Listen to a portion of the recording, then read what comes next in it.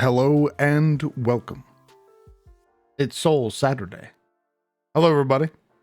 Hello, Nick, Lore, Soup, Voltron, Divas, Yukito, Luna, Seth. Hello, Cater, Remus. Hello, Bit. Welcome. It's Saturday, which means we're working on more stuff pertaining to Pathfinder, as this is our 9th day of working on Pathfinder content. So far, so good. The dungeon is complete, floor 1 and 2. I need to make some small adjustments, but ultimately that's just me re-exporting the map. I need to make a couple more mobs to sort of fill the space. And then I guess some other smaller stuff, really. If we wanted, we could run a game tomorrow. However, one of my players, whom you all know as Isolde, wants to run a Vampire the Masquerade game. A small game, a couple of sessions. Or play that a little bit. And then afterwards, then we'll return to our Pathfinder content.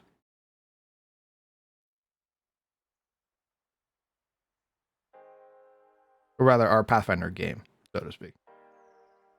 So, same thing as before, session 0. Get introduced to the premise of the game, get everybody's characters and stuff made, and then go over general sort of knowledge stuff.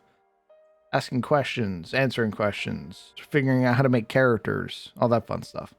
Today, we're going to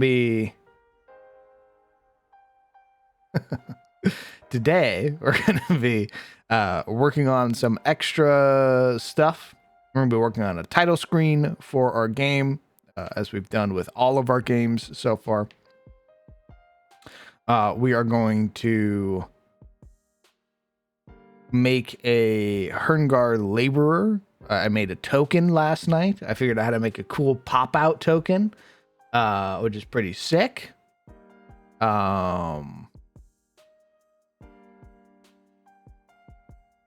What else? Oh, and then I have a to-do list. I have a to-do list to look after as well. So we'll be going through that. You can't play yet? I haven't drawn 100 pieces of fan art yet?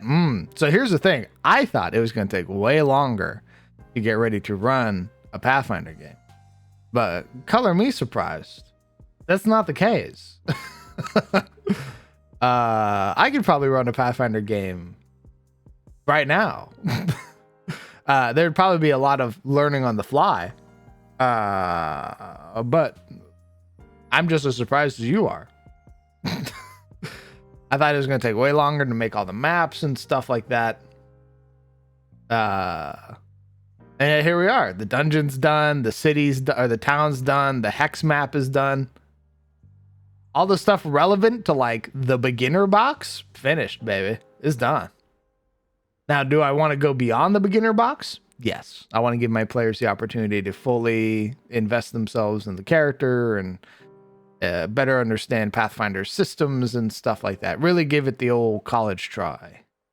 So, if the beginner box goes well, then we'll be working on the hex maps for the world below and making little quest rooms and shit like that.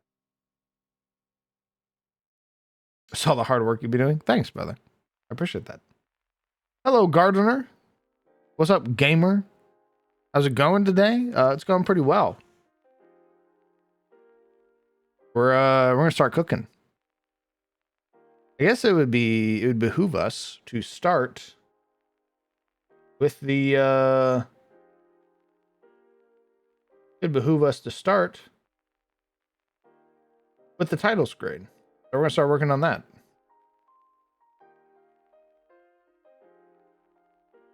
I was making the pub. Actually, I lied. I need to make the pub. I was making this. I got like halfway through like where the rooms would be because the rooms are separate from where the main building was, and I just didn't like it. Something about this layout or whatever just didn't sit well with me. So I'll probably end up nuking this map and then making it again. Probably trying to build something off of this one. Given how much I like this layout. And there's already a lot of the work done.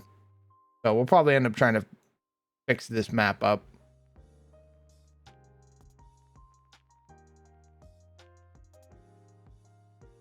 Okay. But we need to make a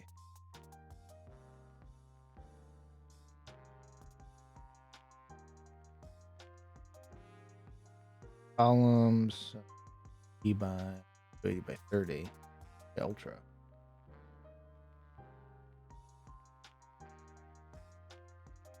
Could be a hexagonal seating area to mimic a hive. I don't think Preston would do that. Just because it's the Bears pub. The bees are across the river, so to speak.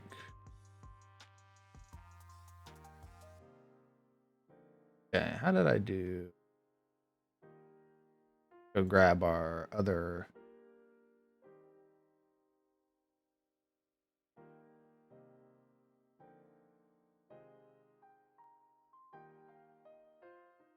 We'll grab this one real quick. I'm gonna open up and see how I did this.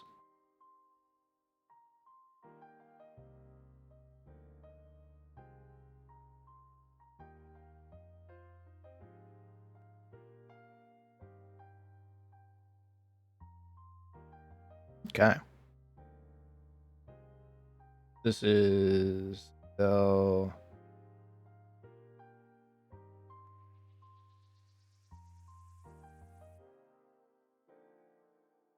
and addition.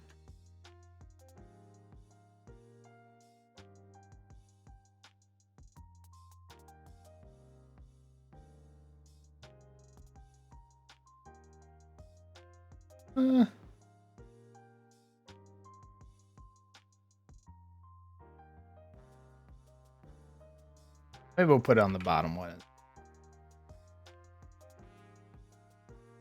Shadow.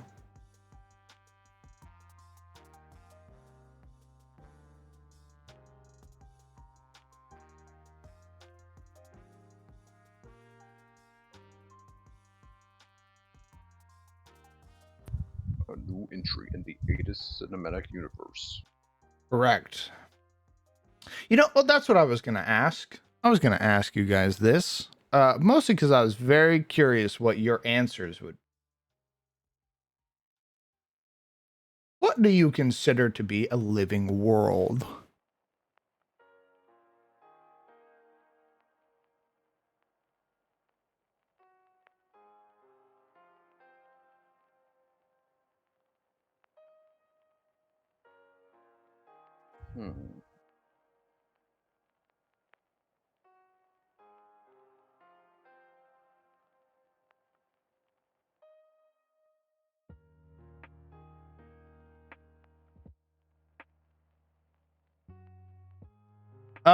In the context of a TTRPG setting, or like, I guess, what worlds would you consider being a living world?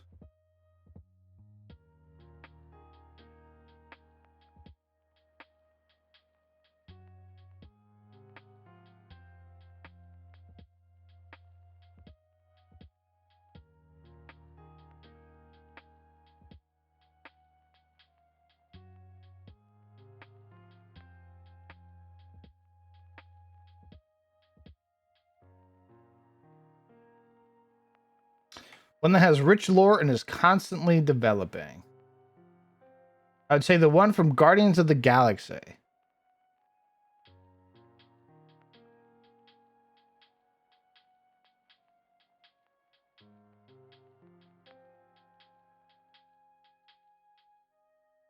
Technically speaking, from a literary standpoint, a living world would be one like the SCP directory, which is constantly moving and evolving. Anything that has a set beginning and end, by definition, cannot be a living, as it cannot evolve past its ending.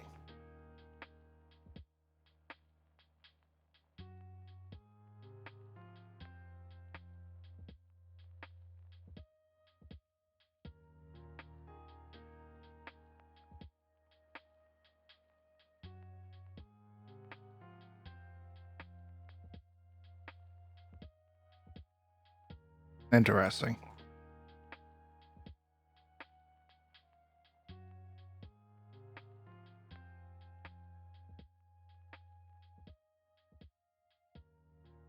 Hmm.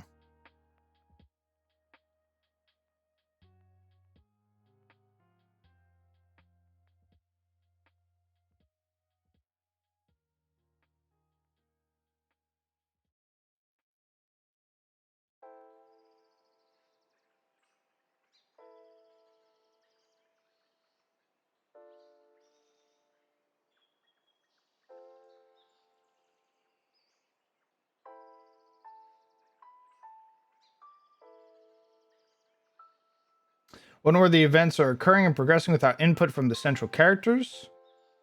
Or I suppose the illusion of those things. Interesting.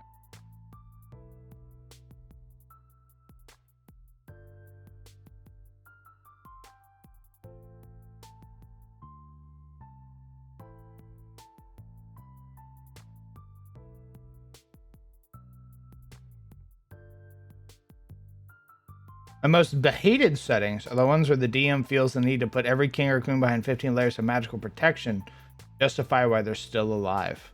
Huh.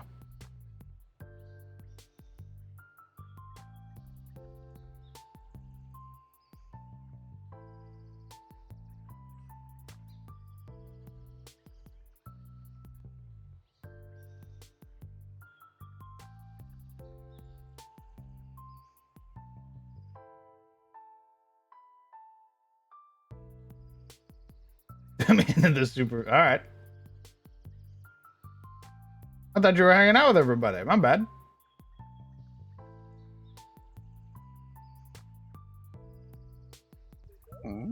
Hello, soup.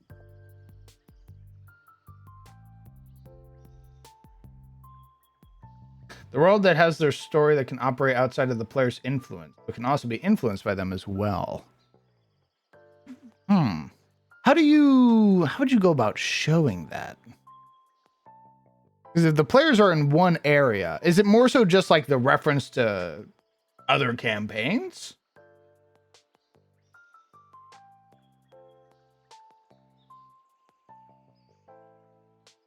You can have a hex map where every tile is pre-written and loose content, but it's the small changes made during improv and session planning that make each hex unique, dynamic, and evolving.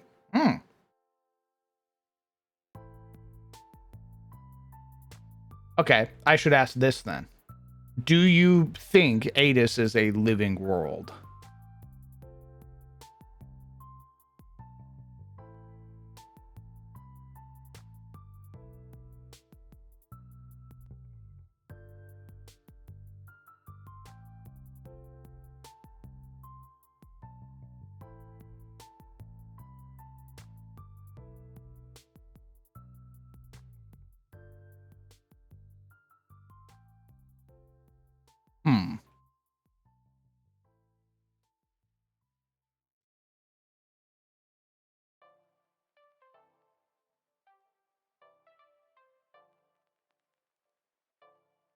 But it could be more living. Interesting. Okay.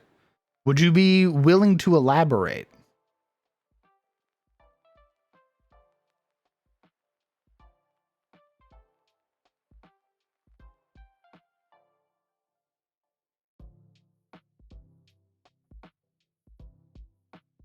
Hello. Hello. I'm here to elaborate. Please do. So, a living world can be defined as moving parts, for sure. And the more moving parts, the more quote unquote living it is. But if the players never see it, it doesn't exist. If it's just what the GM does behind the screen in between sessions, then it doesn't mean anything to the story. If you really want to make a world seem living, it has to be the things that the players are exposed to. Things like, the reason I said that, it could be more living. We've had examples in Adis of the water, where everybody was pushing each other into the water. That felt like a living world. The water was pre-existing. It has been there for some time.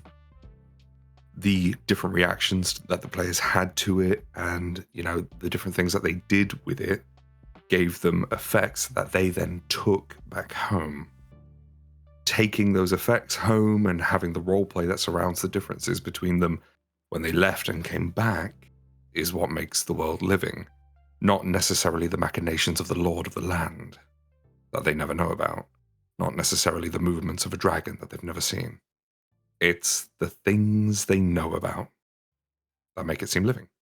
So if my players enter a dungeon, let's use the quote-unquote beginner box as an example. They walk into the room, the saints' statues align the walls, and there are faded inscriptions upon the base. I look to the base and I try to decipher them. I succeed. And I determine that there is some ancient history here that only I can learn about in this moment. That is a living world, giving the players knowledge that not necessarily is available to everybody, and having their choices change based on learning that information. That's a living world. It's movement caused by the players, facilitated by the storyteller. If it was just a room with statues in it that were holding a bowl that somebody picked up, moved, or down, that's still living, but it's less living. It's just interacting and moving. You want a story there, you want learning to take place. And if somebody comes out knowing more than when they went in and can inform their next decision based on that, that's how you get a living world. It's not in the GM's hands, it's in the players. The GM just gives them the tools to create the living world. Interesting. That's how I do it anyway. Ah. Would you like another example? Yeah, hit me with another one. In my game, I had a TPK in the beginner box. All of my players made pre-written characters, their own characters. One of them, Krisich, was a thaumaturge. His implement, a chalice that his goblinoid family found from a wrecked trader caravan. He named it the Dung Well. And no matter what heinous chemicals he put in it, it tasted like wine. The Dung Well was on his corpse when he died. The next party that I ran through the beginner box found the Dung Well and took it with them. When they got, many sessions later, to the center of the world, to Absalom, to the Grand Lodge where the Pathfinders call home, they spoke to a dwarf who was there to give them a quest. While the dwarf was giving them the quest, somebody brought up valuables. The dwarf is very much a gold digger and was looking for examples of things of great worth. They showed him the dung well. And in that moment, I improvised that the dung well was cursed and that he noticed. Suddenly, I had a plot thread that I could expand upon, and the players latched onto it. Suddenly, this chalice, this nothing that a character once had, now had a story. What's the story? Let's figure it out. They took it, they ran with it, they've investigated it, and they're continuing to grow that plot thread. But that evolution is movement, it's definition, it's a story, and that is a living world.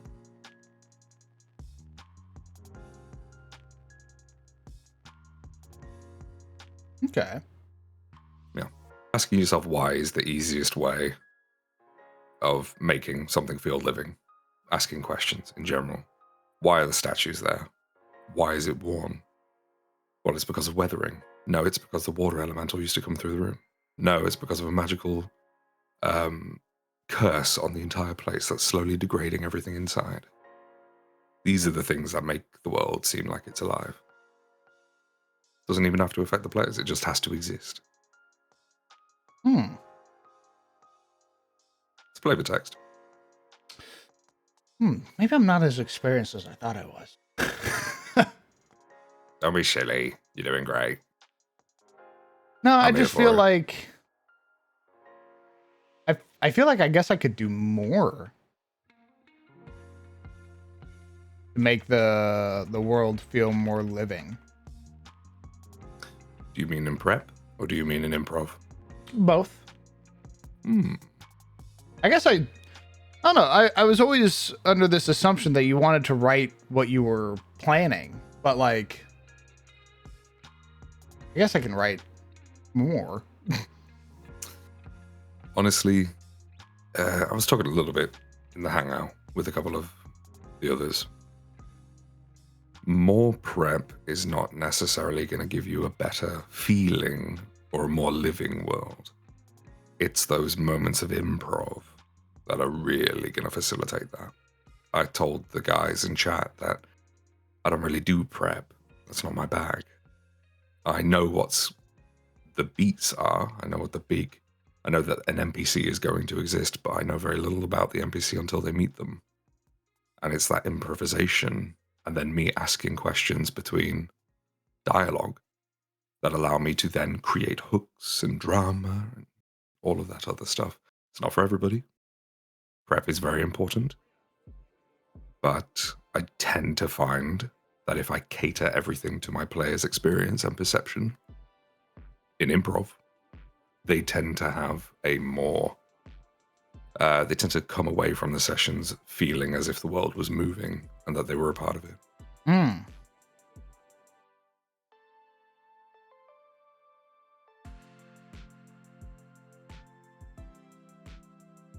Little stuff. You can make it up on the fly. If they pick up an item and it's just an item, maybe you ask yourself, okay, they're talking about that item quite a lot, you know, they're sharing it amongst themselves, they're passing it around. Maybe it is more than I planned. Maybe it could be linked to something I don't know yet. Okay, I kind of do that. I like I like taking little things that the players are interested in and then making it something. I think the greatest example is probably in CTF. In CTF, I had a fighter who was using a flail and was very fascinated with dragons, and I had described the flail as having dragon teeth in it.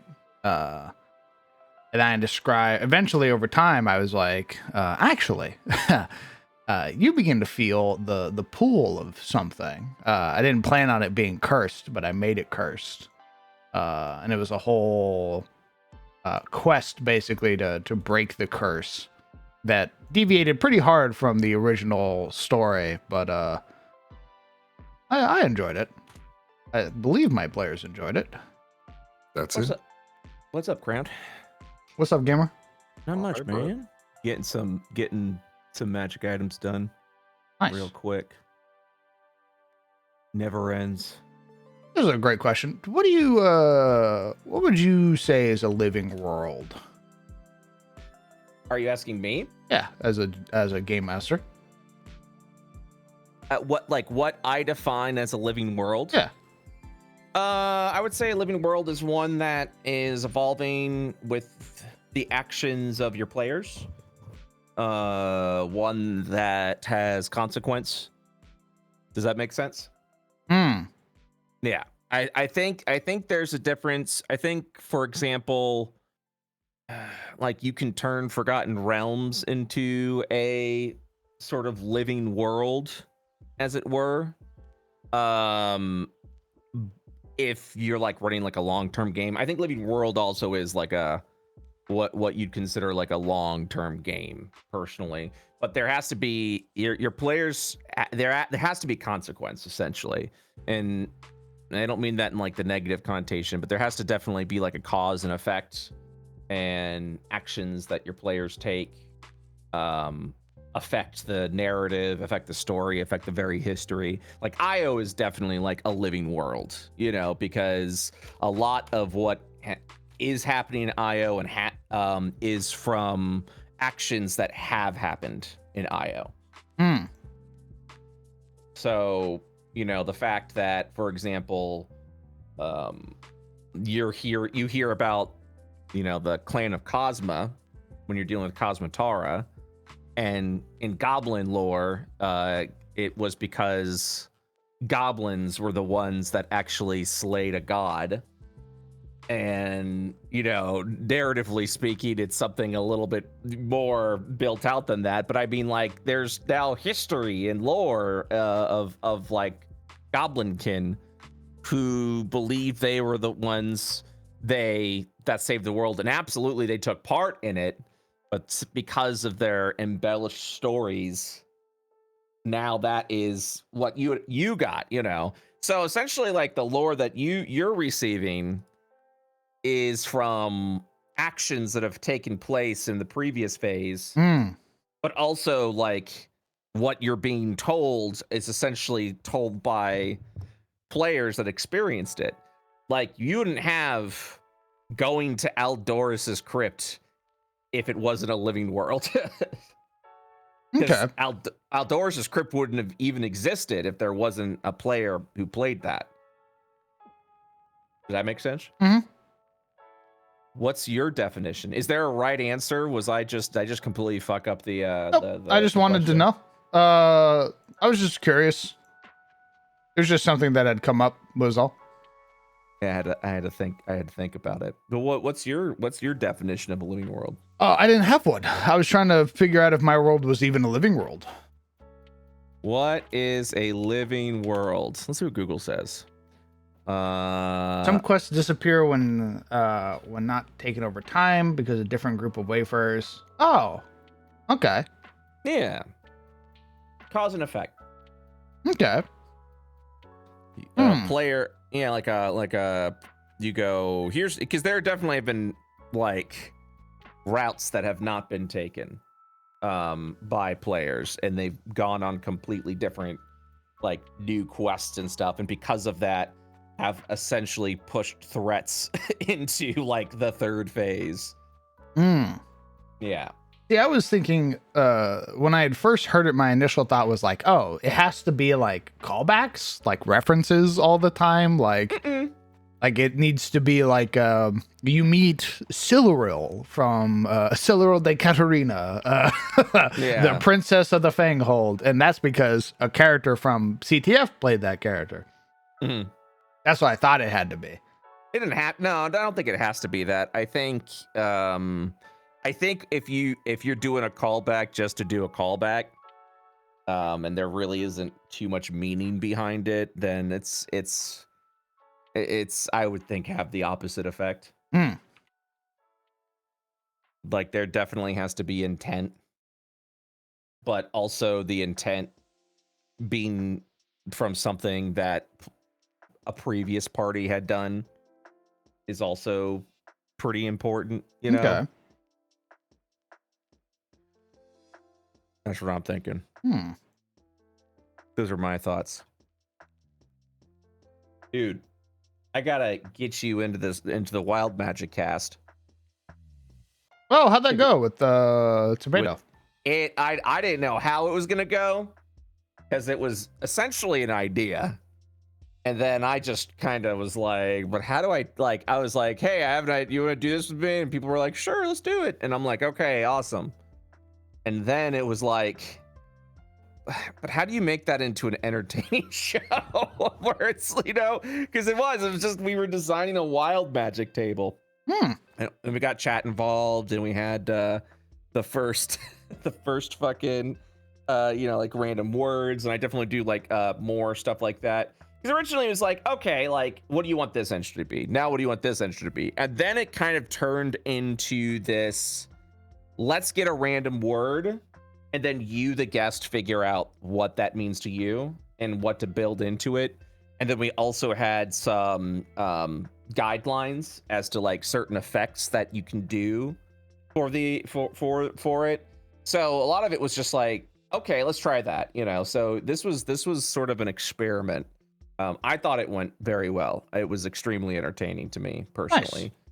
Nice. And all of them were either prompts that I gave, a random noun that was chosen from a random noun generator, or a word that chat voted for. So essentially what it was chat got to essentially make a pitch for a word, and then I picked 3 of them, and then we had a poll, and then whatever got the most votes, that was it. So yeah, Oh. we did have a we did have a grandma entry.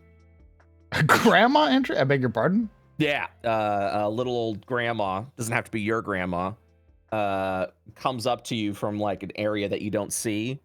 She tries to rush to you as fast as she can, but she only has 20-foot movement, 25 with a cane. But if she gets to you, she spends an action knitting you a sweater that gives you 20 temporary hit points. Holy shit, Grandma. And then she explodes into confetti, like that kind of What? shit. Yeah. But it's okay. She knew it was gonna happen, so she's fine. She's not in any pain. Yeah. Watch out, Grandma! Yeah. And what was worse is afterwards, when we did the chat prompt, they went, Grandpa. So we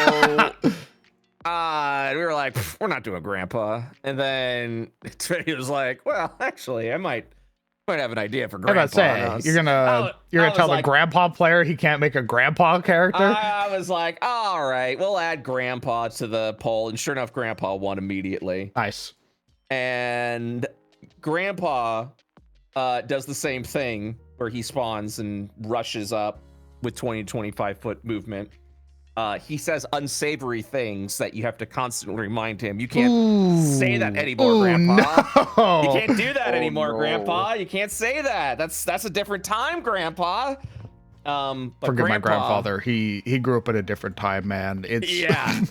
But this Grandpa pulls out a knife. Huh? And he charges for what I defined as the biggest guy in the yard. My God, you leave my grandson alone. Yeah. And he has 8 hit points, 10 AC, +4 to attack, but the attack is at advantage. That's so fucking funny. And if he hits you, it does 7d10 force damage because Grandpa doesn't fuck around. My goodness. Yeah. Like Goodness gracious, Grandpa. So that lasts for a minute or until he dies, which is inevitable. But when he dies, Which is inevitable. Well, Jesus. He's an 8 hit point Grandpa with He's 10 gonna live. AC. He's gonna live. I'm gonna fucking cast Shield of Faith on Grandpa and Grandma.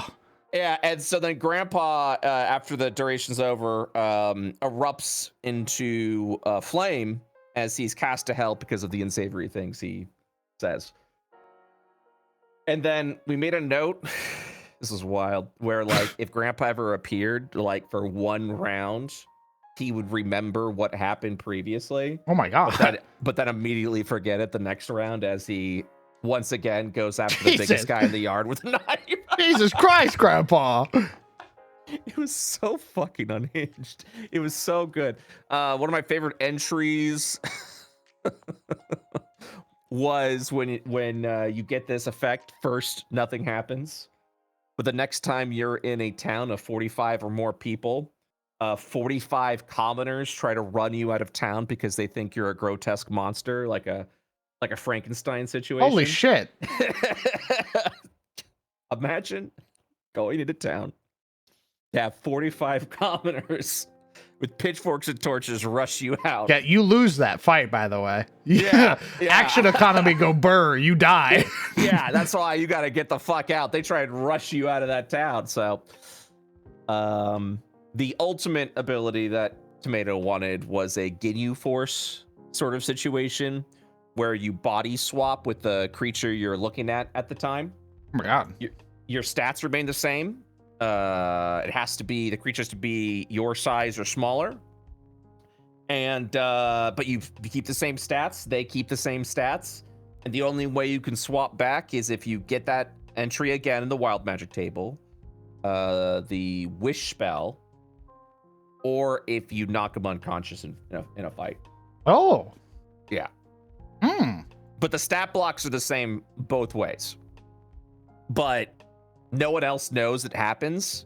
So you kind of also have to do this like, I'm not that guy, I'm this guy kind of deal. So there was definitely a lot of like role play opportunities with this wild magic table that made it a lot of fun. Made it a lot of fun. Do I still get to cast Fireball at my feet at some point in time where I just kill my entire party? I don't think there was. Let me check the table. I don't think there was a fireball at my feet kills the party kind of deal, but definitely was in the spirit of like 21 to 24, you create the effect of a stinking cloud spell centered on you. Except the area is not heavily obscured. Creatures need to make a constitution saving throw, and on failure they become blinded and poisoned. Oh my god. But anyone outside the area, or I guess even in the area, doesn't realize this is a magical effect. They just think it's your natural disposition. Nice. They just think you smell like ass. Yes, that's exactly it. That's precisely That's so fucking funny. Nobody says anything to you. Yeah. They just... You wouldn't get it, bro. It's aura. Dude, get out of my house. You smell like unfettered ass. That's pretty much what it was. It was just like, it's stinking cloud. You can't see the stinking cloud, so everyone's just like, why do you reek, bro? What the fuck? Like, You fucking stink! Yeah. Another fun roleplay one is a small imp makes a small deal on behalf of a larger devil of the DM's discretion. Oh. So you're the sorcerer, right? An imp shows up. Let's say you've been fighting for a while. The imp shows up and goes, I will restore a spell slot of your choice. But Oh no. So this is a magical effect. I'm doing it the way it's intended. An imp shows up and goes, I got friends upstairs.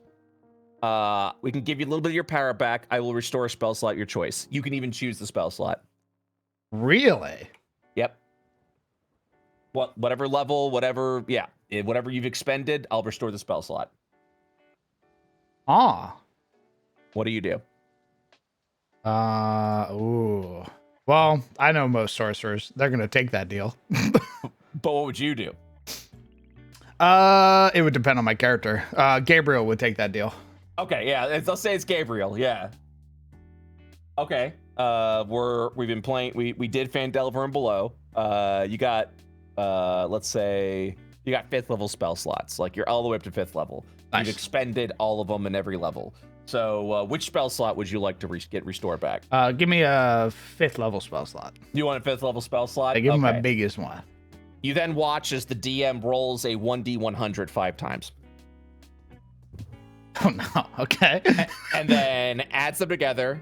And then the imp goes, all right, that'll be 392 gold pieces after the spell slot was restored. Ooh, the spell slot gets restored and it goes, nice. 392 gold pieces, please. I ain't got 392 gold. Right. So at that point in time, you have made an enemy of the imp and larger devil. Nice. So the imp will start to try and, rob you. It's an imp, so you can go and kill it pretty easily. And then it's up to the DM's discretion after that, because then maybe more imps keep showing up to be like, hey, there was 392 gold pieces. Interest has just been ticked off. For pain and suffering, asshole, we just upped it by another 200%. Yeah. So that's the wild magic effects Nice. we created with Tomato. That's great. They were real. Oh, this was a good one. All creatures in a 20-foot emanation from you have your gold transformed into an equivalent value of electrum pieces.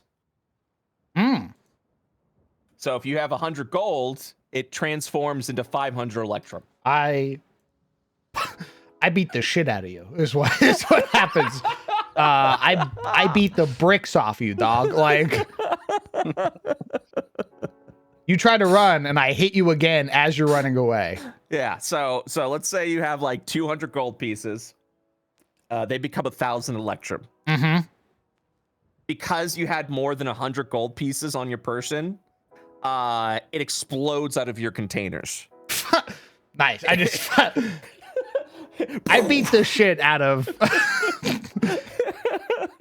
in a 10-foot area, Every creature takes 2d6 bludgeoning damage from the coins pelting every Oh my blade. god. Yeah, me too, I bet. Yep. Yeah, absolutely. Absolutely. But you can only be damaged once in this instance. So if you're like gathered with a bunch of like rich people and then suddenly coins just explode everywhere. Oh, you've killed the oligarchs and now you're a wanted criminal. Shit. All because you wanted to cast minor illusion at the party, shithead. I was about to say, because you're casting spells in the middle of all this. Oh my god. I did, an alternate option I pitched was the Electrum market crashes and Electrum drops in value. Yeah, it's a for fucking, it's a fiat currency. Fucking, I'm playing with fucking Bitcoin, apparently. Yeah. Oh my god. Here's one. The riddle gnome appears before you. Boo, boo, boo, boo, the boo, DM boo, boo. The DM chooses a riddle. If you don't have a riddle, you can make a intelligence check instead versus your spellcasting DC. If you succeed, the next D20 test you make within the next minute is at advantage. Okay. On failure, the riddle gnome pulls out a shank and stabs you in the ribs. Oh my god! Dealing 2d8 piercing damage. Well, I fucking say, man, you can't trust gnomes, brother. Like, either way, the gnome explodes in a puff of smoke. Can they explode violently in viscera and gore, preferably? No. The only one that does that is fucking.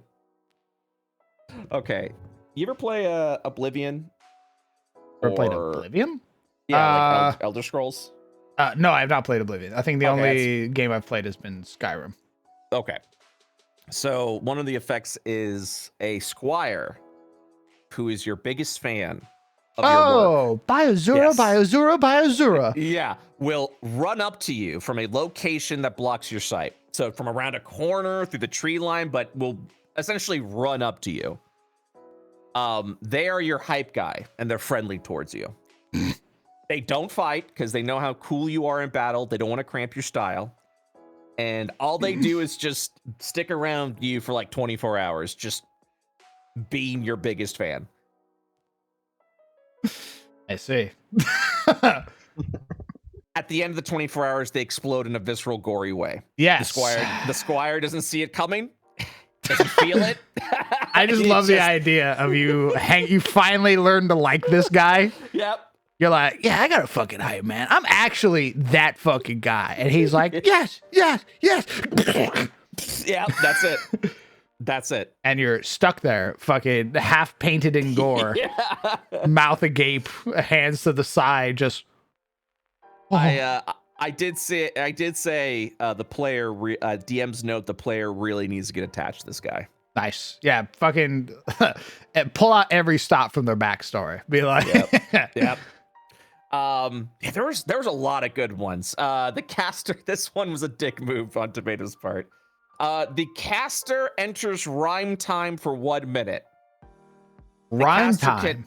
Yes, the caster can only speak in rhyme. Oh, fuck I ain't speaking for a minute, brother. I don't know how to rhyme. For a minute. So every time you talk for 10 turns, you got to speak in rhyme. Oh, fuck my life. If you don't, you take 1d4 psychic damage and you're silenced for the rest of the turn. Nice. Yeah. We also made a note. Brutal. We also made a note. The player also has to adhere to these rules. Oh my God.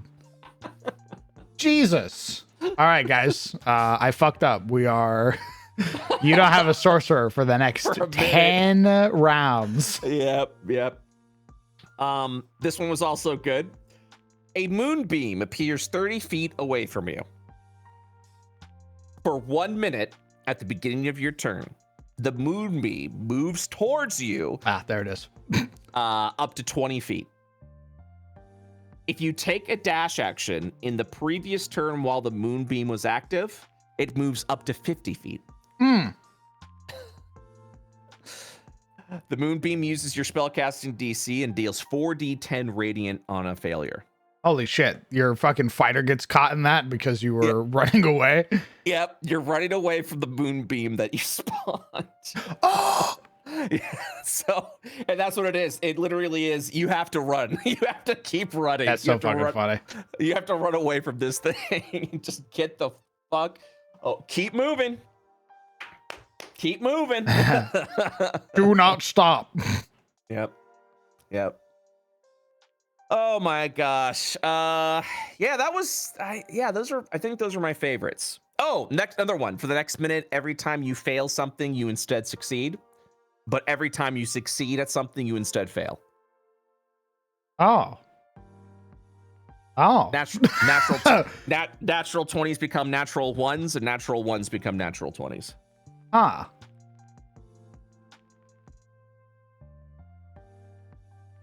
Interesting. Okay. I can fuck with that. I feel like you got. I can fuck with that. No, I can fuck with that. I can work with that. Oh, and then finally, for 1 minute at the beginning of your turn, you are hit with a spectral tomato as you hear off in the distance. Okay. Boo! All right, tomato. You have to make a wisdom saving throw, and on failure, you take 1d4 psychic damage and you're poisoned until the beginning of your next turn. So yeah. Needless to say, it was a fun time. This was a fun sounds game like to it. make. Yeah. I liked the creativity. I liked what was happening. It was good shit. Well, I thought I was gonna be able to work on magic items, but I just realized that I'm gonna be distracted if I'm in voice call, so I gotta go. Oh, all right, brother. Fair enough. How the hell do you do it? How do you do it? How can you talk and still work? I can't do it. Brother, I have you talking in my ear. I'm listening to a song at the same time, and I'm working on this. that is incredible. Brother, I had a thought last night as I was pissing, and I sat there and I went, I think I'm autistic. Dude. like I straight up was like, I was like, how can I be like hyper fixated on something, brother, and work like that, and then the next day be hyper fixated on something else? And I was like, I think I'm autistic. I think I need to go to the doctor. Yeah, my theory is that anyone that does this for a living, anyone that does content creation for a living, anyone that does game design for a living, or like writing books like I do, like TTRPG books, probably we have all had the opportunity to essentially had someone go, hey, what if you got paid to do the thing that you just want to do all the time? And I'm like, yeah, man, that sounds great. That sounds awesome. I'd love to do that. And then you do it, and then you realize how much you dedicate your time to it, and that you're not burning out, you're not doing this shit, but anything else. And then you're like, okay, hey, can you go ahead and wash this dish? Fuck off. I'm not doing that. That sounds impossible. What do you mean? That dish has been festering there for days now. I'm definitely not going to wash it now. It's too late for me. It's gross. It's gross. Anyways, let me just go ahead and type up magic items for the next 10 hours. So, like... Oh, fuck. Yeah, man, go. I'm getting myself checked out next year. You go get yourself checked out next year. Yeah, that sounds right. Maybe we'll be twinsies, you know? Nice. God, now I really hope there's some autism there. Otherwise, I was just very offensive just then. I'm like, hey, doctor, I need you to understand. You gotta tell me. Otherwise, this is that's not good. It's not good. There does get to a point where you're just like, I'm at this point where I hope so, because otherwise I don't know what the reasoning is. Yeah, I don't know if it's like some weird, like hyper fixation thing that I have. Yeah. I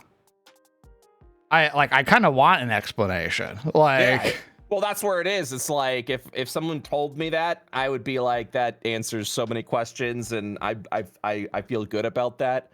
if they went, no, man, wet spectrum, you're good. You're what we classify as Don't call me normal. Don't call me normal. yeah, as non-autistic. I would be like, fuck. Well, then what's going on with me? You're like, I don't know, man. You're like a little freak or something. I'm like, what? No. You're just a weirdo who likes to spend 10 hours hyperfixating on something. Yeah, That's like rub the exactly. side of my head. Oh. Well, it is like I have like this weird ass routine where like I get all my writing done in the morning because that's when I can focus at it the most. But the moment it's like 1 or 2 in the afternoon, I'm done. I can't do a stat. You can't make me do a stat block. You can't make me do items. It's I have to do busy work at that point because my I can only fixate in the mornings rather than in like the afternoons, and then the evenings, forget about it. I'm brain dead at that point, you know. So yeah, It really it depends for me. Like it depends on when I like wake up, I guess. Because there's sometimes like it'll be like I'm laying down in bed and suddenly my eyes snap open and I'm like, I have an idea, and then I fucking run to my computer real quick and start typing up something unhinged. Dude, I'll have dreams of ideas that I'm working on. Yep. Where like if I'm working on something or focused, I'll start. My brain will be like, "Don't worry, champ. Go to bed. We're gonna troubleshoot this." And I'm gonna be like, "What the fuck?" I just want to sleep. Come on, man. All right, I've gotten to the point where if I have like a thought while I'm going to bed, I wake up and I type that thought into my phone. Oh, good for you. To save it, so that way I can work on it later. Yeah, I try to get brain dead during night so I can go to sleep. So everything's off at that point. I'm like, I'm like, eep. Yeah, please eep. All right. So good luck. And thanks, also, let me know what you find out. And yeah, I'll see you. I'll see you around. Sounds good, man. Take care. See you later. Later. Hello, gamers. To continue our conversation from before. Now that that's done. Or rather, now that conversation's over. Living worlds. Hello, Miss Necro. Welcome. Do you practice voices and sounds on your own while cleaning the house? Yes, I do that while doing everything, actually. I practice voices while I'm trying to go to bed.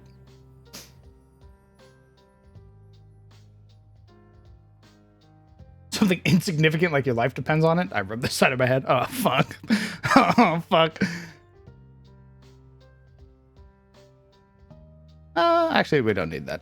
What do we think of this, first off, before we move on to the next conversation? What do we think of this?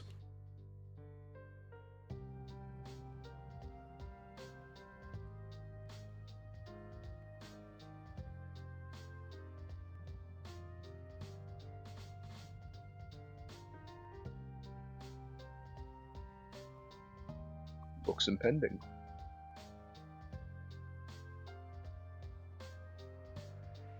Seems strangely disconnected from the rest. That's an interesting comment. Okay. What do you mean disconnected? Something feels off. Okay. What do we... Yeah, wait, I can tell you what feels off. I just figure it out. Okay. There's the world of Addis goes in a curve, then there's the circle, then there's another curve, and then there's Chaos in Caldeor that goes against the curve. So it just feels like a mouth closing on you. Okay. Should I make it flat or? Not sure. Maybe just do it with the curve like Chaos in Caldeor. You can change it so that it's the same curve as the the letters on top. Okay, they're both a 7 now. No, no, I mean the. Oh wait, the stream is behind, so I didn't see it right. Oh, you don't want it to be like an upward curve. You want them both to be downward Yes. curves. The Oh, curve, yeah, that because But- of the circle at the background and the mountains and the top, it's all the same curve, and that's the only one that goes underwater. all right. What do you think of this one then? This one is good because of the clouds. Because of the clouds. You know, Interesting. the clouds do a contrast with the top, and it gives a nice little background. Hmm. I took one single 2-hour class on design, and now I'm using it, hopefully to help. Hmm. But yeah,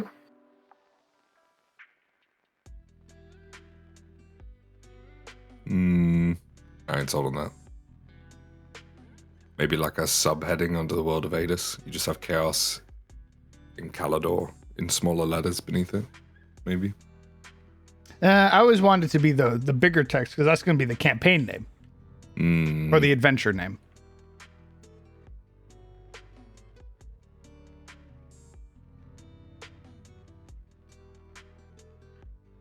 How about this? I've reversed the curve. So that way it fits to within me, the to me, valley. this looks nice.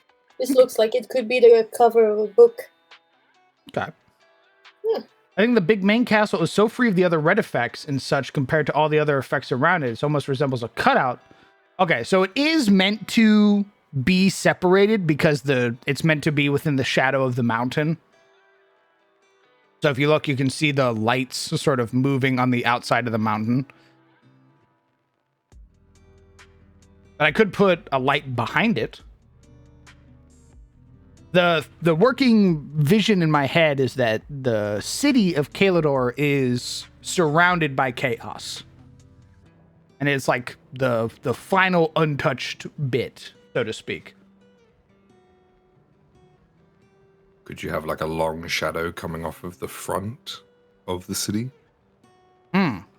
Maybe. Well, let's see. Give it a bit more of that middle space.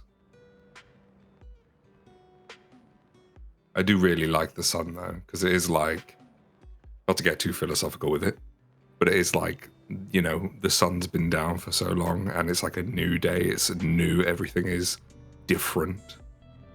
New system, new day. Symbology? Question mark.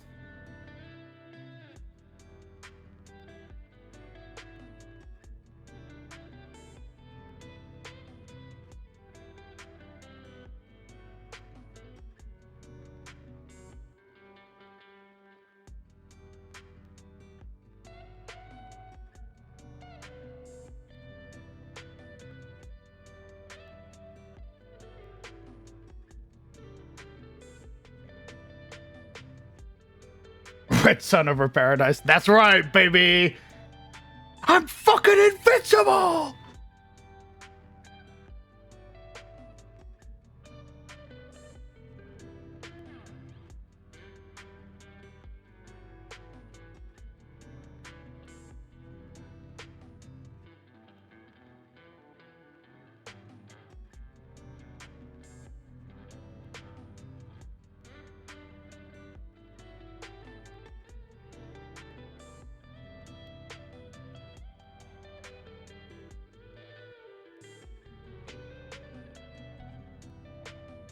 Gotta go now? Take care? All right. Take care, Soup. Thanks for hanging out.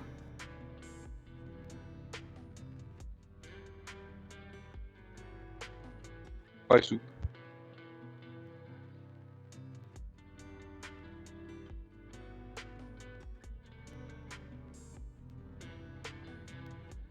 Okay, how about that?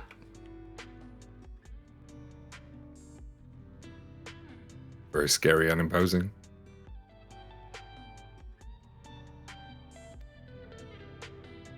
I'm just looking at all the other ones that we've done.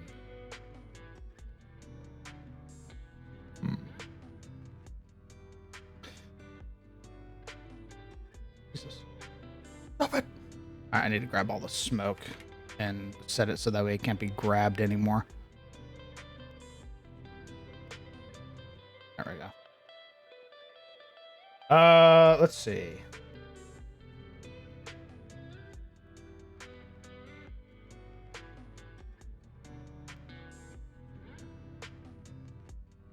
What if you could you put a shadow, like could you copy the text at the bottom, flip it, give it a shadow, extend it, so it has that same shadow effect, or no? Yeah, I could, let's... I don't even know if that's possible.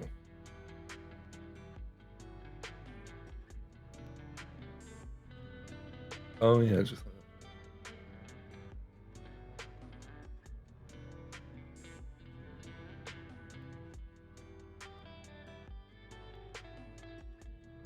something like that. that.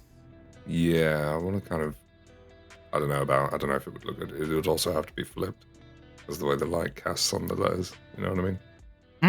Okay. The bottom of the A would touch the bottom of the A. I think that's going to be the hard part.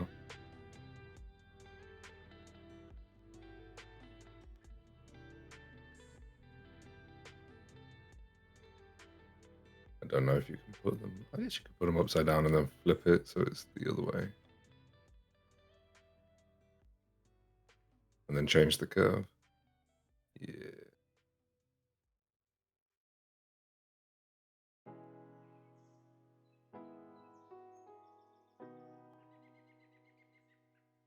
Gonna make it smaller.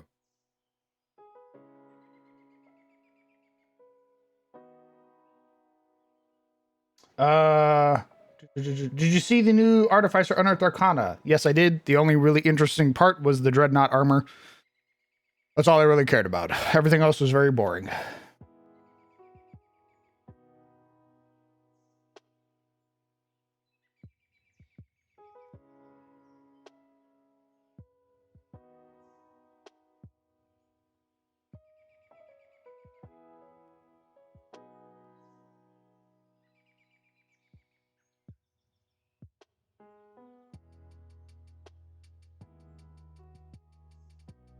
Something like that?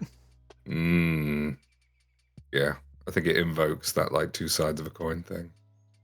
The contrast between the city and the fire. The contrast between the sun and the dark. It's showing that there's two sides of something going on. I like it. And that's me having absolutely no experience as an artist saying that. So take that with a grain of salt. As a storyteller, love it. As a professional artist, no idea.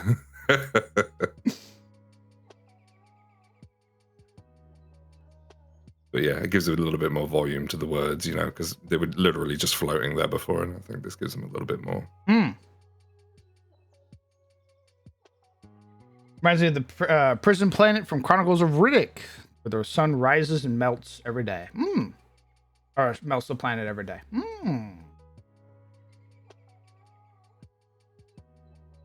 Okay. I think this looks very scary. I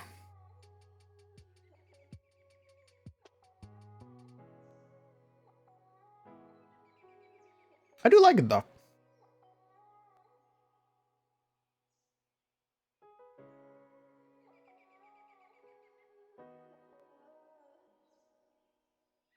That was surprisingly fast.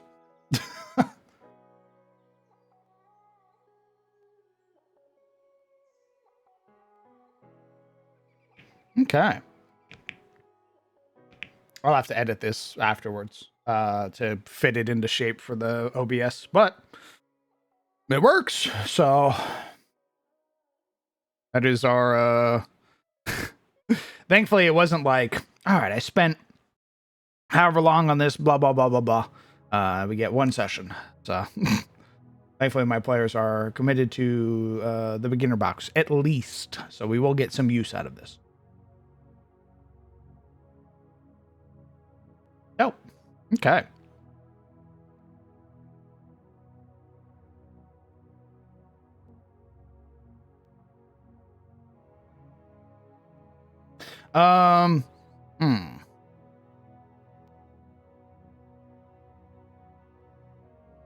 What are some things, chat, that you think I could do as a game master, as a dungeon master, to make the world more living.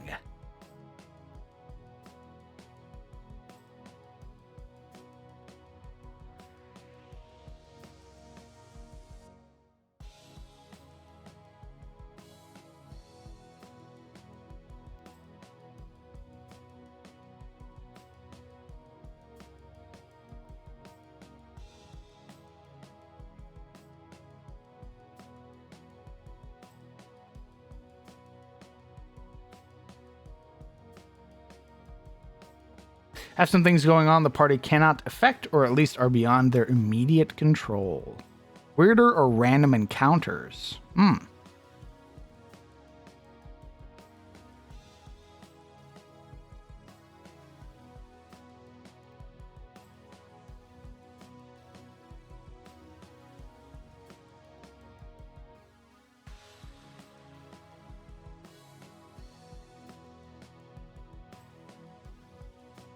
Random encounters work, but they have to reinforce a theme.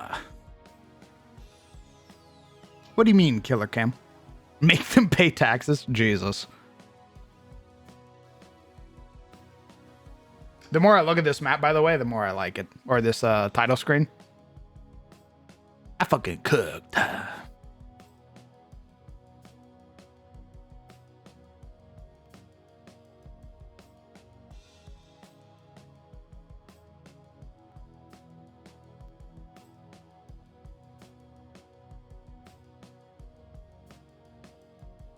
The party cannot affect, or at least are beyond their immediate control.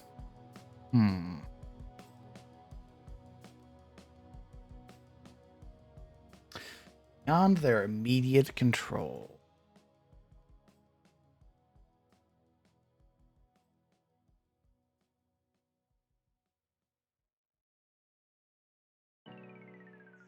Random events that communicate the world. If it's harsh people struggling on the streets. There's joy, just have people hum songs.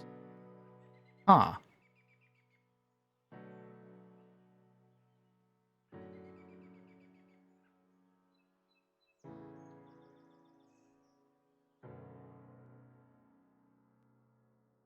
I prep 10 for each city, then sprinkle them in. Can the title screen be part of the Patreon maps? You want the title screen, Wolfmaster?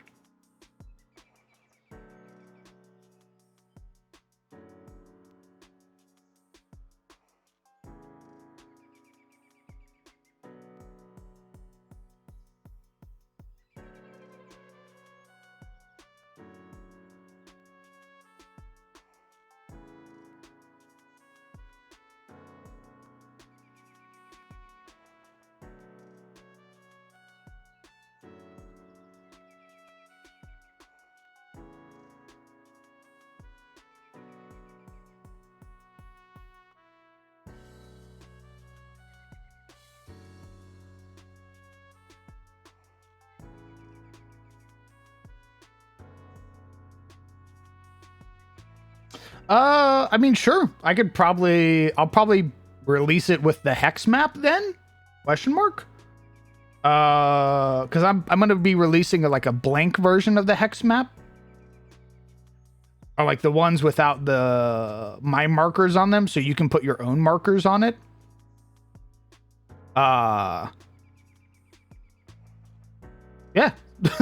So I guess I could make a version and then, or release it and then release a blank version that doesn't have any text. So you could put your own text over it. I don't mind that. Let's see. Maybe have gossip of things going on around the world's government in the world's government far away. Have it so NPCs are out doing stuff rather than being in their shops or designated locations all the time. Like when they are traversing certain areas, they run to certain themes. Something like a small Morling invasion on the coast. Party leaves for a quest, comes back to the crier, either making an announcement about the Morlings being repelled or making landfall. Just an example. Oh, okay.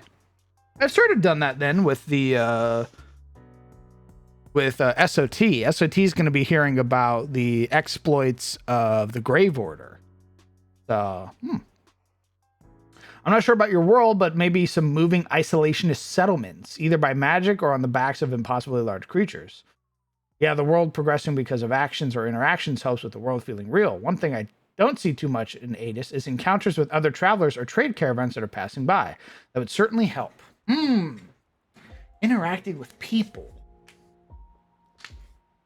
Yeah, I guess, actually, you're right. I guess the first time the party ever really met anybody in any sort of meaningful way was the druids in Shadows of Thorlin. They didn't meet anybody really traveling between roads and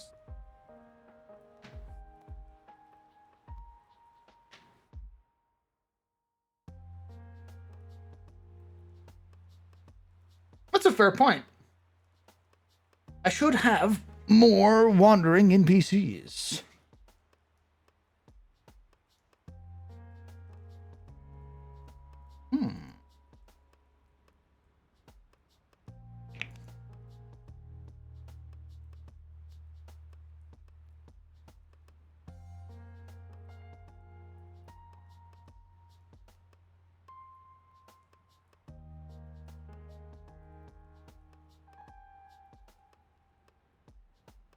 I have done that already, Gardner. We've already established the roads here on the hexes. So these like dark brown or these like lighter brown paths represent the roads that connect everything. And there is a different table that I use when hex crawling on the road versus hex crawling out in the woods and stuff.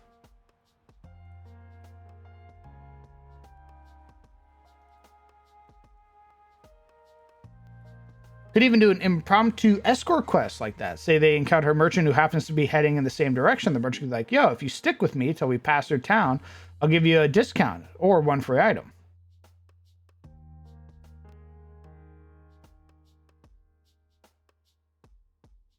I didn't find her. I actually made tokens that represent cities and areas. And have a hex map they move on as well. Oh, nice. Yeah, dude, I fucking love hex maps.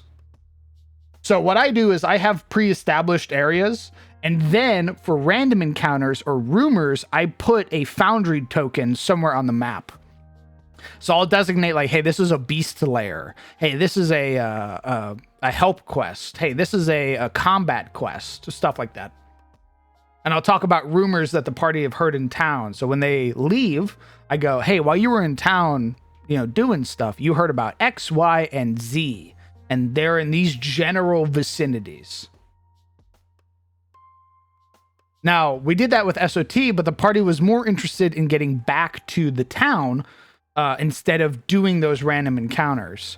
So when they leave again, probably after a week, I think like one or two of those random encounters are just going to be gone. And they're going to be replaced with other random encounters that they've heard about from the town.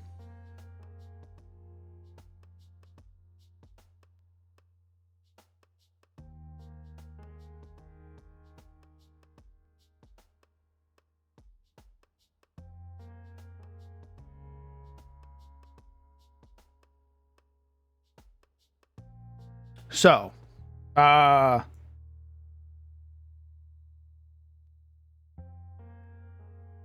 Wayfarers. Sure. Yeah, I'd be down to make other Wayfarers. I'm definitely going to be introducing other Wayfarer parties in Istari. Just because Istari is such like a hub for wayfaring. It's like where free companies like to hang out and stuff. So the party's definitely going to meet some other Wayfarers. What was that? This? Womp womp.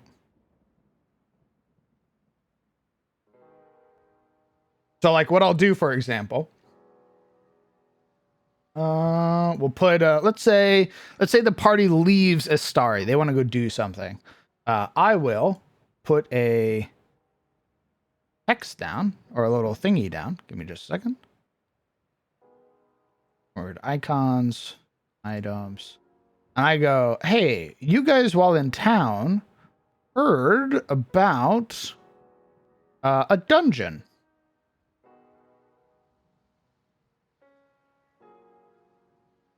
while you guys were in town, you guys heard about a dungeon that somebody had found like on a knoll, that there was like an entrance down into a cave.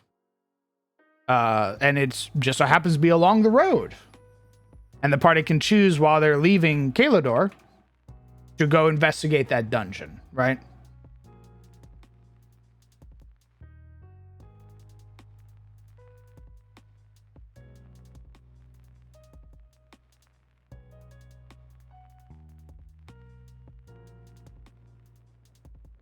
Yeah, this was something I introduced with SOT.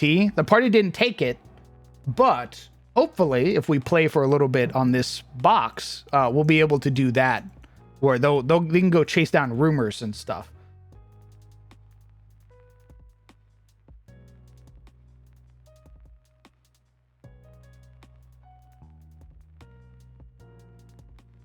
Do you have a newspaper or magazine in your world to tell the world news? Not yet. So Tyros is still settling itself, so to speak. They're still fighting back the wilderness to do that. But I could see, like, actually, I do, in a way. Bards in my setting are very important. They share the news. So, like, I guess having a bard in town talking about knights who have recently been knighted, or the new lords and stuff like that.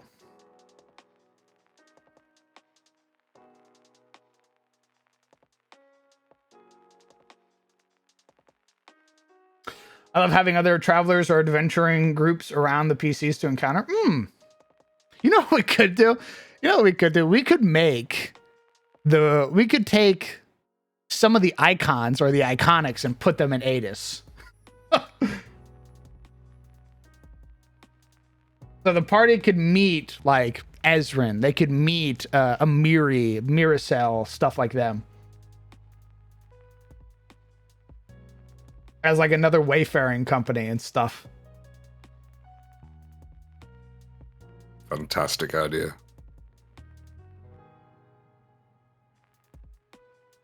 Okay.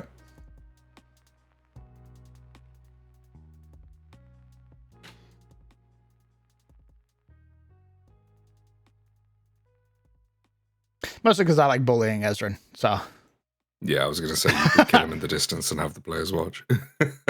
And show them the difference between, like, level 1 party versus a level 5 creature, but at a distance of, like, a safe 500 feet. Just Ezrin getting absolutely yeeted on a tree. You see, like, a crack and then that's it. He's gone. Ooh, do we want Sela or Valeros as, like, their other marshal?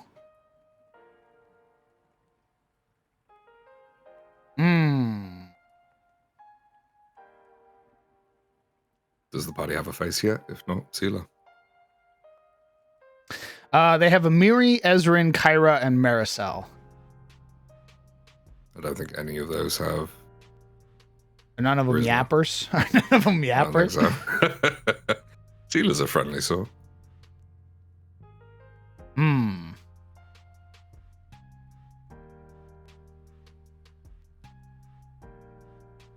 yeah, she's trained in diplomacy and intimidation. She's got 3 charisma. Okay. Maricel has no charisma. Kyra has a 2. Ezrin has a no. And Amiri has a 1. Okay. We'll put Sela in there then.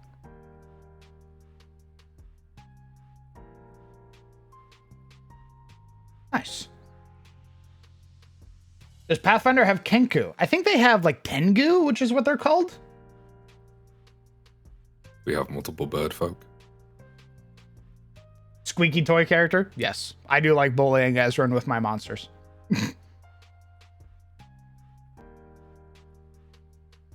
Let's see. Also, if you want the Merchant Guild or something like that, they could roll into town with the General Store Clerk. If they're on the same guild, could be like, oh, hey, you guys helped out insert name. I could have gone, oh, nice.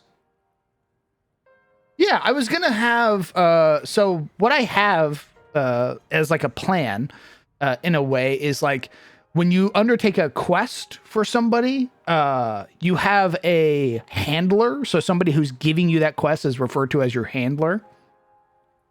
And your handler might give you things, or they might say like, hey, here's your payment. And because I'm also a member of the Stonemasons Guild, I'm going to, like, when you come back and you've done a good job, I'm going to tell my guild, or at least the other guilds in town, that you are a friend of the guilds.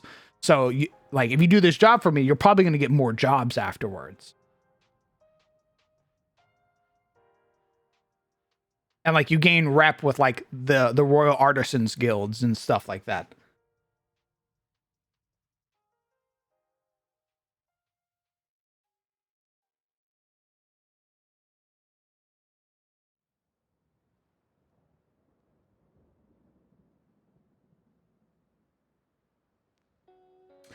It could be my party.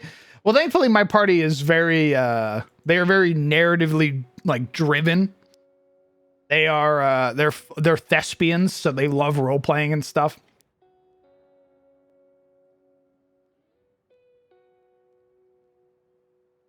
Offered a group 3 starting points for a campaign, then made adventuring groups for the 2 they didn't take. Oh, nice. Oh, that's smart. Yeah, I'd be like, hey, do you want to start in Astari? Do you want to start in Irwood? Or do you want to start in Anders Hill? And the party's like, we want to start in Astari. So then you go make an adventuring party for the other 2 that are doing stuff around that region. That's pretty cute. I like that.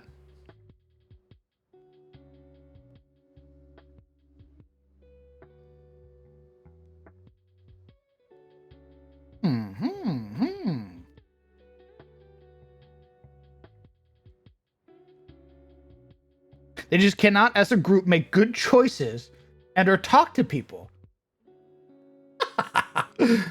That's so funny. They are, my players will always follow the plot. They are just dog shit at talking to people.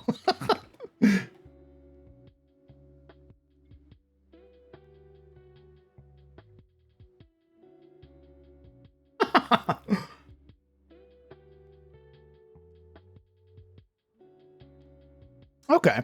So maybe. You know what I do need? I need to write up some shit real quick. Hold on.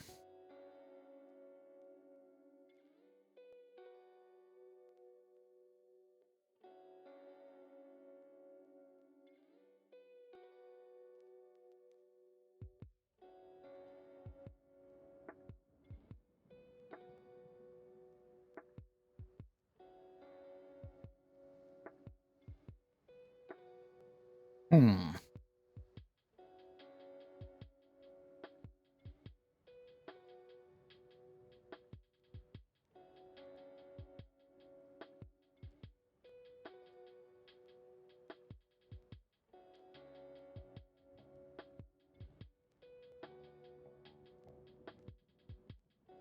over here.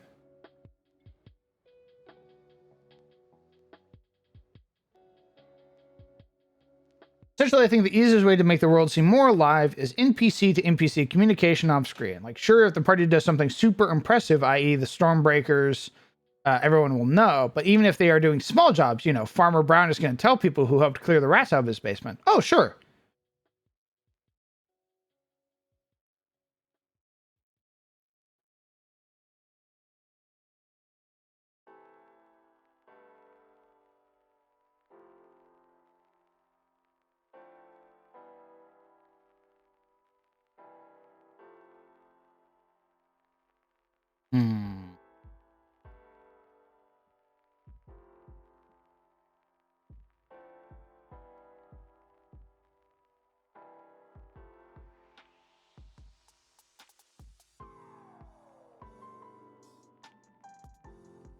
Give me just a second. I'm going to copy over this stuff from my Canva.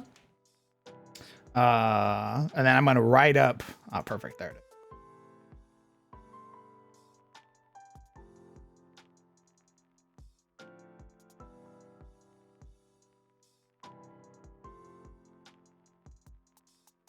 Okay. Wayfarers and mercenaries. In Tyros, there's a festive embrace of wanderlust and the quest for adventure among the youth. It is considered auspicious and beneficial for younger generations to venture beyond the wilds. Numerous towns and settlements host celebratory gatherings as farewell parties for these young wayfarers, understanding that after exploring the land, they will return home or forge new connections across the realm. Many regions reap significant benefits from these wayfarers as they address local threats and challenges that the communities themselves may struggle to handle or lack the means to resolve. Similar advantages extend to the numerous mercenary companies of Tyros, formed from diverse fangholds, wandering across the Western realm, offering their sword to those that need their service. This practice originated during the Age of Woe, involving men without homes or second sons with no inheritances. It would traverse each warden, proposing to fight on their behalf in exchange for money and resources. This tradition has persisted to the present day, with several mercenary companies achieving legendary status, elevating themselves beyond our other free companies to become independent lords in their own right. So, for example, a example of a legendary mercenary company would be the Raven Guard, or the yeah.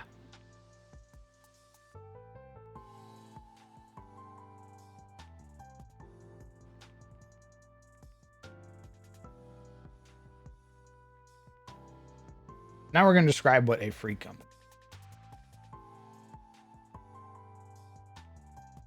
Free company.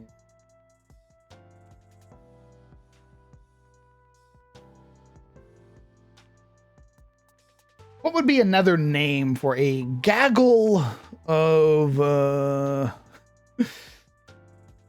independent contractors?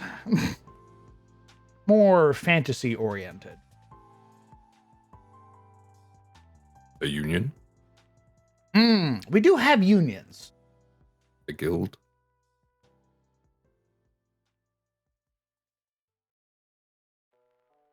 Ooh, a commission. That sounds good. A commission. A conclave. Can I get you to say that one more time, brother? Conclave. A conclave.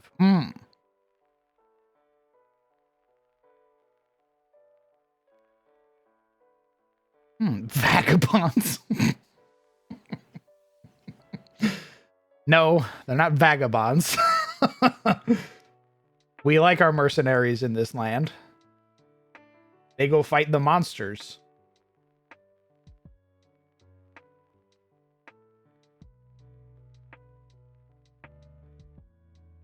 A murder wagon? Oh my god. Traveling troop. Is that a Comicopia? Copia? What the fuck is that? Cornucopia. It's like a horn filled with fruit. Oh, is that a RN? Oh, sorry, that looked like an M. Oh, You could call it a cornucopia. temporary agreement.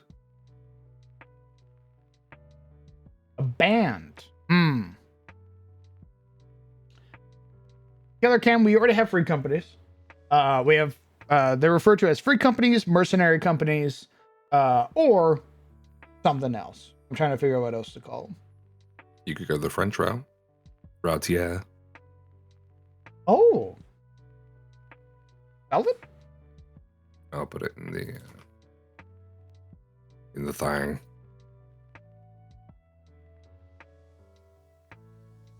It's basically the French word for free company. But you could use it like that. Huh. I like band, i.e. Band of Hawks from Berserk. Or Band of the Hawk.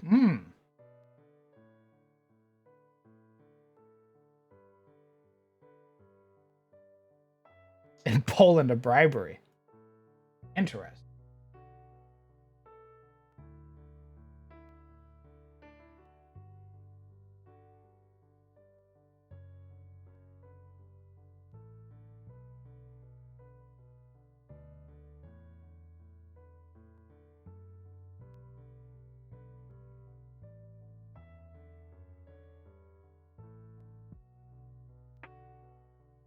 An encroachment. That sounds very aggressive. Sauce. It was French. Ah. No, we don't want to call them wardens because we already have wardens in the setting.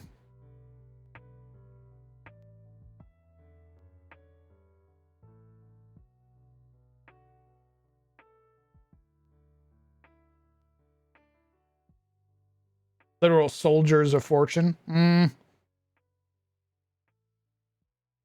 We'll go with, is it routiers? Routers? How you say it?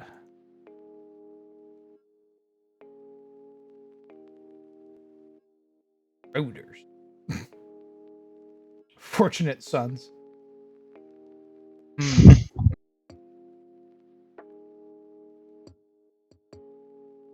Conglomerate.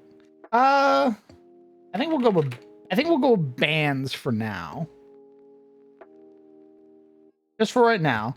Until I can come up with like something more perhaps fitting with Tyros's names and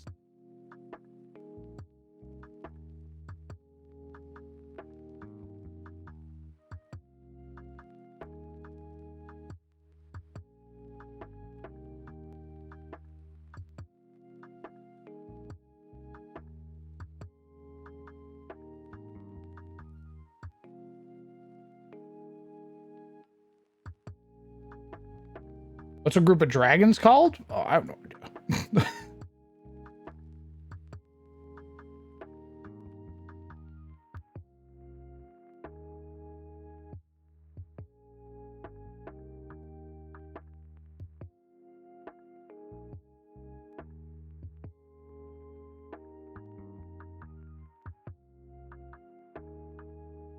Fuck my life.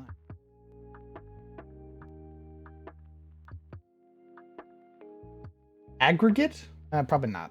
A militia? Towns already have militias that aren't wayfarers. I think bands are fun. Band of the Burning Basement, Band of the Goblin Eaters, Band of the the Bushwhackers. Is Norse themed? Wouldn't a band of roving warriors just be Vikings, like the actual definition and term of the term? I would say it has. Well, all of Adis has some Norse mythos to it, but actual Vikings you're gonna get from the wilderness. That's our Neurosi. A lot of the inspiration for like Tyros comes from like Welsh, German, a lot of like French inspiration.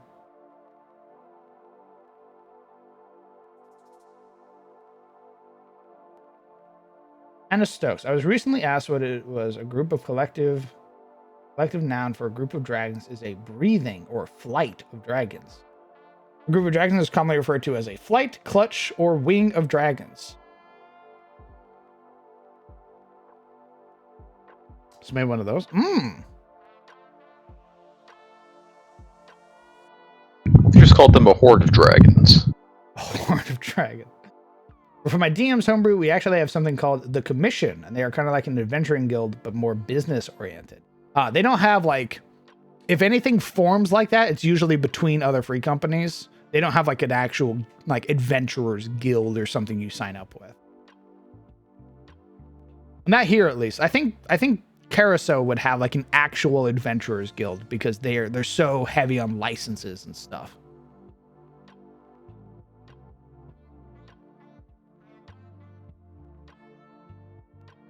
Collective noun for a group of dragons is a breathing or flight.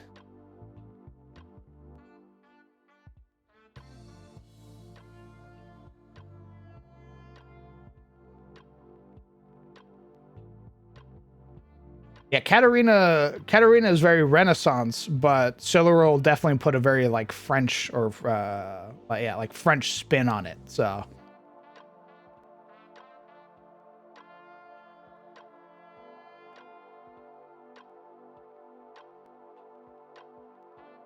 light, clutch, or wing. That's not bad. Groups. To various nerve as it means errors and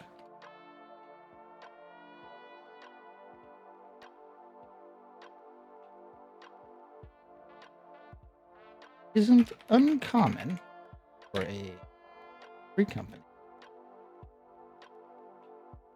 And several different groups. One.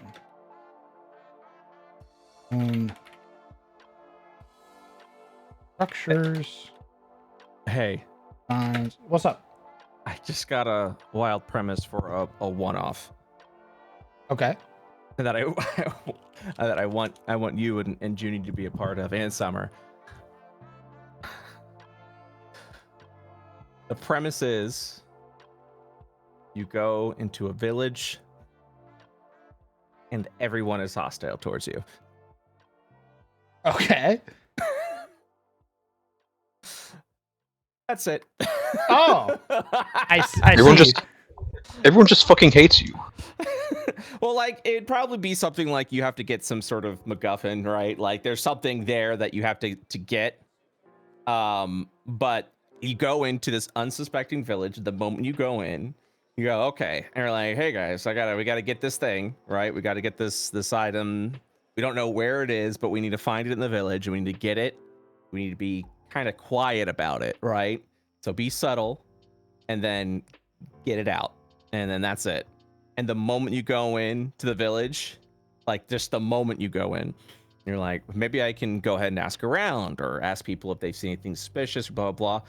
And the moment you try to like walk in and someone sees you, they go, kill him. And then everyone goes aggro at you. Do you want to know what we're playing? What? That's against the cult of the reptile god.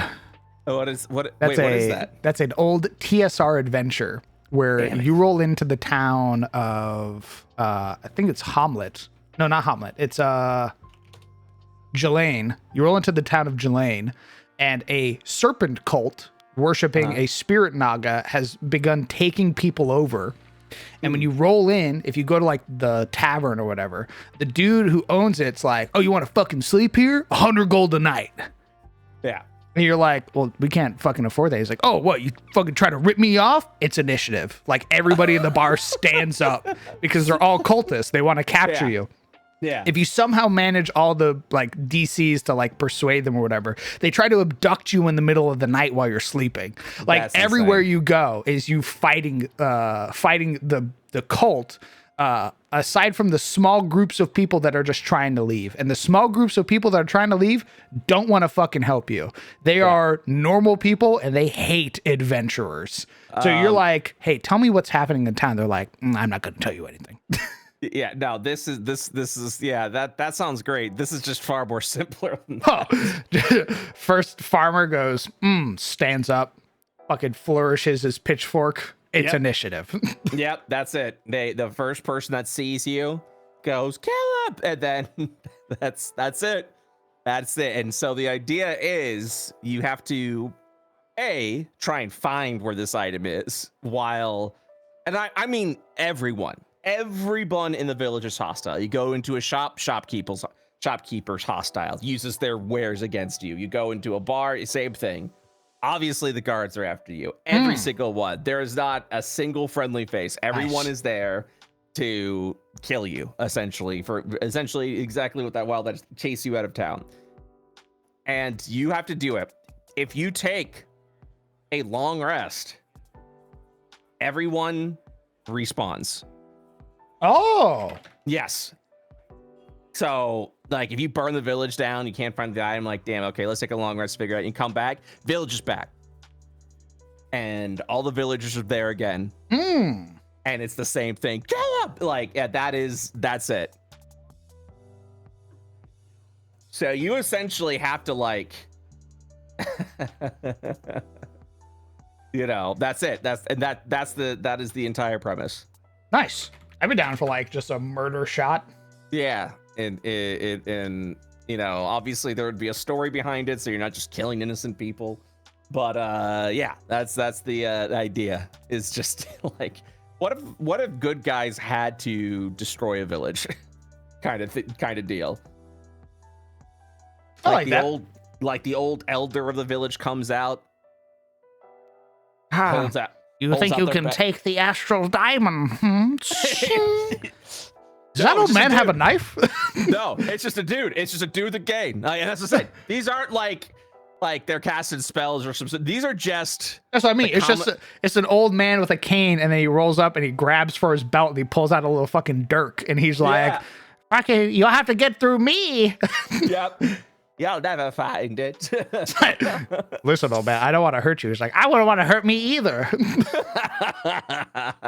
too late to apologize. Throws the dagger. Oh, Yeah, that's exactly it. The NPCs are the murder hobos. I love that. You wouldn't want to fuck with me. Shink. Ah! Yeah. Nick, literally what was brought up by crowds. Hamlet's is it Hamlet? I thought Hamlet was Temple of Elemental Evil in Lareth the Beautiful. I thought it was the village of Hamlet and the Temple of Elemental Evil were the ones. You called it Hamlet. I called it Hamlet initially, but it's Jelaine. Oh. At least I think it's Jelaine. Let's find out. How do you spell Jelaine? But I don't know.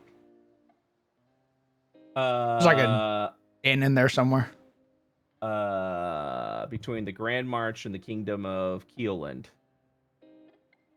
At the Orlane. Oh, Orlane. Yeah, that's what it is. It is the evil cult. And they're like, what, you think my inn's not good enough for you? Breaks bottle. Get them, boys. That was it. I just had a flash of inspiration. I like that. I mean, I'd be Well, down yeah. for like a murder shot. That just sounds fun to me. It's just a very simple premise. You go in to town. You're like, okay, there's a item we're supposed to steal here. So let's figure it out. Let's figure out where it is. And the moment anyone sees you, they're like, kill him, and that's it. And then just immediately, you know, whoever hears them comes out. People are rushing out of the houses. You know, yeah. Is that a kid with a knife? Just ready to go. Just ready to go. And I the only thing I would change is all the commoners would have pack tactics. Oh my god, dude! Because they're all Where you just explode. yeah, they're all charging at you, and they're like, Oh hold my you down God. and stabbing. Yeah, exactly. Yeah, get out, get out. We're leaving. We're leaving. You ever play Resident Evil 4? Have you ever played that Oh, game yeah. before? Yeah. So essentially, I think the entire one shot would be that scene in the beginning of the village where everyone's just, yeah, and they're just all like living Nice. their life, and then one sees you, and they're like, "Bah, bah, bah," points at you, and then everyone just gets fucking pissed off, and then suddenly a guy with a chainsaw. Yeah, literally, I think that it would be the whole, and you're just like, you go into like it would be a one map adventure, because you go into like all the houses and shit, trying to like get the fuck away, because it is, you kind of like go in with the premise of like, all right, we just need to like ask someone like what's up, you know, and see what's going on, and then it just immediately turns into that. If Leon wasn't that guy, he'd have been fucking shreked. But Leon is that dude though, so it makes complete sense that he could solo a village of like elderly people. But a bunch of adventurers wander in, like the cop who's getting like crucified and then burned on a pyre at the same time at the beginning. Yeah, That's us. That's us. We roll in and the fucking town just mobs us, and then that's how we end up. So, chat, you got to keep this to yourself, but whoever I get for this group, I want that to be the surprise. It's like, Nice. it just starts out hot. Like, you go in, you're like, hey, what's up? And everyone's just like, kill all of them. What level are you thinking? I'm thinking maybe 5, honestly. So like people will be, I just want to see if someone would be like, I'm launching a fireball in the middle of town. We gotta Fireball. Dude, I'd play that wizard. I'd play that fucking just some old man who's like only wearing robes, no combat. Like he's just the party wizard, and then the town's like, stab that fucking guy. And he's like, oh, hell no. I'm 50 years old. You know how much knowledge is in my head? I ain't losing that to a fucking dork with a knife. You hit the bell tower, it just go boom, as it like collapses down to the ground. More villagers are chasing you. You're like, Jesus, We gotta get out of here. what the fuck is up with this place? Gentlemen, I'm out of spell slots. Our time to get out. We gotta Yeah, go. that's what it is. But that is the twist that you're like, all right, let's leave, let's long rest, let's come back. But you come back, like the village is back to normal, and everyone that died is back, and it's the same thing every day. Like you go in, and it's the same person points, goes, kill him. So it is. It's kind of like a Groundhog Day, the D&D game, kind of. Yeah. So, all right, that was it. I gotta go make this chili. I'll talk to you later. Bye. Hey, brother. Enjoy. Bye. What a quirky little guy. What a funny idea. I can't wait to kill a bunch of commoners. I'm gonna go take a piss. I'll be right back.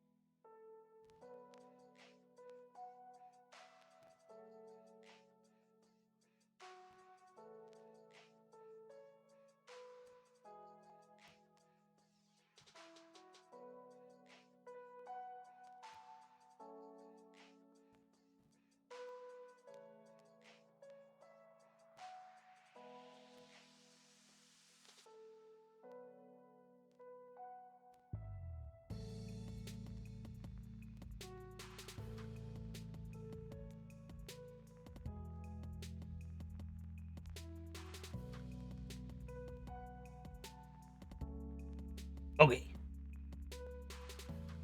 Okay. Boogie. I agree. That does sound like a really fun one shot. I would absolutely play a wizard in something like that. I'm usually really big on like playing marshals, but I'd 100% play like the evocation wizard or something.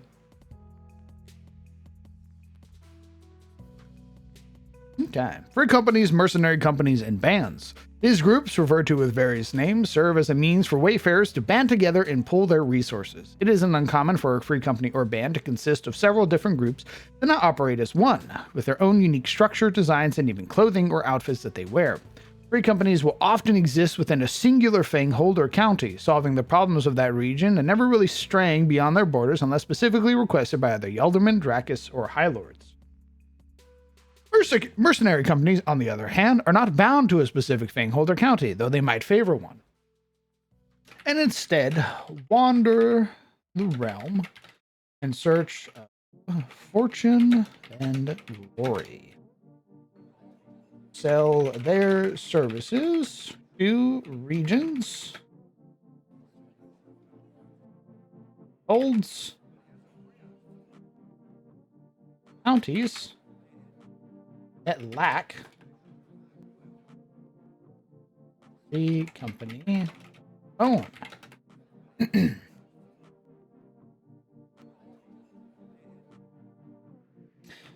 Solving the problems region.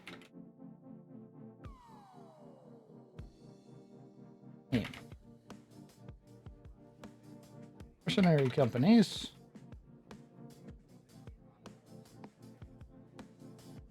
often pick up individuals, gold, instead of entire groups.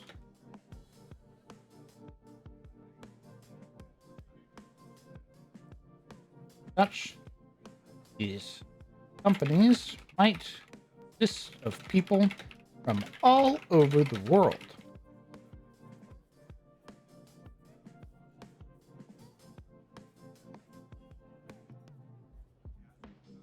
Okay. So, free companies and bands are usually locals. They are from a county, a fanghold, anything like that. They exist within this realm, and they often stay within that fanghold or county that they were formed in, solving those problems and earning their own recognition within this sort of localized area. Mercenary companies, on the other hand, are roaming bands. They consist of people from all over the world and within Tyros as well. So you can have somebody from the Fanghold of Katarina and have people from the Fanghold of the Ettenmoor, from Stafeld, from Damerful, stuff like that. And they all make up one mercenary company. And they'll sell their services to a county or a fanghold that is currently lacking in free companies or other wayfarers. So you'll wander into a region and there is a mercenary company there, like the Band of the Hawk, that is doing something in there for the alderman of the local town.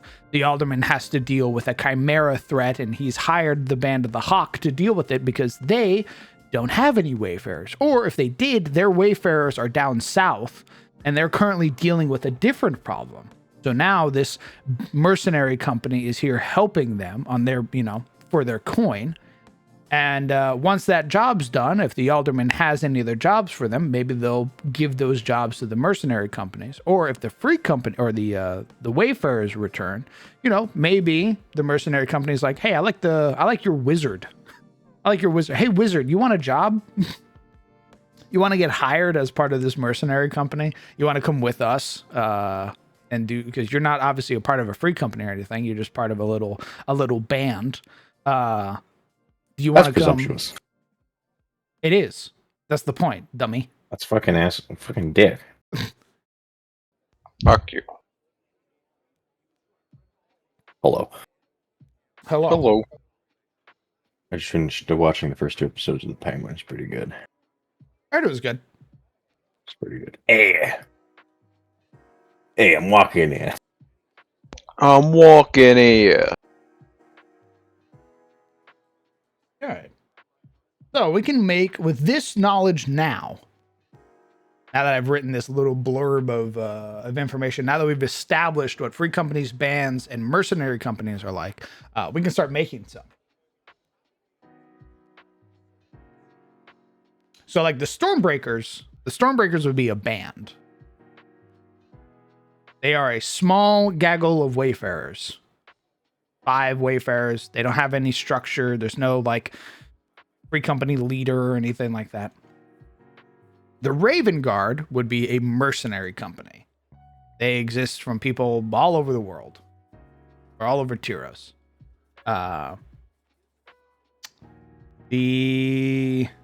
We had made another one. The Crimson something. That would be a free company because they're all Crimson Blades.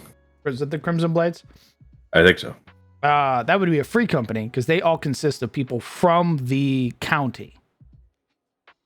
So they exist within that fanghold.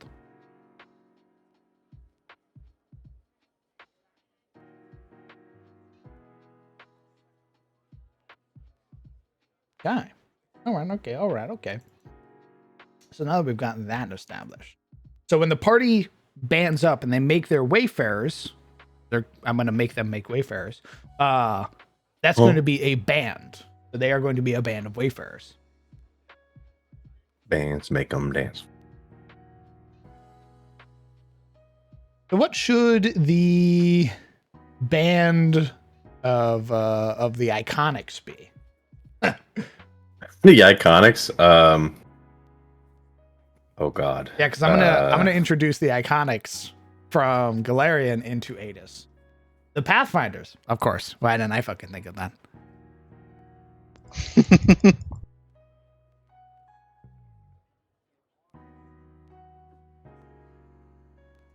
Nice.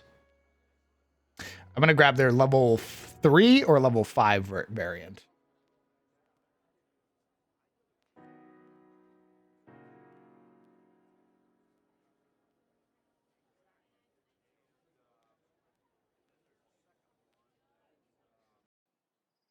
Nice.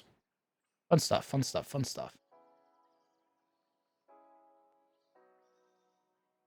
Yeah, we're gonna grab their level 3 variants. That's around the same time that the party got their title. So, all right, level 3 Ezrin. Let's see what you're like.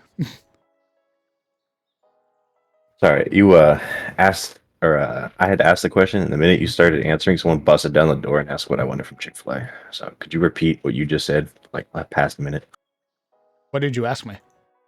I don't know. No, you were talking about what was the names of the icons. You asked the question. Oh, And then I had a quirky answer, but then I forgot what it was. oh well, fucking Laura just said call them the Pathfinders. So John Pathfinder. yeah, the Pathfinders. That's their band name. That's funny. I was gonna steal from Darkest Dungeon, and call what's the because you know how like some of the parties get Mhm. titles. You would Yeah. call them the A What's team. Yeah, isn't that what like the default team Yeah, is? that's what the default team is. It's like it's That'd be pretty Reynold, funny. Dismas, the Plague Doctor, and the Vestal is the A Aren't team. they called Yep. the usual suspects? Oh no, the usual suspects. That's The A it. team We is should be the called all the Vestals. usual suspects. The usual suspects. That's the Iconics. No, I think we can make the actual usual suspects and have like Ooh. all of the Darkest Dungeon characters in there. Okay. That They're was- so pretentious. They just call themselves the Wayfarers. They could that way we could have like Audrey, the fucking the Gravedigger and all that stuff that we've made before and just slap All them in right, there. all right. You're right. When you're right, you're right. Thanks, man. What's like a pretty what's a pretty common color for Pathfinder? Like what like if you had to distill Pathfinder into a color, what would that be? Like what's your guys' like what is the most common color on your guys' like book covers? I mean, the remaster's green. Is it all are they all green? I think the first one was red. Hmm.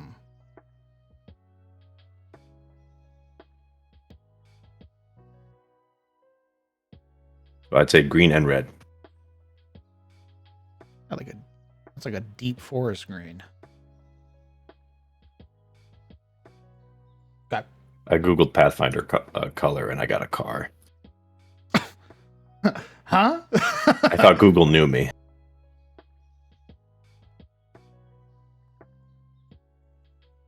Gold and sage green. A lot of the pages in the books use blue and red. Ooh, the title Pathfinder itself, the actual word is gold and red. Hmm. Hmm. I can't really do like multi. I can't have like a color gradient. I only get one color. We'll leave it green for now. For now, at least. For now. Let's. You guys have a witch template. Oh, what? Just Does asking. Kieran want to be a witch? No, I'm gonna make. I'm gonna make the. Remember, I'm gonna make the spellcaster in town a witch. So I want to make her stat My block. beloved.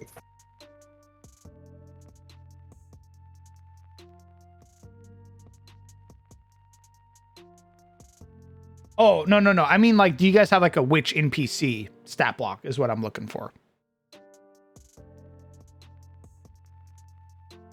I guess your atypical witch that you would throw down and throw hands. John with. Witch. John Witch. That's right. Working again, John?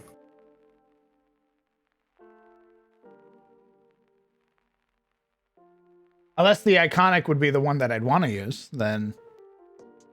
Hold on, I need to redo my characters so that they're specifically designed to seduce the local witch. What? Yeah, you. I need to edit my druid. Some edits to the druid.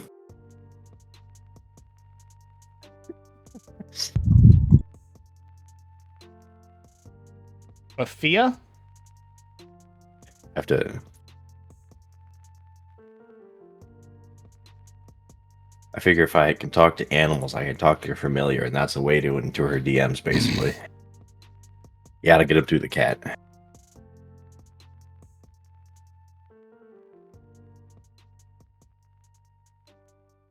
Oh god, I don't want to build like an actual stat block for her. I was just hoping you Dude. guys had one. Oh, wait. This is too much commitment. Fuck.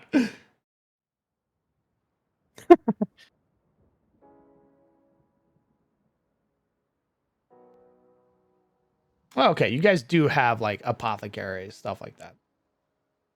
What is a witch's town?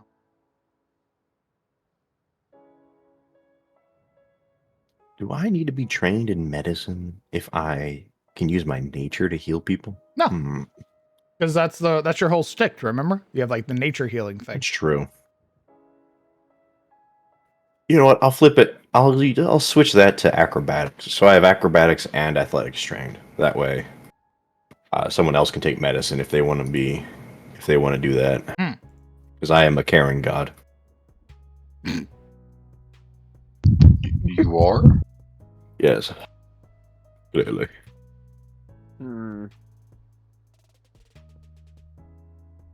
Lawbringer War Priest.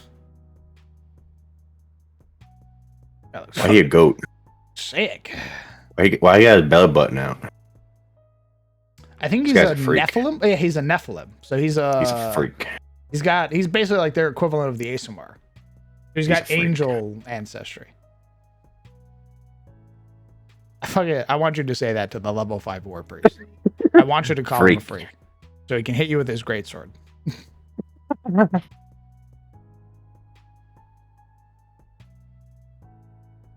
Do it.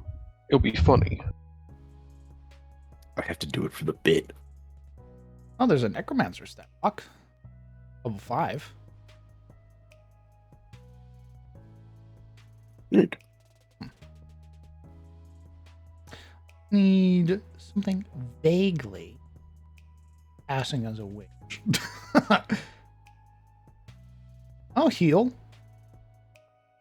Fear, enfeeble, augury, silence. What is a doomsayer? Doomsayers spread the word of their destructive deities, and they are faithful followers of recently fallen gods. Huh. Oh. That's disturbing. That's pretty cool.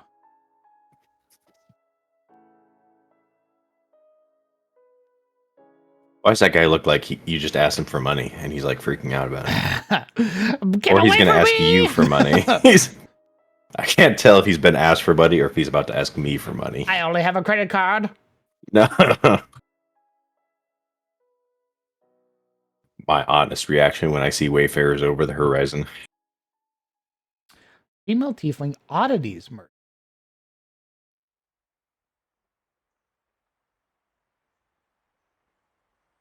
Read the stars. Rin attempts to read the future in the stars by spending an hour studying the night sky. She can't use this ability during the day or on an overcast night or when she can't otherwise study the stars.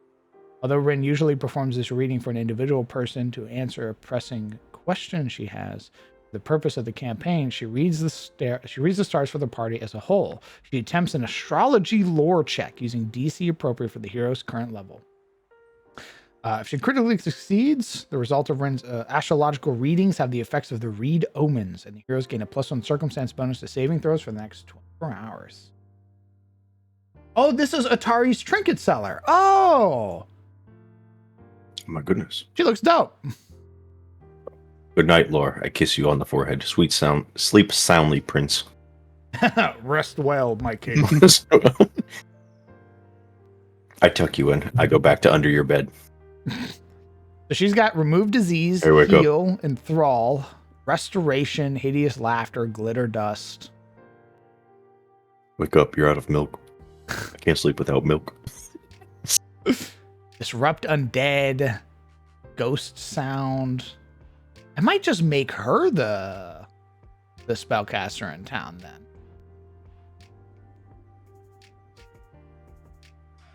She has a +1 star knife. That's pretty dope. Yeah, she's hot. She looks like Guinevere in like her younger years, but with horns. Where the hell did you import to? Oh, there we go. Oh, where did you go? Where is she?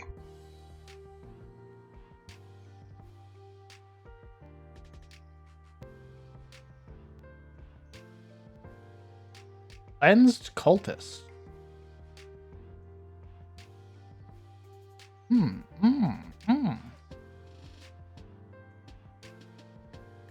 Goblin General, Iron Hat. Mia. Hmm. Hmm.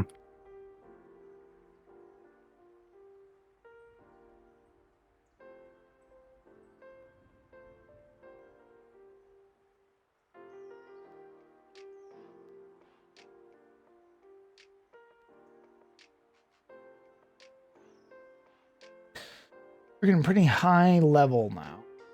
I don't want to. I kind of want to keep her to like level 7-ish.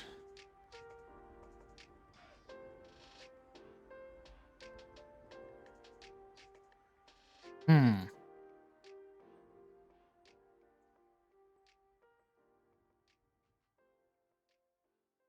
Do you guys have identify? Is that a thing in like, are things, can things be found? Is that things unidentified?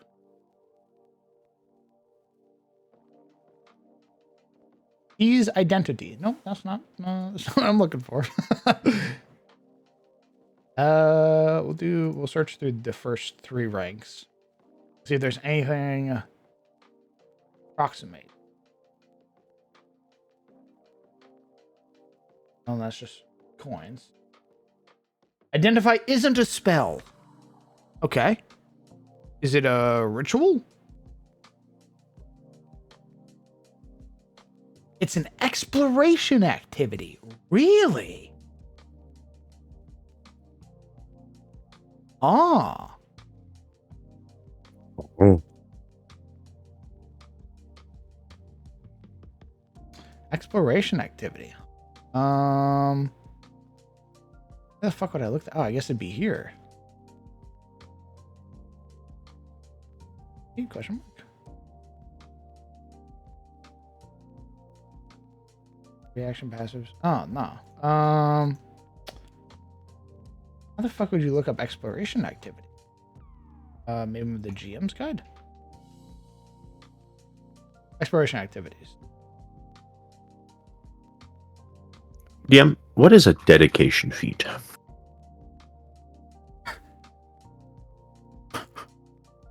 That's a great question. I'm looking at Path Builder right now, and I'm looking at the feats I can grab for level 2. And one of them says dedication feat. Me Well, no know what that means. I'll look that up in just a second. Go to the compendium for exploration. Compendium for exploration.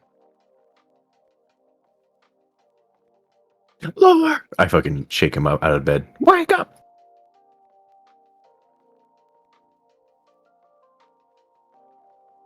Master free. Focus. Okay. I guess I just gotta go to the actual compendiums. Nope.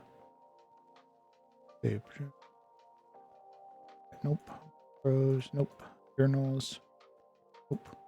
Museum tools. I find decided boons. Specific action. Adventure specific actions. Influence guild. Invoke earth. Issue. Effects. Main effects. Equipment effects. Other effects. There's a dedication called the Viking dedication. Ah. You have to be trained in athletics. I think this is like if you want... Huh? Go on. Sorry, go on.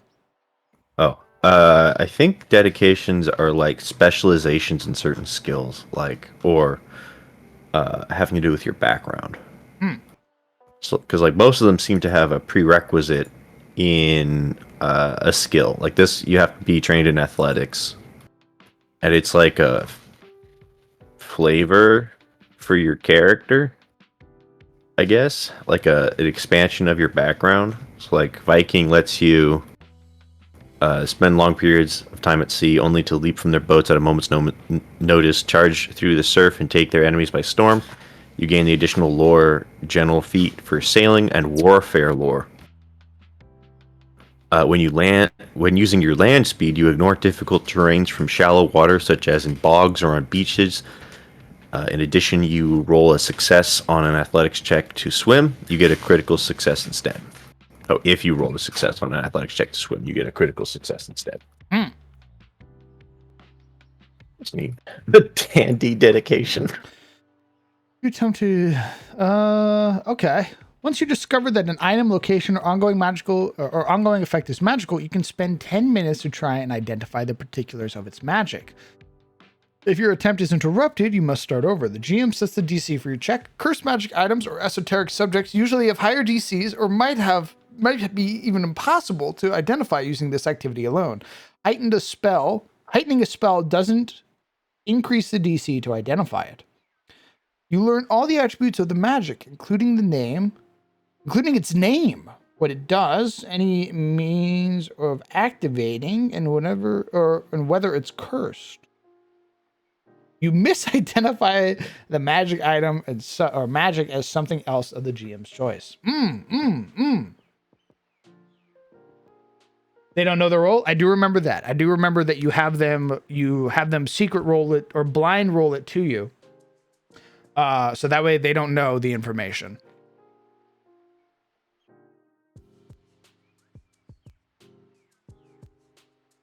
What if my leshy familiar was actually like looked like took the body of a serpent, but the head was like a rosebud and the body was like a thorn vine?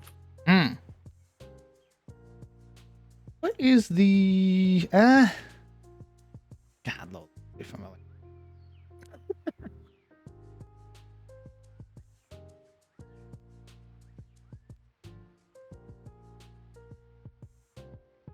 Ooh, nice.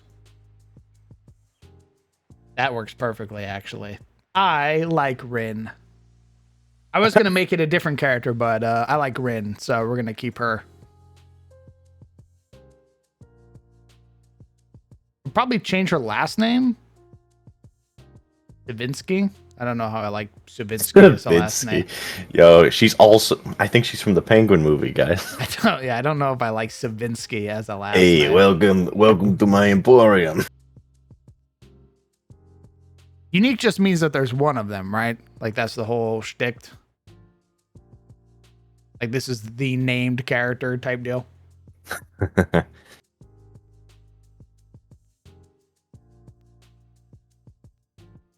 What you don't know, DM, is Rin actually holds the soul of a demon, which will end your entire campaign if it's let out. That's so funny because that might very well happen. Oh, what? Aw, frick. Yeah, man. Smile. Fucking spellcasters. Smile. She's a spellcaster. What her token look like? She got token. Oh my god. This is how Geralt feels when he goes after sorceresses, and they're like, "Ooh, sorry, I'm summoning a fucking elemental that's gonna destroy this entire army." Oh, I let it loose. Geralt, help me. He's like, God, that's hot.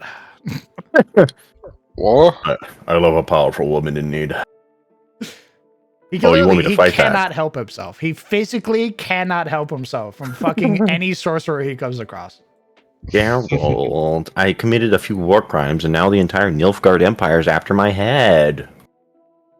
Oh. Also, can you go into the Feywilds to fetch me a funny thing? Don't worry, there's no leshies in there. Oh. Wink.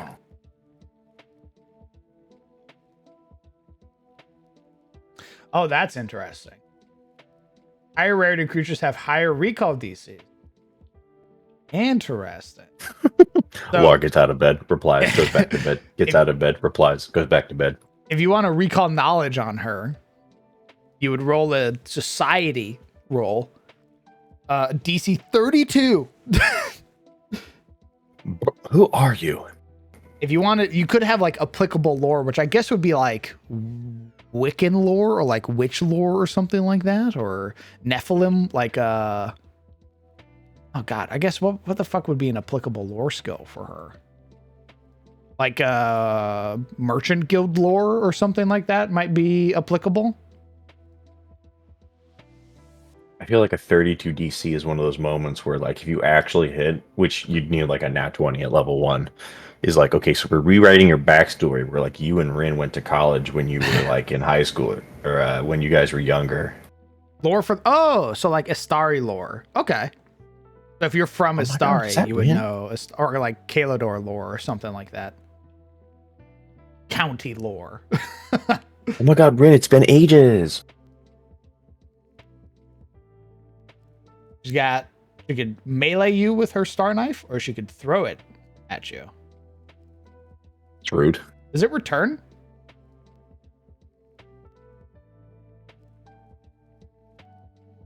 Is that returning? Is that a thing in Pathfinder?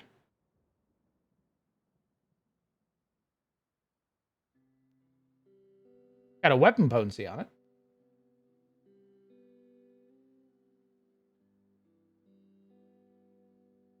Oh, it's just a +1 knife? Okay. I didn't like in 4th edition, if you threw any magical weapon, it returned to your hand. I'm never gonna sleep. What are you doing? Try to go to bed. I have questions. I'm only gonna have. There's gonna be nothing but questions. Might as well get back and call at this rate. Don't tell him that. It'll come up. He'll appear grumpy. We need a Legion. Where is he? We need a capybara, but it's got like bags under its eyes. And angry eyebrows.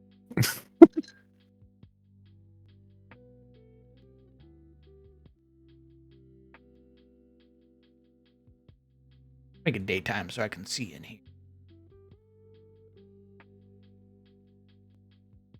Returning is a rune. Would it be? How overpowered would it be to put? Like what level is it? What level is that? Returning. Oh, it's level 3. She's cool enough. We're gonna give her a returning rune.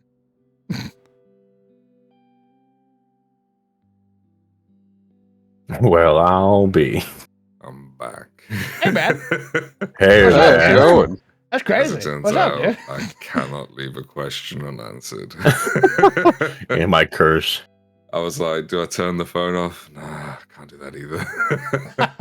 That's actually a great. That'd be a great like hag's curse to put on a wizard. It's like you know any question that's asked you, but you have to answer every question. You guys are gonna make me like Pepe yesterday. Yeah, I'm gonna be. we have that fucked effect apparently on British people for some reason. All right, ask your questions. I'm ready. Take your time with it. Nice. Oh, Sizzle, ask your questions. Oh, okay. What's a dedication feat? Dedications are the first feat you take before going into an archetype. You have to take the dedication before taking any other feats from the archetype. You Oh. can do so as a class feat. Oh, okay. So I thought dedication. I figured that'd be like you take the rogue quote dedication and then you can pick like. Interesting. Yeah. If you look up the dedication on Nethys, Oh, I can it'll take show my you all dedication. it'll show you all the other feats that you can get afterwards. Okay, but it isn't just classes. It's like Yeah. it's like what am I There's a thinking of? bunch. Professions. There are a bunch backgrounds and stuff too. Yeah, if you want to be an artist, or not an artist, we don't have the artist dedication yet. If you want to be a dandy, a claw dancer, a thibblethib, Okay. you 'Cause can I'm be a seeing, thibblethib like- contestant. I'm seeing like rogue, ranger, cleric, but I'm also seeing zombie, Viking, vampire dedication. Mhm. It's basically all the multi-classes that we have. Not all of them are classes. Some of them are like variations on classes. Some of them are like blurred lines between classes. Some of them only give you certain parts of a class, but they give you everything in that class. Like a bastion. They're all about armor. Or right, it's bastion shields. One of the two. And then you got things like the dandy, which I did see the daddy. yeah, so you saw the dandy. The dandy is a favorite of my players. They give you a lot of expertise. They give you 2 expertise at level 2, which is very, very good if you're into that. One in society, and I think the other deception. Bastion shields, Sentinel's armor. Thank you, Mongol. Becoming a dandy takes some serious dedication after all. They get it.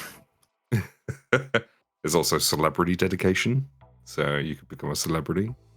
Oh, I see. I dedicate my influencer dedication. Somebody talked about Batman on another stream. There is a dedication for Batman as well, but it requires that you have a relic called the Ursine Avenger Hood. Interesting. And this goes on top of your background and your class. So you could basically like on top of. You would take it instead of class fees. Okay. So I could basically be like, okay, level 1, I'm a cleric. And then from every level onward, I'm investing in the fucking blessed one dedication. I'm a deified thing. None of my shit has anything to do with clerics past level 1 or druids past level 1. I'm blessed up. Yeah. You could do like level That's 1 pretty- druid, and then every time you get to a class feat, instead of taking one of the druid ones, you would just take a blessed one feat, in which case you're going to be very, very, very good at lay on hands, which is what blessed one gives you.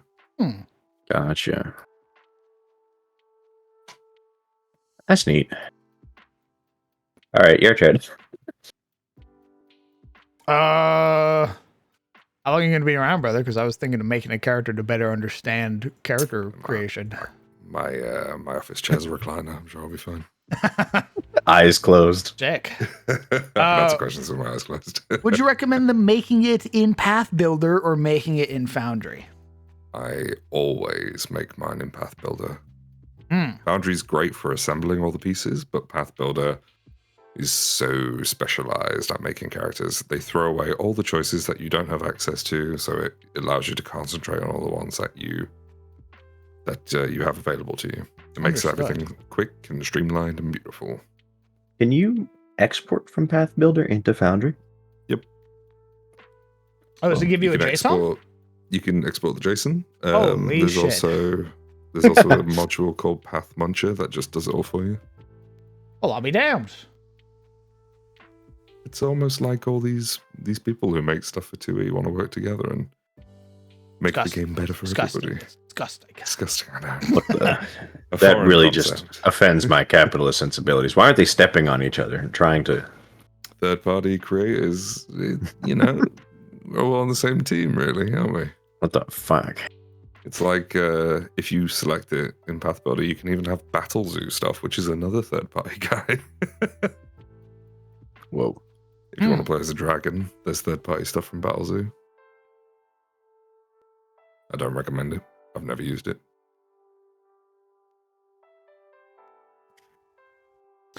The lowest a monster can be is actually just a -2, right? Technically, yeah, but the health bar won't go down because typically it goes down by 15 per level. But if they're -1, it can't go further than that. So it just makes everything dog shit. Okay. Realistically, if you're throwing -2s, you can throw as many as you want at a party. They're never going to touch them. They're nothing. Okay. I have made, thank you, Nerdlord, with Lore's help last night in a YouTube video. I learned how to make my own tokens. So these are Herngar laborers. So they don't have the weird little top-down token anymore. They got the pop-out token just like the rest of Pathfinder's kit. They're kind of adorable. Thanks. I don't even know if I want to kill them. They look like they're just jolly cooperation, until they're like... They are jolly cooperation. However, they will pick you to death with their pick. Fatal D10. Yeah. So they have a +4 to hit. Their map is -1, -6. They do a D6. However, if they critically hit you, that D6 becomes a D10, which is doubled. And I think they roll another one on top of that. Correct. So they could D10. fucking, in theory, somehow miraculously do 30 points of damage by picking you directly in your fucking forehead. But they have 10 hit points and a 12 armor class. So the likelihood that you're going to crit these guys is very high. But these are the laborers. They've been working, toiling.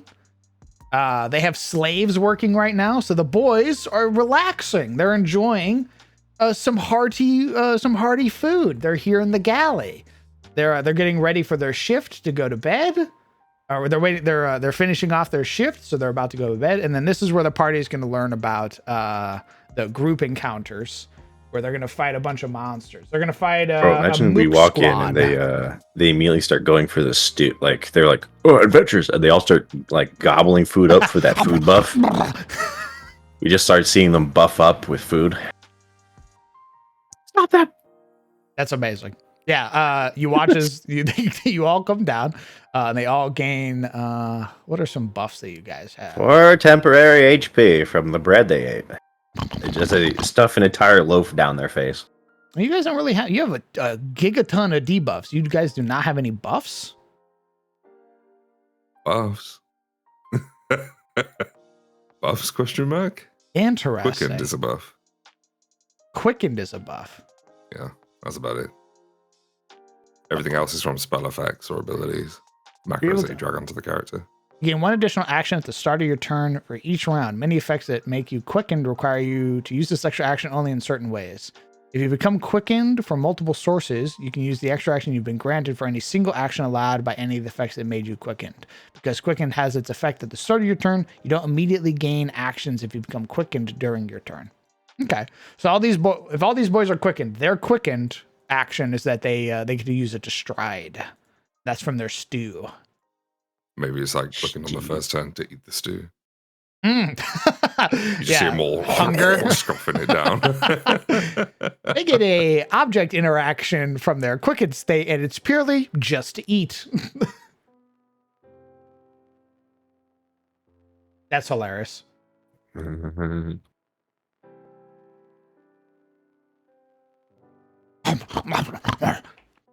Maybe that, yeah, they have a quickened state because they're ravenous, right? They're hungry. They've been working, toiling. And then their quickened action is an object interaction to eat the stew in front of them. And if they do, on their next turn, they gain like temporary hit points, or they gain like a movement speed buff or something. You want to Should make be noted. Momo like freak out? Describe them all with their shirts off, with their helmets on, Huh? listening from work. Look over. I don't think she likes dwarves, Yeah. brother. What the fuck? I think she actually hates dwarves. They're hairy. The fuck? They're hairy, he says. Yeah. Any other snazzy tokens to drop? Not yet. I'm going to be redoing all of these guys, all of the Herngar Pyre Raiders or Ember Raiders, with a unique token border that I have for them. So That's so unfair, honestly. Coming from the one who loves making the short stacks. yeah, she hates dwarves. Honestly, she won't even fucked play up. a dwarf. Honestly, fucked up. Based. What? Yeah, Lore hates dwarves too. Why? So it should be noted, if you go to the equipment section of the compendium, clear the filters, and put under the traits the processed trait, we do have food. The process. Oh my god. We also have lozenges if you want chewing gum and things like that. Should be noted, by the way, with 12 AC, if you had a fighter on the party, which had a +4 in their main skill, if they roll a 4 on the dice, they hit. If they roll a 14, they crit. Yeah, I know. Just throwing it right out there. They're gonna explode It's going these to be guys. a bloodbath. It is meant to be the kobold encounter just before the kobold queen, where you're fighting like 6 low-level kobolds who are just drinking and stuff. I do wish we had the opportunity to do that. I was going to have them all throw food and stuff at you.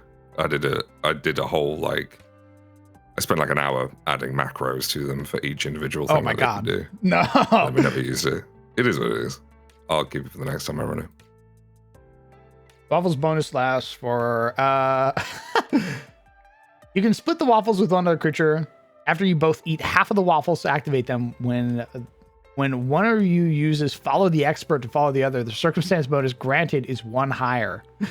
The waffles bonus lasts 24 hours until you next make your daily preparations, whichever comes first. You can only be linked to one other creature in the way. If either of you eats cooperative waffles again, the effects of your previous waffles end. Mender's soup. A lot of 10-minute stuff. They really want you to savor this meal. This hot broth-based soup typically contains tubers, leeks, zesty spices, reagents, and, if desired, the meat of livestock. Civic authorities commissioned bashes of Mender soup for workers if tricky job is on the agenda. After you eat the soup, the effect lasts for 24 hours or until you make your next daily preparation, whichever comes first. You gain a +1 item bonus to crafting checks or to repair and restore an additional 5 hit points of an item you successfully repaired during this time. Oh, nice. So you'd eat this, and then you repair your shield or something like that.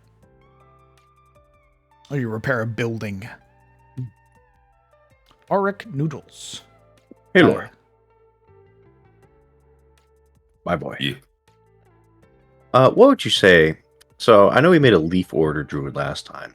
What would you say the purpose of a leaf druid is in a team mechanic? Are they the typical spellcasty healy you support druid? I need you to forget all these preconceived notions that you got from 5e Dog. Okay. It can be whatever you want. What is the difference between the orders then, besides the familiar and the order skill? Like, does this affect anything leveling up later on? Like, are there leaf order specific feats? You got it. Okay. What do those feats entail? If you know. Evolution. If I'm going down the leaf order, should I go down the animal order, for instance, if I prefer wild shape? You make a very good point. Let me take a look. Good heavens. Good heavens. 23 What's points of happened? damage from a critical hit. It couldn't happen, guys. Slim chance. Dunk! It couldn't. You first fucking Gallagher roll. across the ground. This fucking guy. Everybody. Tink. The chances of them instantly killing you are like 1%. Rolls the 1%. mealtime, are we? Hefts Yeah, up his broth. pickaxe. Fucking hits the warrior in the forehead. They explode. All right, into the cage. That's so fucked. Okie dokie. So, at level 4. Okay. Okie dokie. At level 4, you get access to the forest passage feat. You can always find a path, almost as if foliage parted before you. You ignore any difficult terrain caused by plants and fungi, such as bushes, vines, and undergrowth.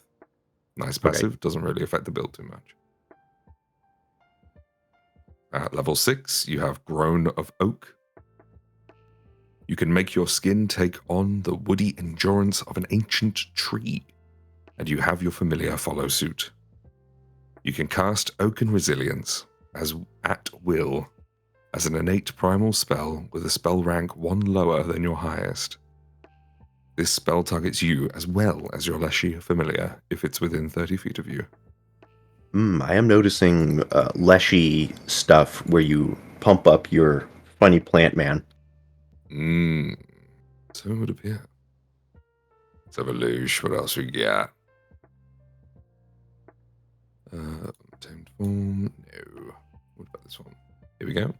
At level 8, you have Floral Restoration. For 1 action, once per day, you request that nearby plants share their vitality with you to replenish your body and magic. You regain 1 focus point and 4d8 hit points.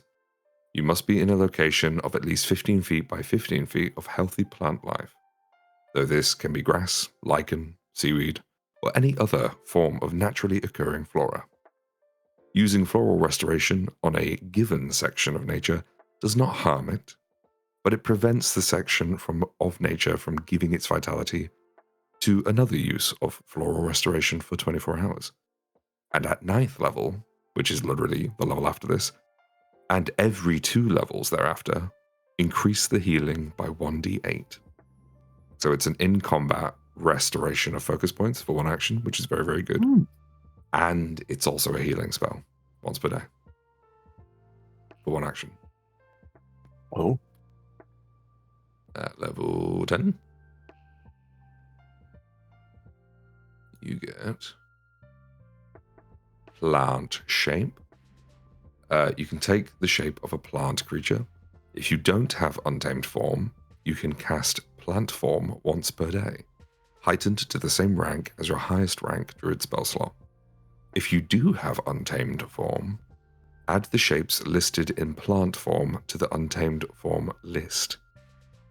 And whenever you're polymorphed into another shape using Untamed Form, you gain Resistance 5 to poison.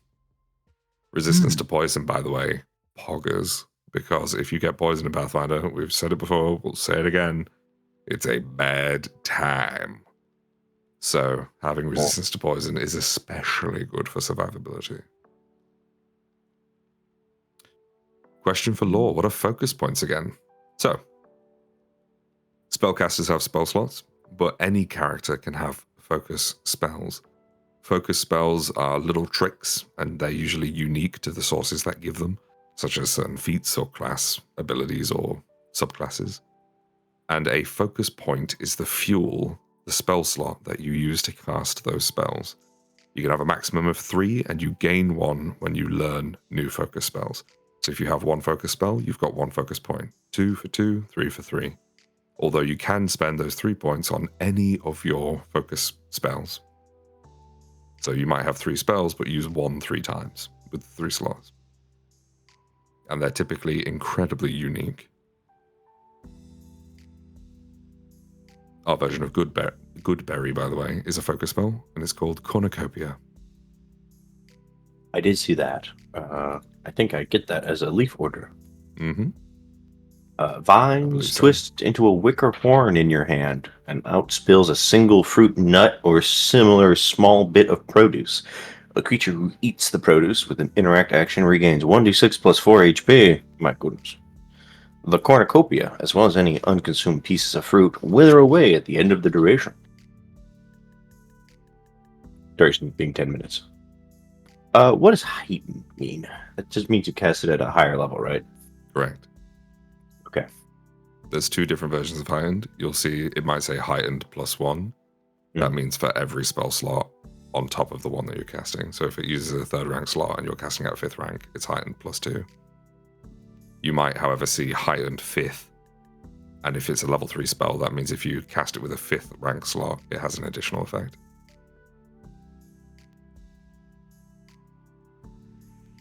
Okay. Question I was reading Go ahead. I was reading the Wildborn magic trait we picked last time. And it says that a cantrip is heightened to a spell level equal to half your level rounded up. And I wasn't sure really what that meant. So you know how in like in D&D and everything, your highest spell slot is always half your level. It's effectively that. Okay. So whatever your highest spell rank is, that's what you're casting your cantrips at all the time. Okay, and that's for all cantrips. Correct. It's just including this here to basically make sure that the innate cantrip that you have is the same as your regular cantrip, so there's no confusion. Correct. Some Understood. classes might not give you that, essentially. So, Gotcha. question for lore. Is Pathfinder good if you don't play D&D before? I'm biased, but it is my personal belief that it is. But what I would highly advise is playing with either somebody with a little bit of experience to sort of hold your hand through the experience, or read the book. And it's a hell of an undertaking, but if you have the book handy as you play, you'll make mistakes, but that's okay. And then you can learn the game slowly. Me looking at all these dwarfs eating their delicious meal. My mouse cursor hovering over putrefy food and drink. Their whole day. I don't think you need to cast that. Looking at that part. How petty do I want to be? Yeah, Tao brings up a very good point here. Focus points can be recharged by having 10 minutes of rest using the refocus exploration activity. And importantly, if you're refocusing can be anything tied to your focus spell. So let's say you're a cleric of the goddess Imenheil, who's our setting's goddess of healing. If you're curing somebody's wounds or tending to their wounds for 10 minutes, that also counts as refocusing. If you are a wizard and you're identifying magic for 10 minutes, that could count as refocusing.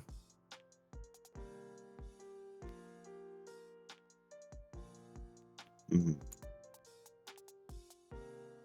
Which class is the best for new players in Pathfinder? It depends. There are definitely some more complicated classes. I recommend the iconic classes, so Rogue, Fighter, Cleric, and what's the other one? What have I forgotten? Swashbuckler. Not Swashbuckler. Rogue, Wizard is the other one. Wizards are a little bit more complicated than they necessarily have to be, so maybe Sorcerer instead of Wizard. But most of the classes are relatively simple to learn. I would stay away from Animist, anything with the uncommon or rare trait, and probably stay away from Oracle. Oracles get pretty gnarly, so I wouldn't recommend playing them at first. Fighters, though, if you want to have a nice, easy time, a fighter is very modular, so you can build them exactly how you like. They basically have a list of things that they can do, and that's it. And every time they gain levels, they get access to a new thing that they can do.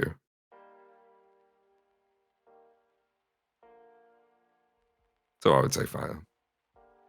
Plus, there's something very, very special about having a higher chance to hit than everybody else at the table.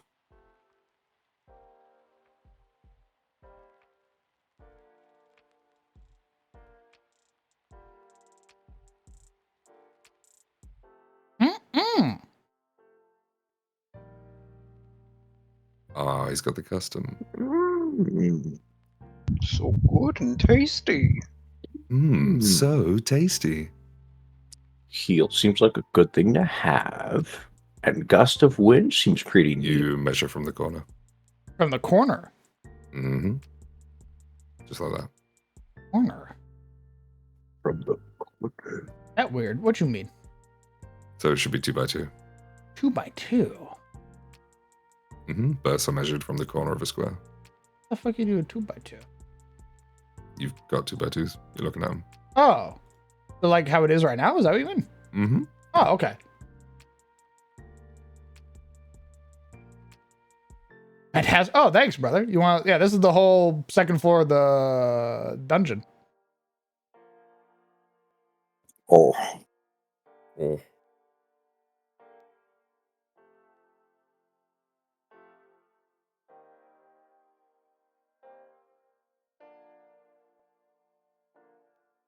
Goblin Pox? Oh, God. The Goblin mushroom Box parts is a are great favorite. spell.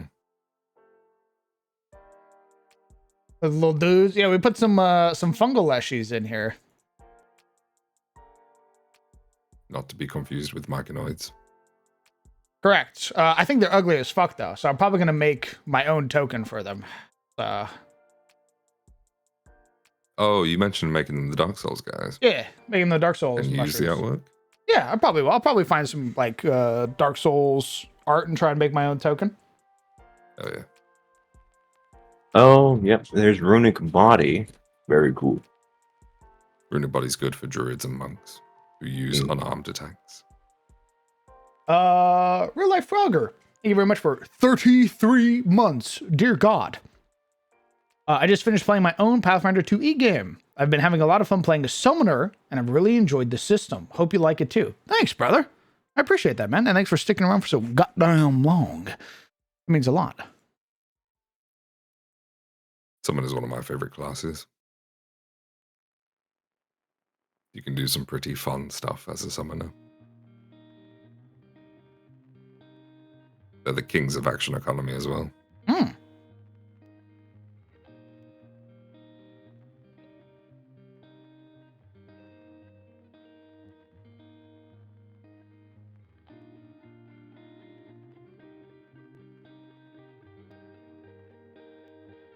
The final chamber.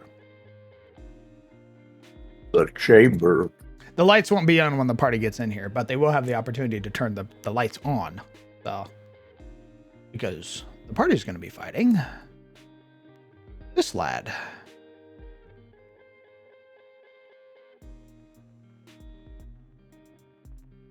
We're going to have to give it a name because it is the prized possession and pet of Overseer Gandrid Pyreborn.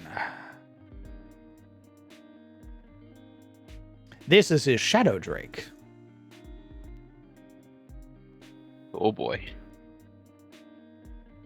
He's a fun lad.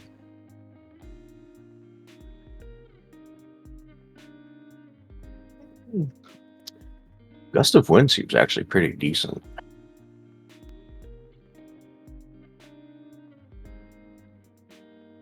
That one seems nice. I like that one.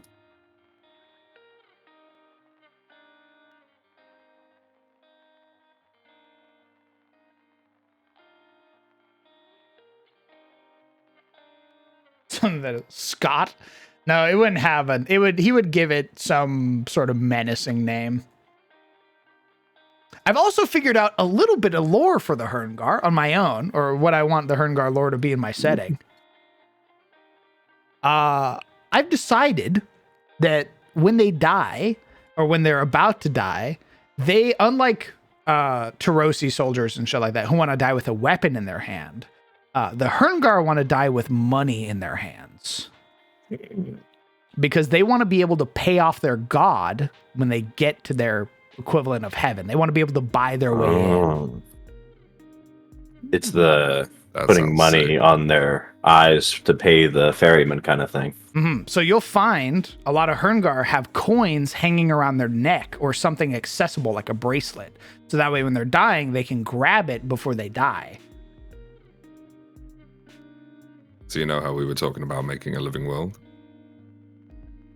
Oh, That's perfect because you could use that as fuel for other things later. Like imagine a Herngar, you know, you learn a little bit about their history, you wonder why they have the coins on their necklace.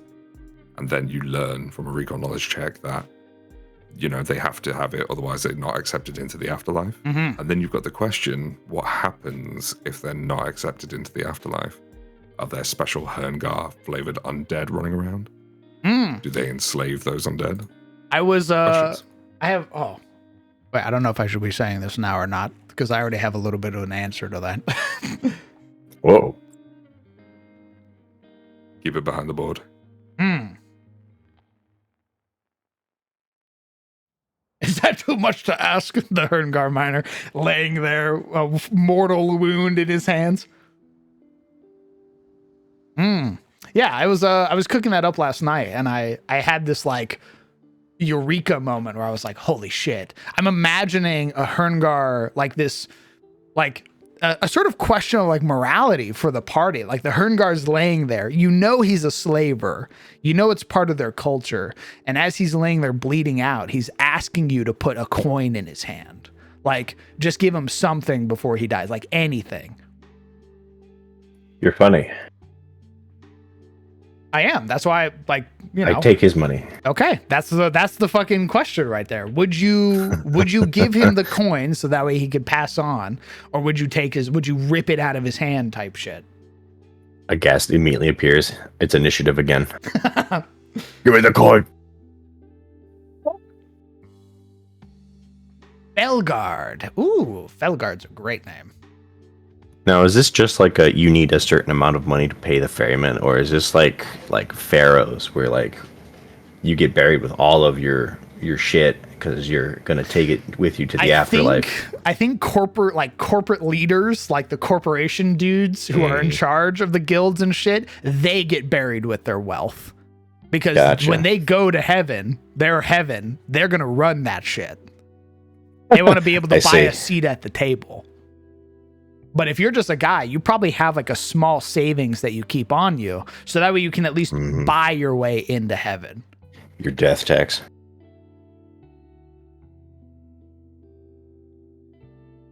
Ebencrag. My brain went to like Blackpire to keep it like pops, but that might be too on the nose. I mean, nothing wrong with that one either. Felguard and Blackpire are both great names. Capitalist Heaven? Yes. Correct. We also need to make their god. Because I was thinking with so many gods from Pathfinder, that I might just actually be able to steal gods straight up. And there are gods specifically worshipped by like the dwarves who humans might not worship. So like everybody might worship Ebor, but maybe the dwarves have their own version of Ebor. Or maybe they don't worship him at all because he, you know, his domain's the sun and agriculture and shit like that. And they're not really occupied or worried with that stuff.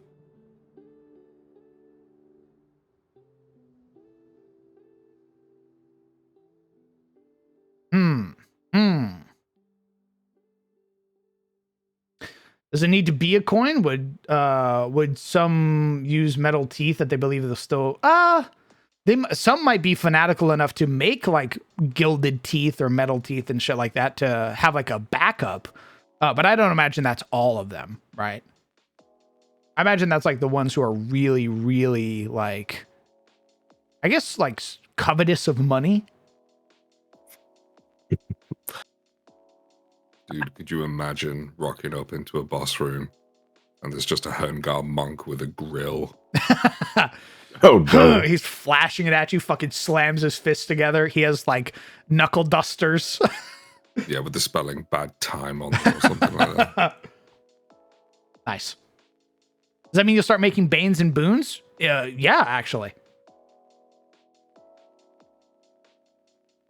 I do like the idea of like the Thormir dwarves, the ones who live in mountains. Like the Surtmir and the Herngar live deep. They live in the world below.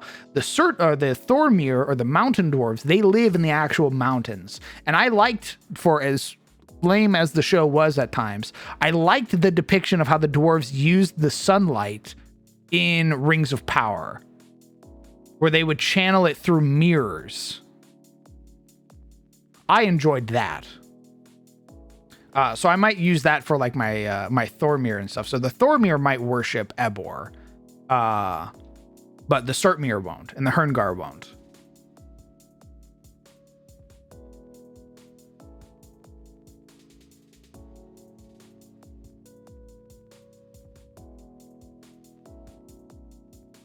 This fits really nicely with the beard jewelry conveniently, a physical asset to help assure entrance into the afterlife. Even a Herngar who dies with empty pockets goes with something. Maybe the desperate swallow their coins. Ooh. Interesting.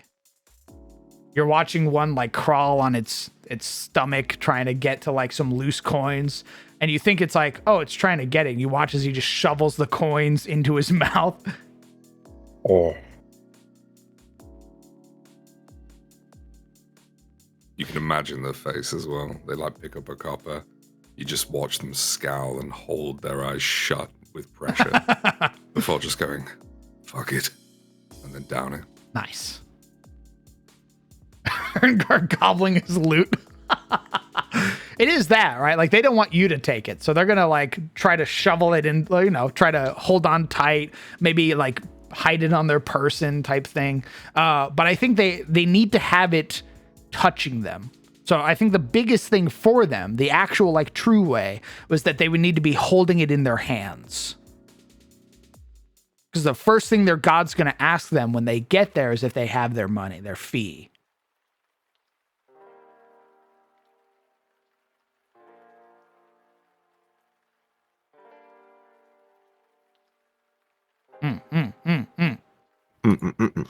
What about gems like rubies and sapphires and such? I think that worked too.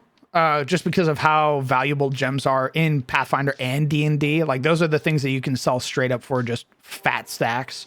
So I think gems would be the same way. I think it's more symbolic if it's a coin, though. Because it ties in with, like, the paying the ferryman and stuff like that. But I think gems would be allowed. I think you might need more gems, though.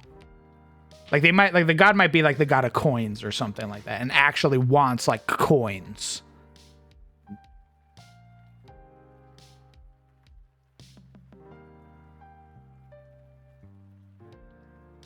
Imagine they have a lot of piercings and earrings as well. You never know when a cave-in or monster might get you.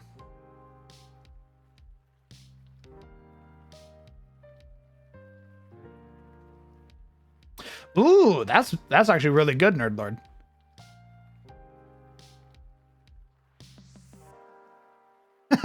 the thought of, so where's your money to pass on? Herngar holds up 2 fingers. 1 second. Give me just a moment here, please. 1 moment. Starts fucking rummaging through their pockets. Only to realize that the wayfarers who killed you have fucking ransacked your body before you could pay.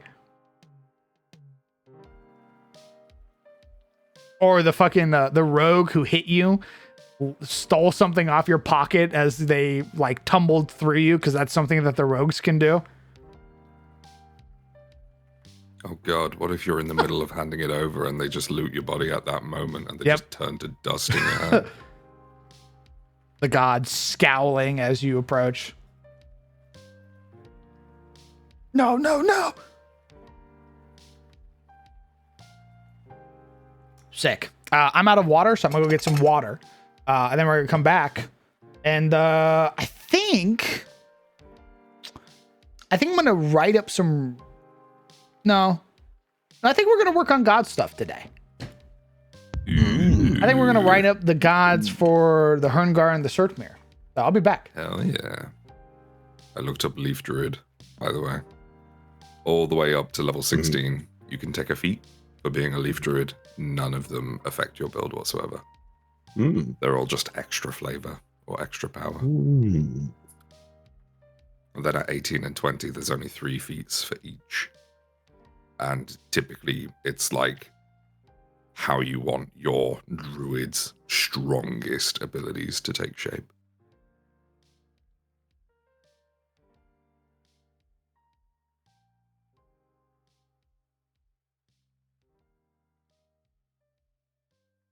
I'm gonna Hey, go how look useful into do you this. think root reading is?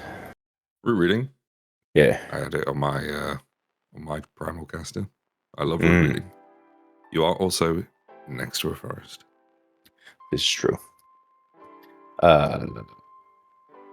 If I understand this correctly, you basically get to sense the presence of creatures around you, assuming there's like plant life nearby. Yeah. So nobody can sneak up on you, basically. I'll take that. You would know that there's things nearby. You wouldn't be able to see them necessarily, but you would know that things are nearby. You would be able to pinpoint them to a 5-foot space. Nice. Here is our list of spells. I tried to keep it thematic to leaf stuff. I guess I should change Gust of Wind if I'm doing that.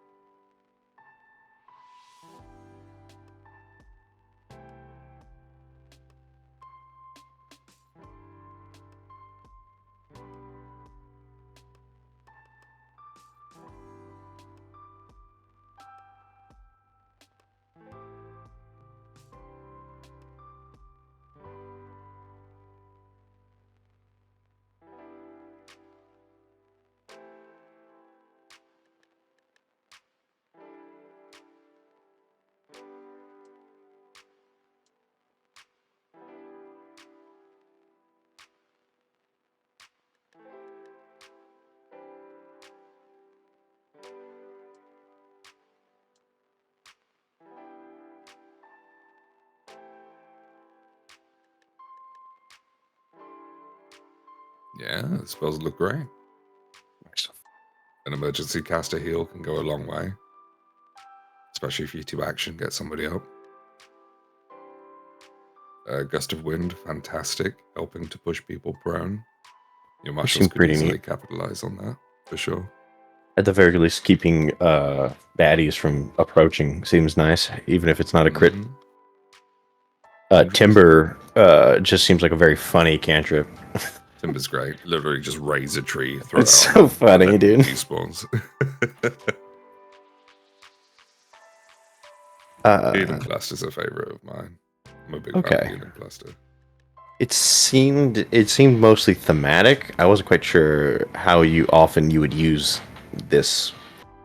Well, I think the best part of healing plaster for me is that you don't need to have a healer's kit in your hands to use healing plaster. That reason alone is enough for Crown to just yank it out of my hands and give me the Yeah. healer's kit. He's like, buy it! You will Buy that! Plaster's- You will buy There it is. But What are we DM, saying? I can What are we use mud. I can use mud. Mud? Yeah. Ma! You're using Yeah. a healer's kit. No, I can use mud. It's I can purify some dirt or mud into a pliable clay-like plaster that can aid in mold clotting this. and healing. This restorative substance can be used in lieu of healer's tools for medicine checks or to administer first aid or treat wounds. You're sicking me. If the plaster isn't used within the spell's duration, or if you cast the spell again, it reverts to being normal. So yeah, it basically lets me use mud to treat wounds or administer first aid instead of a healer's kit. Thumbs up. You're disgusting. Aren't you happy? I'm a leaf druid, guys. You're a It's- fucking- it's the You're a piece of shit, is what you are. I slapped some mud on your wound, dog. All this did was give me gangrene. The fact that it pisses DM off alone is enough to grab it, so I'll keep that. I haven't know what you. What is this for again? Sorry. I just came in because you said I was going to be mad, so that's what I heard. You would be mad. It's a cantrip that I use for 10 minutes. You know how you could do administer first aid or treat wounds as Kyra? Uh huh. You need a first aid kit, right? Yeah. Did your first You need a kit have like healer's kit. a healer's kit? I don't need a healer's kit. Oh, I use mud. interesting. I slap some mud on there and I say it's healed, and they go, "What?" How you do that? I go, "Yep." Yeah, I say it was- healer's toolkit. I don't know if it has charges. Mm. Oh, okay. If you wear your healer's toolkit, you can draw and replace its tools as part of an action. You just have to be wearing it on your person. Yeah, so you wear it on your belt or something like that. You can have up to 2 bulk of tools on your person, not inside a backpack or anything like that. So it basically frees up bulk mostly.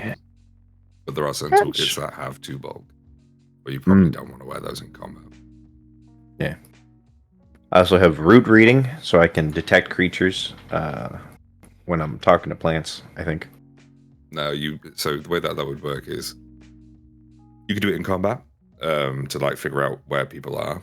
If there's any undetected enemies, you could use root reading to find them, or you could repeat a spell during exploration activity.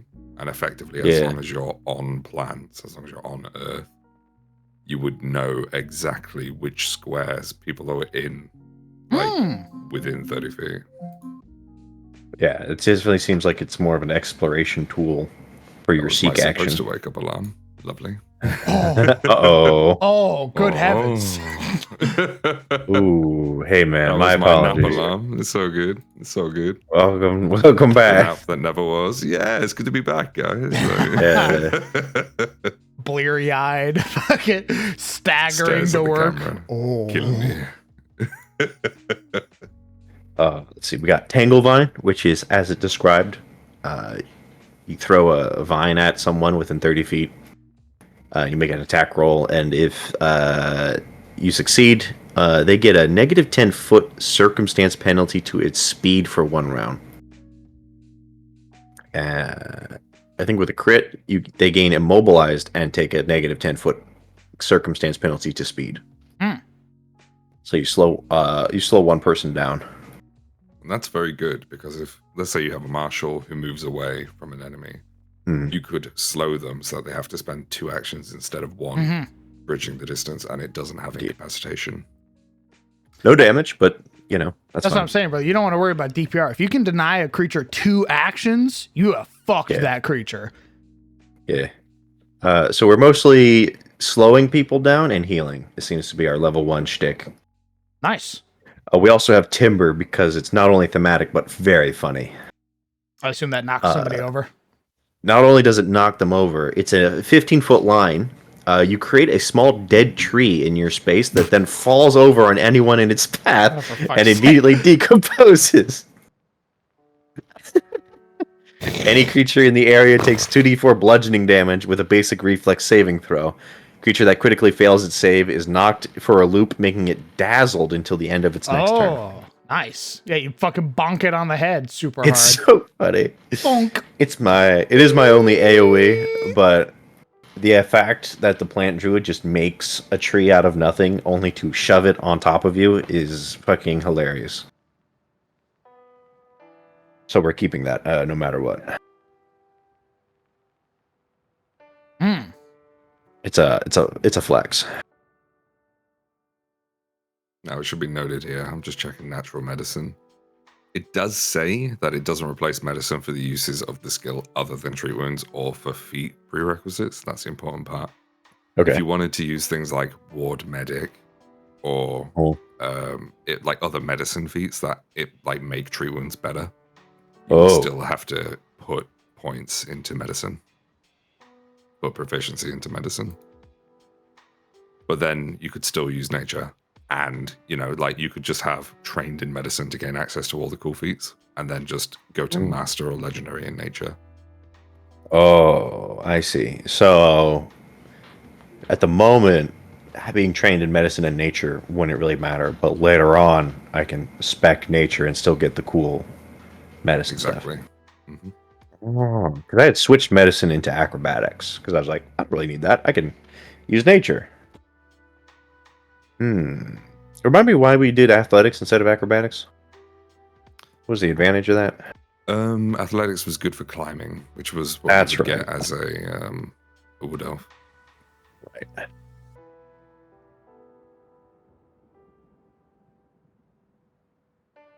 Okay, we're gonna save this real quick. Can I get trained in medicine later? Yeah. Okay. At let's see here, at 3, 5, 7, every odd numbered level. After 3, you can gain a skill increase. So you can either get something to trained proficiency that wasn't trained before, you could learn a new law skill, or you could increase something from trained to expert to master to legendary. Hey, Legion. What books are the gods in again? That's Divine Mysteries? Divine Mysteries is the newest one. Okay, so I'm not showing that one on stream. All right, so I'm gonna peep that, and you guys are gonna be looking at this screen while it's because it has email on it.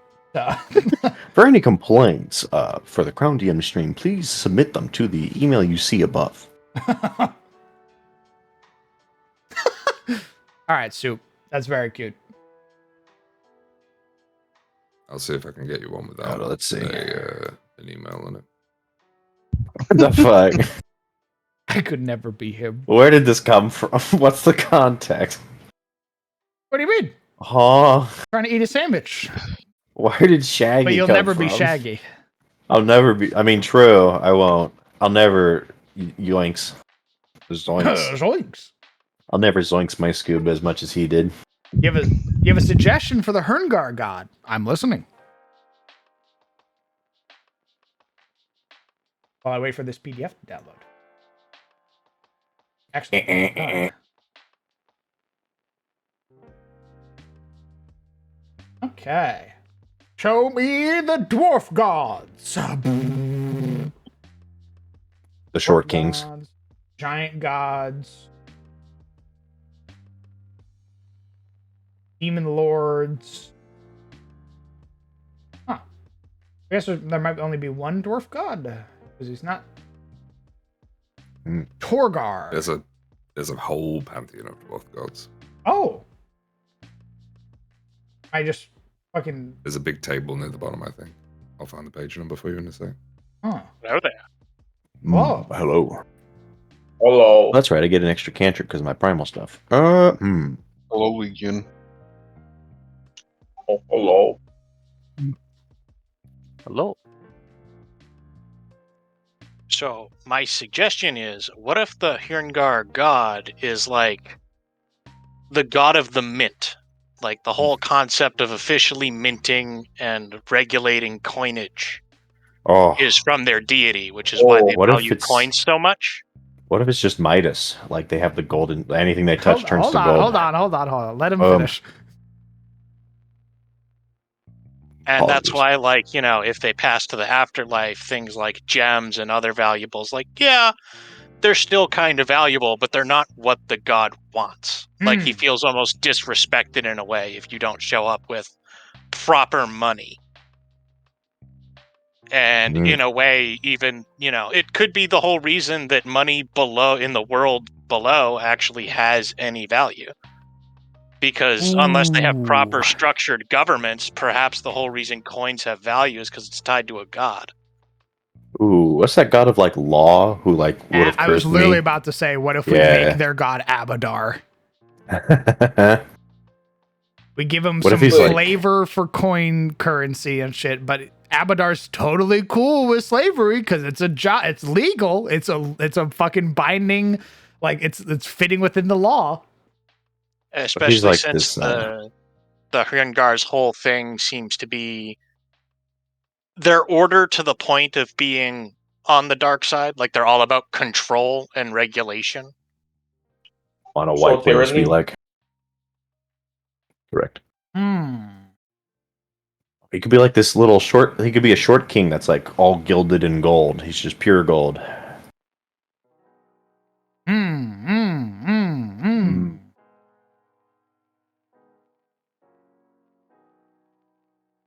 Wait, so would this god, right? Would this god also be the god that the regular ordered dwarves worship?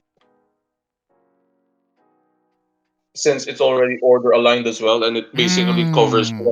I think they should. I think both Certmir and Herngar should worship him, but it's just interpretations. We still have saints to do too. So remember, Yeah. you revere saints and you worship saints and revere gods. Mm-hmm. Well, just because the surface dwellers worship saints doesn't mean those in the Underdark would. Oh, also, shouldn't if this is going to be like what Hale said, like a god that's all about minting and coinage, the coins do have two faces, right? So maybe this is a god that's like worshipped by both evil and good aligned, factions, like two sides of a same coin. Interesting.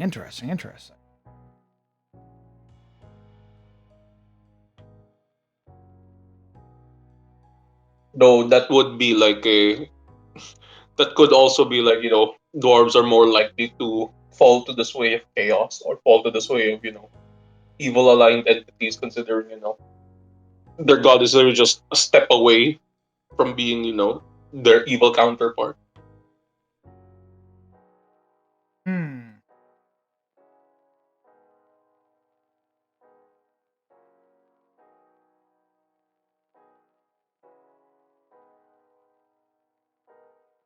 Fuck. God, how do we do this? See, because I've sort of built because everywhere has saints. There's a reason you don't worship the god specifically, because the god can't intervene. They have a saint intervene on their behalf. We don't have to call it a saint. They could have a different name for it. But their god wouldn't be... Their god is like physically restrained from helping in the world, so to speak. Okay, so we make Abadar the chief deity, and then each of the dwarf subtypes gets their own saint. Wait, don't the evil gods have their own kind of saints? Yeah, they have and like archons or whatever they are. Really? But I do like the idea of him being I do like the idea of him being an Aranar.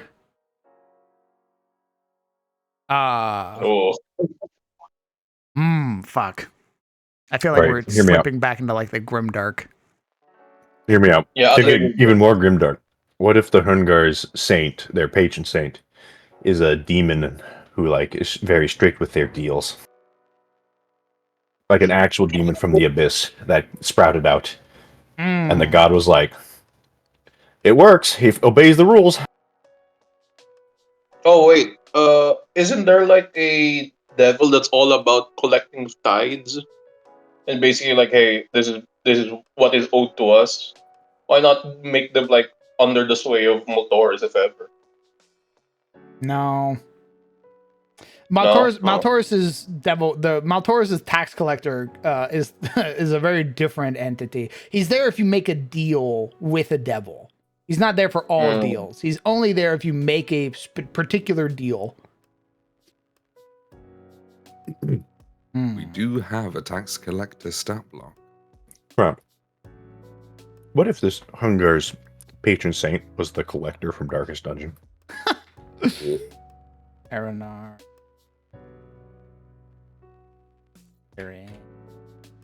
Saints. Deity of sides. I mean, we technically have that already in the form of RNA and Lashara. They're the same god, but they're worshipped differently. So the Lashara worshippers worship her as a sorceress queen before she became a massive spider. Then the RNA worshippers worship her when she became a giant spider.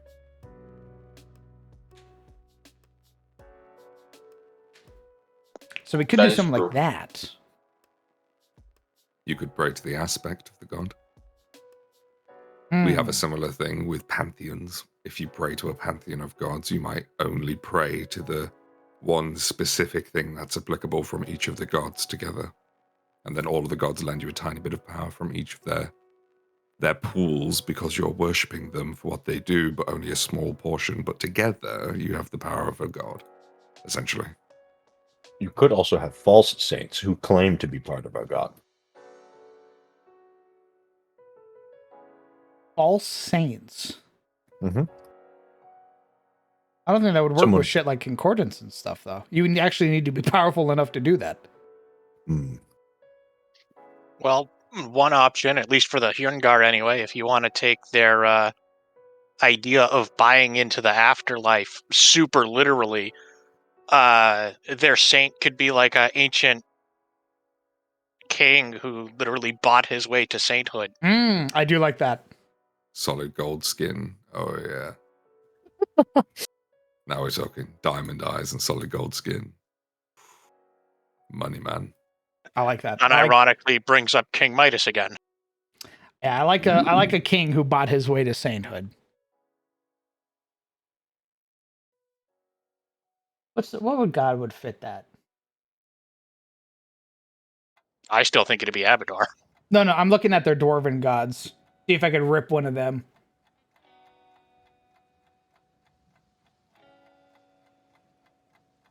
Are there gods?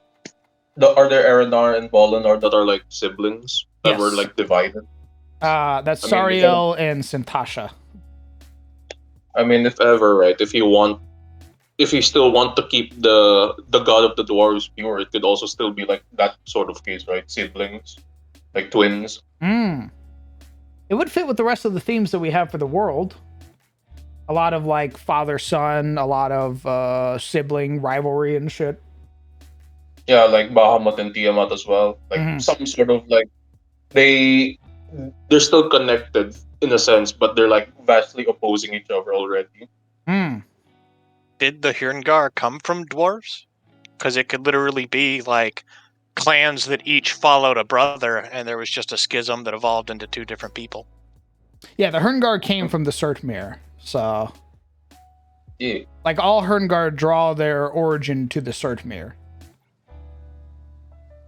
Hear me out. But the two rival guilds that became so powerful, their influence became a deity in and of itself. Two councils. Councils? The council of. So that you basically have like 7 guys who sit at the top and they are considered as one god. Oh. Oh. And then, so basically each saint becomes this god when they basically form the council. Oh, like how the Skaven have a council of people, and then when they die, they all got sucked up into one. In this case, they wouldn't be. I don't know. You could make it so that they became one person, like the Skaven, or it could be the god basically only forms when they form a council. You're literally describing pantheons. I'm reading the Pathfinder shit right now. That'd be so the Hyungar would have their own pantheon, and then the Surtmere would have their own pantheon, and they both cover the wealth domain. They've got their own little fucking anathemas and shit like that. Hmm.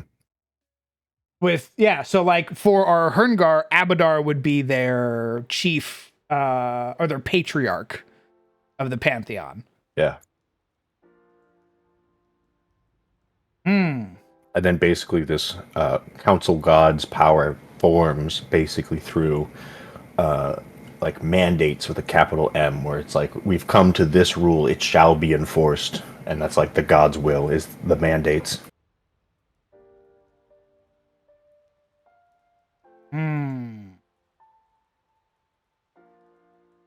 Oh, Abathor. Yeah, the one that Turg worshipped was Abathor. Let me look him up real quick. Yeah, because Turg worshipped the god of greed.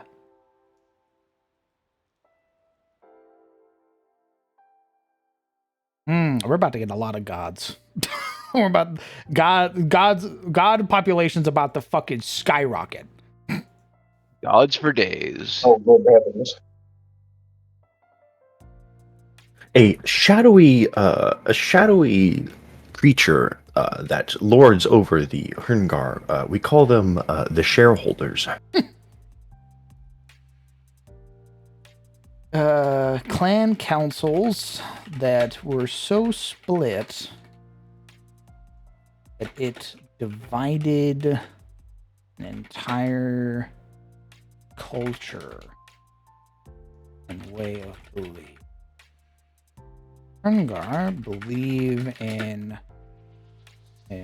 blank as the true ruler and leader of dwarven kind, while the Surtmere believe their god is the true dwarven kind. As a result, both have been elevated deity status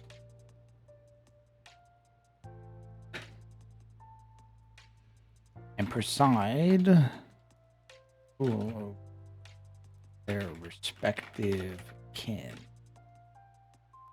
They are, though they might be several figureheads, they in fact compass only one seat as a god.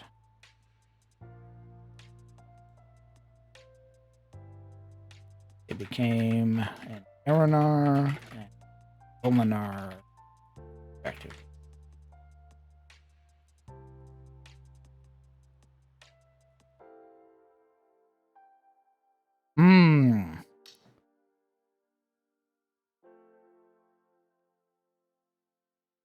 So we would have Moraltir on the side of order as the chief deity of that pantheon.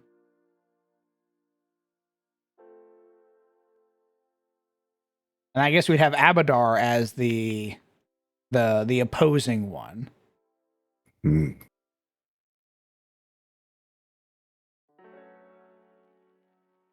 So it'd be Moraltir and his saints make up his council. And then it would be Abadar and his archons would make up his council.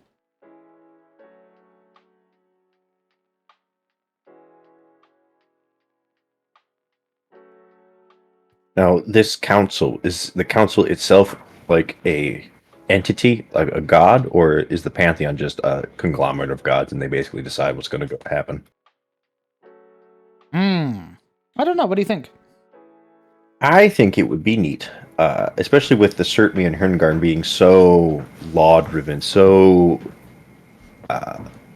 focused on like the rules and regulations, that their belief in the system was so great that the system itself became a god. Oh, the And concept. gained consciousness. This, like, correct. Like, the council, capital T, capital C, is a god Oh, of governance, or god of law and order, basically. very esoteric. But also the god of bureaucracy and... Explain one more time. I want to make sure I'm understanding. Explain it one more time.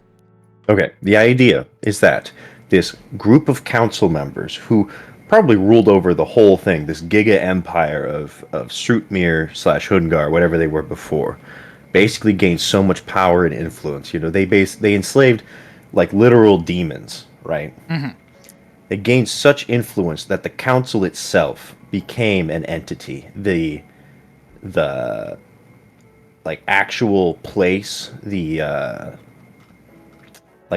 city hall, like what would be there, like Congress, Mhm. right? Imagine if Congress became a god, right? Oh my god! So like you roll up to heaven, and now you're sat in the center of like an amphitheater, and there's Yes. like Imagine 40 dwarves around you who make up this yes. council. Imagine if the amphitheater became a god, and you sit inside the god, and it dictates basically the rules, and whatever is decided inside this council will be enforced as told by the amphitheater. Doesn't matter if it's good or bad, but when the rule is set, the mandate is set, Oh my that God. amphitheater will seek out We've recreated law. fucking Republicans and Democrats. You have people Correct. vying for their own sides. Correct. You fight within the god to determine what the god decides it's Oh gonna my do. god, bro! There's lobbying and shit like that. Yeah. Oh yeah. Okay, so how would we work saints into this then? Saints would The be saints, the congressman. the saints are the congressmen. Mm, You become a saint, and you So- basically take a position. Okay. Okay. Hyungar buy their way in, and the Suitmir probably earn their way in. So rather than the gods telling the saints what it wants to do and the saints carrying out, the saints vote on what the god should do, and the god goes, "Very well, my children, I shall see it done." And it Mm. does everything in its power to do what its people want. Okay, so we make Abadar the chief god. Yep. He's the god of the Surtmir and the Herngar, with the council, the council of saints that make up his will. Like they basically vote for his will. Correct. Mhm. And outside of the amphitheater, it doesn't matter. You can have lobbyists, you can have corruption and bribery, but once you're in and the votes are in, the votes are what's going to do. I guess that So- could be dependent on which Speaker of side, the right? Maybe House. the So Abadar Maybe would this- be what, the Speaker of the House then? yeah. The Speaker of the House with his saints being the congressmen that vote on particular laws levied by their worshippers. That way, we're not making like an entire pantheon for one heritage. Yeah, levied by their worshippers on if they become. What happens when a law becomes? Isn't there like a word for that? What? When a law becomes legit? Oh, a law. Yeah, it becomes law. Before it's a A law, bill. it's just a bill. Okay. Ratified. Particular bills. Oh yeah, Ratified. ratification if Thank you you. want to be fancy. Thank you. If laws become. Indeed. Particular laws levied by their worshippers on if they become ratified. This group originated from the Surtmir, who were so firmly in the belief of the law, the point of being able to enslave demons with contracts and debts, that they themselves became elevated. And it was the Allfather who approved their ascension. Oh my god, what if it binds, like every time a law is made from a bill to a law, the congressional god binds a demon to the law to pursue that law. Oh. So the law now becomes basically an actual entity. Like the opposite of a Marut. Yeah. That's pretty cool. Interesting. What I if do it's have- both? What if it's demons and angels? Sure, whatever celestial being it can get its hands on. Go on, Legion. Oh, a question about the people that make up the council. Then, does that mean, like, depending on how many, let's say, saints there are opposed to archons, it would affect on like the quote unquote goodness and evilness of the god itself. And I guess that brings up the question if the dwarves, if Cirkmir and Hirangar, right, if they have a particular desire to produce like eligible like people to become saints, so they can be put up into that council, into that council that makes up the god, makes up the decisions. To basically, it's basically like a fight for their what do you call this? Yeah, Like, their seat in the Yeah. house. Yeah, yeah, I seat you of the think, would house. you would want as a Surtmere to embody your god's virtues so holy that when you hopefully become sainted, when you become canonized, you are now a representative for the Surtmere because you embodied a god's will. Now you get a seat in the council. I think that should be the major difference between the cultures. The Surtmere are about regulation and like voting. Like they'll vote for who becomes their saint through influence or campaigning and what have you. The Herngar, whoever basically claims to be the person in power and keeps it through whatever means necessary, is that saint. Their That's archon. where the megacorps come in. Nice. The megacorps put their Yeah. CEOs up there. Dude, a And it's megacorp basically wants like- to buy their way into heaven. They want to buy their Correct. CEO's way into heaven. Like Saburo Arasaka, or the Herngar dwarf says, I claim to take this seat, none shall challenge me. And basically it is like a series, maybe it's like a month of trials, maybe it's just, well, he's there until someone kills him, right? Let any brave soul be a council member for as long as they can. I kind of Wait, so- like. I kind of like the Okay, idea that the Hyungar might have like a corporate House of Lords almost, Mm. where people who are born in and maybe inherit a company are almost like guaranteed a spot unless they fuck it up. Yeah, So you like, could have like 3 Rockefellers on the council, but all from different generations. So Wait, hold on. Oh, go on, Legion. What's up? Oh, so for the council then, this council that makes up the god, what would be like the makeup of it? Would there be more Hyungar? Would there be more Surtmir? I think Would there be I think what we're gonna do is we're gonna make all this up, right? And then we're gonna roll and see which side has the most representatives currently. Because just like the house, it flops hands, right? So like we might have a Republican president, but the House is Democratic or a Democratic majority. We might have a Democrat president, but then we have a Republican majority in the House. yeah, I think the seats should change depending on. And this is why they war with each other, basically. The Hungar and Sutmir have basically created these two giga cultures, right? Hungar and Sutmir, to basically compete with each other on who gets the most seats. We have developed, gentlemen, we have reinvented the two-party system. Hell yeah. Nice. Okay, so the Surtmir will vote and enable their saints through campaigns embodying their god's will and so on. They will always try to lawfully enter the council through their peers. Herngar will attempt to elevate their guild/company leaders in an attempt to hold a seat of power for as long as physically possible, including buying their way into the council or hoarding as much wealth as they can until they pass.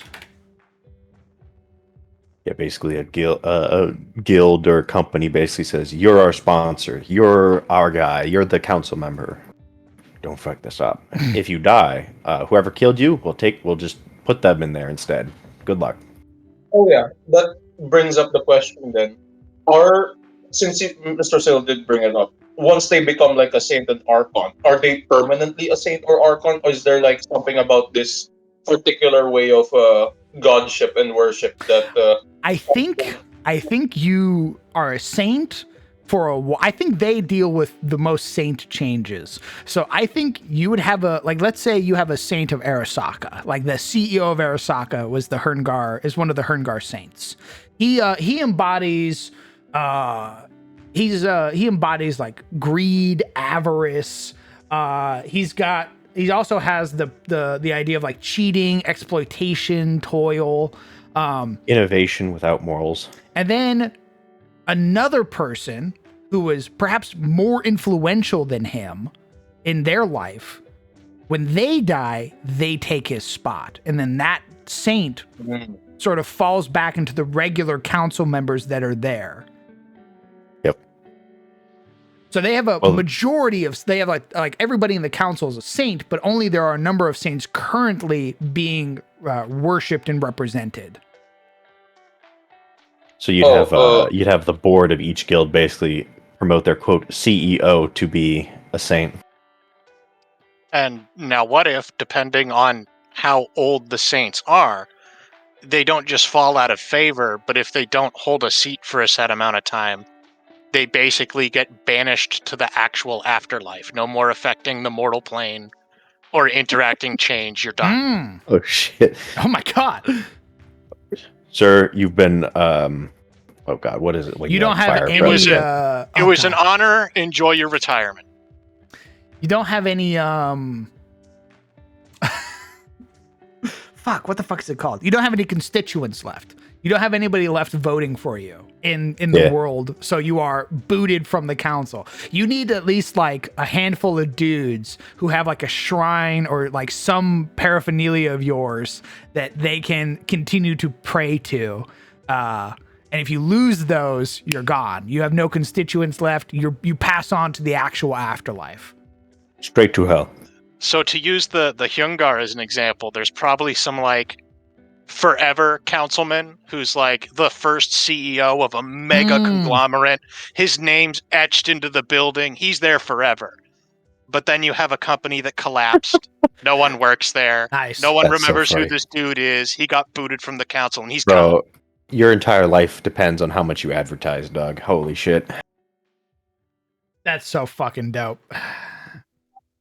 Wait, another question. So this type of system, right? If there is a moment wherein the entire council is now all say Hyungar, right? Does that affect like the Circmere as well? Yes. Does it become like no, in the sense that I forgot this one thing. There was this plot point that I saw wherein if they had control over one thing, it kind of overwrites the beings of the others, right? So if it's a whole Hyungar council, that means their god is technically a Hyungar god now. Does that basically overwrite any sort of a sentiment of the Circmere? I don't think the god has sentiment or anything. I think the council shouldn't really even be human. It's this entity that just does whatever the laws dictate. Yeah. So when you put in a law, it's gonna do that to the letter. It's going to make demons that law, and those demons will enforce the law that they now embody. So, and I agree with Element that if you kill that demon, the law no longer exists. That's great. That's funny. I would think that if you have a Herngar majority, what's going to happen is that the Herngar are going to be able to pass more and more laws that favor them. So they're going to... No, I mean... They're going to fucking... God, what the fuck is that called? When you split up a state into like tiny sections in an attempt to like push voters out or make it harder for yeah, gerrymandering. Gerrymandering, yeah. So you're gonna get like a lot more like Herngar gerrymandering, and like a lot more Herngar laws are gonna get passed. So like, maybe they raise the value of slaves and now that's the law, or they raise like they reduce the conditions of how slaves are meant to be treated. Maybe but they can't outlaw slaves completely. Correct. Because the minute they do that, the Hungar will immediately basically weaponize against that law and kill it dead. Yeah, they will. Anytime a demon rolls up and says slavery is now abolished, they go, Yeah, they're willing to sacrifice enough to kill that demon, basically. Wait, no. The question that I was asking is if what do you call this? It's not a majority; it's a totality. Like it's all a Hyungar, council now. Yeah. Does that mean the Circmere are like, what do you call this? They're godless. They're quote unquote godless now. No, they're not godless. They still No, worship that's the thing. Abadar. Yeah, they would worship the Circmere, the order aligned ones, right? Yeah. The good ones. If all of their representatives or councils, what they're gonna be like? Okay, we're worshiping a quote unquote evil god now because all of the things there are Oh, like aligned towards. everyone turns Herngar, basically, if Herngar are full Yeah. council? No, I don't think that would be. I don't think that's how they think. I think they think the god serves them, basically. Correct. And if it's all Herngar council, then the Surtmere are going to do everything they can to basically get the god on their side. We'll get That's him where next time, Surtmere. lads. That's where Yeah. Surtmere start lobbying. They start Correct. they start filibustering. Like they just roll in, and now no law can be passed because they have a dude who's Yep. going to stand there for 9 hours. They Basically, start making unions in Herngar guilds so that like the working class stops working and the Surtmere are having troubles. Like they basically will they'll probably appeal to like the working class and until it hits like Herngar budget so much that they're like, fine, we'll let you back on. Wait. So another question then. So if let's say, couldn't there be like a reason why they're always at war, or they're always like trying to kill each other, the Circmere and the Hyungar? It's because if all of the Circmere are dead, that means Hyungar, like there's a paradigm shift in their like all personhoods. Like it's like a I don't fight think for they their want to. being. I don't. So here's the thing. I think there might be some Herngar and some Surtmere that believe if you just kill the other one, you win. I think a majority probably don't think like that, though. I think the Underdark is too dangerous for you to try to kill off half your population. Correct. I think it's more they'd probably try to capture you instead and try to like bring you into the fold. That's probably a big thing for them.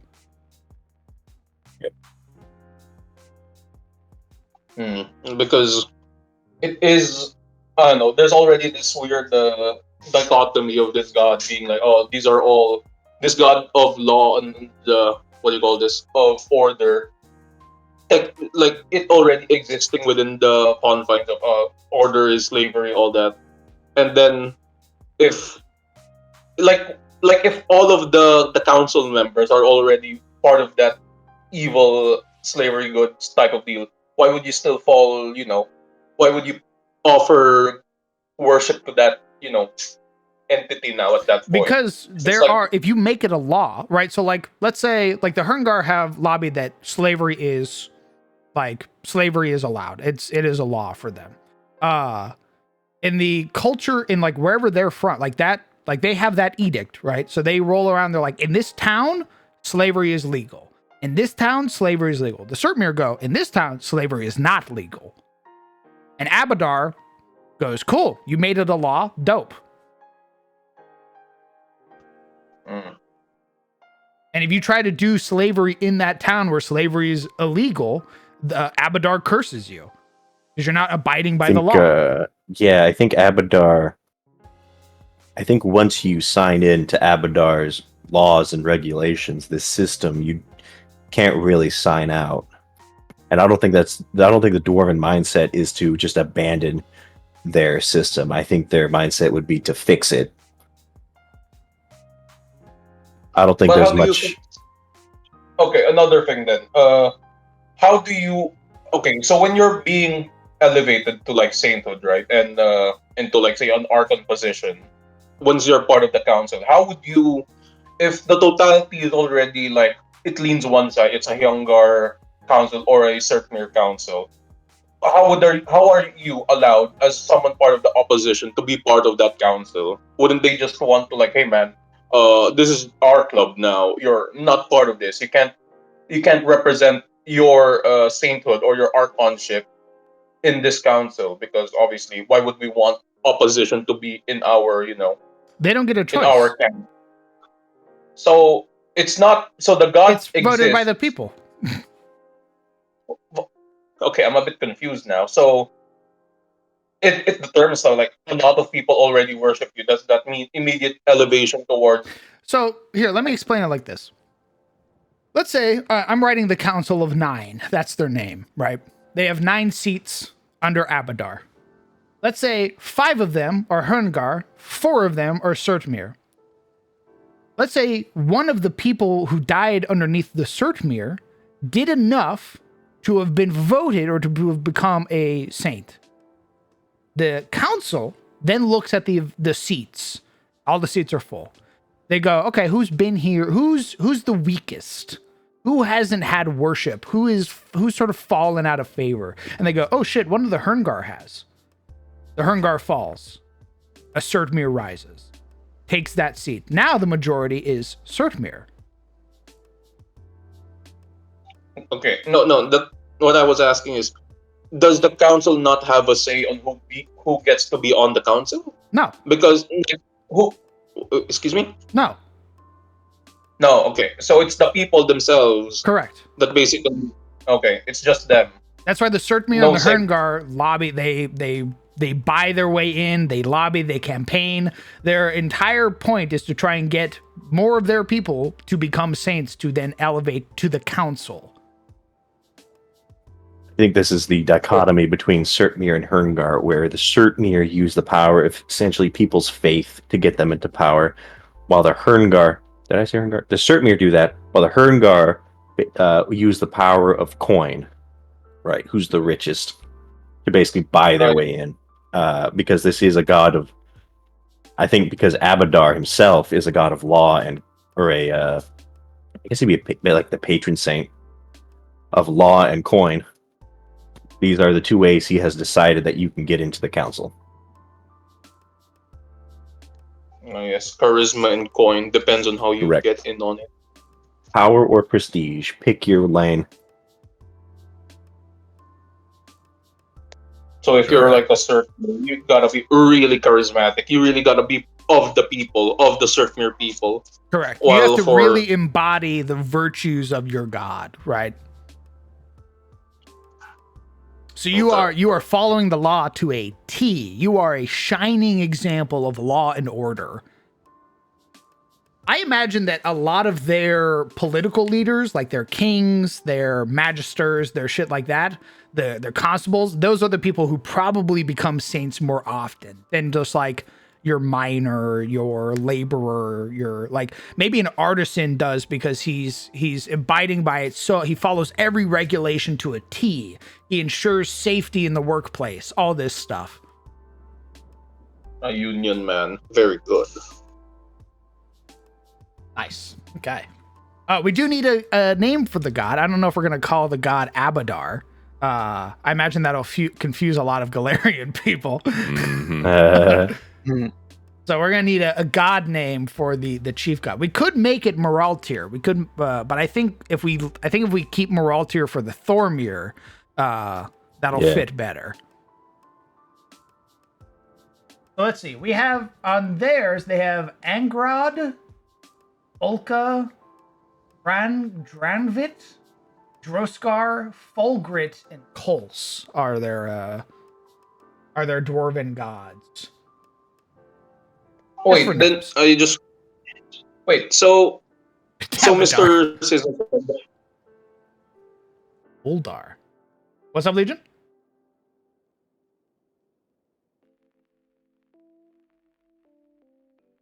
He died. Uh-oh. No. Sounds like he died, actually. Oh. hello. Oh. Am I back? Hello. Hello. He's alive. Back. It's a miracle. Wait, then didn't Mr. Sizzle say that basically the system itself is the god, the law system, the amphitheater, as of then the No. the others So don't. they are the council. They are his saints. Yeah, the god council, is so we're still the making god. it simple. Oh, okay. The god's the one who enacts the will. So the saints, just like anything, a god might try to pass something, and then the president might try to pass something, and then the house goes and they vote against it, right? Okay. But in this case, the god is the one who enacts the will of the council. So the council has to basically vote, and then the god will make it so. Wait, quick question. Then is this god what do you call this? Are they Volinar or Erinar? Or are they like one of the first gods like struck down right in the middle They would be Aranar. I had it that the Allfather basically watched this ascension and went, "Make it so." Okay. Another thing. Sorry. I think. See, I like the god being in like the actual physical place, but I don't know if Crown wants to do that. That's my I shtick. actually think that it does. I do like what Sizzle said about it being like a physical location instead of like a person. It does make it interesting that this is literally the people who decides the status and the beliefs of this entity. But if what you say, the thing, Crown, like it is one god, how does the other Erenar gods like look upon this entity then, being I don't know, man. somewhat that allowing? Oh, We haven't got there yet. Yeah, we haven't got there. You're jumping ahead. You're 14 oh, chapters okay. in. Okay. I'm We're still getting a name. sorry. Different brain. Making it a person or a place, huh? Yeah, like the eye of like Sauron's tower, is like an embodiment of Sauron, right? Or like this old like AI facility, right? That might have turned basically sentient and has since become a god because this is where they basically set up their legislation or something like that. I like the idea of a building or place being itself a godlike entity, larger than any individual is literally the building that they are in. But, people worship the literal earth they stand on too. So, gods can be anything more than just a person. I guess we'd need to rewrite how gods work then. Wait. Because I didn't have it. Hold on. I didn't have it initially that faith was something that would elevate a person. That's fair. Maybe this is maybe this isn't technically Aranar gods. Maybe this is like old tech that has like Whoa. like Allfather's age tech that has the power of a god. It, like the you were talking about the Warhammer story where the ship shows up and it's like you're all children, you're babies. I feel like it'd be I would pose it as a similar way where this is an entity of godlike power, but not itself classified as a god. But if you're a Surtmir or a Herngar, or basically any mortal, there's no difference in power level here. They're basically like a Voton then, like the Voton things. Yeah, since Votons aren't necessarily gods, they're just super old AI that has everything. Yeah. But if we want to keep it person, if we want to keep it Aranar versus Volinar, keep it Shrimple. What if we had a different name? Okay, so I'm thinking, because I used to have it that you would have chief deities, right? You would have greater gods, and those were the children of the Allfather. And then there were gods who came after. And I initially had it a long time ago when I first wrote Adis that belief, if strong enough, could actually elevate a person. And that's how Saren came to be. When the first war happened, enough people witnessed death that they believed in it so hard, like something that they had never seen before. They basically had elevated a person to godhood through that. And it was super shocking to the Allfather because the Allfather didn't know that could happen. Fuck. What it? Go on. Sorry. What if heaven is the reason you pay to get into heaven is because heaven, this machine basically uses the power of souls to empower itself, and by giving their souls to this thing, they basically get sent to virtual land in the afterlife. Oh fuck! And that's how it's gaining its godlike ability through quote faith. Is that it's using the souls of the dead. I think so I think at that point you would get some problems. Ooh. Because Saren would have a big problem with you just gobbling up souls. Oh man. What if it's a god that was slain at some point, and the remainder of Mm. their essence inhabit the building? Oh. Like they just lack the ability to fully, form Oh themselves. shit. Okay. Or Brain. what if to make this like the whole pantheon thing, right? What if we have this like the original person on the council who like now becomes the building was Moraltir's son. Ooh. Maybe his death is what led to the schism between the Surtmere and the Herngar. And in order to keep his people alive, he said, "No, I am now the law." Yeah, he died through some tragic means, probably assassination or something Julius like that. Caesar moment. Yeah, overrun by the council, and he said, "No, like I will be the final word of the law." So I'm getting goosebumps. Moraltir's son, leading this council of dwarves, dies. His power, the belief in him, so strong that he embodies this building now, this court, this place of law, and now.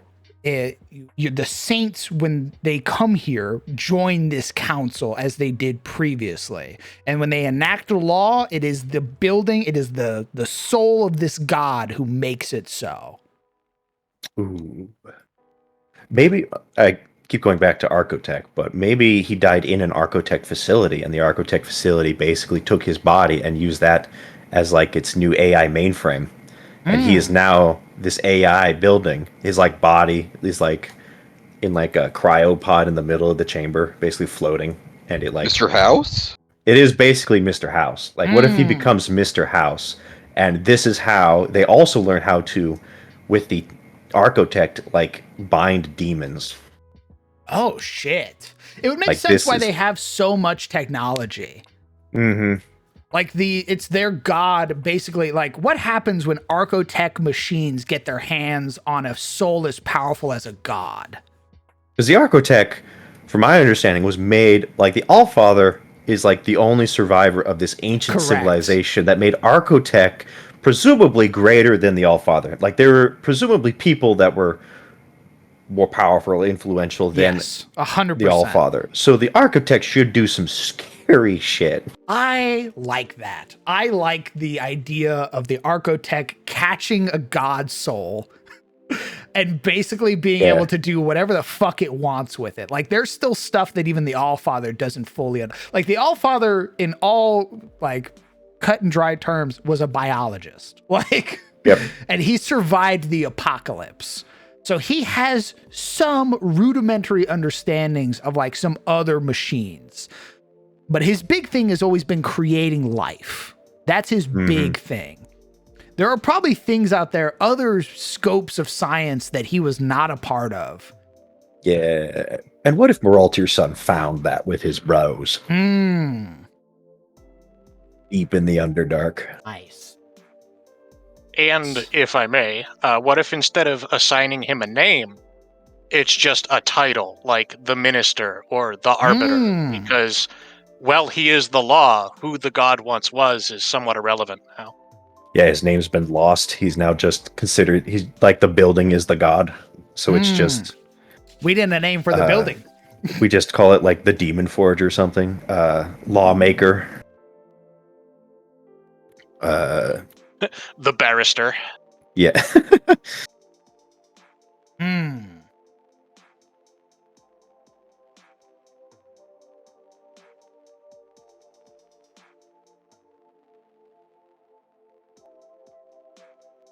Oh, maybe they were like, they used to be dwarfs that were basically, like Moraltir's son was super into basically uncovering this tech. And so, but Moraltir always like counseled him to be careful. So he always had he and his companions had like a very strict set of code to follow by.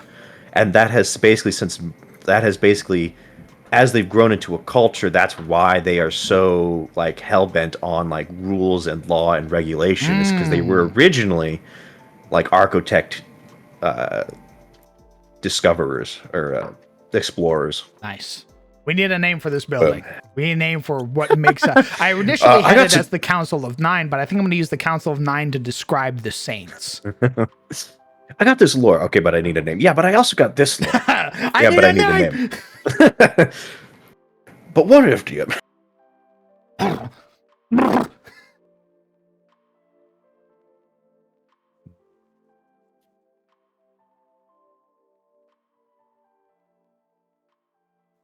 I'm not calling it Element, brother. You have heard us fucking cooking nonstop. There it is. There's the funny You've guy been name. hearing us cook nonstop for the last 40 The minutes. funny name. And your fucking answer is What is like a Nordic? What is the name for a Nordic? Like their town hall. What's it I'm called? trying to figure out what an amphitheater would be, but apparently they didn't have a word for it. Ooh. Like the moot, I think. Is that what it's called? Platinum Crypt. Huh. I don't know if I want. I don't want it. I don't want it to signify like a resting place. This should have some like feeling of law and order to it. Do we want it to be like with a? Because I know you like to use like Norse sounding names. Do we want it to be Norse sounding, or do we want it to be like a title, like the thing of thing? The judiciary. I guess What that's fair. flavor Do we want it to be like the Tower of X, or do we want it to be like the Arbiter type shit? That's a good point. Yeah. Because I found a hella good word called Dvergatal, which means the catalogue of dwarves. From the Old Norse poem Voluspa. Ooh, maybe that's how they keep their. Maybe that's like Dvergatal is the ritual for like newborns to basically be logged under this god's Could also be citizenship. the process of somebody attaining a spot in the council. The act of Dvergatal. Council just has this massive book. Yeah. Can you send that It word to me? records all It's, who have in been the chat, I'll born send it and to you. shall be born. I'll give you a link to the page that I found it from as well. Excellent. I All have my have been sources. born and shall be born. The Book of Grudges. No. That's a separate book. Dowry. We keep that book over here. That's probably the Book of Grudges is honestly probably a Thormir thing because I already have them using a lot of Warhammer terminology, like helping the Dawi and stuff, or helping the fucking whatever the human word was. Yeah. Ooh, so one of the things that I'm like, okay, so how do they keep this thing? How do they keep from like just writing in, kill all the Hungar, smile, because some idiot walked in and they're like, that should be like a good idea. What if there's like, if a law solidifies or lasts long enough, the demon basically is so powerful that they don't consider it basically able to be beaten, or maybe something happens to it. There's like another stage of law, and we call that an axiom. Axiom. Yeah, like a base set of rules for lawmaking that neither side can like you can't put into law the genocide of any particular like faction of anyone within the city. Like you can't condone straight up just murder, for instance. Like things that are built within the system that you can't. If you attempt to overwrite, you'll get blapped. The very foundation of the laws by which all other laws are made. These are set rules in place by the system that cannot be overridden. Yeah. So we have the Dvergatal, which is the process by which a saint or archon rises to the seat of power within the council. Then we have the axiom, which is the very foundation of the laws by which all other laws are made. Mm-hmm.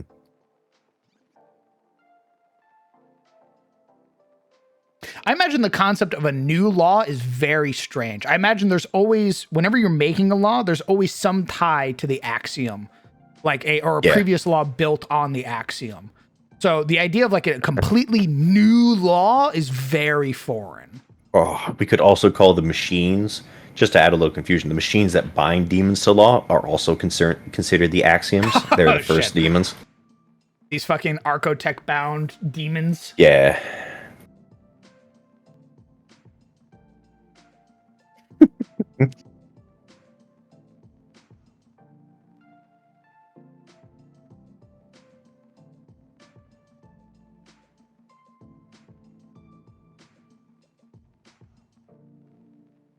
But anyway, we need a name.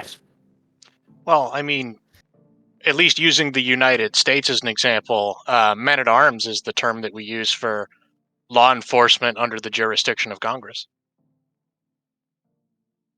I think they'll have many names. Mhm.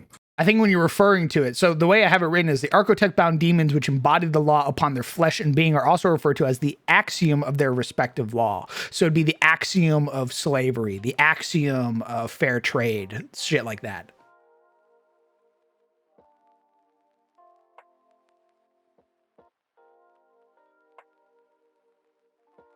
It cost them dearly. Don't worry, we'll get into the elf stuff too, because I want to write Veridas's very weird system that she has.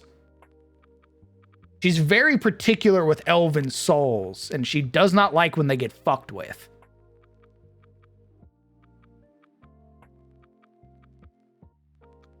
In fact, this is also structured is actually kind of terrifying. But I think because Legion brought up at one point like what to do if one side has a majority over the other. Mhm. I think kind of it's almost like a self-solving problem because the councilmen get their power from being worshipped. But if one side has control for long enough and people just start taking it for granted that the god's going to do what they want, general apathy would erode their power. Oh no. Because, I mean, wouldn't people just kind of stop praying to their councilmen if they assume that they're going to get what they want? Oh, that's really fucking big, actually. That's this is getting too real. We're gonna have like CNN and Fox just showing up to to cause people to get angry all the time. We've reinvented modern modern news. Yeah. Nice. We still needed a name. Yeah. I'm gonna order some food real quick, but we still need a name. Do we want it to be like poetic or do we want it to be kind of general? Because I mean, you could just call it the ministry or like parliament or something. I wanted to have a little bit of flavor, just a little spice. We're looking for something with gravitas. The board. The board. We said gravitas. I'm gonna order some food real quick because I am hungry. But we've been cooking. This is great.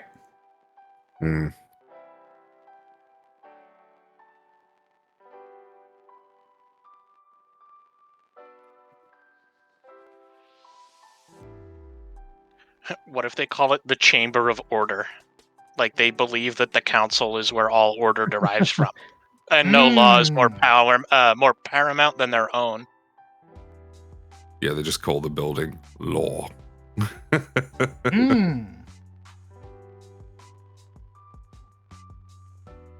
Law will set you straight. People are like, yeah, that's what it's for, and they're like, you don't understand. No. Pats you on the shoulder. Let me introduce you to the real law. Slaps manacles on wrists. We're Wait. in charge now.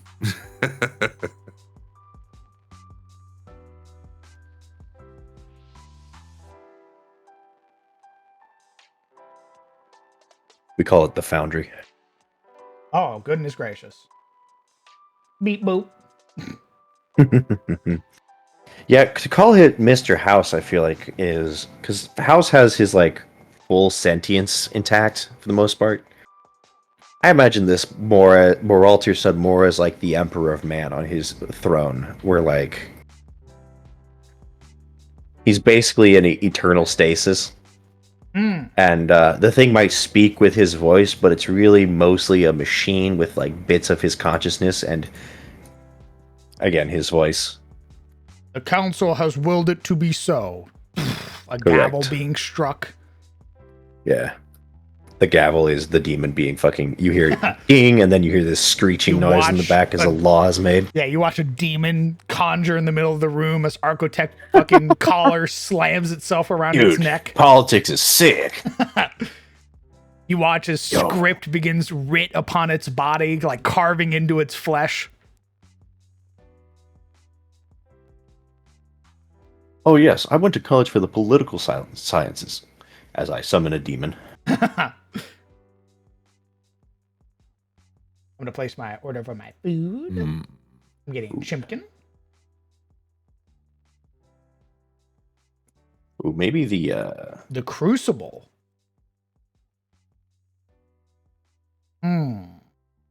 Crucible feels almost gladiatorial a little.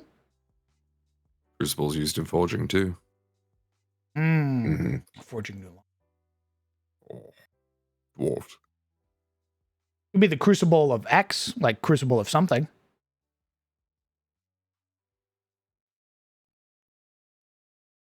I am the Senate.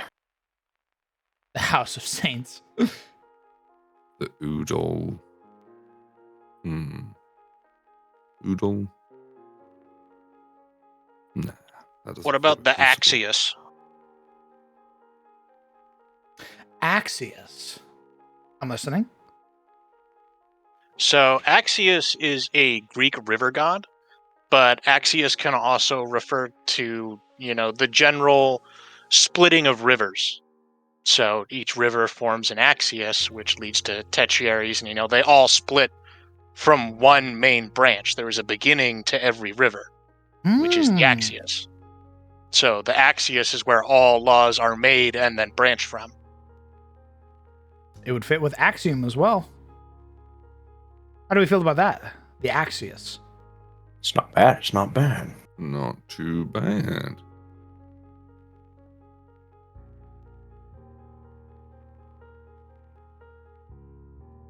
Is it with a U or O?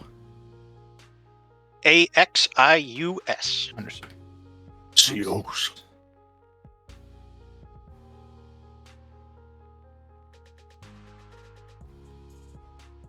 My good sirs, I do believe we're cooking. This is highly Jolly based. good.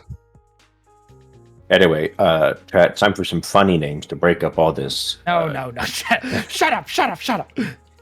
What if we called it Dogecoin? What if we called it the Federal Reserve? Call it the short stacks. Oh, no. The Axios or the Axios Crucible? The little steps. The House of Axios. Themis, based off the Greek god of law. I like Axios. I think we could either act the Axios or we work with the Axios as something else, like add on to it or something. But I think the Axios is very fitting with Axiom and the Virgatal.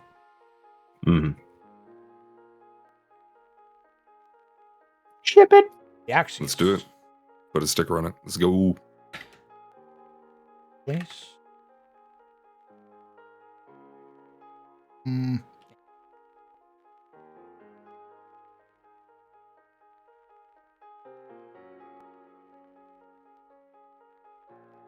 Splitting.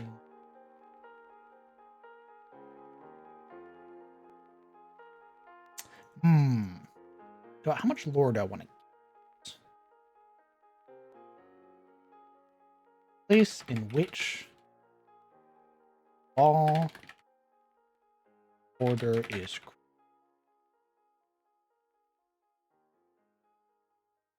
created.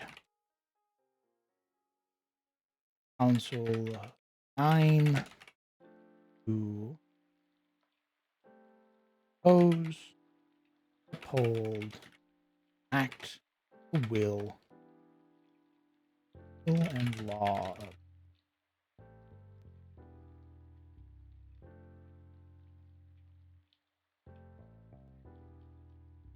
here.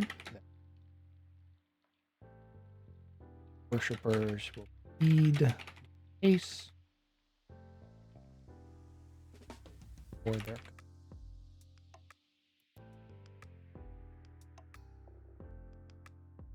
all right, how do we tie fuck? We've made all this really cool. How the fuck do we tie this into you needing money to for like the afterlife? Ooh. What? Like, this is really dope. but we have completely moved away from the idea of the Herngar needing coins to buy their way into their afterlife. You got to put money in the. It's like when you die, you get sent to the Axios, and there's like a little like coin slot machine in order to enter heaven. Is that cool to you? Yeah, That's cool to you? It's like playing Pac-Man. You just slot it in, and it's like welcome to heaven, and it's like boop boop boop boop boop boop. Smile.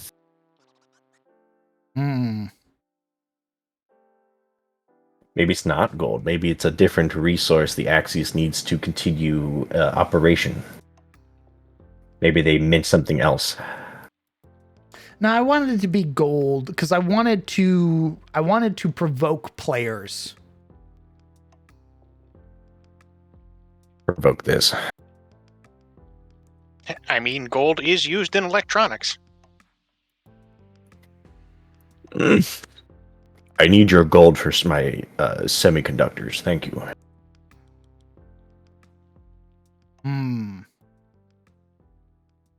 Perhaps that's one of the perhaps that's one of the laws that was made, one of the oldest laws that they created. And so now it's just enforced that you need a certain amount of coin in order for your soul to basically rest within the Axios.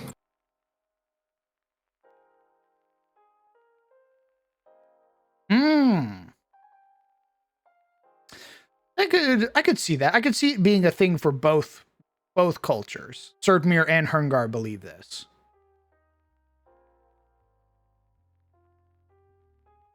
Maybe this is something that Herngar put in as a rule when they had majority, as a way to put fear into the certain. It was a political move.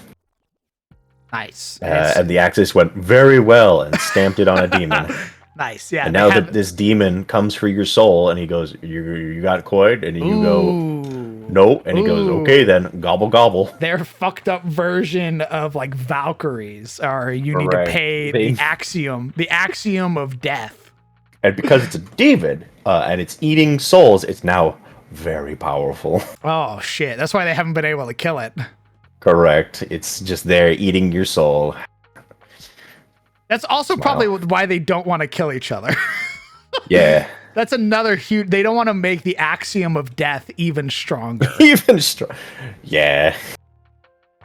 Like the axiom of death is bound to the Axios. It can't wander off. But I imagine at this point it's as strong as like Tree Razor or some shit like that. Yeah, it's theoretically big. You could kill it, but not really. It'd be some level 20 adventurers going in to change their entire society. You would change their culture forever, dog. We're free. I like that. Now we basically become a demigod at this point. Yeah, now that's probably a named demon law you gotta come up with. What about Garm or Garm? It's a wolf or dog associated with both Hell and Ragnarok, and is described as a blood-stained guardian of Hell's Gate. It could also be just named after the law. We could just call it Tithe. Yeah, touche. It's a good show. Name it after the law. I like it being a big fucking wolf, though. I'm a big fan of that stuff. I love dogs. Wiggles eyebrows. Hey. The axiom of Tithe. You could call it Bayless, which comes from bailiff, a court officer. I would want their name to fit with the law associated with them. So I don't think they'd I think they might have had a name previously, but once they were bound by the Axios, they sort of were stripped of that. When slain in combat, dying of old age, or simply passing on into the Axios, a Herngar and Surdmere both. Surdmere must have number of coins on their person. A axiom of tithe, or safe passage of their soul. This came about. Herngar possessed a majority Council of 9. Oh my god. Such axiom grown so strong. Come mented. If somebody gets exiled from Herngar or certainly your society, basically this empire, the Axios stamps a little like, oh god, what are they? A closet, and that's your basically right of you are, you no longer participate in the law system, so you have this closet with your law stamped on it forever. You're welcome. Oh shit. I mean, yeah, I mean that sounds very fitting with like what Abadar does. Like if one of his curses is like if you're a thief or you break the law, you get branded. So being exiled, you have a little closet following around who was like, he's a shithead. You get your little exile closet. The paper. It's like stamped on their back. What's up, dude? So this entity that you guys are talking about, this is a demon, right? Abyssal? What is? That they bound to this axiom of Dive. Oh yeah, it's a demon. Yeah. So, so does that mean they're on the shit list of Maltoris? Since they're joining, they're extremely quote unquote joining. Yeah, I don't imagine Maltoris likes the Axios. Then again, Maltoris should not like a lot of things on Adis. What are they going to do about it, huh? But isn't there like some sort of pact where you're like, hey man, we'll help you with these quote unquote demons. So why are you in collusion with them? It happens. Okay. It's not like there's an answer for everything. Like it's not like, again, the Allfather's missing, right? So it's sort of bedlam right now. Yeah, and that's like an alliance with the Aranar, not like all of Adis as a whole. Correct. No, that's the thing. This is a god, right? This is an Aranar, quote unquote Aranar god, or I might have missed some stuff. It's a machine that basically ate an Aranar. Or at least the son of an Aranar, I guess. I don't know. How does an Eidolon become more powerful? It possesses a knowledge and power that the Allfather basically had to approve it. Like, he couldn't say no to it because it possessed technology he didn't understand. And he didn't know what the ramifications would be of telling it no. I wish to enter your laws of the Aranar. And he goes, what? Yes. Saying no will mean I could do whatever I want. Huh? Because you have denied me your set of statutes, so I will guide myself by my own set of rules. Yeah, so the Allfather, I think we'll go back to what I had previously written is that enough faith can elevate a person. I'm talking a lot of faith. And I think I'll rewrite Saren's ascension as well, because when Saren ascended for the first time, she introduced winter, because winter wasn't a thing. And the whole idea of like dying cold and alone sort of brought about winter's presence. Oof. How does one become an Eidolon or an icon? An icon? Icons were what I had moved around. So it used to be faith is what elevated you, right? But now I think we'll have to probably rewrite icons as well, because that's what I had made was the faith-based system was icons is what you would become. You wouldn't be as powerful as like a demigod or anything like that, but with enough faith and enough worship, you could elevate yourself to being an icon. And icons are like lesser deities. They're so you can never surpass. Deities. So you can never reach Aranar level through just faith. You would just be stuck at icon. I think if you were cool enough, I think an Aranar might be able to like pluck you up and to bring you into their fold, so to speak. I like the idea that this thing was basically content to be an icon until the Allfather saw it and went, "Oh, that's dangerous." But realizing that this thing basically operates on a strict set of rules, enrolled it into the Aranar as a way to basically keep it within their That sounds exactly like what he'd do. Because he is an Odin motherfucker. So yeah, because if he's afraid of you, he banishes you, type deal. That's what he Yeah. did with Lashara. Lashara was such a powerful sorcerer. She had so much control over the current. He was like, "You're fucking scary," and banished her away, type deal. Basically locked her away.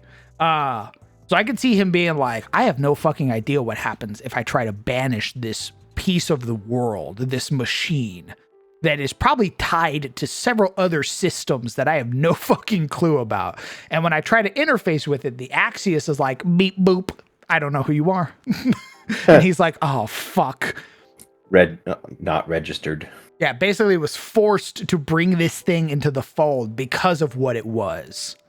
And thankfully, it embodies such a powerful will, and it belonged to one of his own creations. It was like the creation of one of his own creations. He was like, "Okay, I'm much more willing to bring this thing into the fold because it's something I'm familiar with." And maybe, just maybe, at some point the Allfather learned more about the Axis and learned maybe at certain points he could sway it.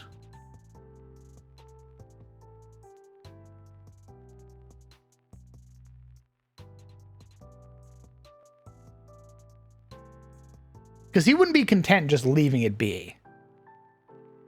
He would want eventually to learn either, maybe not the workings of the Axios, but workings of the machine. And be like, "Oh, there's a machine that can capture souls. My, oh my, oh my. Ooh. Do tell me more." And then it ate the Allfather. That's why he's gone. Oh! "You shall be a law," stamps on his forehead. Dunk. Fucking collar slides in. Nice. The Axios, the place in which law and order is created, decided by the Council of Nine, who propose, uphold, and enact the will and law of their people. It's here that worshippers will plead their case before their god, in an attempt to create new laws based off previous axioms.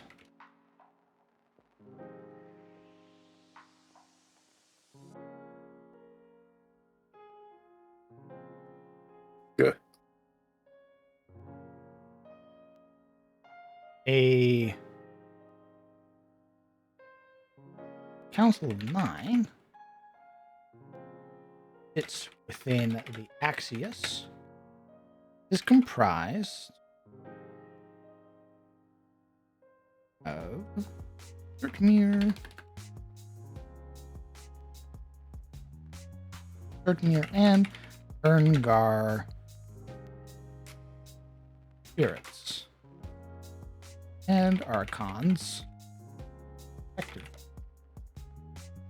Actually, I think they'd just be saints because it's an Aranar god, so no archons.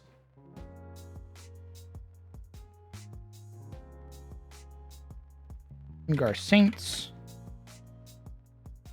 who enter the council through differing means. Surtmere in their life embody the virtues of the Axios, attempting to live a life of law and order, but also earning the favor of their kin,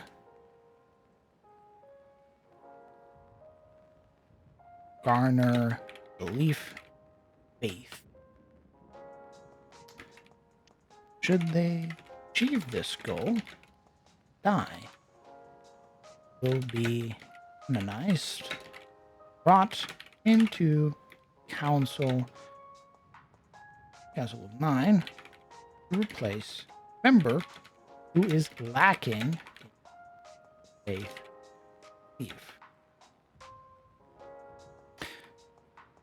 Erngar and believe that work and coin makes you eligible for a seat council. They will elevate members of their guilds, corporations, sit as figurehead, lavishing them money and wealth that they die. They can buy themselves seat council.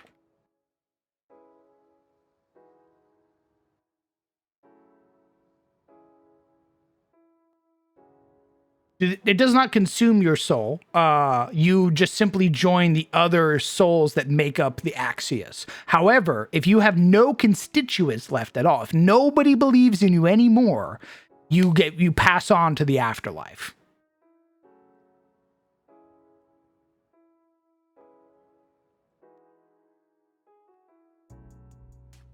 I just thought of something kind of funny. What's up? So what if the peanut gallery is Sertmir and Hirngar saying, referring to people who don't have enough authority to be on the council, but not too few to be removed. So they're just there in the halls. Giving opinions, but without any authority to enact them. That's basically what the peanut gallery would be. Would be like people in the amphitheater basically shouting opinions. I mean, the Axios would technically work as a form of limbo, but eventually you will move on to the afterlife.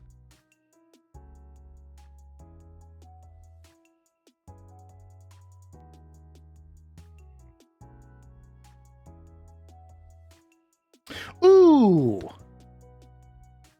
I mean, what if you get a choice? So, when you die, you could either join the procession, the lawmakers there, who basically watch as law is made, or you get reborn in the Axios Crucible. Oh. You're the demon now. Congratulations. No, not made into a demon. You get made into a new dwarf. Oh. Oh my god, what if they have like fucking iron, like the adamantine golem motherfuckers are just reincarnated dwarves. Beep boop, motherfucker. Stand aside. Wait, I think I wasn't present in most, but is this for all dwarves now, or is this still just for... This is for the Herngar and the Sertmir. The Thormir dwarves are going to have, I think it's going to be, so we're going to have the Sertmir and the Herngar, and then we're going to make the Thormir and then whatever their chaotic equivalent is. And they're going to have Maraltir as their god. And then there is the Hilmir and then whatever their chaotic equivalent is, which have their own god. Oh, fuck. What if they make Warforged? God, stop! What if they make Warforged, though? Think about it. What if you get reincarnated in a funny robot suit? Fucking Warforged. What if Warforged...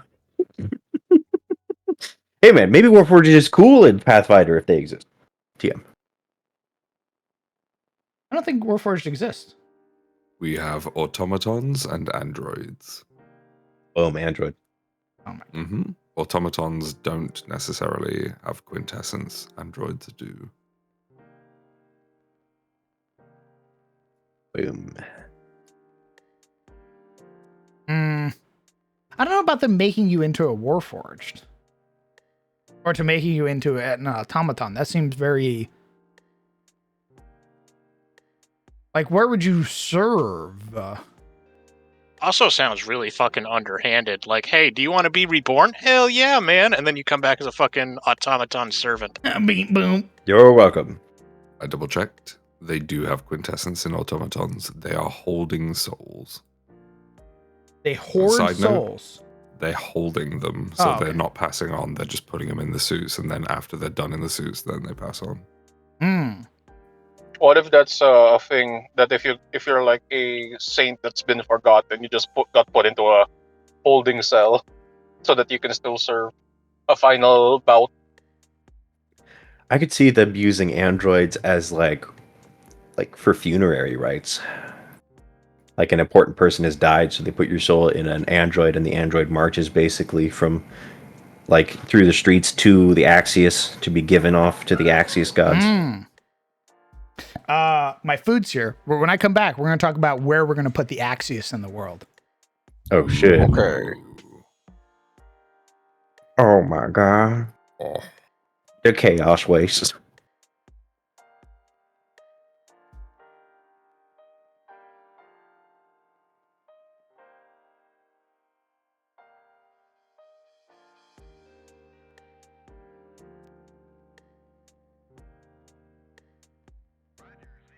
I gotta piss. Go piss then.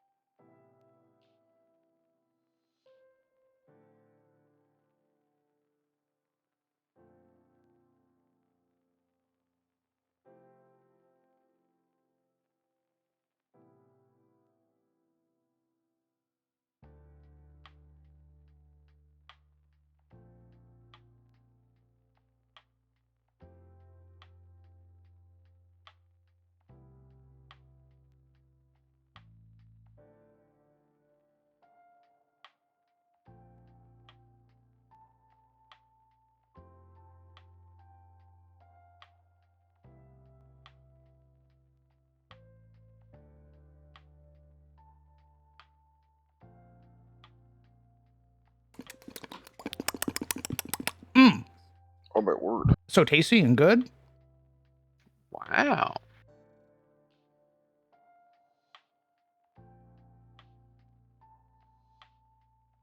What'd you get? Chicken. Nice. Oh, chunkin. Chicken's real good. It's good every time I get it.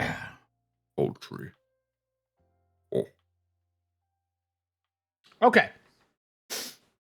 Where in the fuck are we putting the Axios? extraplanar or in the universe? Hmm. Well, technically, if it's in the world below, or the Underdark or the Darklands, it is already extraplanar because going down there is going to a different plane of existence. And it would be underground. Indeed. Hmm. How much do we know about locations down there already? Are there any major cities or capitals or anything like that? Or maybe we make one? I haven't had any campaigns delve into the world below yet. It's only really been mentioned in passing. What about that Hmm. in-between place between going to the Underdark and the surface world? Beg your pardon? So that why not? How about the in-between place between the Underdark and the surface world? The Sea of Stars. Yeah, like the transitionary area there, so that it bridges both the You can't really get into that. So at least not normally. well, yeah. Would you normally be able to go to this place? I think it'd be cool if it existed. No, Like no, it- yeah, A place I could walk up to. So here's a thought. I had brought up, I think, last stream. What if there was a city where the Hyungar and the Sutmir like coexisted? Uh-huh. What if that city is where the Axios is, and the reason they coexist is because they can't fight each other within that city.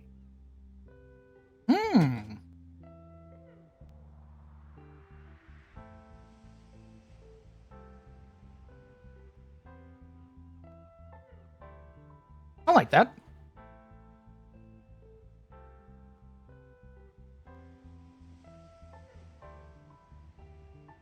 Could even say it's like a really ancient city from before the two cultures diverged.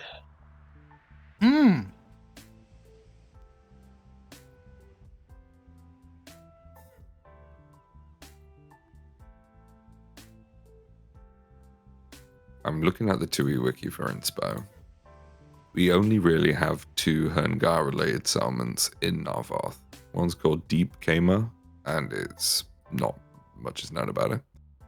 And the other is Hagagraph, which is the capital city of the Herngar. Might be worth a look.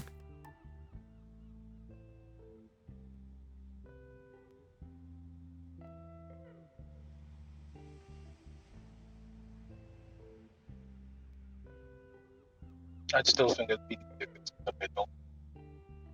Oh, is this place accessible to all, not just younger and certain?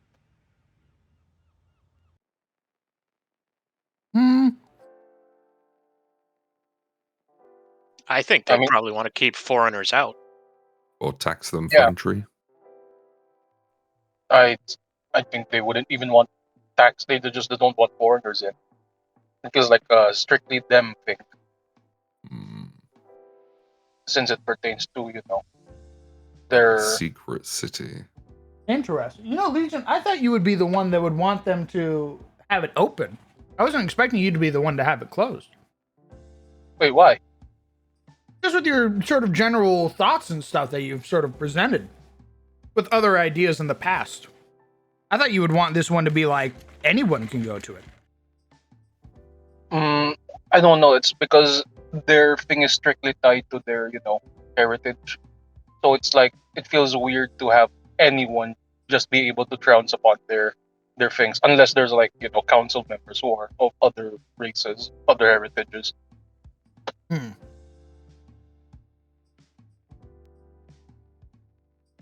Well, we'd want it to. I mean, we'd want adventurers to go there eventually, wouldn't we? Adventure setting. I think Oh. that should be highly conditional as to if adventurers can even get in or not. I do believe that there should be some prereqs before you can even enter the city. Like, I don't think anybody should be able to just trounce on in, but I think people should be able to if they follow, certain edicts and certain rules and stuff like that. Maybe if they have a sponsor. They need a Would be a good way of doing sponsor. See, I know not all DMs like to do this, but I would actually probably lock it out unless you have a certain year or a young guard in your party. Same. I like that too. I like the idea of needing a sponsor. Mr. Rodman. Sorry. Oh, it's all right. I like the idea of them either needing a sponsor or you need a Surtmere or Herngar in your party.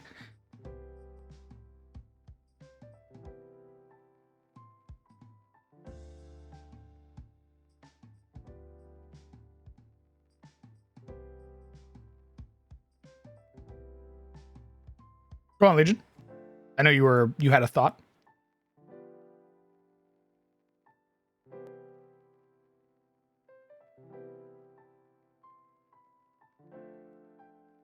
Uh-oh.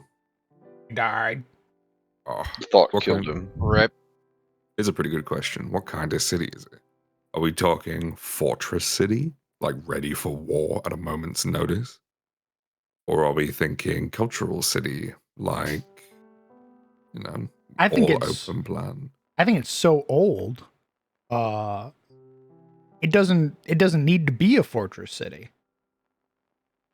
It's just like a ruin.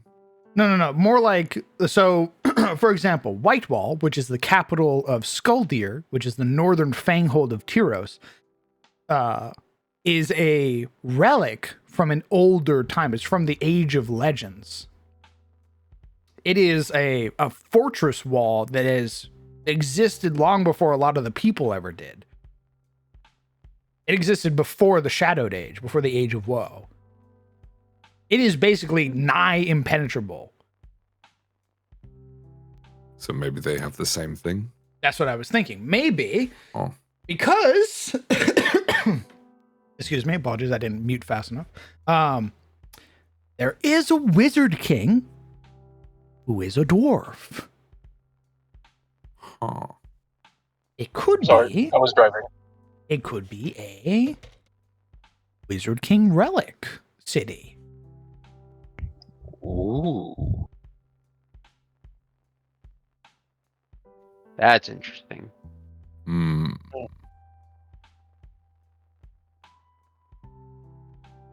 What's up, Legion? Sorry, driving again. This man can't stop driving. God. Do we want to lean into the tropes of dwarves for the sort of construction of the place? Is it like, did this wizard king have his own forge that is just the size of a city that people have built in? He is known as the Wizard King of Transmutation. Ah, so the stone's just transmuted on the maybe it's like a big bubble just sat in stone under the ground, and the bubble has been transmuted to be, I don't know, adamantine. Just 10 feet thick adamantine. I like that. Yeah, zero debate whether or not you're going to crack it. Hardness infinity, break value infinity. I mean, I'll double check, but I'm pretty sure adamantine will do the trick. Okay, I'm stop driving. Okay. Why do you drive so much, brother? You drive every single time you're in here. You're driving cars. I'm my parents' errand person. Ah, Yeah. They asked me to drive around a lot. I see. But so okay. Dang, I lost my train of thought now. Fuck. Sorry about The whole I mean, to go back to the location bit. Sorry to bring that back there if you've already agreed on something. But so in World of Warcraft, right? in Shadowlands. You know, the whole Ice Crown Citadel is basically connected to, like, it's like a focal point. It's like a prong that directly connects it towards the other side. Maybe that's like the sort of thing that it has. Like any other else, when you go from the Underdark to the surface world, it's like, okay, you just zip by. You don't see the transitory area in between. But specifically this Axios location, it's the only like it's the only place that allows you to reside in there, and to add on to the Wizard King.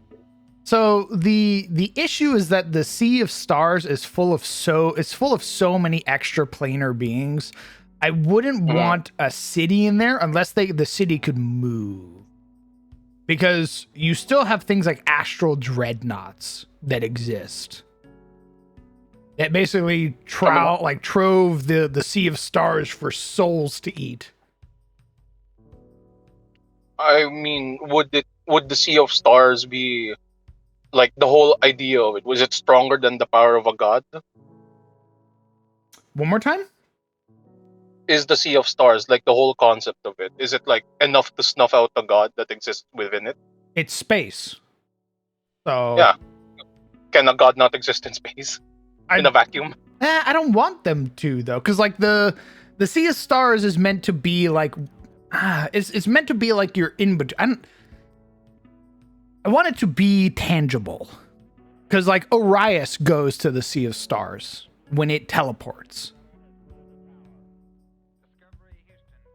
and it doesn't stay there long because of the threats that are there. Because now you're exposed to everything.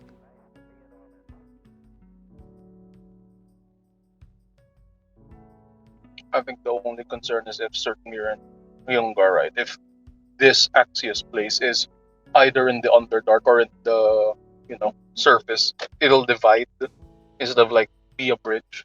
Since it seems like this area is a bridge now between the two distinct ideologies and people. Well, I mean, Certmir live underground as well. Like they both reside in the world below.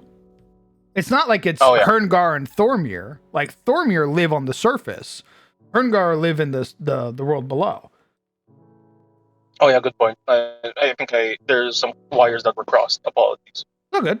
Yeah, man, they both reside down there, which is why I would want them to be able to. They both can go there, type deal. Now, if it was like Hilmir and Herngar, then we'd have a big fucking problem, and they'd probably put it in the in between.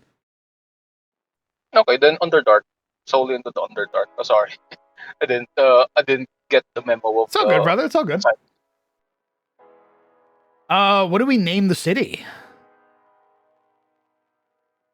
The city around the Axios. What do we know about the wizard? I could read you his little blurb. Let's do it. Would he pull a Geb and name it after himself? No. He was one of the ones that felt. He's one of the ones that felt regret for what the Wizard Kings did. The Wizard King Thorvar, first of his name, sovereign ruler of Thimlothland and the Heavenly Mountains, protector of the realm and defender of humanity, master of the arcane arts, transmutation, the unbreakable, and the hero of dwarven kind. He wields the Ring of Darkness. What if the Heavenly Mountains, I assume the Heavenly Mountains already have law. They exist in the east. What if he made a mountain underground? Hmm. And that's the city. Hmm. His like home city, so to speak. Mm-hmm. This is my mountain that I made with my own two hands. Nice. Yeah, level magic. I love the idea of you traveling to the world below, and there are still like these massive mountains. Mm-hmm. You can still see the roof. Maybe not even. Maybe it's like out of rendering distance. And there's like weather biomes. There's clouds and shit up there, and you're like, how? We are underground. But you have like rain underneath the ground. Mm. Yeah, I mean, it is its own world, so it should have its own weird, funky ecosystem and stuff. Nice. What the fuck did we call the mountain then? The High King's Throne. That's fitting as a title, but I want a name. Like So something the High King's Throne. Well, here's the thing, right? Because we got to consider the history here. This city's going to be here for a hot minute. Did it have an original name that has changed and then been simplified by the locals? Does it have like a religious name that has stayed the same the entire time? In which case, do we understand its true meaning? You know, we got to consider like what's the history of the name here. Has it ever been taken over by another settler? If that's the case, what did they name it? And then if we retook it, what did we change it to? We got to consider what this city's been through in order to name it. There it was a period of time. There was a period of time during the Shadowed Age where Rendavi took over the mountain.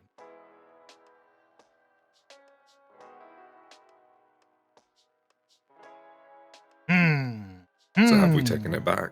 I would assume so. If this We is took our it religious back. side. So did we rename it into something like Second Chance or something akin to that sort of line of or something like to spite the Windave? Did we like change the name that they gave it and twist it into something out of spite? You know? Or did their name stick? Who I knows? think they would definitely want to change it. So the Rendavi in my setting, the goblins are born from dwarves.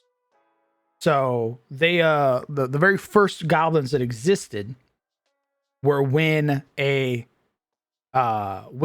dragon known as Alranok the Evergaunt died on top of a mountain hold and basically drowned the mountain hold in his blood. And his blood transformed the dwarven defenders into goblins. And when his blood seeped into the roots of the mountains and poisoned the land, it also corrupted the humans, who became the hobgoblins, and it corrupted the elves, who became the bugbear. That was going to be my question. Did you ever decide where Goblinok is? I did not. What if this is Goblinok?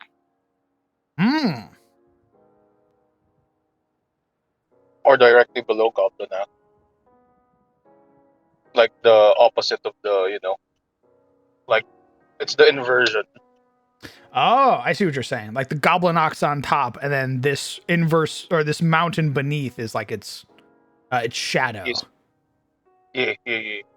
So that's how the goblins directly, attacked it afterwards. Oh, dude.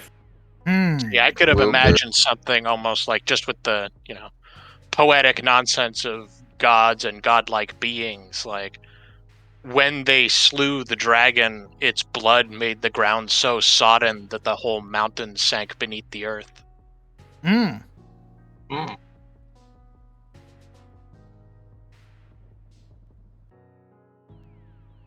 Then they'd have probably changed the name then.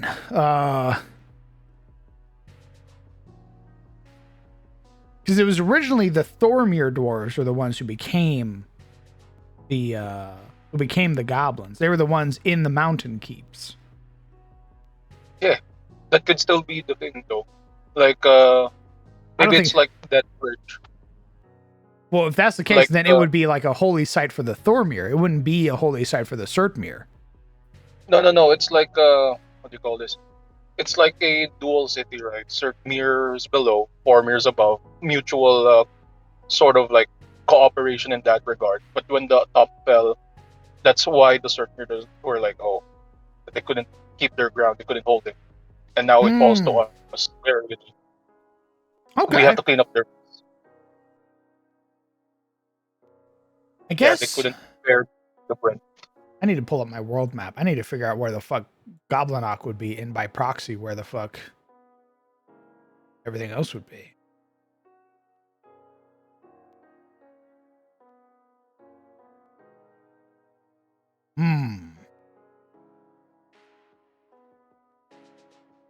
What if Goblinok doesn't exist anymore?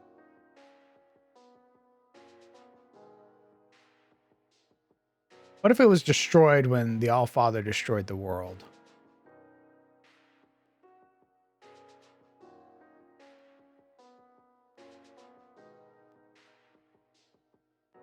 It's in the singularity? Oh.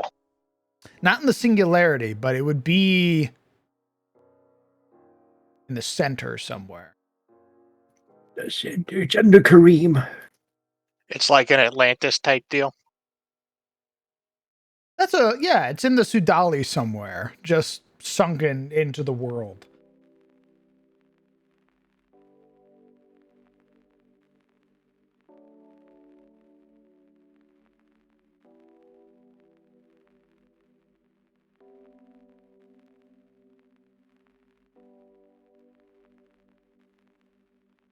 Hmm.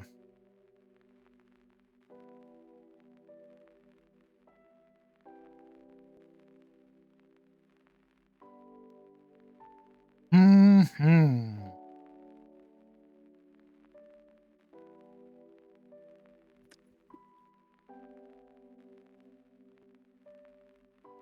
Put it in Shademore.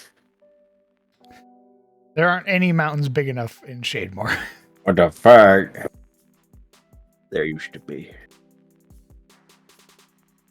What's like the Himalayas of Vegas? That's a great Oh, yeah, question. You know what? Where's the- Skull Deer. Good work. The Frosty Mountains. Oh, wait, boss, Circles the volcano. You. What's up? where's the location in Euros wherein there's a lot of mountains? Everywhere. Like a lot of no, like it's very like tight, almost like close by mountains. Like it's closely knit. Everywhere. Everywhere has long, massive, like, mountain ranges. Because I was about to ask, like, if there's like one area there, what if those mountains are like remnants of a larger mountain that when the Allfather struck the world with the singular, it crumbled all around, which like it was one big mountain and then it all crumbled into multiple tiny mountains. Oh, I could do that for Schoffeld or for Stoffeld. With these It was mountains like here. one. Like it used to be like the central point of dwarven kind, right? And then when they killed the Evergaunt, it all bled through, and then when the Allfather suddenly cracked the world, that's how goblins can come out of anywhere instead of like all spewing forth from just one central mountain. Like Hmm. all like the one big mountain cracked, so now everybody can run. Any goblin can come about anywhere, like any Rendavi or Lendavi goblin. Hmm. It was one big giga mountain. The Giga Mountain. Yeah, we can make these mountains here that make up part of the Dragon Throat, as having previously been one massive mountain that was destroyed, and its remnants fell to create its mountain range, this spine of mountains here. Oh, like a hive world technically in 40k, like how hive worlds in 40k have different subsections. They're all not part of the same. There's like the spires and the underground bits. Corpse rations, yes! Yes, yes. Corpse farms, yes. Did you see this, Sizzle? See what? This. Oh my goodness, no. Goodness. That's lit. I fucking cooked, brother. My goodness. Why is everything on fire? Chaos. Chaos. What about it? Just bad things happening. Oh, dang it. I mean, does chaos always be bad? Maybe not. I mean, you're going to be dealing with Herngar that have, we've given them some actual in-depth lore, so.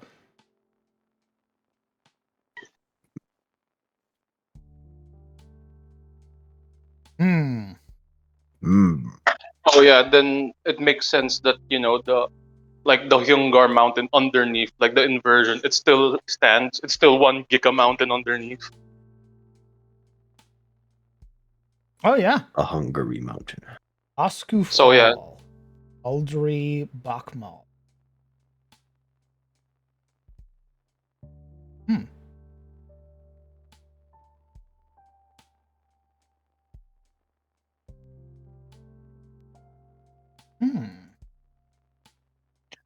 What language would you say the Serpmir and the Hyungar borrow from? Like to look for words that might fit. Oh God. I don't fucking know, man. I know a lot of dwarven culture derives a lot of itself from giants and Jotuns. They basically stole like rune making and shit from the giants. So I've been using Scandinavian, so Hmm. I thought that made the most sense. Old Norse, where I can find it, if not Swedish. how would you say those that you posted? Great question. Nice. Never ask a Brit to pronounce a Great foreign question. language. I can tell you right now that that's pronounced Oskufall, even though there's an umlaut above the O. Mm. In my humble English opinion, that's Oskufall. Hmm.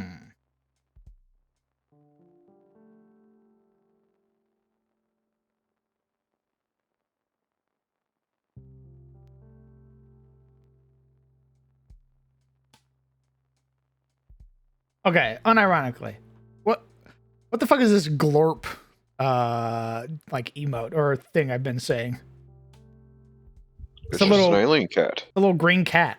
What is that? It's a little green alien cat. It's just that? Yeah. Just a Everywhere funny I little look. guy. Everywhere I look, I see glorp. Yeah, man. Glorp's in. It's El the Glorp newest Shido. edition of Brain Rot. Yeah. Why? You got something to bleak about, huh? About Glorp? No, man, I just saw him, so I was confused. Just a funny little guy. He's a little alien.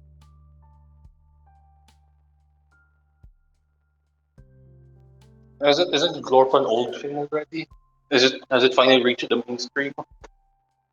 I'm sorry, are you fucking calling me old? I mean, I've seen it for a It's on- while.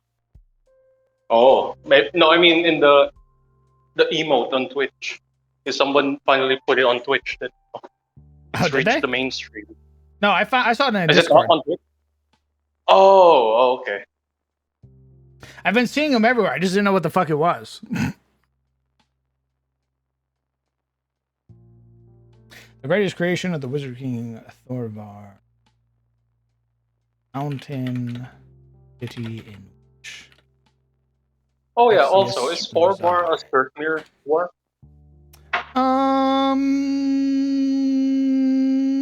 I don't think that really matters to him. He's just the Giga Dwarf. He is Old the dwarf. Giga Dwarf. He is the hero of dwarf kind. The 6-foot dwarf. Very rare. Yes.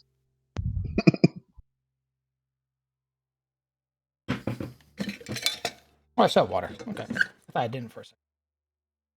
I thought I drank it all. Grob or Groob Krula, meaning King's Grave.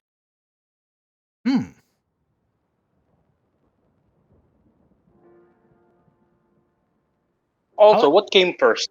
Oh, sorry. Go on.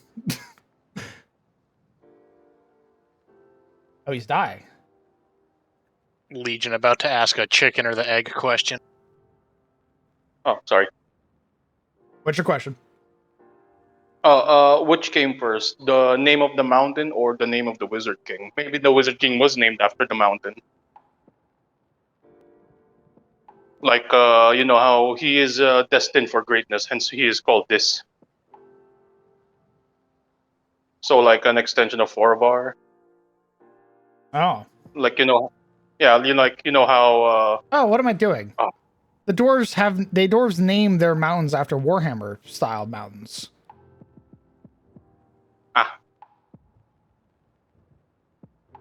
Garak Osgarak!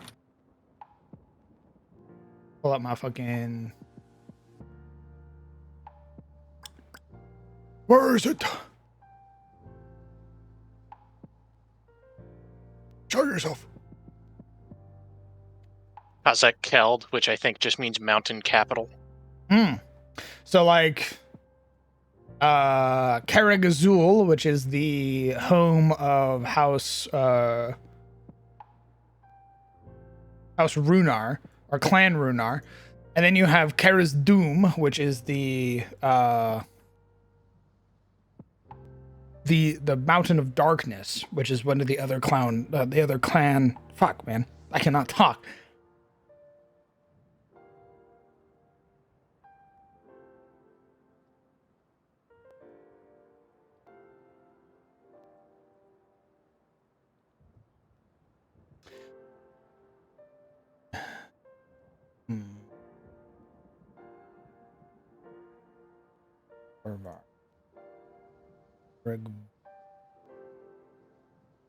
That'd be better for Thormir. Carrig.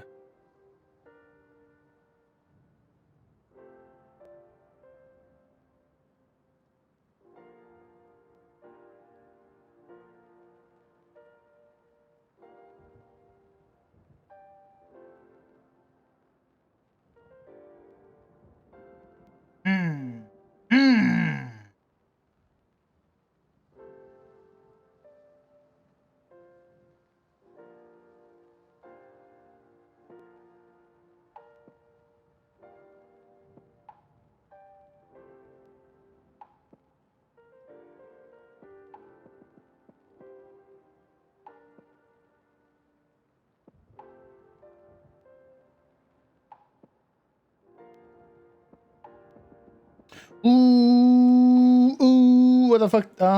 Fuck. Hold on. Fuck.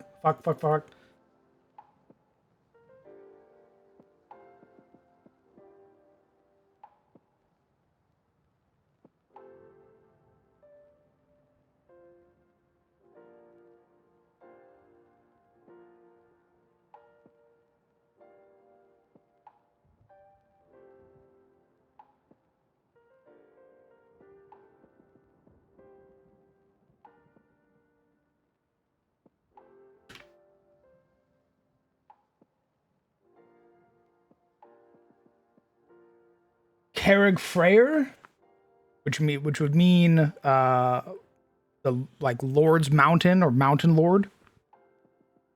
So like the chief mountain, basically.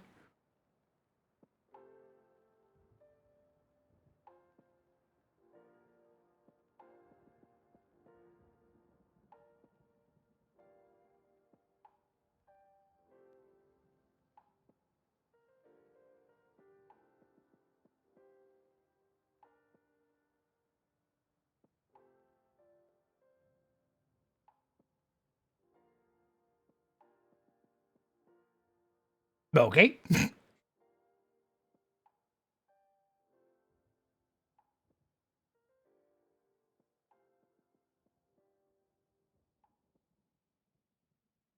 Why are we sitting in silence? I don't know. Stares at everybody else, guys. I went hunting for words. I apologize. I was I reclined. can't talk so while I play. I was like, let them figure it out. I'm reclined, trying to catch up on sleep. What was the name of the mountain? Carrig Still thinking Freyr. about it. Oh, different one. Okay. I mean, that sounds good to me. You It say basically mean mean like like the King Mountain. Yeah, it'd be like the King Mountain. I mean, come on. If the rest of the mountains are named after other stuff, that's gotta be the King Mountain, right? Especially if it's as vast as, we're envisioning here. It makes perfect sense for it to be the King Mountain.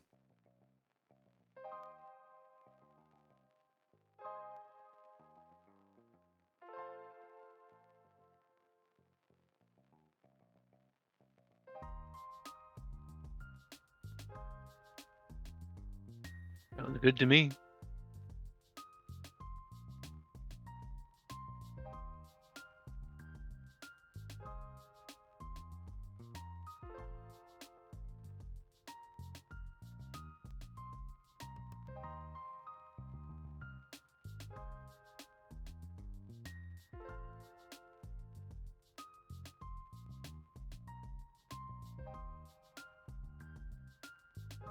The greatest creation of the wizard king Thorvar. The mountain city in which the Axios resides is known as Carrig Freyr, the king mountain, to whom all other mountains owe their allegiance.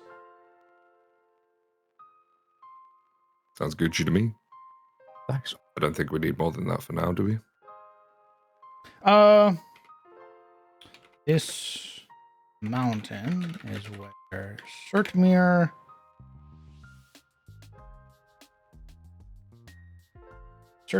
and Herngar reside together, barring others from entering. Thus, they are sponsored. Someone within the city are Surtmere.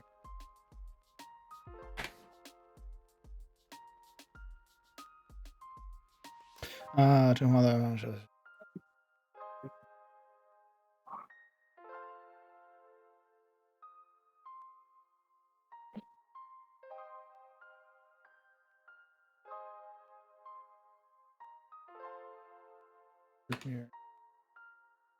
This mountain said the largest mountain possessing a brilliant metal exterior. Crag fissure.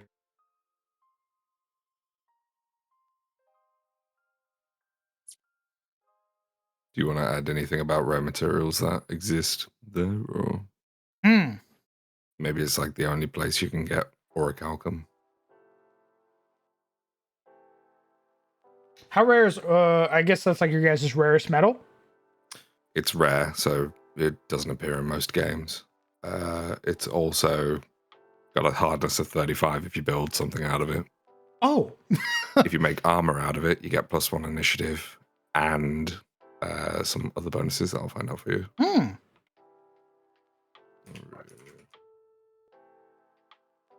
Oh, this motherfucker Thorvar made orichalcum, didn't he? With transmutation. Makes sense. Bastard. So just so you have an idea of the power level here, orichalcum armor is level 20 plus. It's 55,000 gold plus 10% of that for each bulk. Wearing it lets you have 4 property runes instead of 3. And you get a +1 to initiative, so it can hold more magic.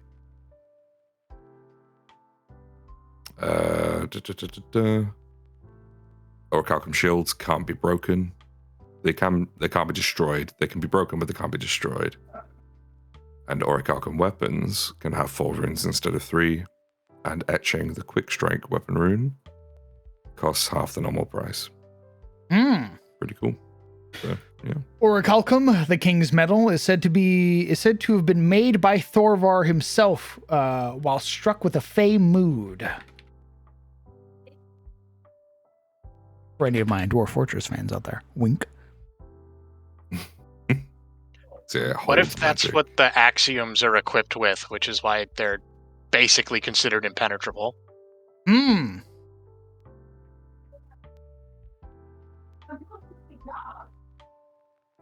Thorvar himself lost.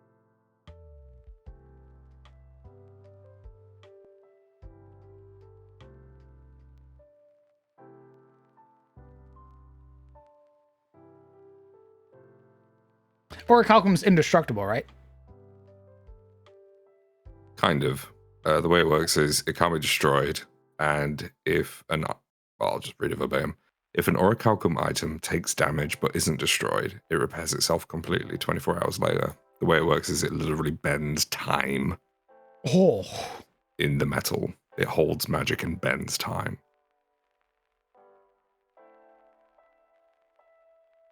Most laymen would probably consider it impervious. I think only like a wizard or people who understand the properties of it would be able to tell that it could actually be destroyed. Okay. Carrig Freyr, the King Mountain. The greatest creation of the Wizard King Thorvar, the mountain city in which the Axios resides, is known as Carrig Freyr, the King Mountain to whom all other mountains owe their allegiance. This mountain is said to be the largest mountain within the world below, possessing a brilliant metal exterior that resembles natural crags and fissures of rock and stone.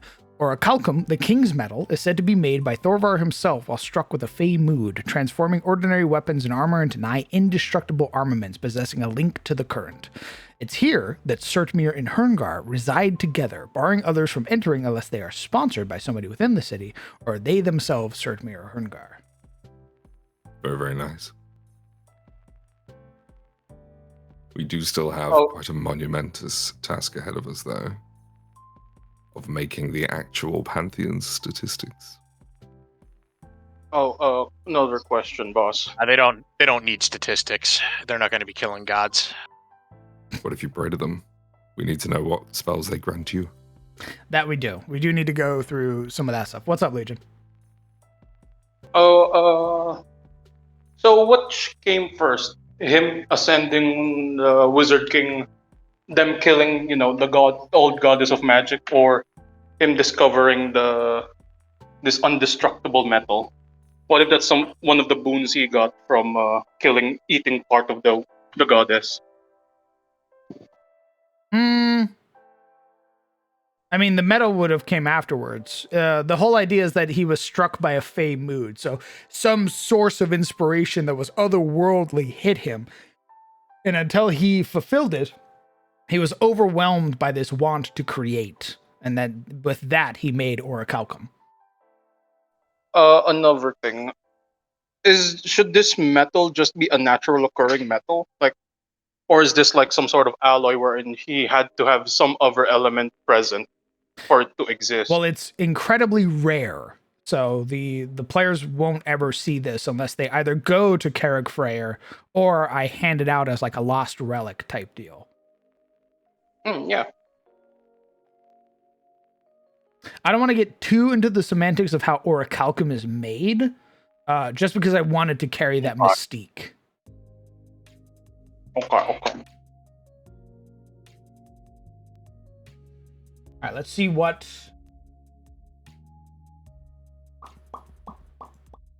Let's see.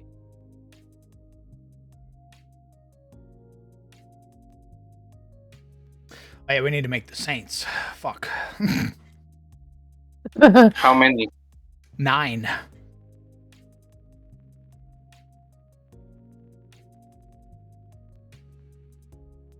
What if one of the saints is like someone who calls himself Thorbar, but it's not, the Wizard King? I mean, I'm sure that's probably probably very frowned upon, given that most people blame the Wizard Kings for what happened to the world. But probably. Okay. Oh, wait, this sainthood thing, right? Did this god, this whole saint business, did it come before or after, the Wizard Kings decides to stage their coup, to stage their eating of the The goddess? Saints came about during the Shadowed Age. So that'd be after the Queen of Magic was devoured. She was devoured a long time ago. Okay. Yeah, Saints in terms of like religion and belief is a relatively new practice. Understood.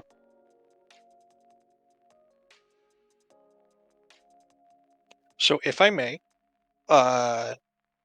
if you're going to write up the entire Council of 9, from a lore perspective, if you want to write all 9, sure, but from a stat standpoint, in terms of like who bequeaths what spells to like clerics or paladins, I think you'd really only need 2, like one chief councilman for the Sutmir and a chief councilman for the Hringar.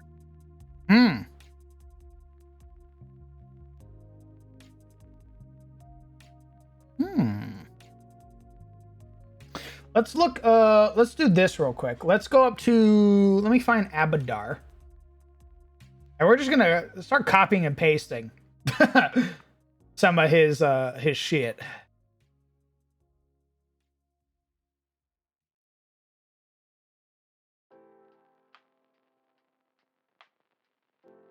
Or perhaps just the council in general bequeaths spells. And then as far as your boons and whether you're getting good or quote unquote evil powers, it's up to the cleric to decide what to use them for. Hmm.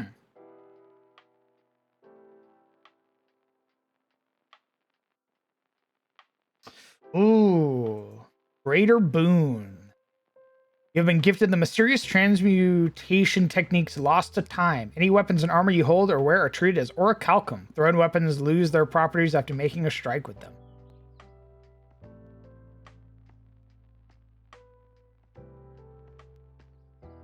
That's a pretty great boon.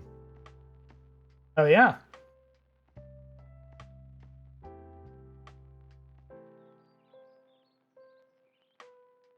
What's also great is that I can just take somebody like Torag and just make them a saint. Hell yeah. Torag is his areas of concern are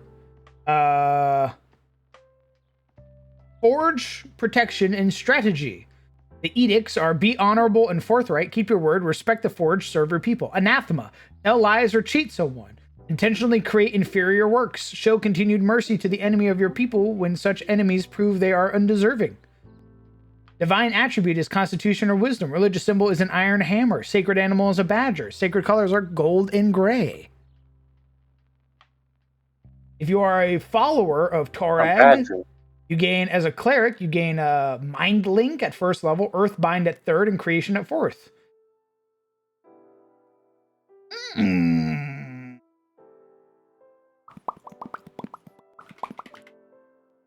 It's so shrimple. Thank you, Pathfinder, for giving me another avenue to steal from.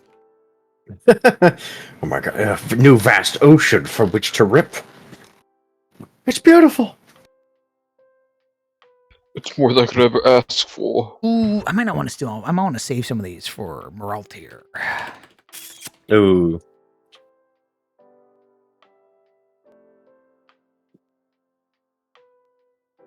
Honestly, though, Torag feels pretty fitting with the Cert Mirror ideals.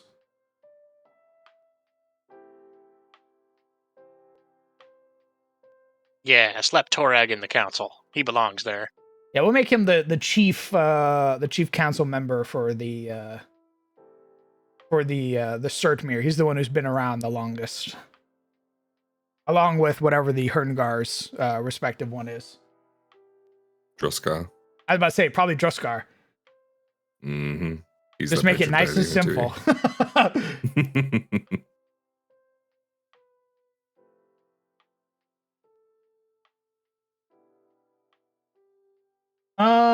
Subtle as a hammer is a phrase commonly uttered about worshippers of Torag and the god himself. Torag, while not the only dwarf deity, is arguably the most well-known among other peoples of Galarian. His is the most general of worship within the Dwarven pantheon, less focused on specific aspects of worship and more the bedrock upon which others depend.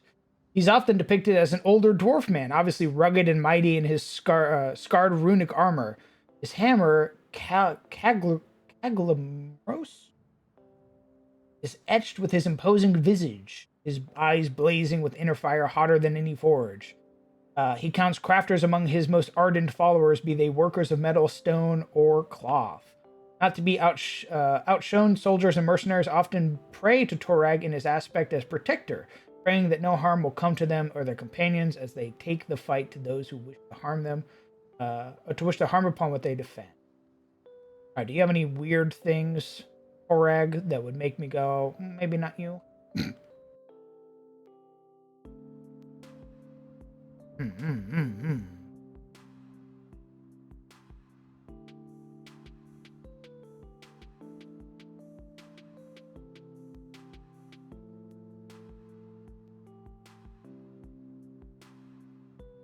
Oh my god. That looks fucking sick, hell.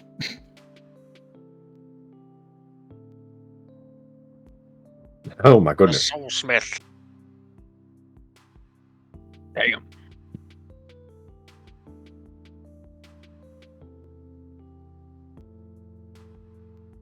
We need a table. 1, 2, 4, 5, 6, 7.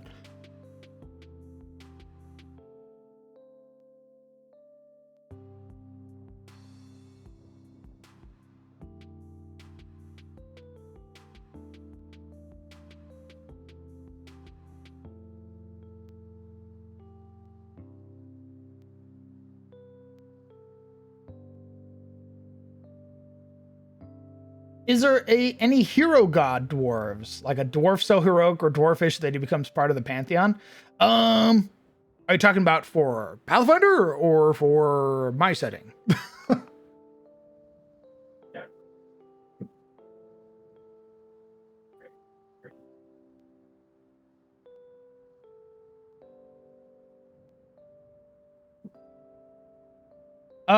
I don't think they're gonna be. I don't think they'd be a god. I think they'd be a saint, and they'd probably be a saint of Moraltir. Would be one of like those hero dwarves.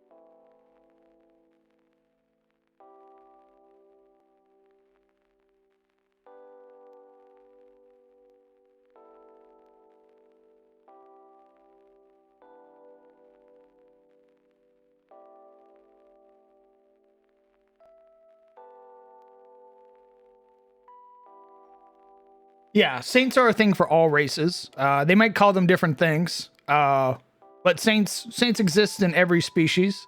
Namely, because it is your god's way of being able to speak to you. Because gods have sort of been barred from interfering with mortal lives, so to speak, given what happened with Bahamut.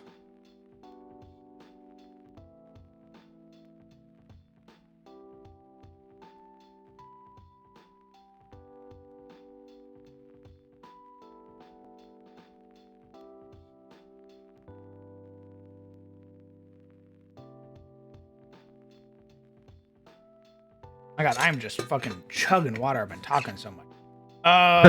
Oh, Barred from Prophets 2, I would assume. From Prophets. Oh,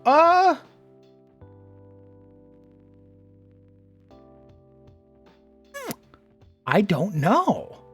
I never considered the idea of a prophet.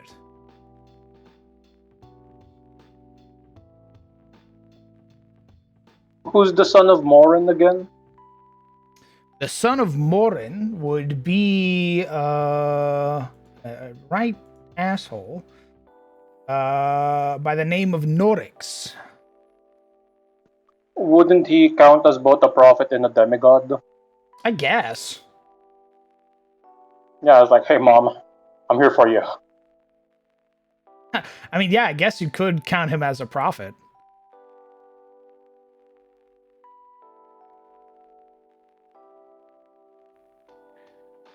So if different races might not call something a saint as a saint, what if the dwarven races called them as paragons? Hmm.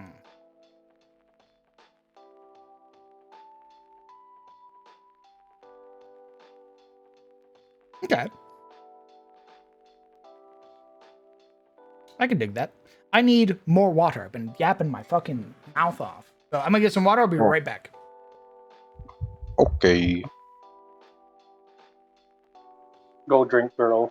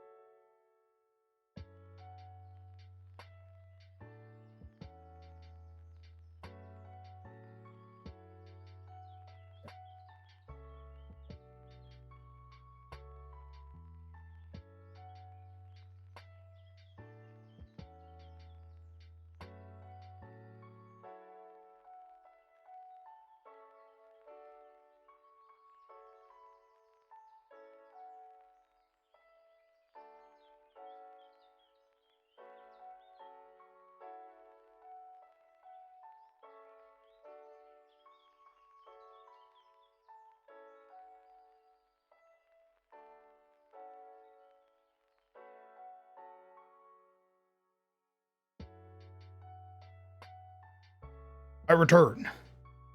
We'll go back. Well, Matt. Thank you.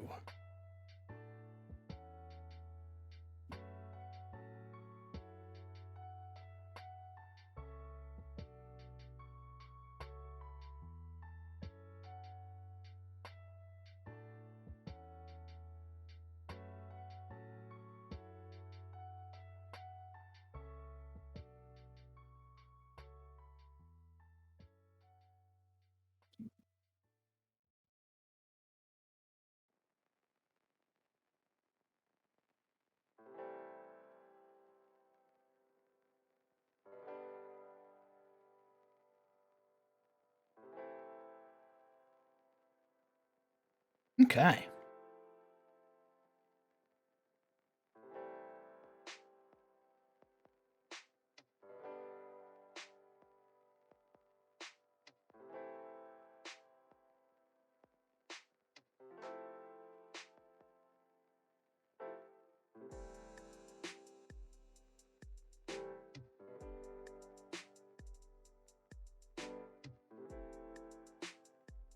Okay.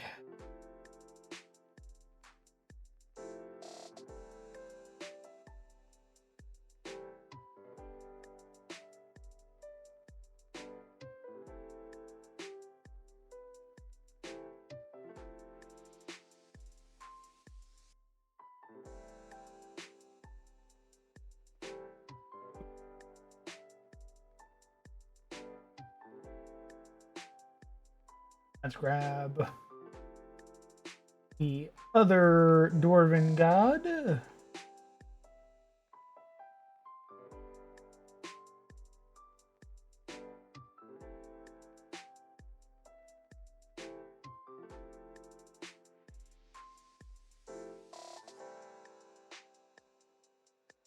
Grabbing Pathfinder deities. Thank you, as I demote them to sainthood. Slaps them down. Rip. Know your place. I appreciate your sacrifice.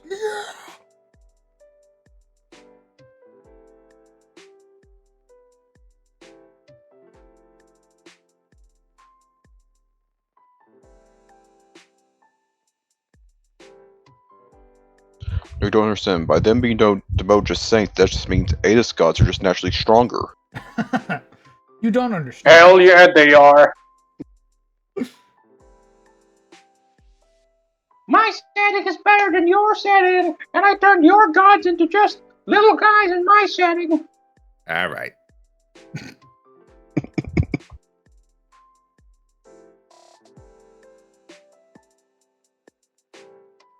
I win, good sir, I win. Slowly lose. reaches for Brick. What did you He say wouldn't. about my deities? Where What did you say is- about my 240 pages of deities? Know where you are, whose house Oh. you're in, Lore. You might be our ambassador, but you are still within these walls. You may be God. protected here, Whoa. artist. You threatening an puts the book ambassador? down. That's I'm pretty sure that's illegal. Say this for Diplomatic immunity. Legion getting saucy. He is, isn't he? Remember from whose gods you steal. What's the dwarven god again? I thought it started with like a D. Droska. Find him in the book. Let me help you out. In the book. Oh, in the book, he might be delegated to the dwarven gods at the very, very bottom. Oh, that fucking sucks. I thought he was gonna have a picture or something. I'm not actually sure if he's ever had a picture printed of him now that I think about it. It's spelled Droskar, by the way. Correct. The Dark Smith Droska.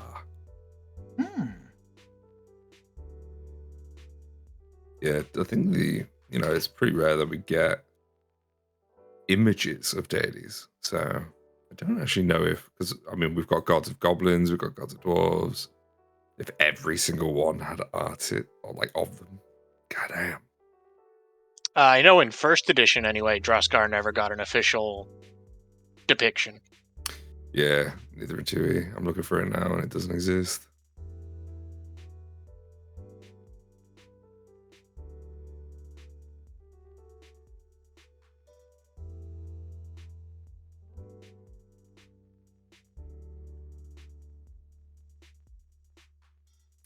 Droskar appears as a male dwarf towering over all beings that he addresses.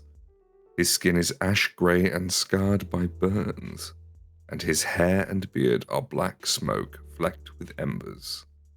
He wears a forge apron made from red dragon hide that does not cover his heavily muscled arms and charred hands and forearms, where the scabs on his skin swirl into flame and chain patterns.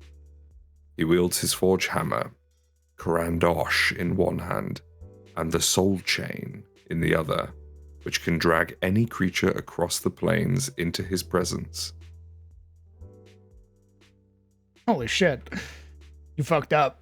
Your You just hear the Paragon sounds of wants a word. chains. Yeah. You just hear the sound of a crank coming from another plane. Does he have a symbol? I believe it's the chain. Oh, fire under Yeah, stone arch. that's the one. Okay.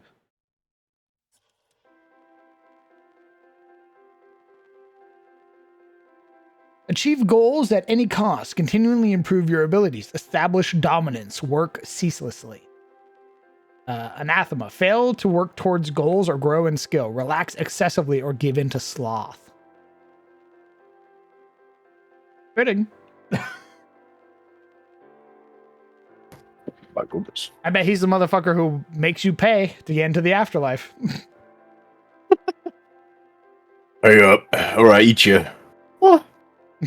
But I've been Burn a me. I've been a good me all my life. I don't care. This would be the Herngar's chief councilman. Oh. Torag is the Surtmere one because he's be honorable and forthright, keep your word, respect the forge, serve your people.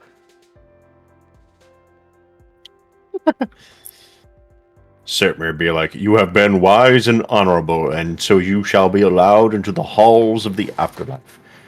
Herngar be like, palm out, finger in palm. Where is it?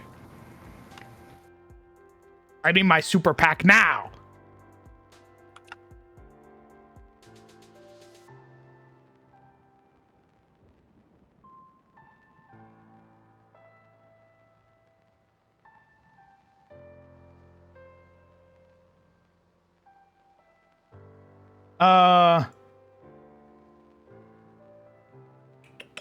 Comes back. I would like his thoughts on the differences of saints and prophets. Is it the same as our world where saints exemplify virtues and prophets have great power and convey the words of gods, or is it a bit different? Well, I just have saints, and saints generally, I think saints embody the both of those scenarios.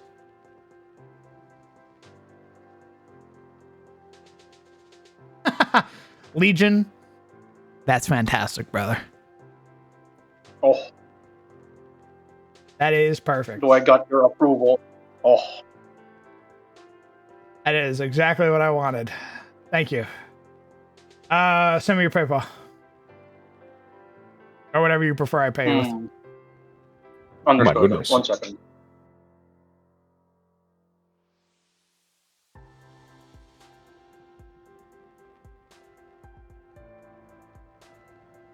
I think I'm finally understanding Thor and Marvel. Hamner. Throw Hamner. Hamner. Recharge Hamner. Throw Hamner It's a little again. it's a little more difficult than that. But yeah, basically. Fly in sky. Lightning bolt. Hamner.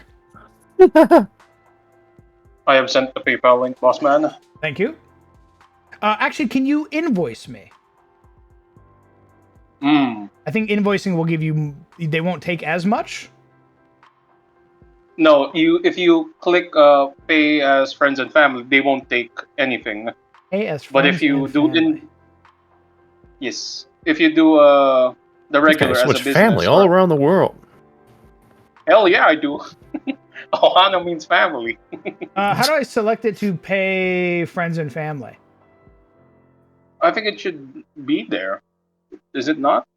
Lore, hail. You'll see it. Don't worry. Yeah, just give Terrible. it. Yeah, it's there. Okay, give me just a second. Because if it isn't, they took like I forgot how much But I think one of the other commissioners before mentioned how, you know, I was wondering why they paid through friends and family, and then they mentioned how they spoke to other artists, and if they don't, PayPal takes a hefty cut. Correct.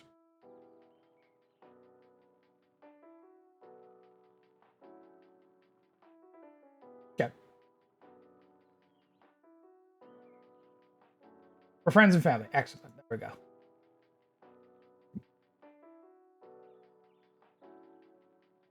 Okay, I should be the one paying the fee then. I'm not sure. I'm very much not sure. Apologies. I see. The I only I fees have charged under friends and family is like if you use a credit card, they'll charge a credit fee, but it shouldn't be anything more than like $4. Yeah. Which is standard practice. Okay. Let me know if you got it. understood.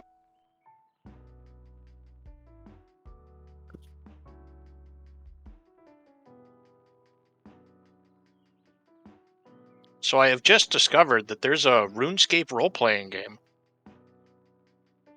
What's it called? It's called RuneScape, isn't it? RuneScape Kingdoms. Oh. What is role play entail? I don't know. I'm taking a look at the rule book. It looks like it's a TTRPG. Oh. Oh fuck. Oh my god. Oh no. I was so close to converting him to. Well, I gotta go, guys. How could you do this? He boots up stream the next day. So guys, we've been trying out the new RuneScape TTRPG. Received, boss man. By the way, thank Excellent. you. Much appreciated. Thank The you, brother. legendary Pleasure doing MMO. business. No, thank you. Gentlemen, if you would turn your thank you. attention, to the chat, you should have a new emote. Where is it? You might have to refresh. Refreshing. Hold.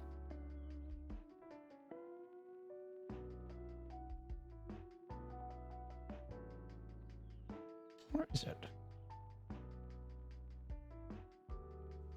Oh There we my go. yeah. There we go. You should have a new emote, gentlemen.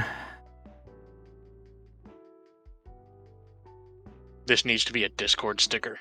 I was actually moving to make it one right now.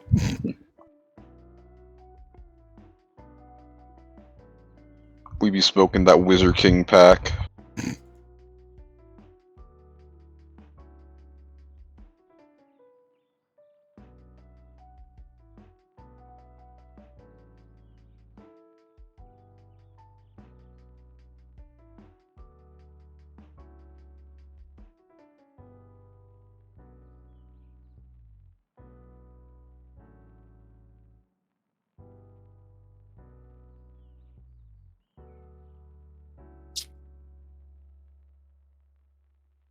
Oh, do I need to set an emote to this?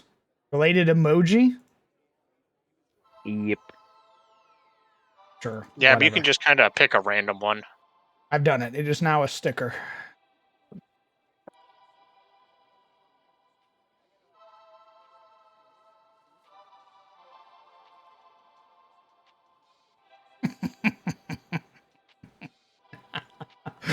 Thank you, Legion. I appreciate you very much. And I'm glad to be of service. It is an honor.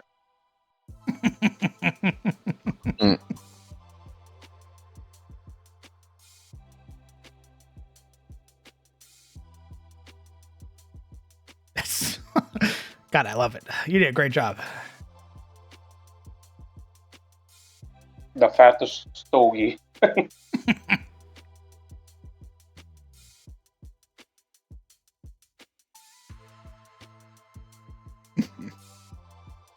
Where is my friend? You just send that to them.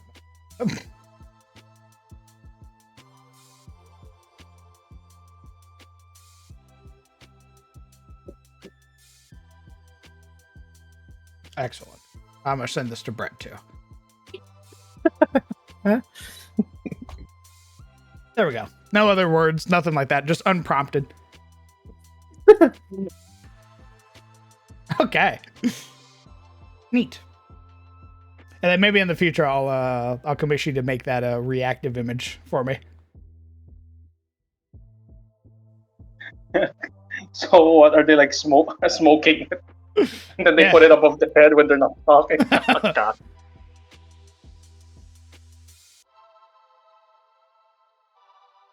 Yeah, so when I'm talking, it's in my mouth, and it's like hanging out of my mouth a little bit. But then when I'm not talking, I'm holding it above, just like that.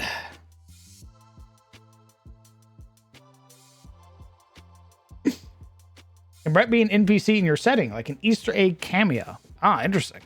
Like a little raccoon guy.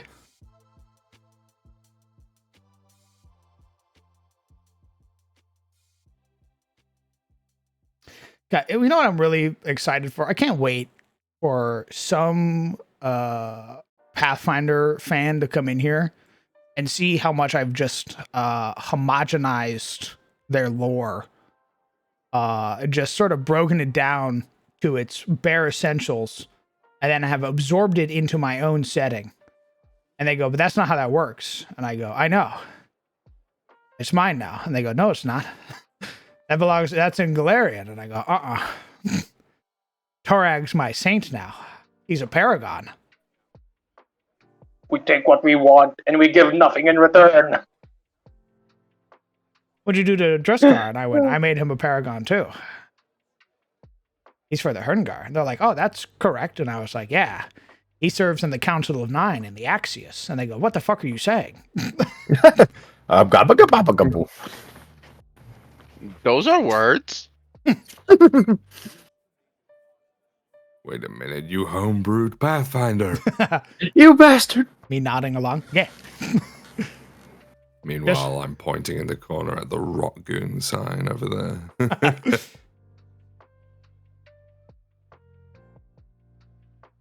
Okay. This is all we really need right now for the Council of Nine. We can work on the other 7 members, but we have the 2 chief representatives, Torag and Druskar, for the Surtmir and the Herngar, respectively. What about domains? Domains? I didn't think you guys had those. Important. Oh, yes. Domains is what your focus spells are as a champion.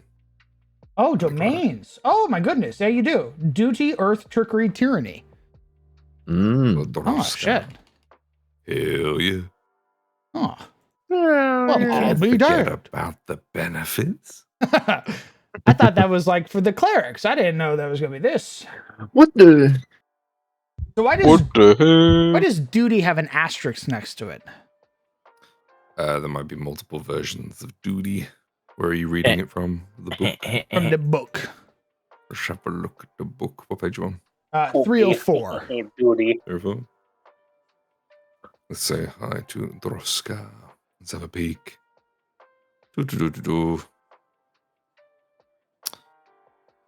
Dwarven Guards, Droska. Duty has an asterisk, which means...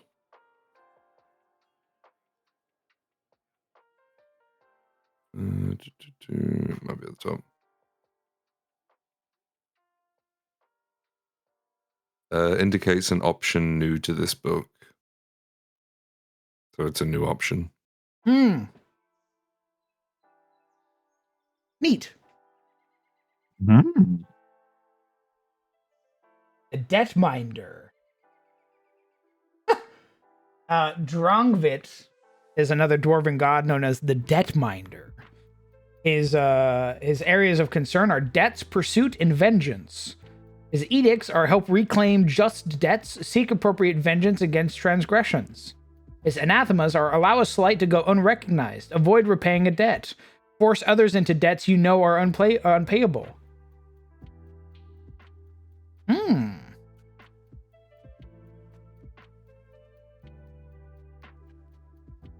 Neat.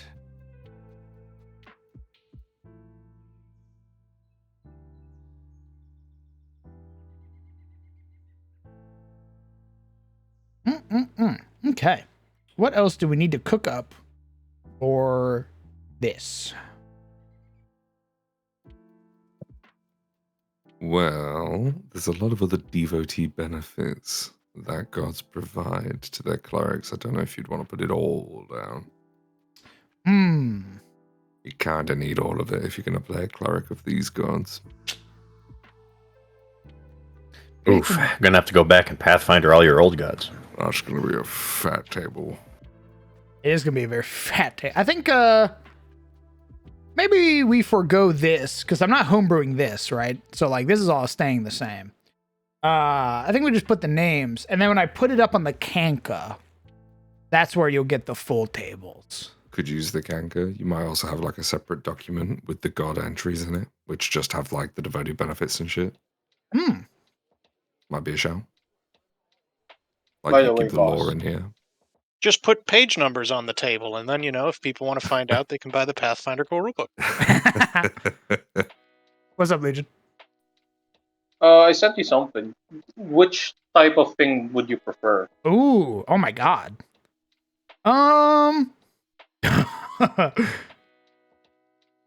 brain not knowing the complexity of art goes Corinthian. Oh, good heavens, Me no. in the back of my mind going, I know that's going to add like 9 years onto this fucking project. I think Doric would fit great, honestly. They're just very nice and simple. Okay. Understood. And you wanted black marble and gold veins again? Hell still? yeah, baby. Understood.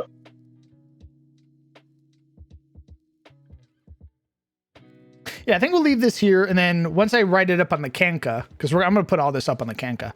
I'll make like an actual proper table that's as long as the motherfucking Pathfinder book is. It should be noted, you might not even need a table the way that we do it. It's just like a short little list. Oh yeah, that's what I mean. Like you guys have the like 9 columns or whatever that's like, hey, what does this guy do? It's heal. Or like, what's your font? It's healing. What's your skill? Diplomacy. What's your stat or your divine attribute? It's wisdom or charisma. Just a real simple table. Mm-hmm. I think I just sent one to text chat. I think that's Droskars. So it would just look like that essentially. Oh yeah, absolutely. That'd be perfect. Okay. Will there be a 5e Kanka and a Pathfinder 2e Kanka, or will the Pathfinder 1 replace the 5e one? I don't think you should look at it like a belonging to a singular system. Because I think what I'll also do is under domains. Because really that's the only thing that's necessary in terms of like 5e and 2e is the domain. So for Torag, I would just put, instead of like, it would have fate, fire, protection, zeal. And then if you're playing in a 5e game, it'd be forge, life, order. So they have like, it's 2 rows side by side. And that's really the only thing that needs to change. The edicts and anathema, you keep those the same exact thing because those are also used in 5th edition. You don't see them in the book, but the websites like the Faerun wiki and shit like that have their gods' edicts and anathemas in there.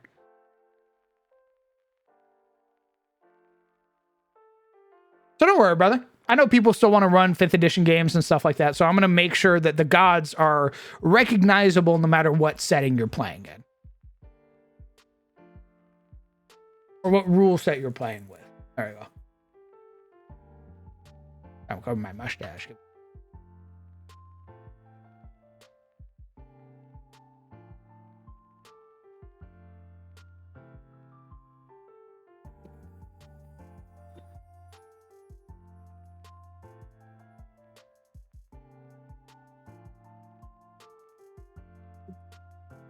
All right, so we have the reason that Herngar and Surtmir need coins when they die is because of the axiom of tithe. It is a demon bound by the Axios to enact one of the oldest laws probably set by Nice. Droskar, that when you perish, you need coins, money, to be able to enter the Axios before passing on into the afterlife. Oh, you pay like a toll fee. Correct.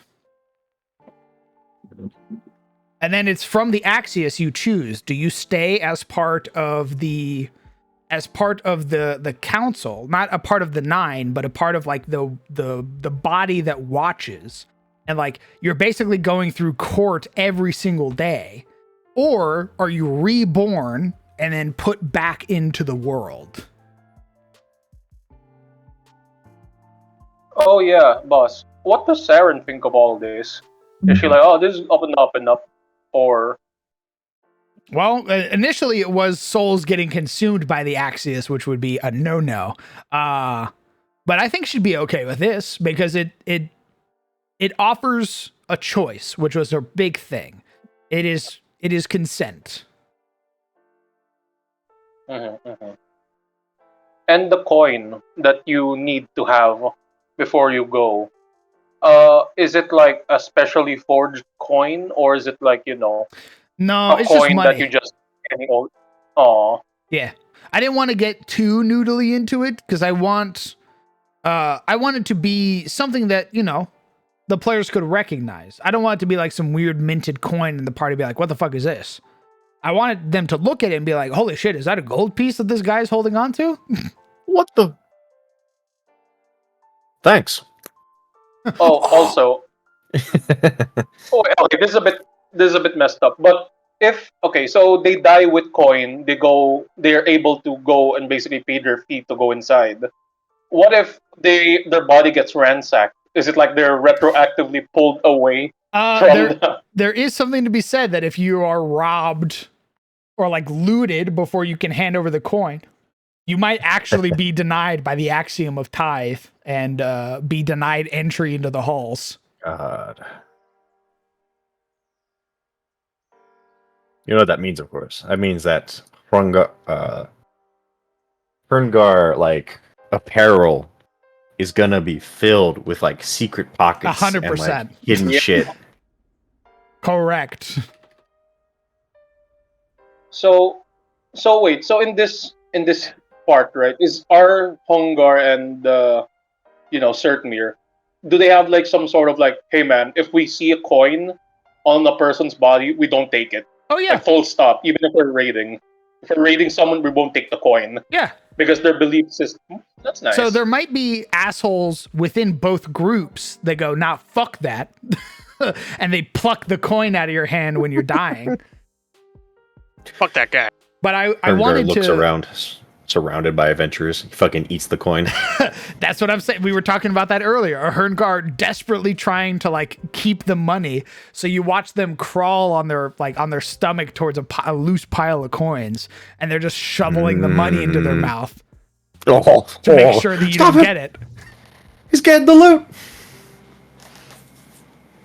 Like I wanted a moment where the party meets like a dying Herngar or something, and he's like, "A coin. Give me a coin. No. Just one, please." No. Does it have to be a specific coin, like a gold coin, or can it be any coin? Like, here you go, an electrum piece for your way to the other side. Best I could do is The 3 copper. belief is that they need to have money in their hands. That's the belief. There isn't any specifics. The biggest one is they want it to be coins. If you give them something valuable like gems, they can use it. It takes a little bit longer for them to hand it over to the axiom of tithe. If you give them coins straight up, Oh my God. they can hand it over. I do So like it's the like, idea of like you hand over Electrum to Droskar and he just slaps it out of your hand. He's like, get out of here. Well, Electrum We don't doesn't have exist that. in Pathfinder, so Yeah. We I cured do it. find it funny, like when they die, right? There's like a queue. You see, like everybody's just passing through, like dropping their coins on like a coin box. But if you have gems, you have to fall in line again to get that shit, processed and like Yeah. here's a coin. Yeah, essentially. Is it worth it? Is what you have on you after you died worth entry into our promised halls? I like that. So yeah, the Herngar, whenever they die, they'd want to die with like their dying moments is trying to get money into their hands in some way, shape, or form. And the players have the opportunity to damn a bunch of Herngar souls. So By pure accident. So what, guys? You know that those bandits you killed? Yeah, it turns out there's now a squad of ghosts there for some reason. Don't know why. They keep asking people for money. It's really weird. That's why there's younger revenants. They're just sticking by their corpses. I mean, what better way to make a wraith than to deny a Herngar their rest? Hey, give me your gold. And all they want is to take your money. Give me your money. A pretty interesting quest. Like, imagine in order to get rid of a bunch of like Hyungar ghosts, you have to go find where they were buried and like throw some coins into their graves. True. They can't really die because they're literally denied entry into their afterlife. I like that a lot, actually. That'd be a great plot point. Is the party, maybe if the party ends up stealing from all the Herngars, later on, the Herngars come back as specters, as spirits, and they go, "You have wronged us."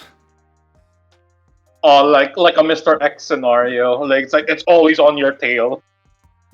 Yeah, wherever the party goes, whenever they're doing something else, there's always a Herngar spirit that joins the initiative. That'll be really fun. Yes. I like that a lot. Yeah. We've cooked so much tonight. What the fuck? This is insane.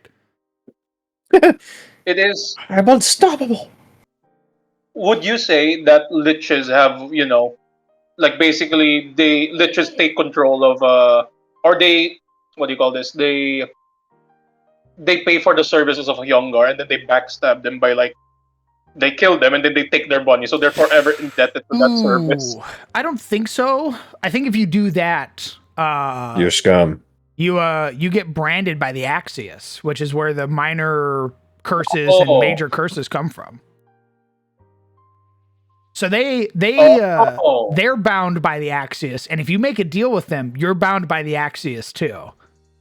Oof! You take somebody's grave gold, you're scum. People spit on you in the street. So like Abadar, right? Like, if you like one of the minor curses is if you commit a crime, and Abadar marks you, that whatever your crime was is branded somewhere visible on your body. Always until you rectify that crime. You want one-shot adventure of just the biggest assholes? We could do a one-shot of grave robbing like a Herngar cemetery, because that shit is under lock and key, dog. Oh, 100%. You know that shit heavily. That shit's trapped. That shit's guarded, bro. Motherfuckers got like pyramids worth of fucking corridors and shit to keep your greedy little paws off the grave gold. How about does that mean if a Hyungar wants to quote unquote live forever, does it just throw away the gold and he's stuck in the mortal plane forever? I don't think that's how that works. Not living forever. No, a Herngar wants to Scrooge McDuck their fucking money. Funny. Mm-hmm. Yeah, they want to be buried. A Herngar wants to be buried with their money, Scrooge McDuck style. You're saying I could just live forever? If I'm poor? Exist forever. Exist forever. Maybe. Is that really existing when you're now susceptible to demons and daemons that can roll up and just swallow you up? Eaters. Oh, I forgot that bit. I forgot that bit. Apologies. You forgot Tithe. Hey. Forever. Tithe taps him on the shoulder. Pair up. Wait. Another point. Does it have to be coinage per se? It needs to be in the shape of a coin? It needs to be wealth. Wealth. So if it's solid gold bricks, does that count? If you did what? If it's solid gold bricks, is that like an ingot? Hell yeah. Yeah, I think you're good. I think you're good. You're super good, brother. Bro, I think you're set. You roll up to the Axiom of Tithe and drop a fucking gold ingot in his hand. He's like, damn, I didn't know you were chill like that. Oh, I bet the really religious fanatics ones, or the ones who like really into it, I bet they'll do crazy shit like melding rings to their finger. Mm. Yeah, I was about to say, like what if you have like you smelt gold, right, and you basically tattoo it on your body? Would that count? Yeah. If it's like permanently think so. affixed on you? Yeah, I think anything, like if you can take it off, it's like, yeah, I don't need my finger. Yeah. I think one of the Herngar councilmen, who isn't Droskar, one of the other Herngar councilmen is the Midas, who basically decked himself in gold and diamonds. Oh my god. I'm rich. He's blinged out forever. Yeah, he is literally blinged out forever. They call me rock and stone. Because I'm chock full of granite. Like you look at him and his eyes are these like beautiful astral diamonds. Oh, you know, he's got like a ruby in his forehead and shit like that. You know, they're all replacing their teeth with gold. Oh, 100%. I was about to say. Okay, I was about to say. You know, in Mad Max, right, wherein they're like they spray paint their teeth with the white Chrome. thing. Yeah, chrome. Tarps. It's like yeah. So the Hyungar, before they go to battle, they're like, I will live on forever. Obviously, they won't carry gold or some stuff like that. They like spray paint their teeth like a gold substance. I could see followers of that Paragon doing that. So that's how you know you're fighting like his followers are the dudes who roll out and they fucking imbibe some strange like metallic paint. Like their version of woad, except it's gold. Yeah. Touched. One more time, Hale? The Midas touched. Yeah, exactly. We have been fingered by Midas himself. Yeah, the name of their spray can. Especially if Hyungar still have like the dark skin like D&D Draugr do, like gold war paint would look really fucking cool. Oh, hell yeah. Yeah. So I do have this guy. I use him as a representation of Surtmere and stuff. Oh, yeah, he's very apt. I'm rich. Actually, this might be him, actually. He's got like diamond hands and shit on him, so he's like clad in gold armor and stuff. He's got like a giga buckle. He was standing before us this whole time. Nice. Yeah, I like him. We'll need to cook up for him. I like that. We do have a talisman called Liquid Gold, if that helps. Oh my goodness. And a couple of other gold things, which could be good. Oh. Oh. Oh. The liquid excellent. gold allows you to draw your weapon as a free action at the start of initiative. So even if you catch them off guard, like by surprise, they'll have their weapon in their hand thanks to the liquid gold. Hmm. Oh shit. Mm-hmm. It's consumed during the process. Okay, so you Hold know on, the hold on. Oh, sorry. I got a page. Okay, sorry. I got. I'll be right back. I Hold got your a pig. hold your Speaking thought. of gold. Hold your thought. Go piss, girl.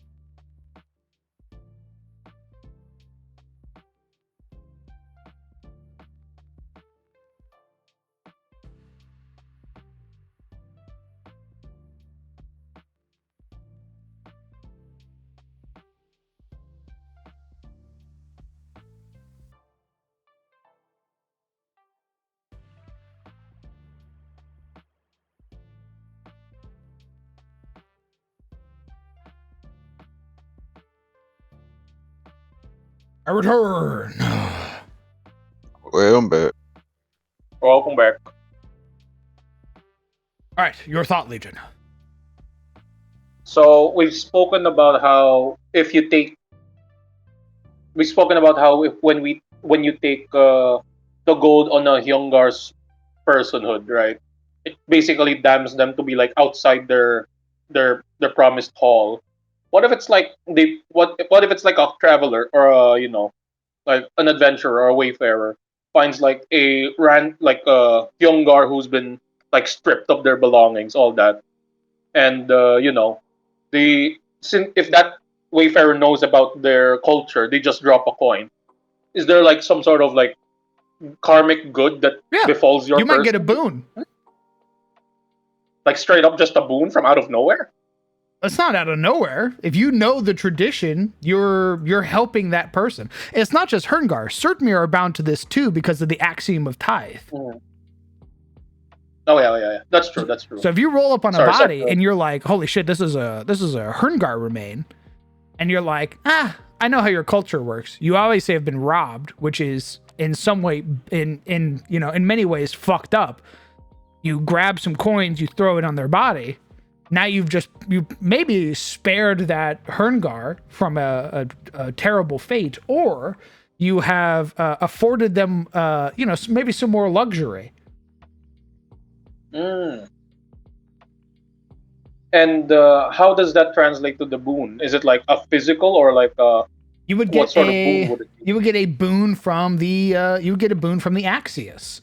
It'd probably be a minor boon. Let's see what Abadar's minor boons are. Since it seems like these dwarves, right? The Sutmir and the Hyungar, they seem very materialistic. Is there like a way for, like, say, those who have died to basically speak to their living kin? Like, say again, say you're one of their children, right? And your father went out on adventure. Your mother or your father went out on adventure, and they died. Would you know that? Oh, my mom's not there, or my dad didn't cross over well, or did not, because they were like stripped of all of their belongings. Like they didn't even leave any coins on their person. Would they be made aware of it? I mean, a spirit might come visit you if they've been barred. Mm. So they might come to you and be like, hey, somebody plundered my resting site. And you're like, holy shit. Wait, what? You died? And it's like, yes. I mean, that's a great way to at least know, right? That that you wouldn't have to wait, like, oh, is mom and dad gonna come back? If they are allowed to speak on their behalf, like, to living kin about, what happened to them. But would that also translate to if they were like given like a coin, right?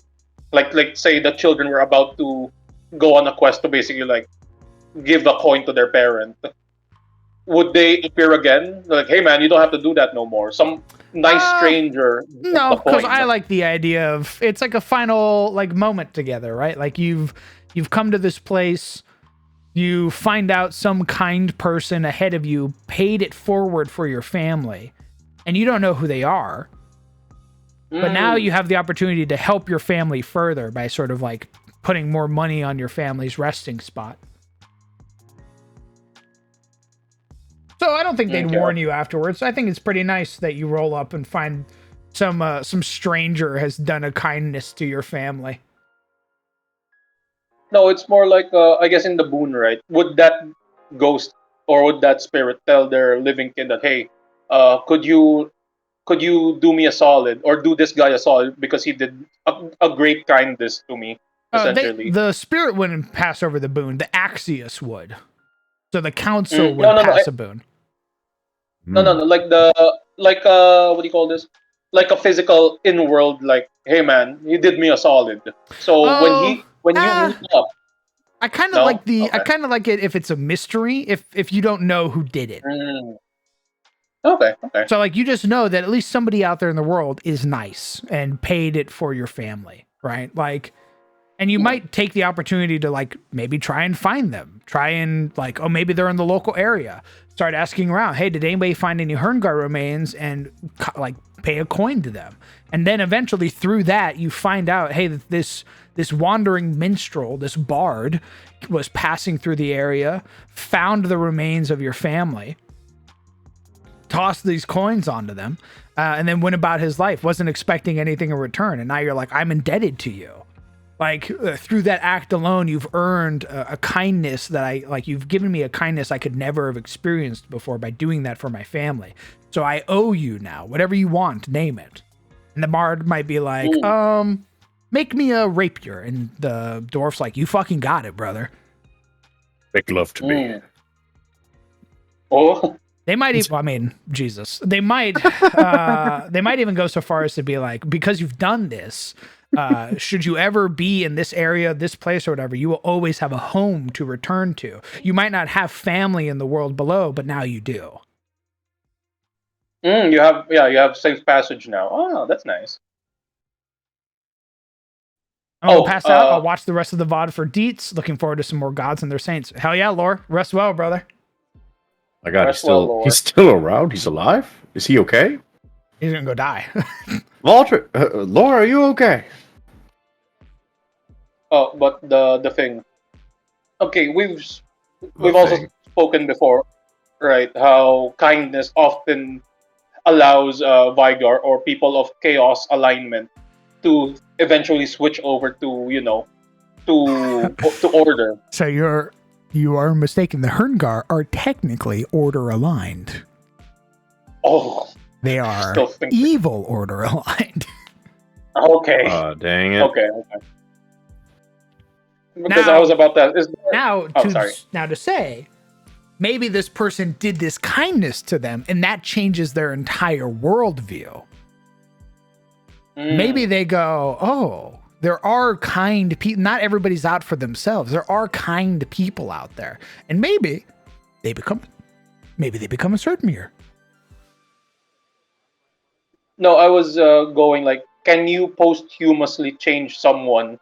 Right, like they're now in the council. They were like, I was planning to go, Republican, but posthumously I was given I was allowed.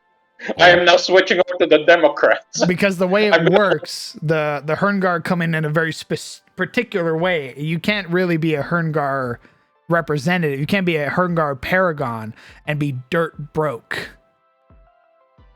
No, like you got ransacked eventually, right? Like you would just lose all of that power. So here's the thing. You would lose all of that power if you were ransacked, basically. You would need your constituents to go and fix that for you. Okay. Oh, wait. Do the people, like just the regular, like people who are watching the deliberations, right? Do they get a say? Do they get a vote in or not? No, they can throw their opinions out and stuff like that. But no, they don't get a vote or anything. You're there because that's what you want your afterlife to be. You want to participate in the you want to watch the rulings of the Axios. Oh, so there's like 9, right? 9 representatives. Is there like people's representative wherein the whole of them, right? If they all make an agreement, that's like a 10th vote towards one side. Like if all of them, if the Surtmere and the Hyungar, like people who are watching, were like, okay, the Hyungar make a point, like the Hyungar representatives make a point. We all throw our lot with them.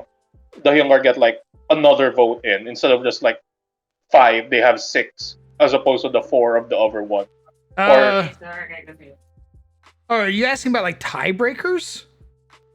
Yes, as like the people, like the people tiebreaker essentially. I don't think there ever will be tiebreakers.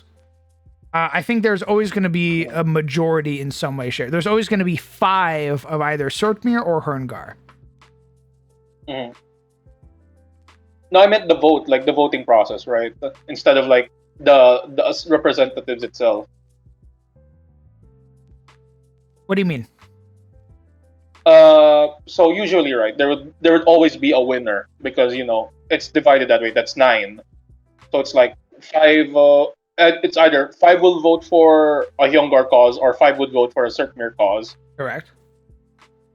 So the people, right? The people, if depending on how many souls there are, how many watchers, how many people are giving their opinions and voicing their, concerns, if they all agree on one point, or a majority of them agree on one point, would that count as like another vote?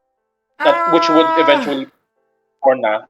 They really don't have a say. I don't know. I don't. So here's the thing. I don't think we're ever going to see the inner workings of it per se, unless we do a specific campaign for the Serdmir and the Herngar.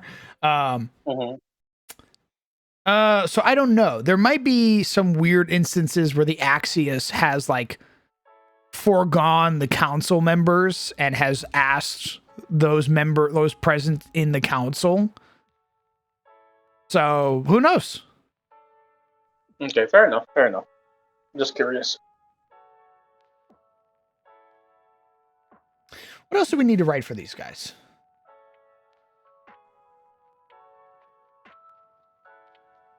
Completely unrelated, but I got back into Warframe, and the very first thing I did was buy the Horny Ember skin. Oh my god. The fattest of asses. Extremely faced. Anyway, continue. Thank you for sharing. Thank you for sharing, Mr. Sizzle. I know you said you didn't want to get too into the weeds on the coinage and stuff, but they're going to need a holy sigil, right? For paladins to be able to cast spells and stuff. To my knowledge, each representative, each paragon has their own religious symbol. So if you're a cleric or a champion of Torag, your symbol is the iron hammer. Oh. But why are you asking? You recommending something? Yeah, I was gonna just suggest a grave coin, which is a white gold coin. Oh, interesting. Can either be As like worn a as symbol? a necklace, hammered into a helm. Oh, like a last ditch. Like, if I have no money on me, I at least know that I have this grave coin on my body that I can carry. My thought behind it isn't that it's for the wearer. It's not for the paladins, and it's not for the cleric. It's if they happen upon a grave that has been looted or robbed, they can take their grave coin and bequeath it to whoever they come across.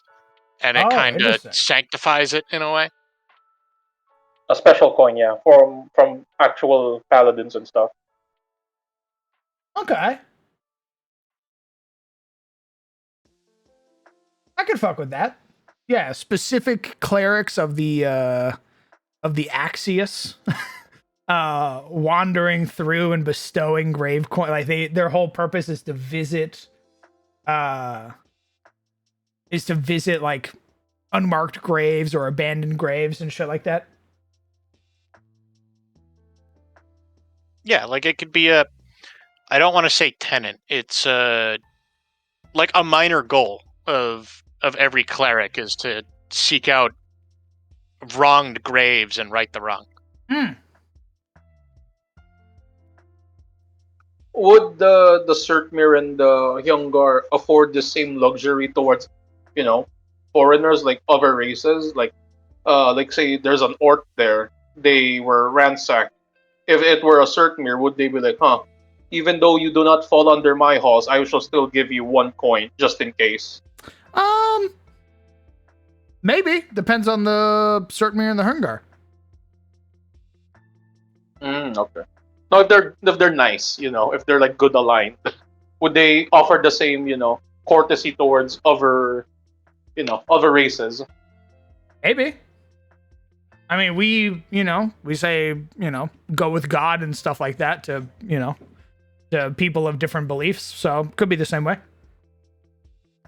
Now, is there a karmic coin? If you do good enough, does that give you like a good karma coin? Jesus, no. Baby, it defeats the whole purpose.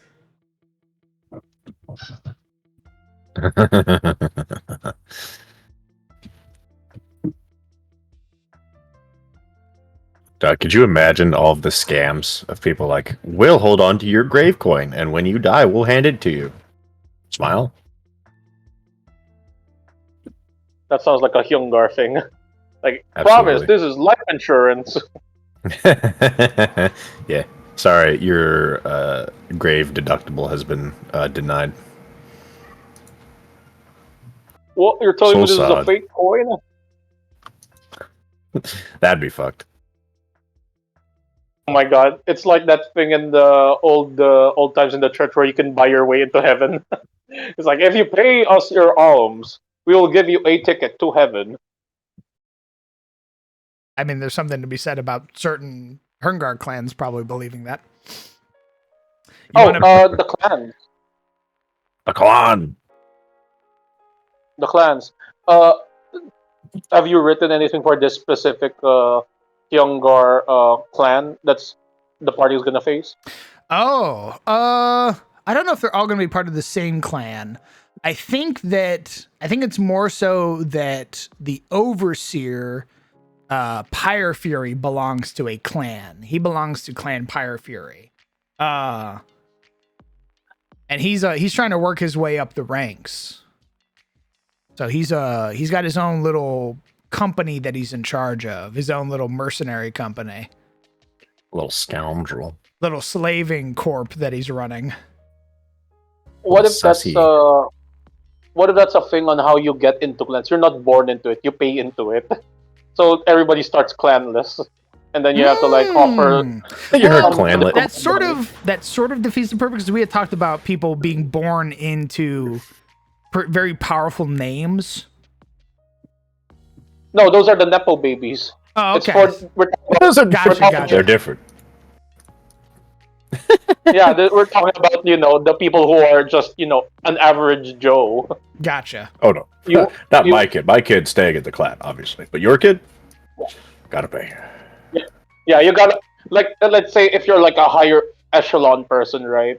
When your child is born, that child is like, okay, you know what, son, you're part of the clan, regardless.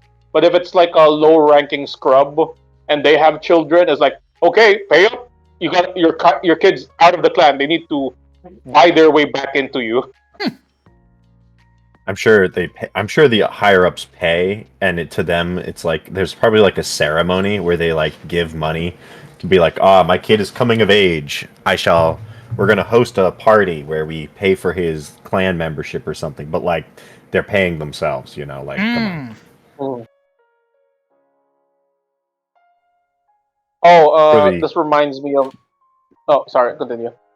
For the peasant, it's like, I actually have to like pay money. Yep.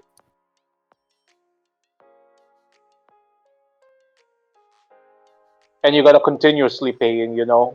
Since they're evil, that's a fee that you need to. It's a monthly subscription. Oh no. Yes. To get the benefits of being part of this clan. Oh dang it. I mean, there probably are. You probably do have to pay subscriptions and shit like that to continue being part of a clan, unless you're one of like the higher rankings. And at that point, you're probably paying it without realizing it because you're just so wealthy. Well, you're probably either paying money or you are paying in labor. It's like, where do you think the laborers come from? True. Oh, that's fucked up. It's like, yes, if you want to be a part of the clan, you gotta work for us, right? And then if you if you really want to get the benefits, so the money that we're gonna pay you, you have to pay back to us. Man, it sounds so true to life. Well, I mean, not for nothing. Being in a clan through labor is pretty similar to how trade names came about. Like, how many people in the world are named Carpenter or Smith? Yep. Yep.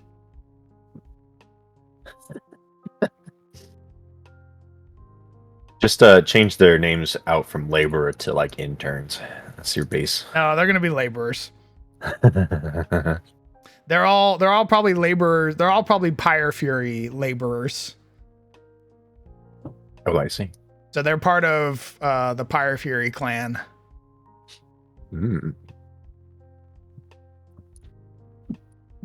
And Overseer Gandrid Pyre Fury is probably a low-ranking official within the clan. And he's trying to buy his way to the next rank. which is why he's Yep, taking such Burrito. dangerous deals with the Malverin. He's farming. Will the Malverin be, since they're aliens, right? Would they Would be bound by the Axios? Yes, Yeah. they would. Oh, Oh. can you bind, like stronger entities if they make a deal with you? So if you make a deal with like a devil or a demon, they're bound to the deal. Correct. Like they can't break the deal. Oh, that's pretty strong. Yeah, They're like protected. nobody knows how the Axios works. It's Archotech.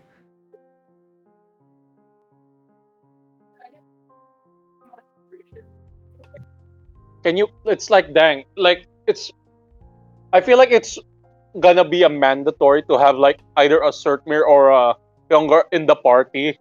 Like if you're facing like a really big, demonic or fey creature, you to hold them to account to the deal, you make your Surtmir ally take the deal, so that they're bound by like it's like a law. It's like a law of the world. So there is something to be said about how Abadar works in Pathfinder, and it's if you want like a law recognized, or if you want a contract recognized, like a notary, you want a cleric of Abadar to be there. So could be that you have a cleric of the Axios there to oversee your contract.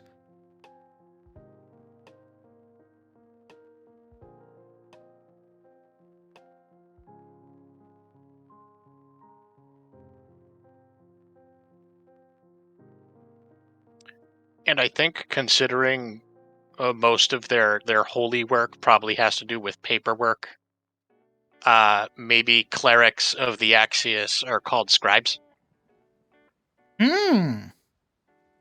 Nice.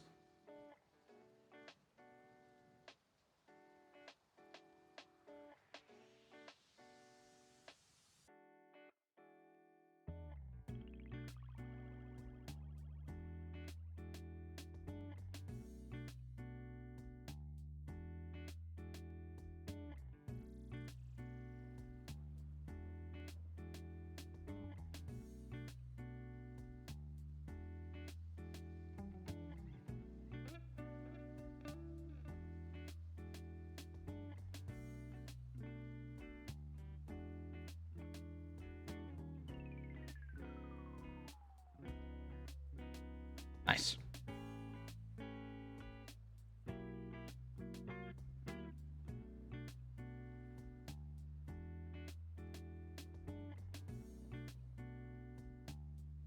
Damn, I'm sitting here and I'm like, this is really fucking cool, but I know that Thormir are like the more prominent dwarves in the world.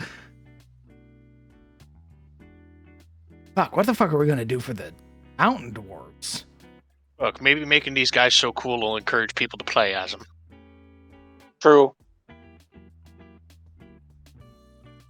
Good lore can do a lot.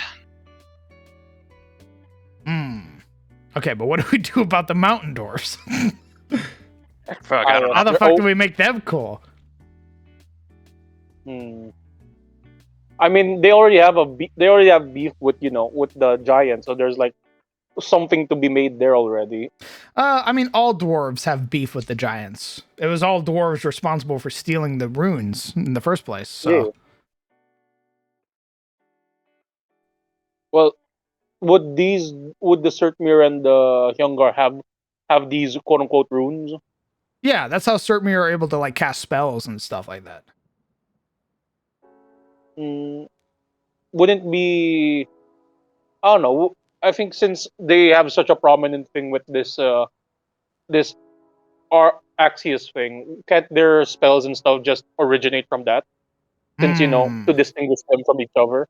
Since the Axios seems like a really big thing now, compared to just a small facet of it. It's like this is their whole existence.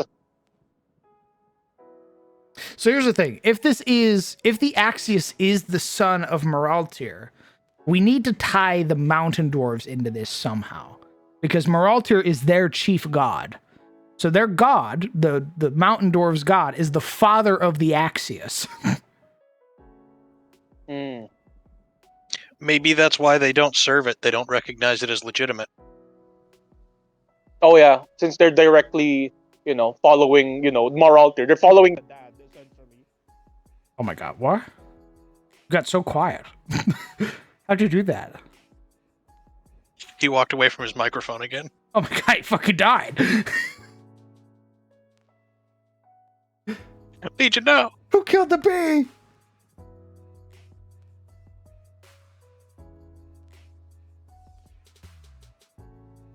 But yeah, maybe they just don't recognize the authority of the Axios since they follow.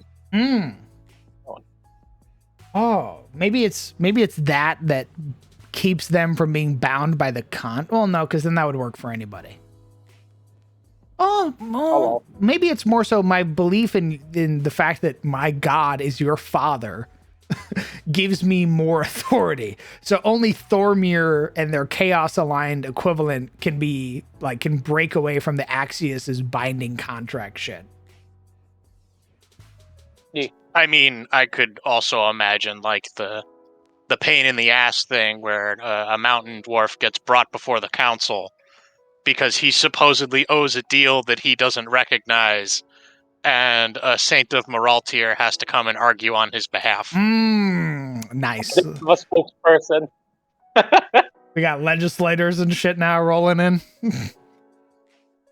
They have a lawyer. That's the Moraltir saints as well. They function as lawyers for like, if my client here has made a deal, why should we recognize your laws? Our father Moraltir is above yours in every single facet of our society. So why should we be beholden?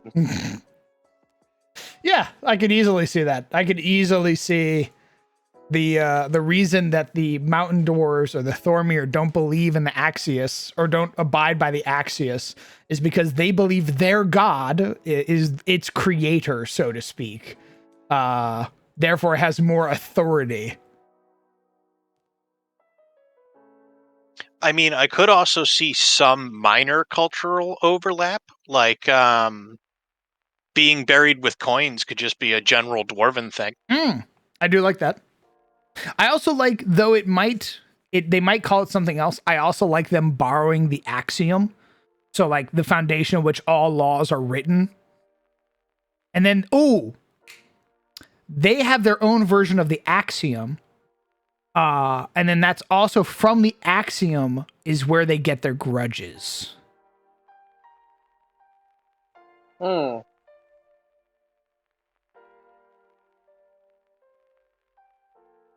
So, would the axiom be above ground for the Vormir dwarves? No, Thormir have access to the world below. They live in mountains, which eventually connect to tunnels to the world below. So the axiom, the axiom isn't the Axios. The axiom is the name for the foundation of laws. Oh yeah. Just like, okay. I was thinking of the axiom. Sorry, apologies. Yeah, the very foundation of the laws by which all other laws are made. These are set rules in place by the system that cannot be overridden. Yes. So there's like the axiom of tides, like the demon that basically asks for payment, and then the dwarves have this like, I guess, angel, which is like the axiom of grudges. Yeah. So, like never turn the other cheek. If you get hit in the face, hit them back. An eye for an eye.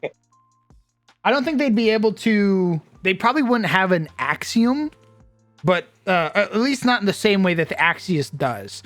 They probably have a saint who is for grudges.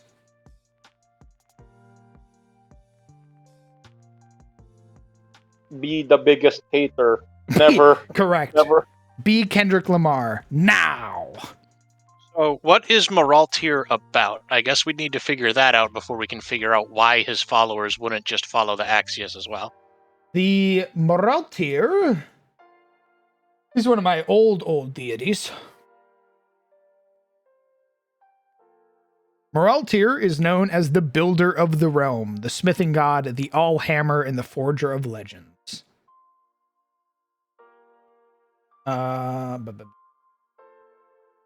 Where you at? Oh, did I not write him? Oh, nope. He was the next one I was working on. I only have his old lore. If he's a builder god, I could literally see a mountain dwarf talking back to a Hurungar like, does the candle maker kneel before the candle? Does the mason pray to the wall? No, we built you. Jesus. You hold no authority over us. Jesus. Nice. Ah, yes, we don't need to have coins in our person because we gave you the coins.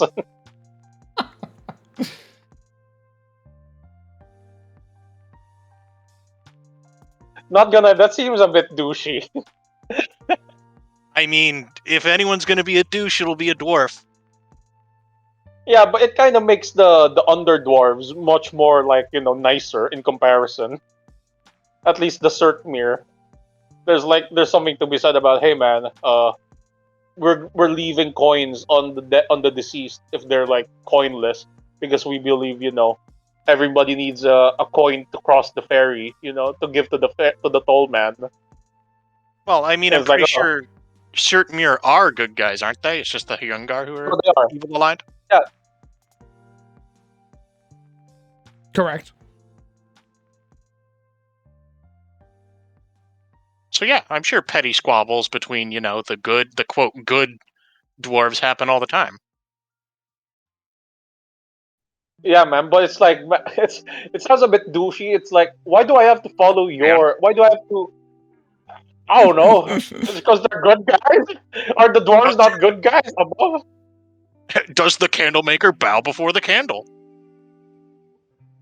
Why do we follow your customs, man? You're just derivative. We're the original. Exactly. It's a bit douchey. You get it. You understand. No.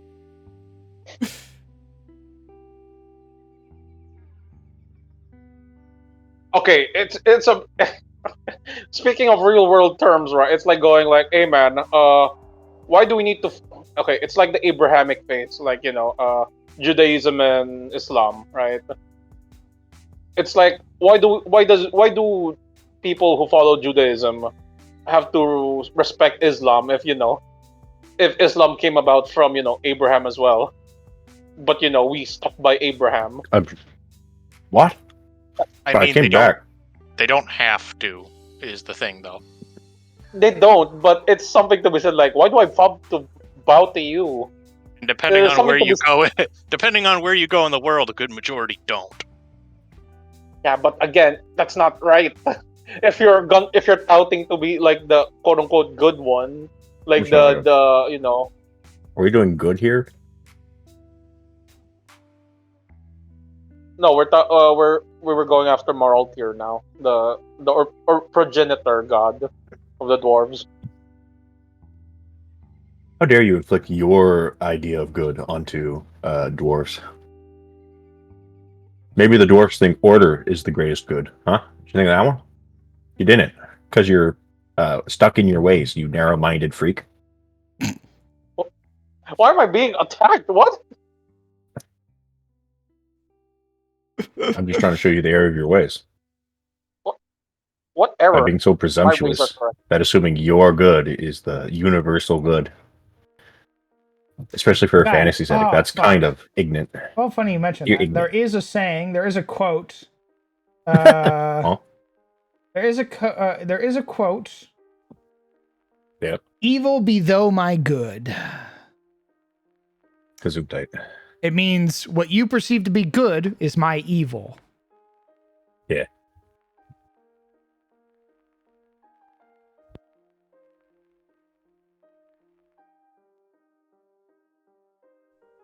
So are you trying to say that the four-mere dwarves are like fine taking gold from bodies because I didn't say that. it's just Yeah, what? things. You're Because making like stuff evil be, evil be the good thing. The saying, the thing. The thing you said, I didn't quite catch it because Evil I need though practice. my good. It's really old, but it is what you perceive to be good is my evil. And what you perceive to be evil is my good. Am Am I saying that's the Thormir? No. What I'm saying is I'm trying to figure out how this is going to work, because Moraltir is the god of the Axius, of the spirit in the Axius. So I need to figure out if the Thormir are down the clown with the Axius, or if they get their own thing.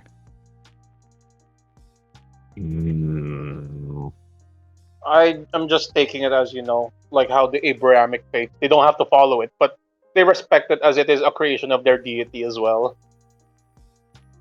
Like, Judaism, Islam, there's like a sort of respect there, even though they don't follow they're running in parallel with each other, even though they're not intersecting in Nah, in practice. you know what? I think they think it's a heresy. Boom. Holy shit. It's heretical. It's the consumption of the son of their own god.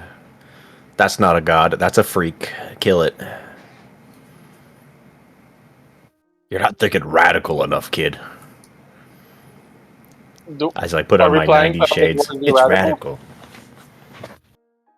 We could make the Chaos aligned Thormir think that way. Ooh. I mean, yeah. I mean, if you recall, right, in Jerusalem before, Crusaders and, the Catholic Christian Crusaders were also sharing the land with, Islamic stuff. And then there are, different sides of each faction being like, hey, man, we don't want your kind around here. So it could work, yeah.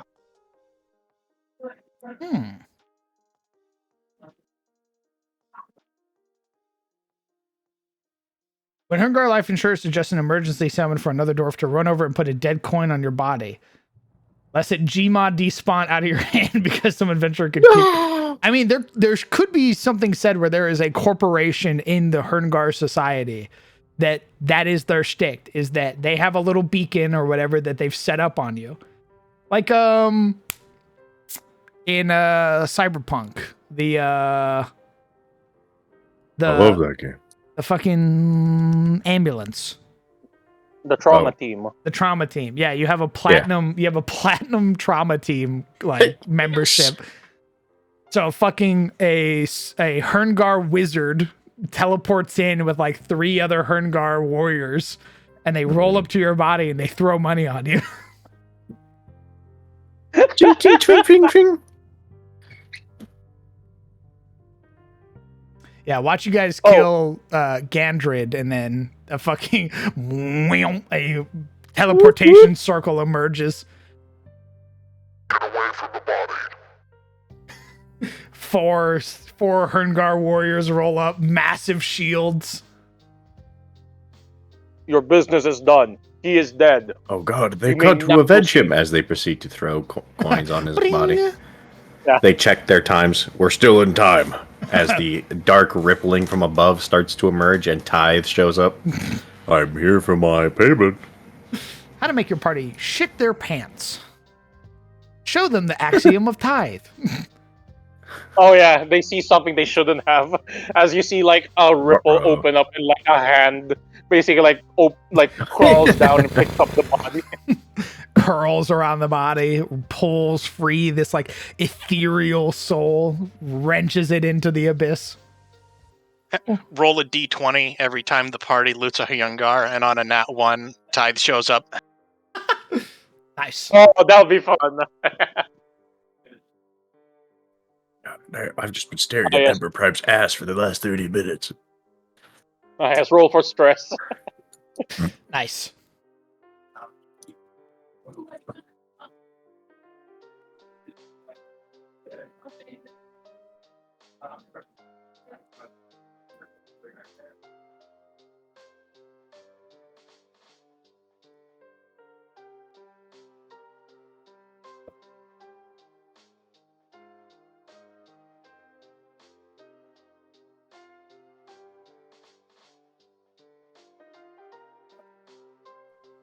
But what to do for morale here in the Thormir dwarves?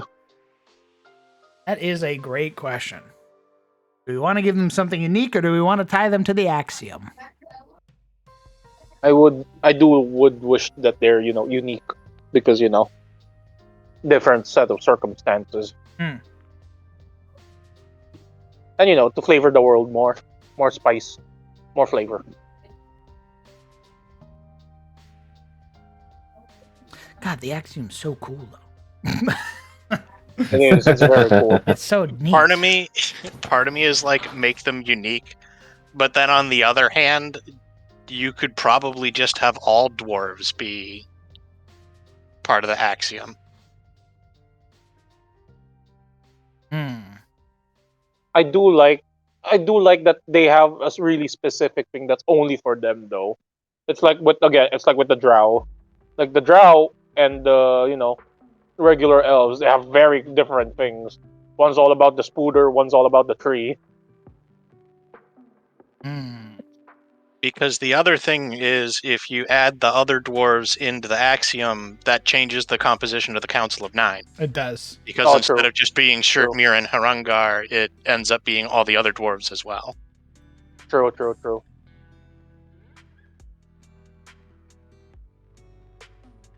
What if the Axios is based off a pre-existing system? Okay. So, what if Moraltir's system has similarities but not the same? So they have differing ways that they do things, but you would find some similarities because it is still related to each other. So, like, you won't see the council and shit like that. Like, you're going to see Moraltir and his saints, but they still have, like, axiom. They still have rules and shit and laws. I imagine Moraltir's system, if he's a craft god, would operate more like a labor union than the tyrannical Congress of the Axios. I can see that, yeah. But also, because you corrected me a while ago when I thought the Hyungar are chaos. And I never forgot. No. Like, there's still order, right? There's still order, but they're just evil order. They're evil order, yeah. So are evil like the flip side of the dwarves of the Thormir? Are they just evil order aligned dwarves, or are they chaos aligned dwarves now? We might make them actually chaos aligned dwarves. Yeah, so the chaos dwarves won't have a say, if ever, right?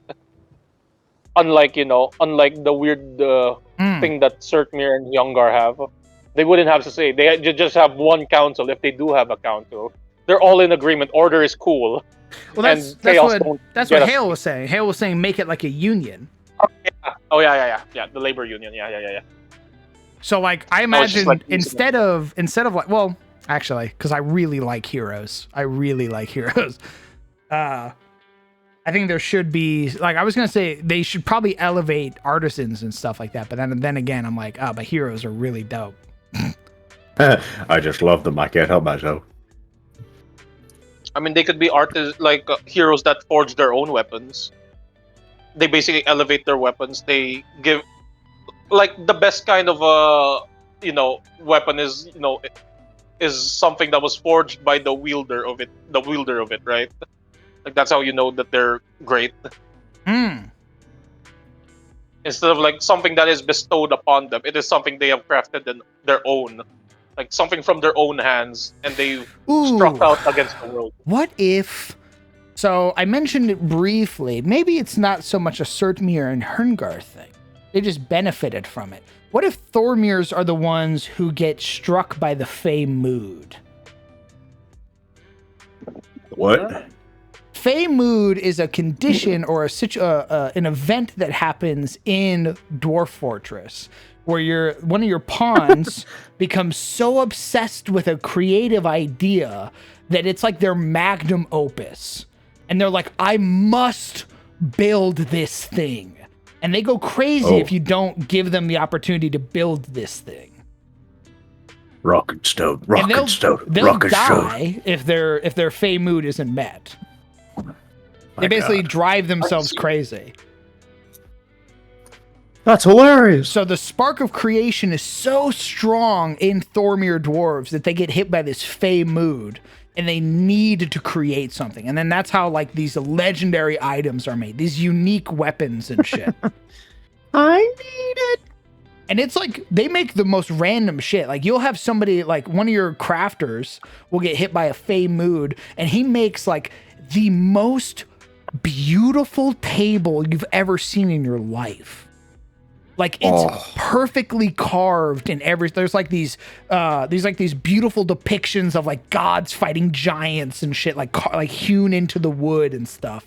Like every single square inch of this thing is decorated. Man, like even I can't gazing wait. upon it's like the people seeing the Mona Lisa. Oh, I can't wait for a Formir artisan to get hit with the Fey boot to create the most luxurious toilet seat in the Oh my God. entirety of Ares. There might be somebody out there. Glory be upon his name, the creator of the goddamn the marble God. toilet, the platinum seat. I'm gonna turn you into a fucking toilet. Canonizing bidets.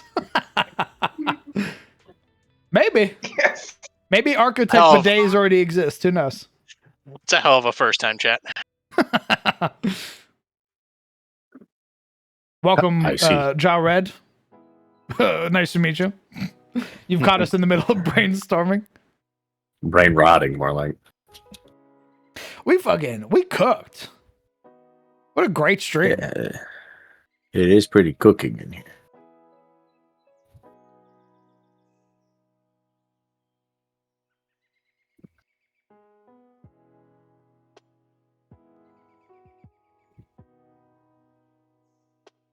Nice.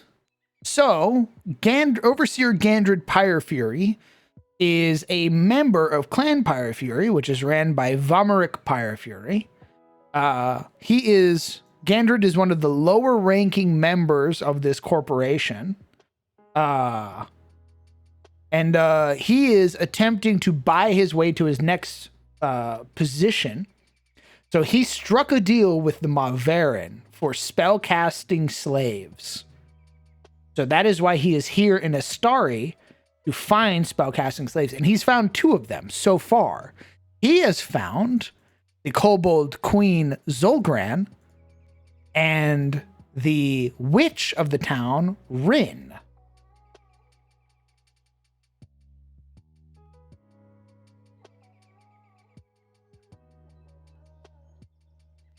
Blame Brett? Ah, understood. Welcome, IO Watcher. Oh, holy shit! I just realized it. Kobold lore next? Question mark. That is a fair point. We should be making kobold lore.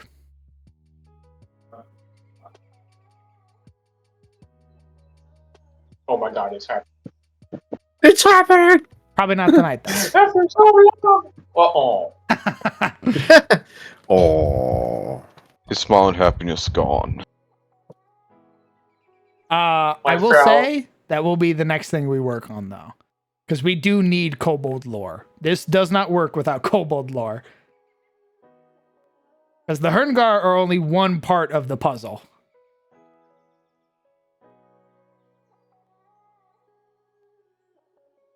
you and I puzzle. God, I've been chugging my water like crazy. I need more of it. It's fucking empty. You need to get the giga fucking canister that I have. I need a water cooler in my room is what I fucking need. Yeah. All right, give me a moment and get some water. I'm gonna see if I have any creative energy left to work on the kobolds. Word.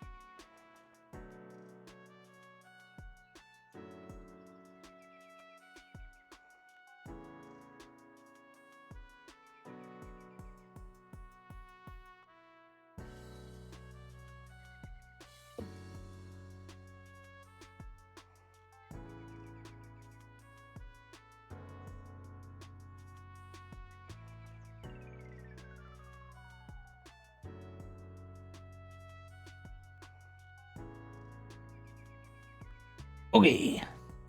Okay. Okay. Oh, Boogie. Okay. Boogie.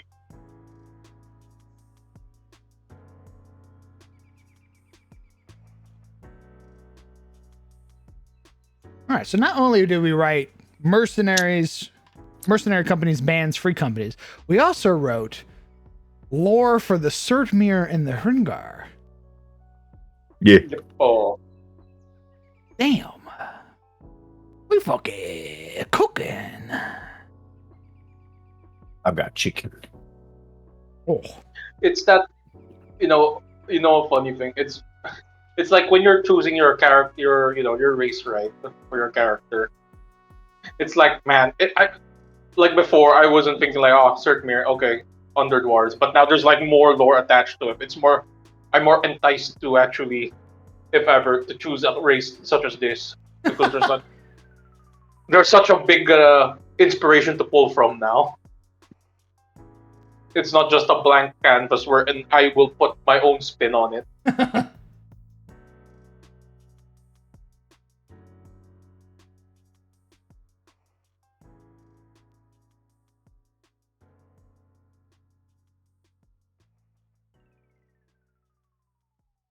Oh, yeah, also speaking of, bidets are a thing in Aedis, right?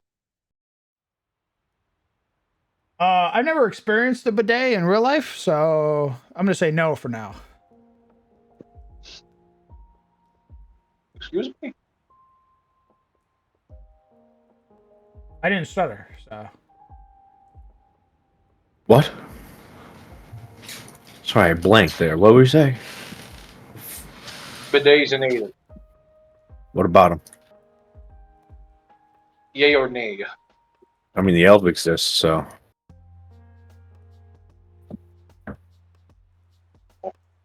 They're not taking it up the ass.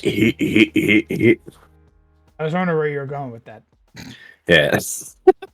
I was wondering myself. Is this world building or playable race building? Technically both. If you wanted to play a Surtmere, you now have lore to pull from. You have some actual like meat to your character's like beliefs and everything like that. Imagine the raw power.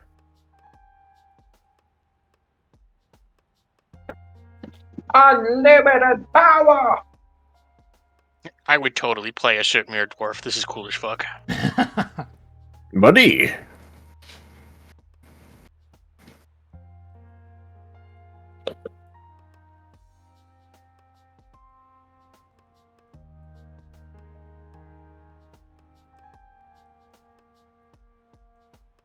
Okay. Motherfucking kobolds. Here's the first thing. You want to call them kobolds? Ooh. Legally distinct kobolds, I see. Remember, we're using Hringar, so we want to just keep kobolds. Kobolds is a very recognizable thing, but it's not the first time I've been asked, hey, is this the dog one or the lizard one? Hmm. Yeah, but that's usually just by allegiance. So, like, What? I just got back. What happened? What am I being talked about? I don't think he's ever asked that. I think that was mostly chat. I've definitely heard Legion ask if we're talking about dog or lizard kobolds or pig. Oh. I don't like big kobolds. Is the god of crafting different now? Or is tied to dwarves? Or do dwarves have their own gods now? So the Moraltyr is still a thing. The Surgemere and the Herngar have their own deity known as the Axios and the Council of Nine. So Moraltyr and all of his stuff, the Spark of Creation and everything like that, still exists. That is namely for the Thormere and the Chaos-aligned Thormere.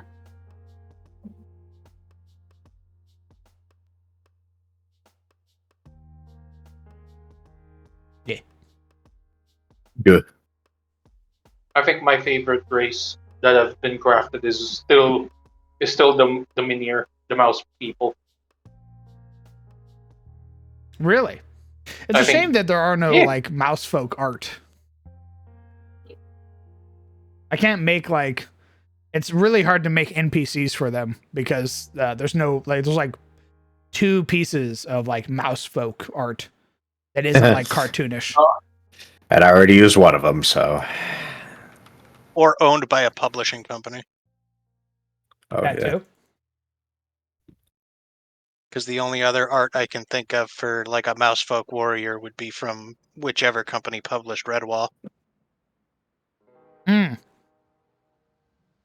Or, you can basically just crop the head out of furry art. That's a dangerous game. There's a lot of furry mouse people.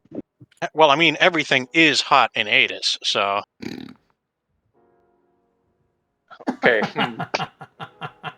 Would you find them out? Would you find them in your hot, or would you just find them cute?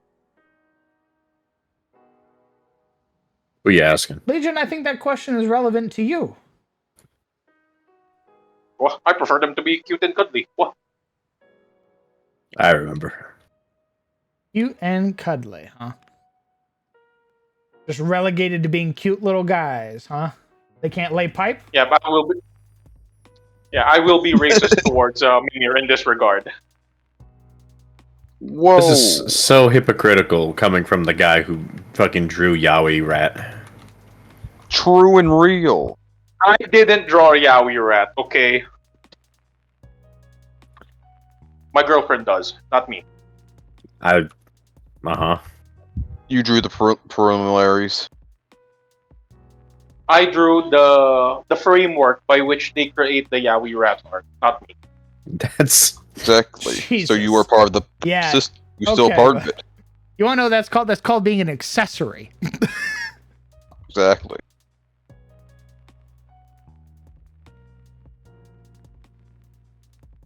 You're wrong. Your Honor. Your Honor, I saw the accused drawing their tails lock.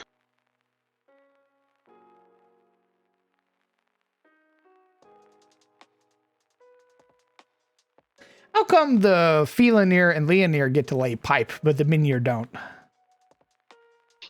I'm jealous. What? Because the rats and mice are just cute. Because rats got huge dicks, and I don't want to see that. And just because they're cute, I fear it. Don't get to do that?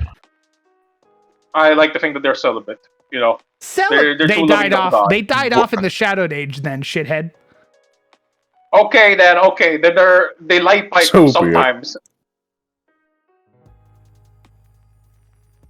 They stay by marriage. No sex out of wedlock here. This is your perhaps most boring and lame take I've ever heard. I'm sorry. I just like the mice. I'm gonna make them prolific fuckers now.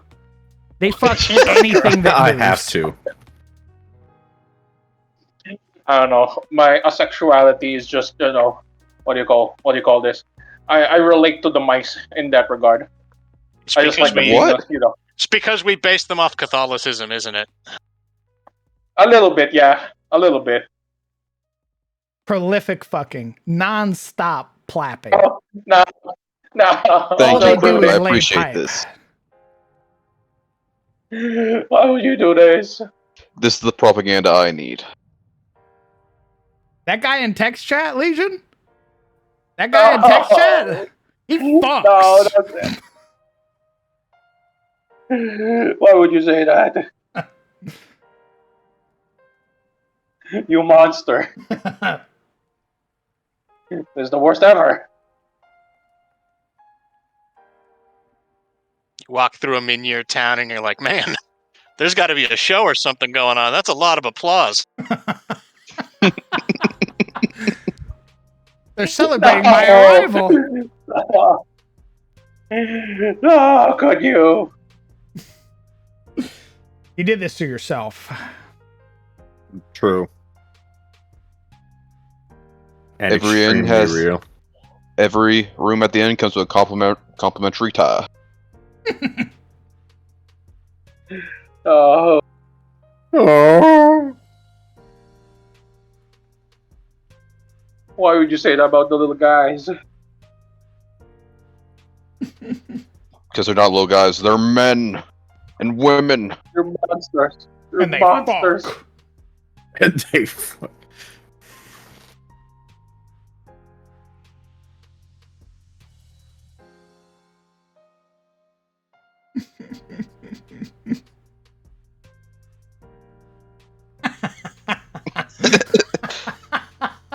What the fuck, Necro? What the hell? Why are you doing this? Amazing. Amazing. Excellent. Man, I don't think I'm welcome in this community anymore. Yeah, with I those think words. I think this is the sign that I You know needed, what? to- this is the line in the sand. Minir husband, Leonir wife. Oh my god. Oh, It's Tom and Jerry.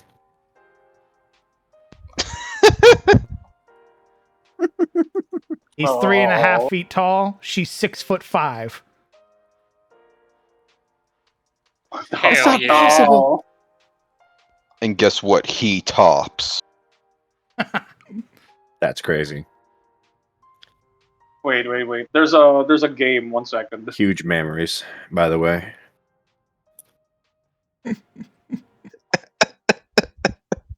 Hale, what's that one game about the animals fighting each other?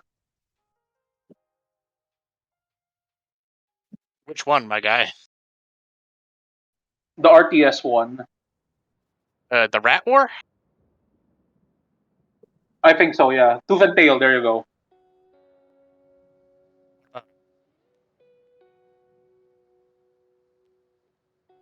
Maybe certain Minior can fuck, but not all of them. All of them. I shall show you one that does. No, I shall show you one that does. 1 second.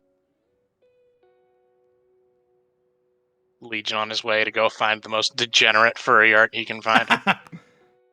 What? I've What got is this? just What? the thing.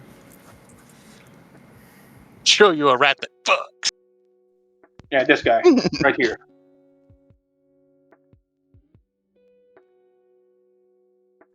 Now that rat I can believe does fuck. Yeah, this guy. Oh no. That's not even like a mouse at that point. What is that? Yeah, that's a rat. That's from Tooth man. and Tail. Oh, so the Yeah, that's a mice man can't rat. fuck, but the rats can? Yeah. The rats are celibate. Nice. Wait, it makes what? sense. I They're know. they're the really like religious ones, right? The tiny guys, the mice, they fuck nonstop. That's crazy. Uh, Why would you do this to Zebus? I'm gonna need you to dial that one back, Chief. You lost me. You lost me.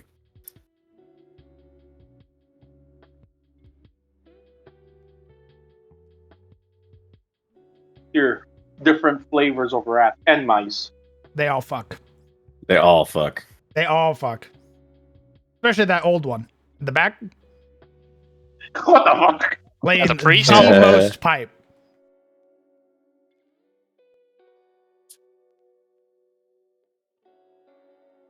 Insanity. You Hasn't guys are slowed down since his prime.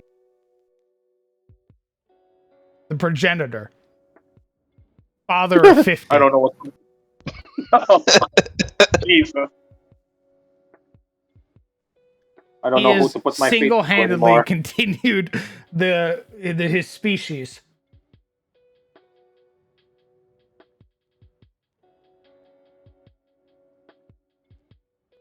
That guy definitely does.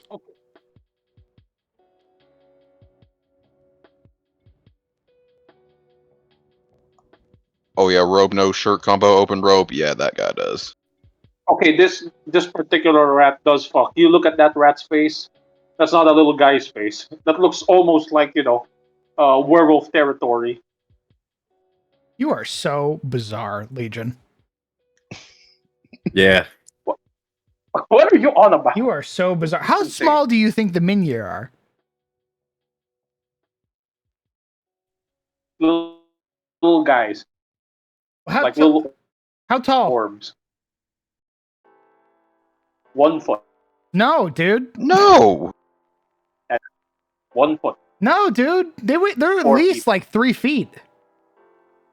Yeah, I know. I was kidding. Okay. Yeah, if I recall, it's like 4 feet for the rat minier. They are the same height as halflings, and halflings can vary from 3 feet to 4 feet, if not a little bit taller. They weigh around 30 to 40 pounds.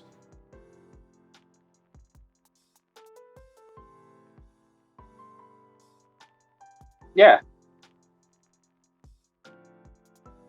Yeah. Yeah.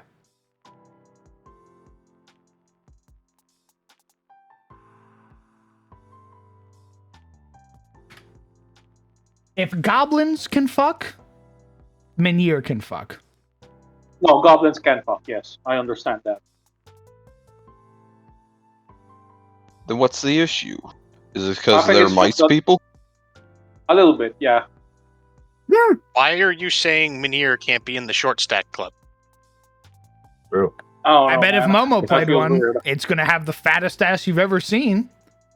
This guy obviously hasn't played Atlas. Momo is Exactly. going to... If Momo played a Minier, she wouldn't. But if she did, it'd have the fattest ass imaginable. And she would look for anything that was like 7 foot taller. Yeah. Any Minotaur is fair game for her. You know what? If it's like, again, I just don't know why. I think it's specifically for rats and mice. Doesn't even matter Specifically. how Any hard you try. Any other race, fine. They all fuck dirty nasty, yeah? I just don't know about the... Pretty nasty. I just don't know about the mice. I'm sorry, Chief. I These didn't know you were felt our... this way. How do you Zephus, think- how does this make you feel? Brother, they're all about family. Where do you think the family comes from? Yeah, I They know, don't just I know. propagate out of nowhere. They're not weeds. They have to fuck. I know. I know. I know. They have to do the I know. nasty. Okay. Do you understand? I'm aware. I am aware. You don't need to use this voice. Okay, I am aware. My God. I ain't with Legion. Legion on this one. Legion is the most say-so furry artist I've ever met.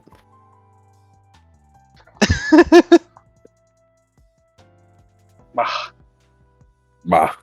Humbug. Maybe that's just a weird thing in my noggin. Okay, maybe that's just it. Okay, maybe just the Okay. rice, the rat and mice. Okay, follow-up question, Legion. What are your thoughts on racklings then? Racklings? They don't fuck either. I think it's just the way they look. Something about them prevents my brain to bridge the gap. Fake furry. I see. There's just something about it. Fake degenerate. Mm-hmm. Not a real gamer.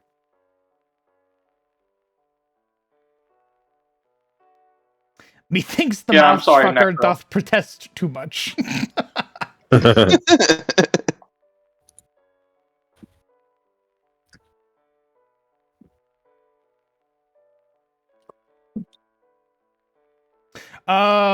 So the two types of dwarves, in terms of PF2E heritages, can either type of dwarf have any of those heritages?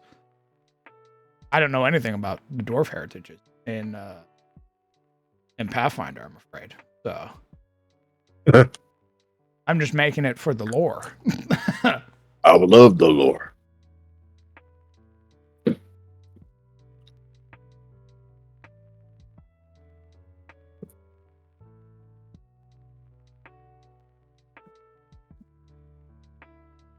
I like how I'm watching a real-time Legion lose rep.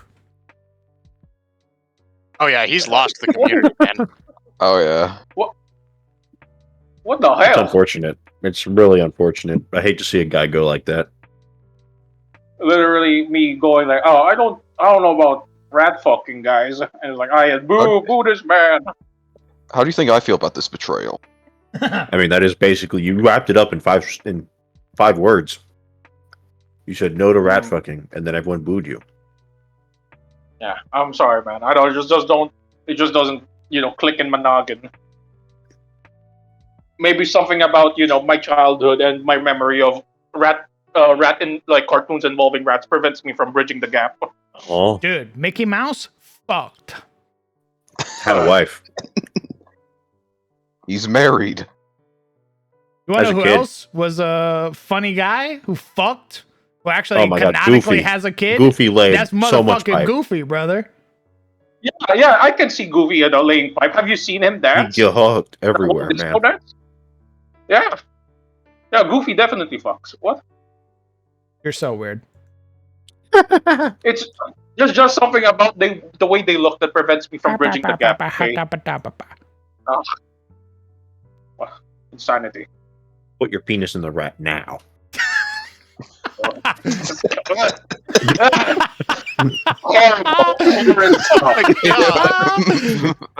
No! Lightning Horrid, strike. horrid words have That's never been so spoken. fucking funny.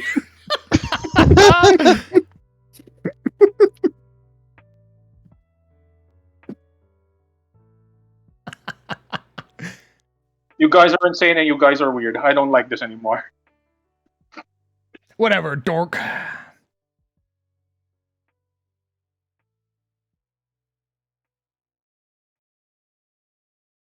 He gave him a spell? Oh, no, he throws stuff out of his backpack.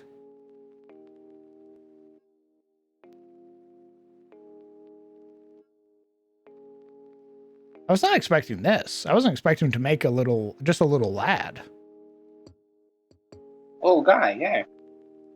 But this is like an actual like combat capable guy.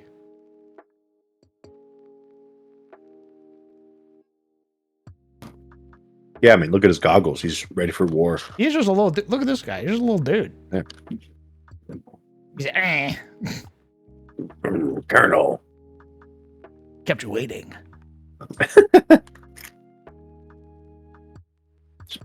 Psycho Mantis. Lifts up his goggles. He's got an eye patch on. Hey, boss. You're my diamond dogs. Okay, let's answer the first question. What are kobolds? Are they dragools? Well, that's another question later on. I guess that should be the first question. Are kobolds dragons, lizards, or something else? If they're dragons, are they dragools? What are they in relation to the Drekir? The Drekir are Completely separate? Yeah, completely separate. Okay. I would personally say lizards that got dragon blood on them, and that kind of elevated them up. Okay, so they have. Okay, so they're dragools then. They were lizards that were that ascended. Yes, that is my. Legion, my would you pitch. fuck the lizard? What? Why is it me? What? I'm Because just you're the one wondering. who's so I'm just asking. opinionated. Yeah. Yeah. Would you On take fucking? the Kabusi? On fucking? Another This is great Atlas seriously- choice, by the way. No, kobolds can fuck. You're so weird. It's just the way the rats and the mice look, okay? Something about can't bridge the gap. How can the That's kobolds literally fuck? it. Explain. Maybe They're they have a lizards. third leg. Oh my They god. have 4 legs. Oh my god. Oh. Oh, that is true. That is true. Oh no, who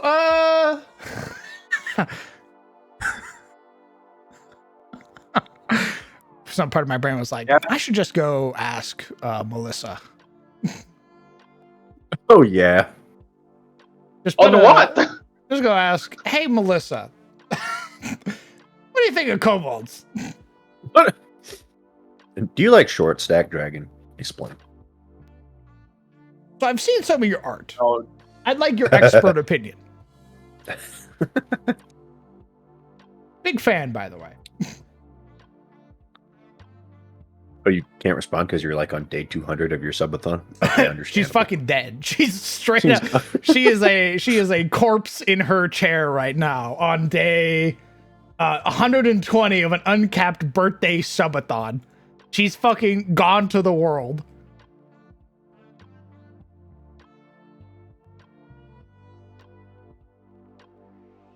Kobolds are, or were, reptiles, generally small lizards that supped blood of slain dragons long ago, transforming into bipedal, Some fucking delicious jerky. scaled creatures known as kobolds.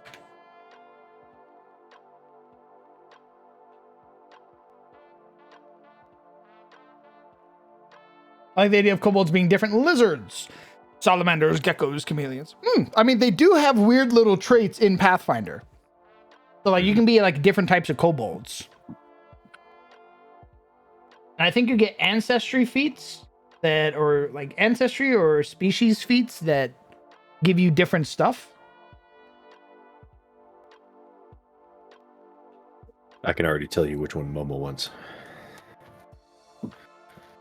Oh, yeah? Which one? You know Momo's going to want a dragon kobold.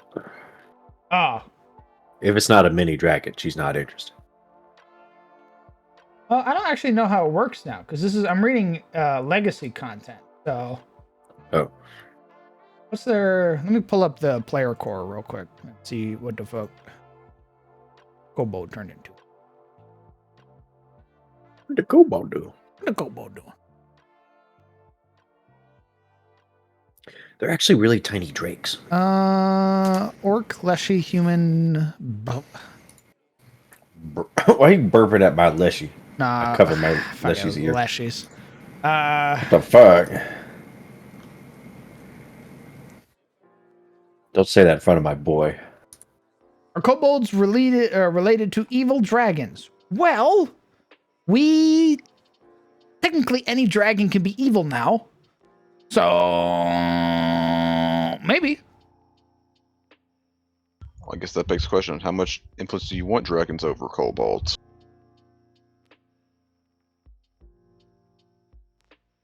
Let me open up the second player core. Kobold is level 20. Oh yeah, rat there. I want to read what the rat folk do. Because Pathfinder has their own rat Wait. folk. Question. Is there like an event that it was when the Drazar Emperor first emerged, right? They were killing dragons left and right and center. Like they were killing dragons. Everybody was killing everywhere. dragons before the dragons were fighting humans and stuff like that well before the Drazarans showed up. It was just more cataclysmic when a dragon showed up. Like the Drazarans brought about like the scorpions and shit like that, which are their ballistas capable of bringing down dragons. But beforehand, it was like a dragon will land, and then it was Skyrim style, where all the warriors roll up and start throwing hands with the dragon. The random villager with then- a hatchet. Die, fiend! Okay, then lots of dragon blood around. Okay, lots of dragons. Every kobold instinctively understands the importance of power, and many are inclined to venerate those who have it, whether they be mighty dragons, cruel fiends, imperious fae, or even ancient artifacts. Kobolds seek out these alliances out of a sense of pragmatism. After all, who would dare bully a kobold who serves an ancient dragon? But also, kobold eggs incubated near such loci of power take on physical traits and sometimes abilities similar to those of the Warren's benefactor. On their own, kobolds are an ingenious crafters and devoted allies, but outsiders who trespass into the territory find themselves to be inspired skirmishers and clever ambushers. However, these reptilian opportunists prove happy to cooperate with other humanoids when it takes to their benefit, combining caution and cunning to make their fortunes in the wider world. If you want a character with deadly cunning and who bears the mark of a powerful benefactor, you should play a kobold. Society. Kobolds have an ingrained cautiousness that keeps them alive. They're secretive or subservient around powerful creatures to avoid becoming victims. This meekness fades when kobolds secure either a formidable benefactor, like a dragon, or a potent source of supernatural power, like an artifact or a sorceress leader. Kobold societies regularly adopt laws and cultural norms inspired by other benefactors' personalities. However, kobolds are infamous for sensing the proverbial sinking ship, and once their source of power fails or seems doomed, their morale breaks swiftly. A young kobold's given name is rarely more than a syllable or two. However, as they age, achieve status, and accomplish great deeds, they might add more syllables to their names. Kobolds rarely have surnames except in efforts to better fit into a community, in which case they typically adopt the surname of an offspring figure in that group. Sample names: Aznak, Drazhin, Enga, Bazgin, Kib, Ligma, Tarka. Octua. Beliefs. All but the most iconalistic kobolds have a natural respect for hierarchies and rules, relying on their ancestral social strategies for survival. Organized religion feels natural for most kobolds. They're often drawn to deities related to their benefactors, such as Asmodeus, and the benefactor, if the benefactor is a devil, or dragon deities like Aspu and Dahak, if the benefactor is a dragon. Kobolds often find themselves drawn to cults, particularly those with powerful magical creatures as figureheads. Popular edicts: find your place in any power structure. Take pride in your ally's strength. Win with your wits. Popular anathema: face a threat alone. Throw caution to the wind. Oh.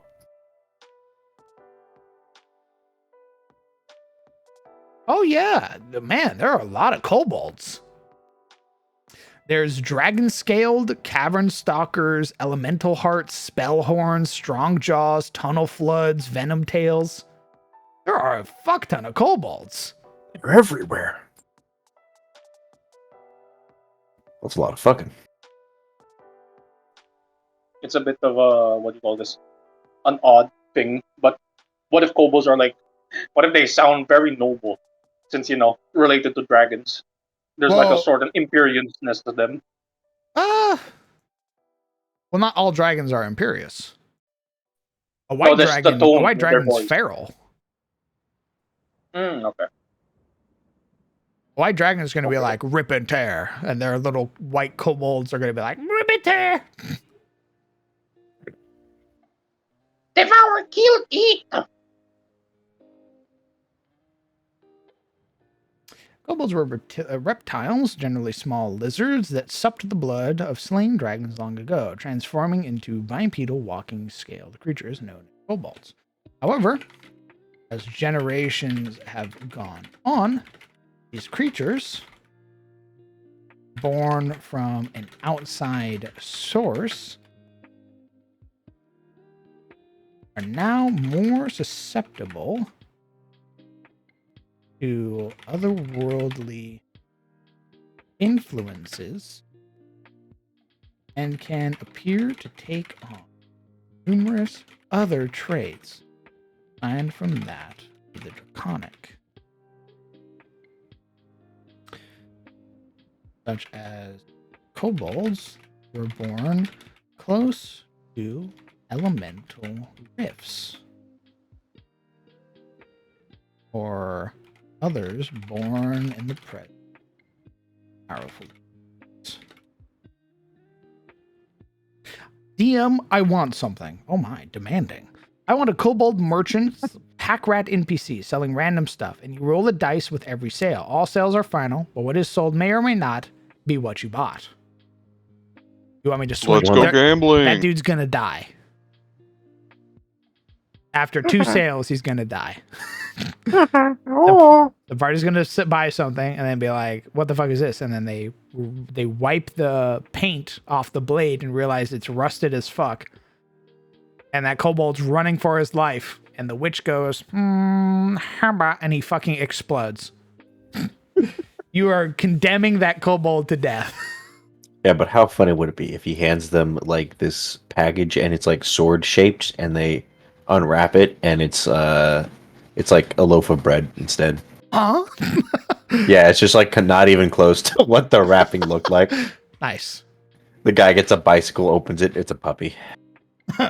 He fucking blinks again. All sales are final.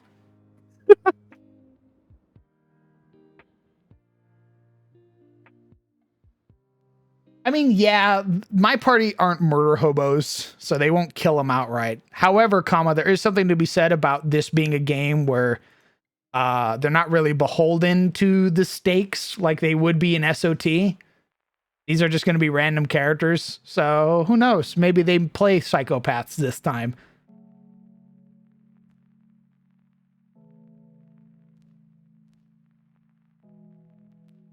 If they change depending on the leader they serve an environment, do they just hang out around portals and such to try and involve their eggs to get affected? Oh, maybe. There are probably particular clans that like they won't have a clutch of eggs until they know that an elemental portal is going to open. So they'll wait, go find where that portal is, and then go set up camp. They'll probably serve whatever element is there, some like elemental, myrmidon or something like that, some fire myrmidon. Like, oh, we love you. And then they set up camp. They give birth to their new clutch of kobolds, and all their new clutches of kobolds all are like fire aspected. I call this one jalapeno.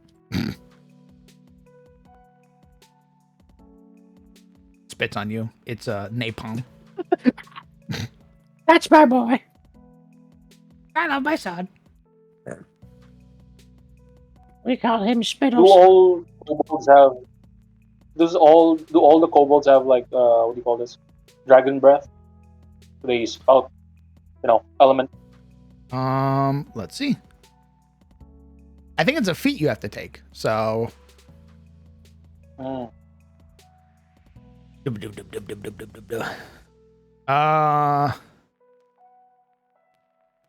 Let's see. Kobold lore, weapon familiarity, scamper, snare setter, grovel, snare genius, winglets. Winglet. Between the scales, briar, battler, close quarters, evolved spellhorn, fleeing shriek, winglet flight, resplendent spellhorn, tumbling diversion, vicious snares, benefactor's majesty. It doesn't look like they get a breath weapon. So, for example, a dragon-scaled kobold, thanks to your Warren's association with a dragon, your scales are sturdier than other kobolds. You gain 10 hit points from your ancestry instead of 6. You gain a +1 circumstance bonus to saves against dragon breath, effects with the sleep trait, and effects that would make you paralyzed. So normal kobolds, they have a 6 hit points. You, as a dragon scale, got 10. Chunky lad. Hell yeah.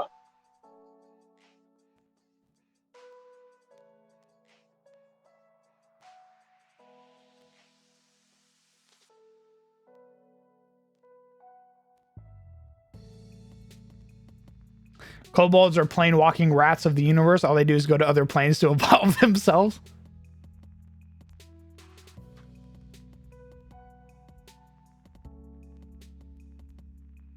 Oh, what about a mouse?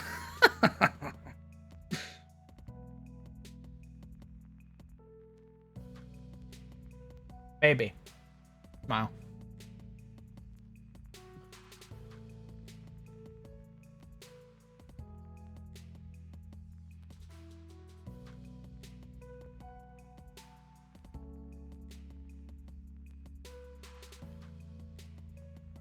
lizards. Is Kieran still here?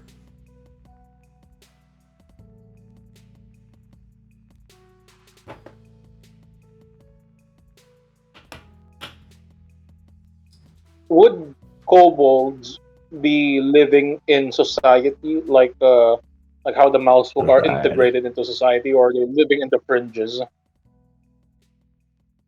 Mm, Oh my god, kobolds are just yordles. Who knew? I think you can have both.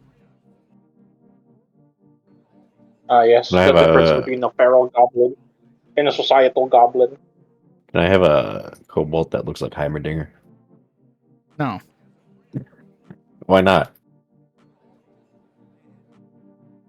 Because I don't like that waste of space. The fuck? What? What the hell? Fuck, why not? What do you ever do?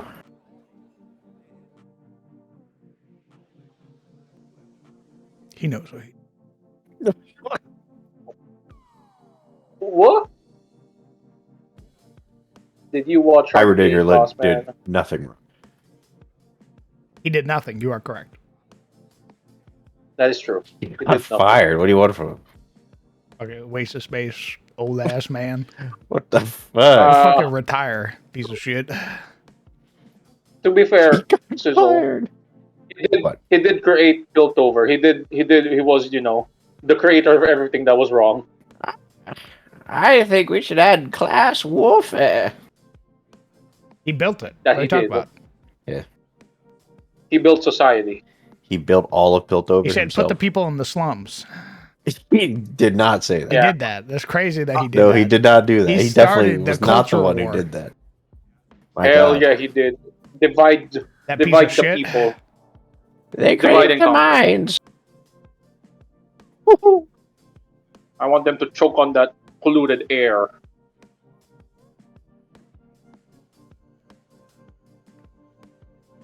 Well, then I think that'd make a perfect kobold. What about you? What do you say?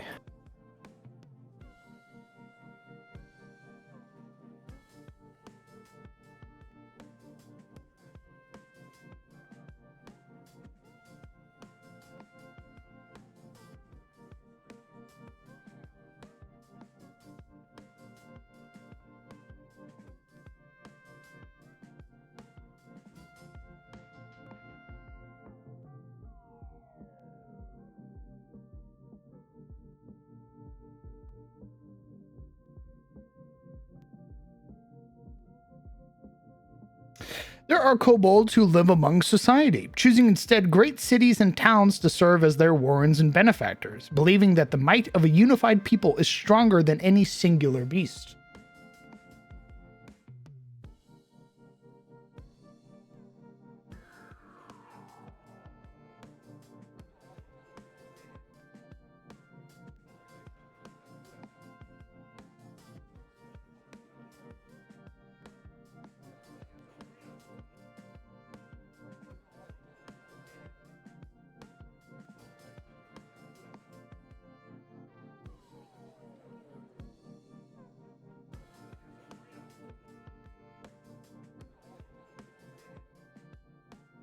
It helps, in Tyros at least, that many of the leaders within the realm are advised by powerful dragons, which might just sway a kobold to join their side.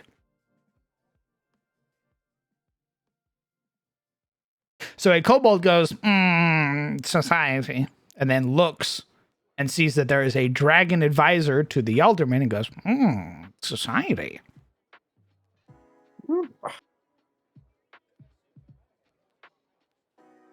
God, it must be awful being a dragon and these little assholes just show up every week. What do you mean? They're here to help you. Oh my god, they're basically just like minions. Yeah. Whatever you want them to do, they'll do it.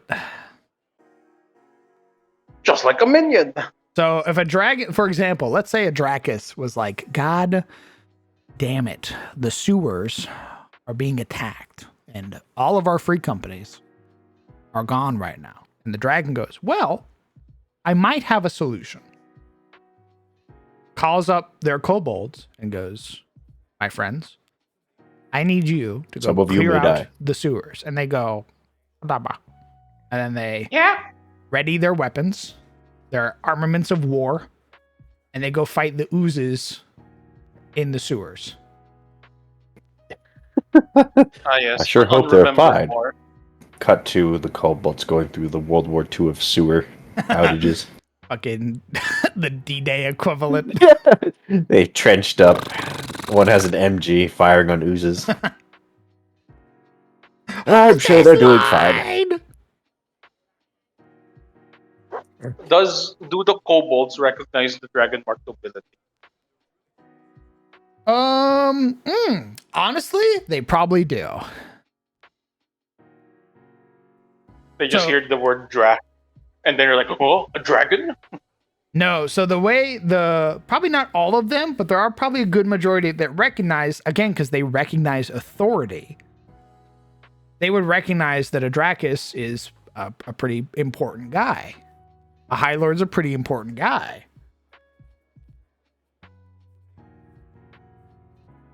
And again, all of these people are generally led or advised by some form of dragon, either a young or adult one, or an adult or an ancient one, shit like that, right?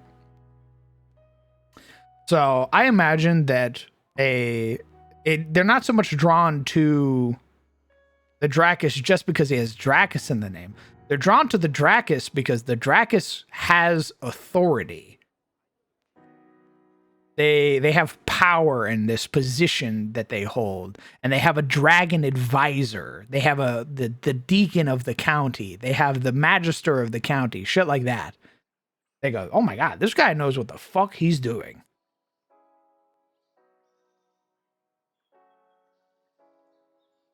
Based. Yeah, but imagine you're like in the middle of a meeting and then the door swing open, it's just a bunch of Cobalts. We've come to serve you. Well, it depends, but that might be the case for some.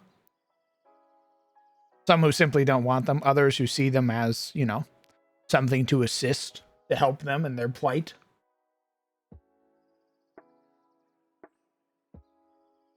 Having a bunch of law-abiding kobolds around you is pretty dope.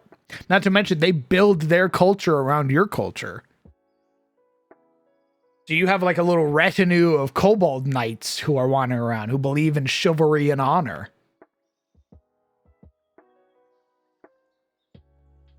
They'll start saying, "For the old father." Well, it depends, right? Like, if you're, like, for example, Eliond, if they had stayed around Eliond for a while, maybe they'd be shouting for Luella, because Luella is the saint of Eliond. Ah, yes, you see some kobolds who was serving alongside the Drazaros, and then when Drazaros passed, there's like, "For Queen Morelia, for the Eternal Empire." Maybe.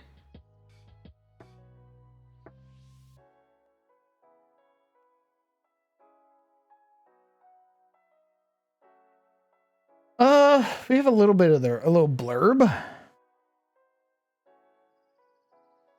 Kobolds have a symbiotic relationship to whomever they serve. Yeah, that's a good way to put it. In this case, where would kobolds be on the alignment table? So we don't really do alignments. We do order and chaos. With leanings.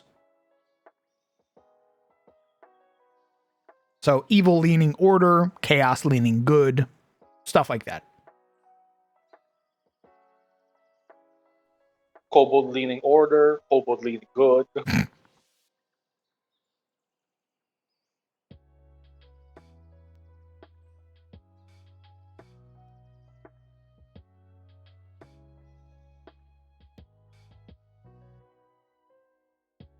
Can't wait to see a samurai kobold just save the party one day.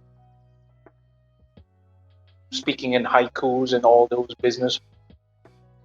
The most stereotypical Asian. Oh yeah, you want me to do that, motherfucker? I don't know. I get fucking exploded on Twitter. Yeah, so you all, before you start doing it, you're going like, "Okay, guys, I'm gonna do something really, really funny. You gotta promise me that this is between us." That makes that 1,000 times worse.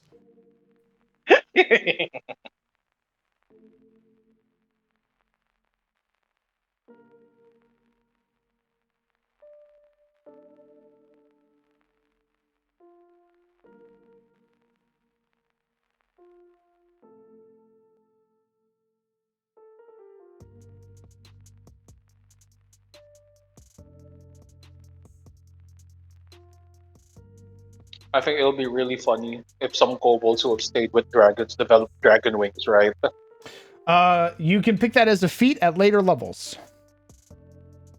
No. So dragon wings on little kobolds, right? And when the dragon flies over, they have the kobolds on their back. They're like, release the bombers, and then they just like start jumping off and flying like an aircraft carrier. Yeah, dude, that's a level 5 feat. Oh, Winglets. Through the lingering influence of your Warren's patron, you've sprouted a small set of wings. While not suitable for full flight, these weak wings allow you to jump further with a small flap. When leaping horizontally, you move an additional 5 feet. This additional distance isn't cumulative with the increased leap distance from powerful leap. In addition, when you attempt a long jump, you can jump a distance up to 10 foot farther than you normally would based on the result of your athletics check, though you can still jump farther than your speed. You don't automatically fail your checks to jump or long jump if you don't stride at least 10 feet. And then at level 9, you get winglet flight, which is intense use and exercise have made your winglets more powerful. You fly. If you don't normally have a fly speed, you gain a fly speed of 20 feet for this movement. If you aren't on solid ground at the end of the movement, you fall. I think the way that their falling works is that you fall 600 feet a turn. So just before they hit the ground, they open their wings and they fly. like a parachute. Oh, just like in Fortnite. Who are we dropping, boys? Kobolds have a symbiotic relationship with their benefactor, often taking on traits, personalities, even beliefs and laws established by the benefactor to better fit in.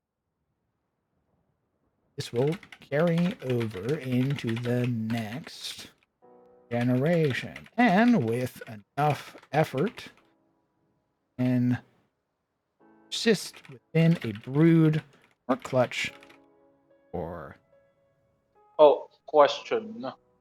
Why are kobolds naturally, predisposed to actually serving someone stronger? Is there like a reason to that, or is it just gonna be like, oh, that's just it? It's just a thing that happens. I mean, it's just written. That's just how it's written in everything. Every depiction of a kobold is that they are a servant. Pathfinder seems to be nicer to them though, and in so much as they sort of like mirror their benefactor, but they are not like blindly loyal. The moment they know that a benefactor is gonna lose, they bounce. Would that be one of the distinguishing differences to, like, say, a kobold that serves a chaotic? Well, I guess that's the thing with chaos, right? Chaos follows the strong, like might makes right. Correct. Whereas if, like, say, a kobold that follows, like, say, like Guinevere, right? Even if Guinevere gets struck down, they'll still follow in. They'll still fight in her name. Yeah. Even if Order aligned kobolds are much more loyal, even to a fault. Yeah, Guinevere says, "Fly, you fools! Run away!" And they're like, "No, mistress, we serve the platinum." Like all that. Yeah.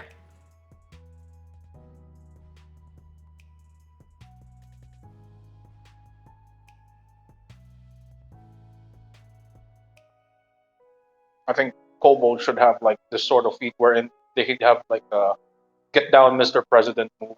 Get down, If Mr. they're President. Yeah, if they have like a Let's see. if they're if they're like 5 feet, what do you call this? Just 5 feet away from their, like, someone they serve, they can immediately intercept a full attack that was meant for their boss.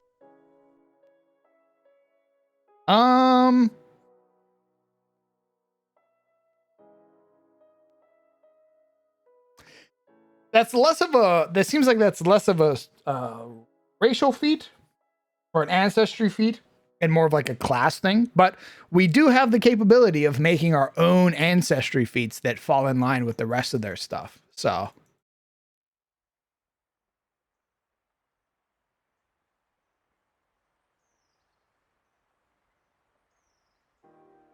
So we can give them a feat that they could take at level 1 that's like loyalty or something like that. It's a reaction requirement. You're adjacent to at least one ally.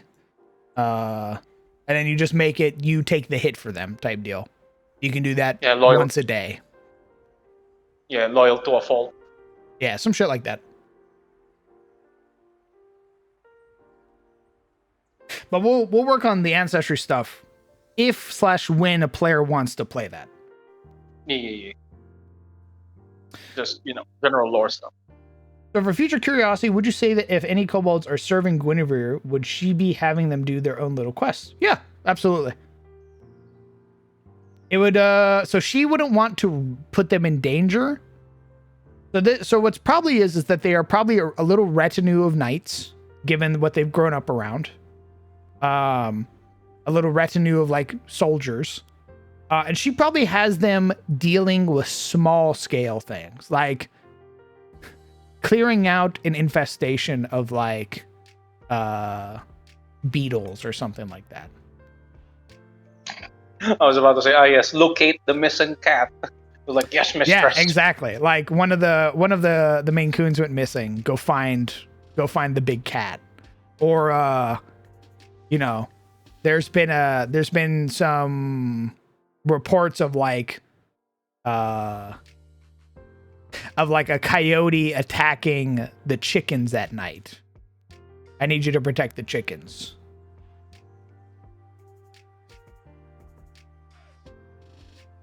Things like that. It'll be really funny if, like, from the retinue, some split off and decide to like follow other important people in the town. So it's like there's a mini me of Gerald that's like a little kobold, or a mini me of like of Reynold, a mini slayer. They wouldn't just because Guinevere is there, and she, in terms of power, is the strongest thing in that area.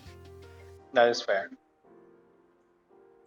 What else do we really want to write for these guys? I mean, we've established that they're draggles. They're influenced by their surroundings. I think it's, I guess, you know how the mouse folk, right, the Minir, they have that sacred pilgrimage thing. Their whole deal wherein they will go to Mouse Mecca eventually, and they will be welcomed open arms. I guess something like some other fluff, right? Some other aspect about them. What else? I'd love to hear suggestions. I don't really know what else to do for them. I mean, I like that they have like a symbiotic relationship. I like that the order aligned ones are loyal to a fault. I like that the chaotic ones run away the moment they know that their guy's going to lose.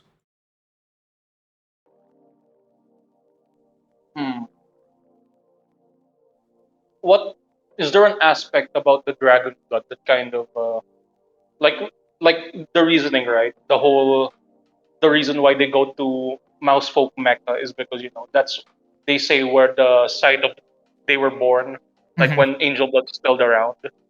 Is there something along like those lines towards the kobolds? Like, I don't think it'd be anything remembered, unfortunately. I think kobolds were chaotic for a very long time.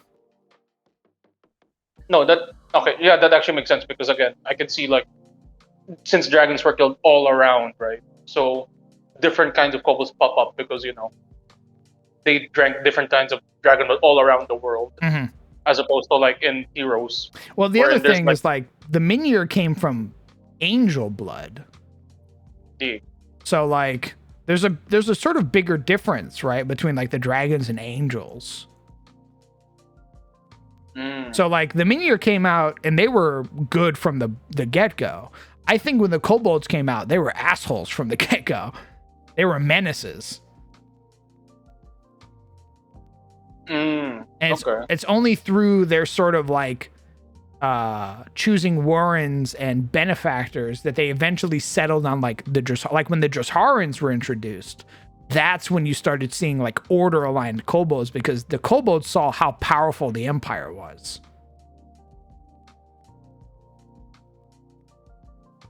Fair enough. Hmm. Skullthorn, do you have anything you want to see from the kobolds specifically? I know you've been wanting kobolds for a while. So is there anything you wanted to see from them?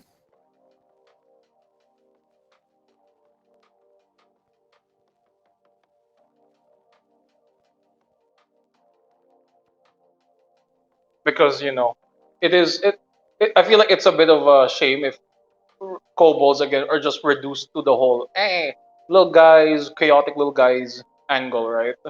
Because like look at the goblins. Goblins kind of like got like a total revamp in Adis as well as the mouse folk. Mhm. Like the idea that if it's a rat folk, it'll be like I'm like Skaven. That's like the automatic first thing that you think of, not pious mice and pious zealous mice.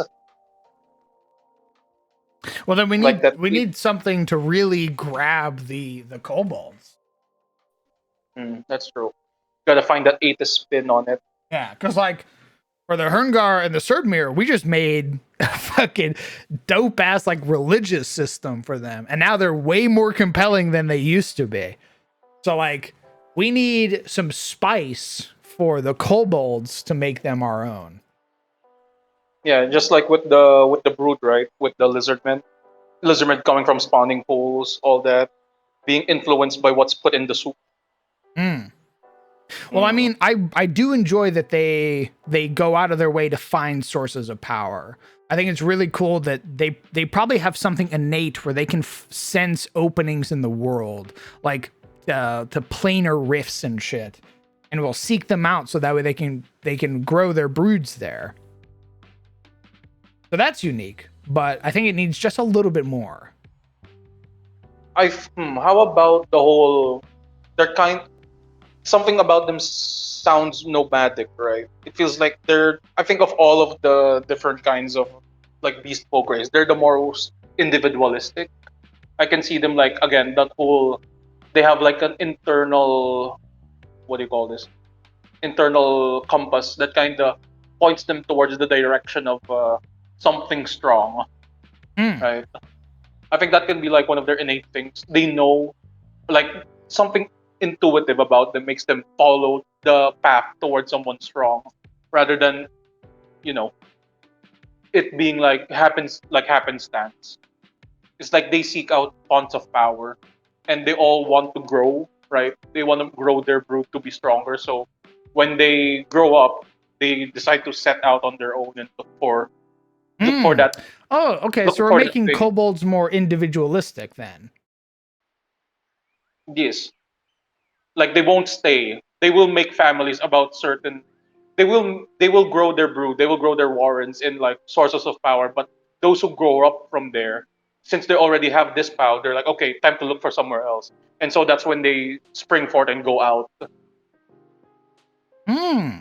I like your idea as well, Hale. I like the idea of them being archaeological like little guys. Like just by pure proxy of existing, they just happen upon a lot of these sites. True, they almost have like a sixth sense towards either sources of power or like archaeotech. Oh, like Arca. Oh, interesting. Give me a second. I gotta piss. I'll come back. We'll keep working on this. Okay.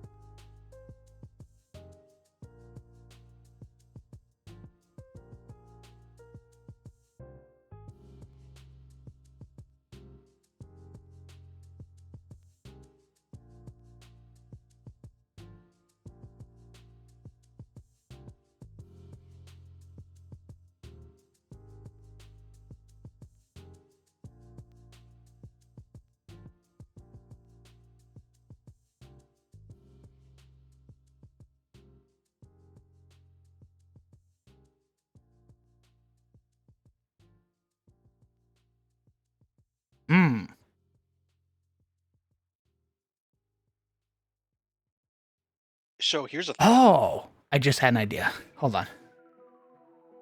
What if kobolds are fucking old? Old. What if kobolds came about when the first great worms were made? Oh. Older than Bahamut and Tiamat? Technically, yes. So when Zomarin and the other Aranar traveled south to fight Melormanir and his allies and the Great Worms, a lot of Great Worms were killed by the gods. That's a lot of Great Worm blood. Or is it? Wait, then are they sort of related towards the lizard folk, the brood? Then the Sakili? Well, no, Sotomor is not a Great Worm. He is a serpent. He is a primordial snake. Okay. Like he's like the manifestation of like shadow and stuff. Actually, wait. So if they were from Great Worms, are all the Great Worms dead now? No. Because if so, I can see that that they were, what do you call this? Since most of the Great Worms that they're from are kind of gone, they're kind of directionless, so that they're looking for that source of power. They're looking for that source of strength. And then when they, although one of the problems is if they find it, they suddenly fall sway under them. Because again, Great Worms are sort of evil, right? Well, Great Worms are free from the World Serpent's control now. They have been for a while. The Great Worm died. Or the World Serpent died. Or was banished, right? So like SOE met two Great Worms, which are like Great Worms from his brood type deal.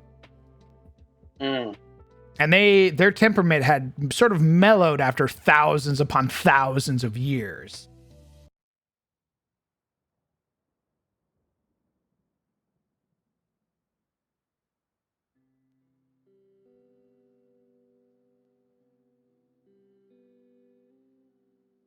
Goes into what I was going to say too. I was going to say, what if kobolds naturally have a higher genetic memory? Ooh.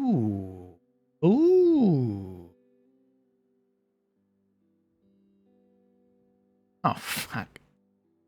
You're sitting there fighting a kobold and it pulls out a goddamn grenade. Holds it up. White phosphorus! Throws it at you.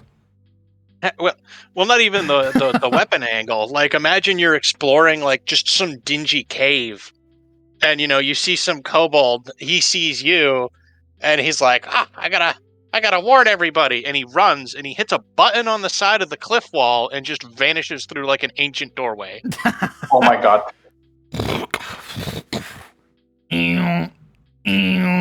Intruder alert. Everybody looking around. They live what in, like, the fuck? They're like vault dwellers.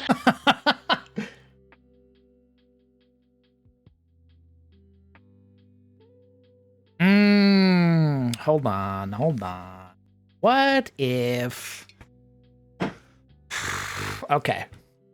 So we have Alranok the Evergaunt. He's one of the Great Worms. He was slain. What if one of the Great Worms died over an Archotech facility that is basically like a zoo? Or like a reptile themed place. Some particular study done on reptiles. So there were a plethora of like geckos, chameleons, things like that were basically in these containers that were then drowned in blood of this great worm. And it's these like the progenitor kobolds are like the highest tier of genetic memory. They were born in a fucking vault. They were born in one of the facilities. They know Archotech like the back of their fucking hand. And then, as the years went on, as the generations continued, that knowledge dwindled as more and more, as they were like basically forced out of Archotech or couldn't find it. So now, as like a result, kobolds seek, like they sort of seek it out of some weird like premonition or something in their head, something that compels them to go find it.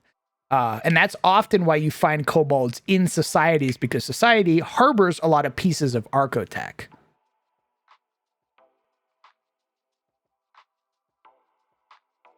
But also towards chaos, because chaos is constantly using pieces of technology to further their own goals and make like weapons and armaments and shit like that.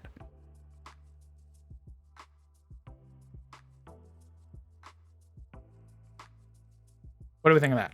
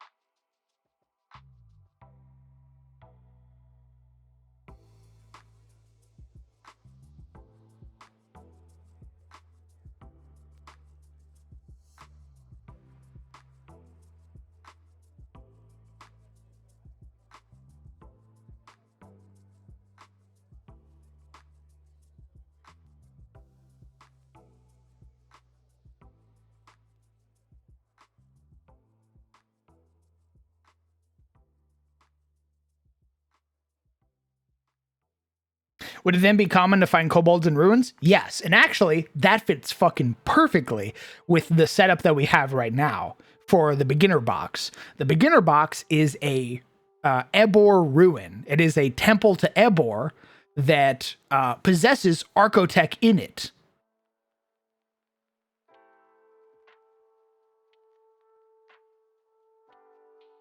By the way, the great worm that died to make the kobolds is named Kolboros. Boom. Boom.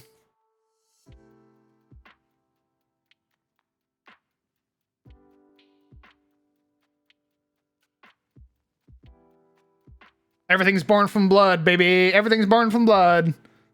Amir's spinning in his space grave.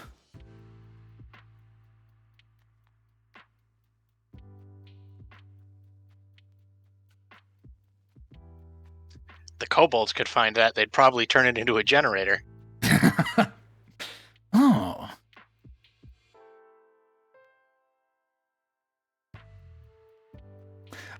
Teenage Mutant Ninja Turtles. So technically, yes, a lot of the creation of my setting is born through blood. Blood plays a huge part in the world of Adis. The blood of Amir was used to create the Aranar, to create the gods, and their blood and everything. Like the blood that was spilled has been used to create. To great effect and to devastating effect. So the Allfather's father, Amir, was killed, and his blood used to create the first generation of gods. And as a result, blood has been a continuous theme throughout Adis.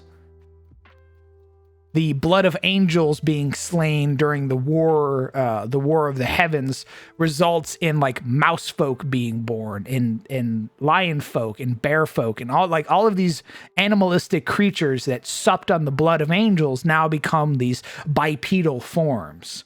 The twisted, malignant blood of otherworldly beings, other planar beings, results in these chaotic, malformed creatures like the Morlings, like the Sectili, stuff like that.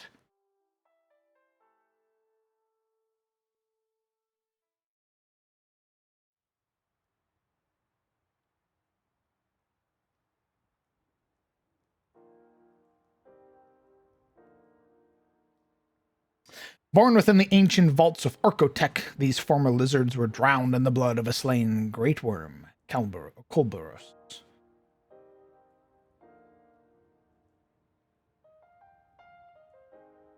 Kobolds. Find within their Alec vaults. These creatures learned the technology.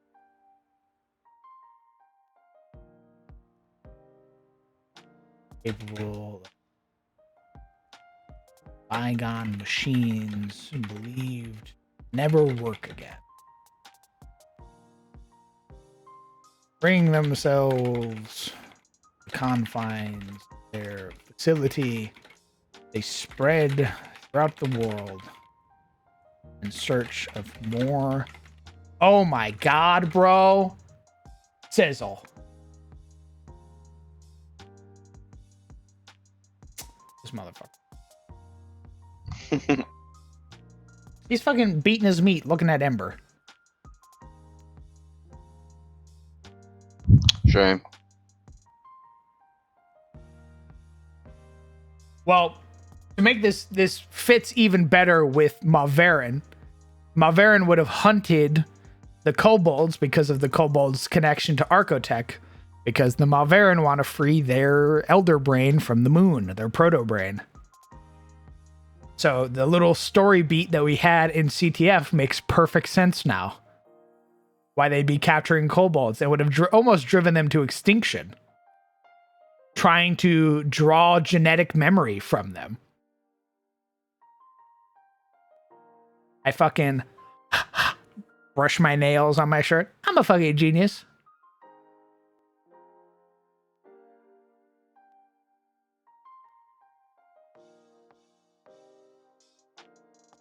So you're saying kobolds have like 100 immediately. They're like a 20 when it comes to their genetic memory. They used to. Now it's just like a flat bonus. Because it's been so many generations.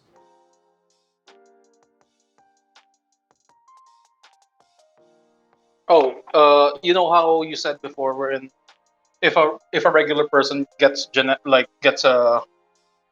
encounters technology, it's a +1 to their genetic memory. What if kobolds get a +2 or a +3 when they encounter? So they're like, oh, it's like it comes natural to them. Maybe. They're quicker on the uptake when it comes to technology.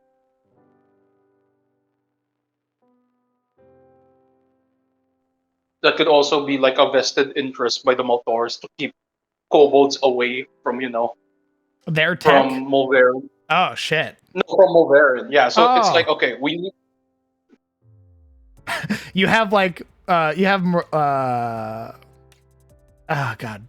You have Maltoris agents protecting kobold, like, clans.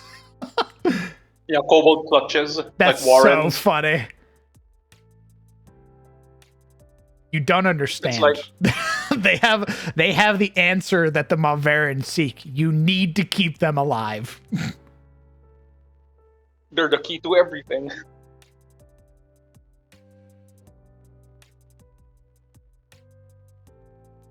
Nice. I'm now more interested in kobolds serving demons and other non-dragon entities. What kind of abilities would they gain? Well, we do have a list from Pathfinder. Let's pop. Actually, can I even look at this book on stream? I can. There's no email. Excellent. Hold on.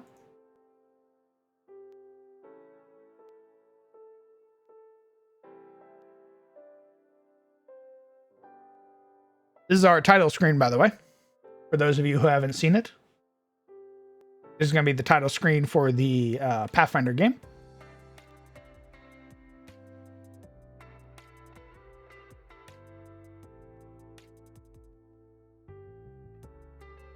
I had a lot of fun making this. We made this just today, too. It was really dope. God damn, we've done so much today. Holy shit. I just thought about that. Not only did we do the title screen, we also wrote up mercenary companies, free companies, bands, and then we also wrote up the Axios and the Axiom and shit like that for the Herngar and the Surtmere.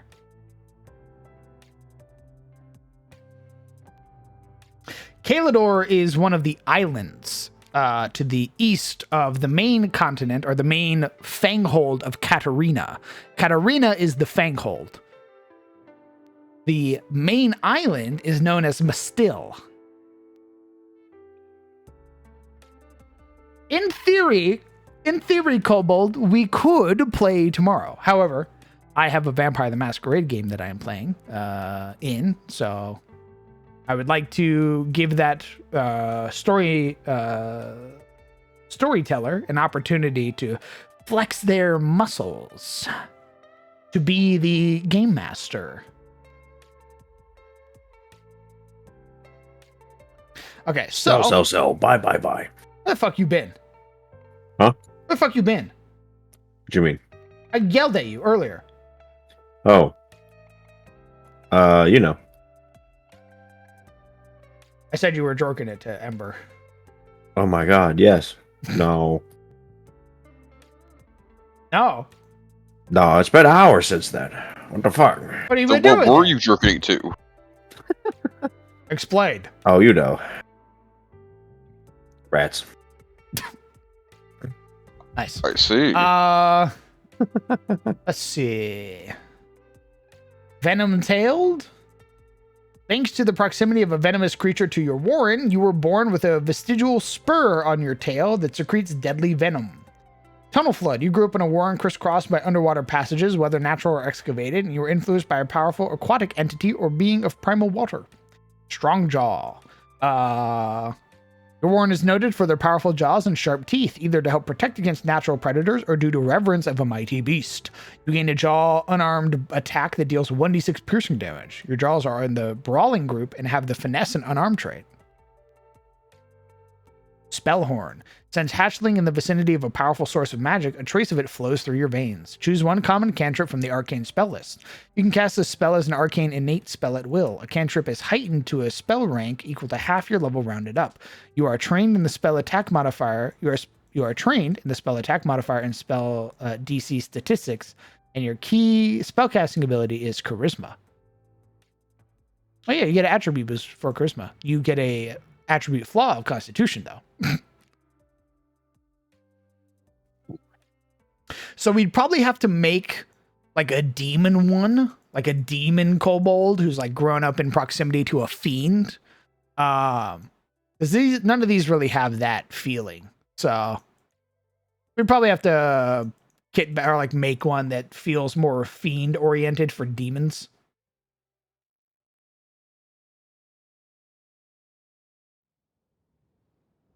Demons. Swim speed of 15 feet. Let's see. Do you get one that gives you the ability to just hold your breath?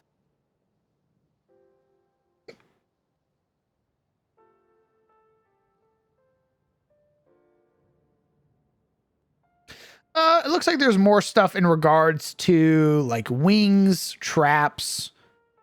There's always opportunity for more homebrew, which is always fun.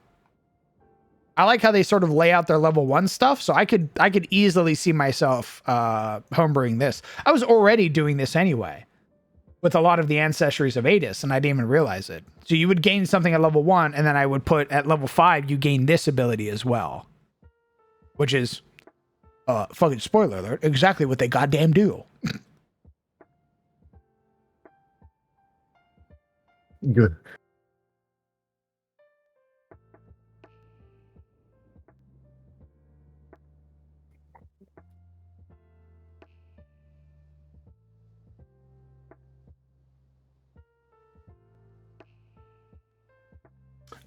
They spread throughout the world in Archotech. However, the destruction of the world, hands of the Allfather and the Wizard Kings resulted in a significant blow to population. As many at the time deep earth, boiling in ruins and facilities that were outright destroyed. Cataclysm. This resulted in a loss of knowledge.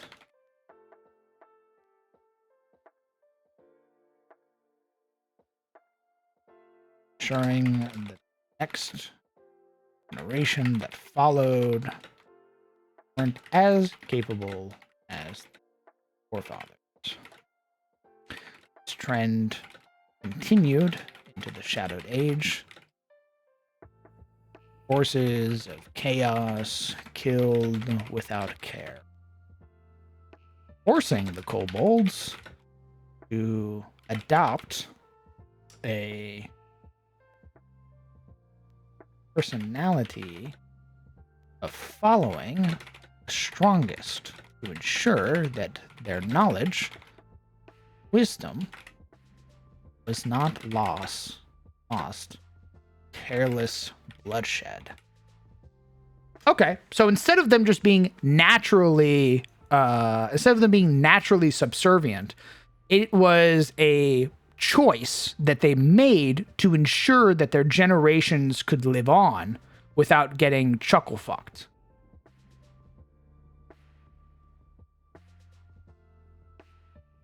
So they lost so many in the destruction of the world when the Allfather smote the planet. And then the general chaos that followed in the Shadowed Age, they basically were like, we have to do something to ensure that our knowledge can pass on, our wisdom can pass on to the next. Otherwise, we're going to fucking die out. And the knowledge of being able to find this stuff is going to be lost. And then they adopted this subservient attitude to the most powerful beings that they could find to ensure that they could live and stay alive. Oh, boss, by the way. What? The Morling flamethrowers, right? What if they were a creation of the kobolds to basically appease them so they wouldn't be, Oh. Like that's how Morlings get the tech, because they have subservient kobolds to them. Interesting. That supply them with. I like that for some. I do just like the idea of, like, because I think if a kobold built it, it might actually function without exploding. Yeah. So I think what happened is kobolds built it, and then the Morlings killed them and took their schematics, because schematics are a thing in Pathfinder, and basically have been using kobold schematics to build the stuff that the kobolds had made or were researching at the time to make their own crude versions.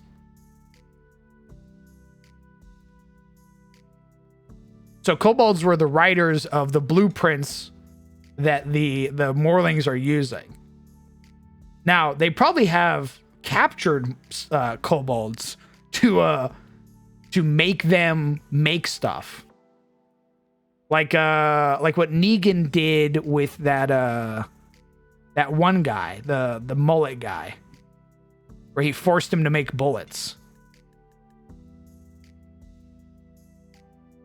Yeah, but as an act of rebellion, they basically have it that it explodes after one use. One more time?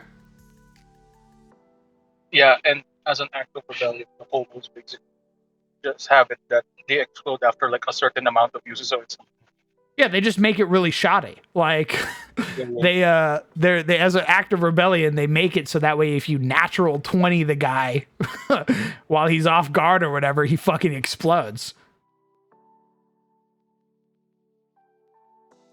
Oh, actually, holy shit, we can give it a fucking value now. We can give it hit points.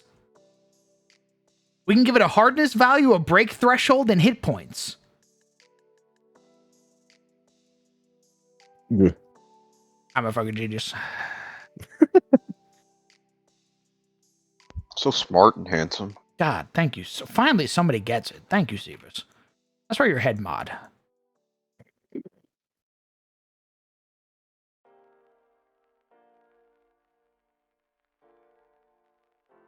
No pushback from the other two mods in the chat. All right. That's right. They know their place. Woo! He I slowly just puts joined, on the so- crown. I don't know what you're talking about. Zebus is the man. Nice. All right. Yep. Definitely gets paid the most. Both agree. Right? Hey, wait a minute. That's crazy. What's that mean? What's that word you're saying? I see. Don't worry, Kings. Don't worry, Kings. Once we pop off, I'll eventually be able to be like Momo, where I can pay my mods, and that'll feel really good. Whatever you say. Me and my Herngar boss be like. Right? Just a few more slaves, boys, and then I'll be able to pay you a true paycheck. I think there's a goblin ancestry feat that involves them being able to cobble things together that just somehow work, but only for them. Oh. Can I have a kobold that serves Godzilla with the whole water feat and maybe do a breath weapon later on? They don't have a breath weapon to my knowledge, but if you wanted to follow the equivalent of Godzilla in my setting, which would be Zogamok, I mean, I guess you could. It's like a slumbering entity. It only wakes up when the world is threatened, type deal.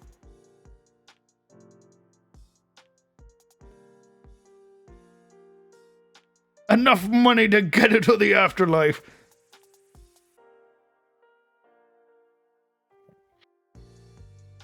Here's your retirement. And kobolds can have breath weapons, but they have to take one of the draconic feats. Oh, there you go. Oh, so you're kind of torn there, brother. You either have to be a dragon scale one or be the water one.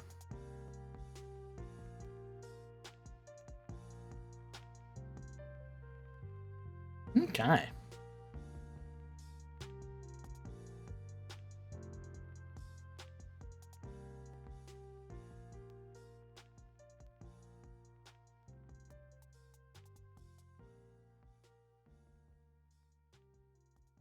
As a result, unfortunately caused more kobold deaths. In turn, return, loss, or knowledge. Wouldn't be until the Arin Empire.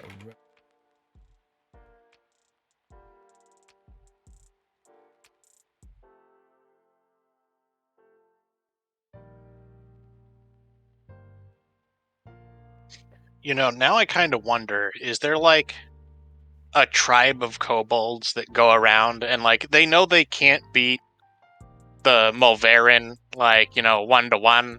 So they're just going around to all these ancient Archotech sites and like making sure the security systems are active. I could see that. I could And, easily. like- That's actually really dope. Stealing stuff like computer hard drives, so even when they get there, none of the data's there. Yeah, they roll up to the machine. They beep, boop, beep, boop, beep. Open the door, wander in, pull apart the PC to make sure that nobody gets the hard drives. Wanders out, pulls a couple of wires to make the door really fucking annoying to open. How about get classified? Wander to the world below, throw the hard drive into the lava. It's funny how big the kobolds suddenly jumped in importance in the setting. Well, the thing is that there's not a lot of them because the Malverin have been hunting them explicitly.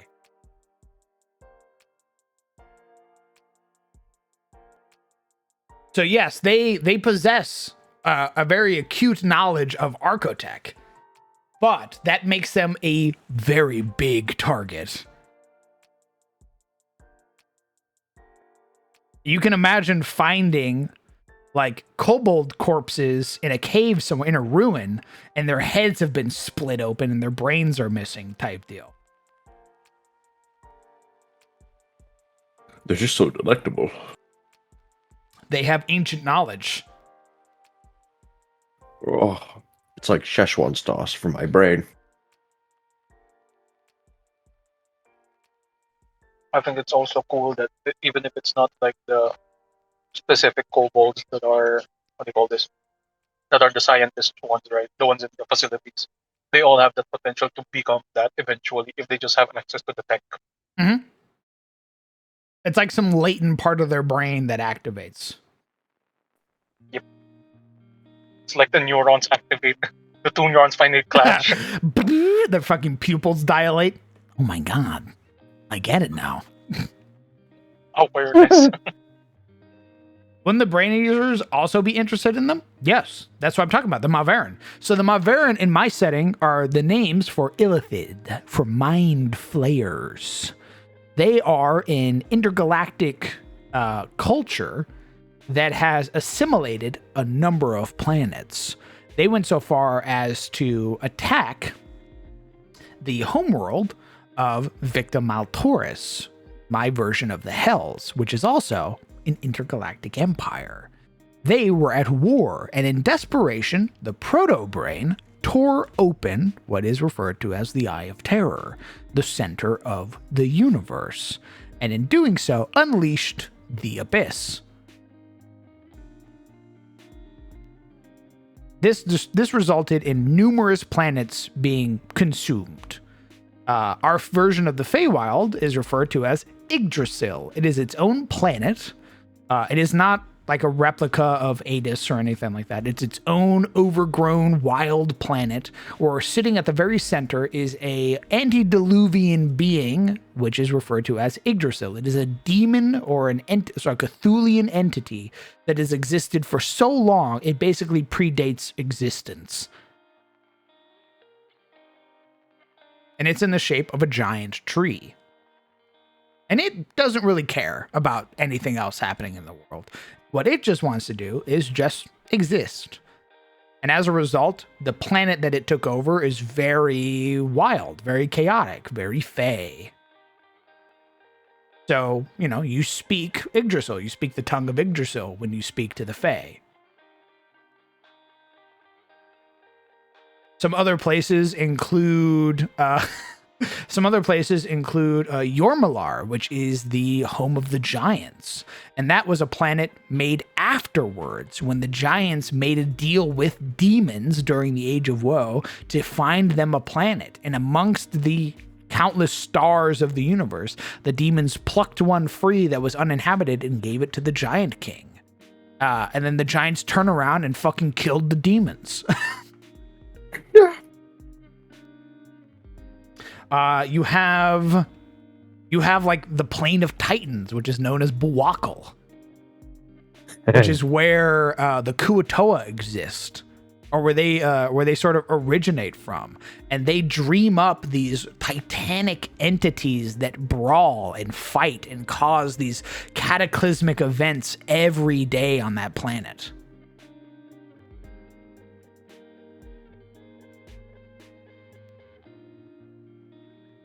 Oh, another thing for the kobolds. So, because I ate them. You know Mind how Flayer in the corner of you the know room. the thing that Mars is wearing, The thing Marius is wearing? the circlet, like that makes him smart. Oh, the headband of intellect, yeah.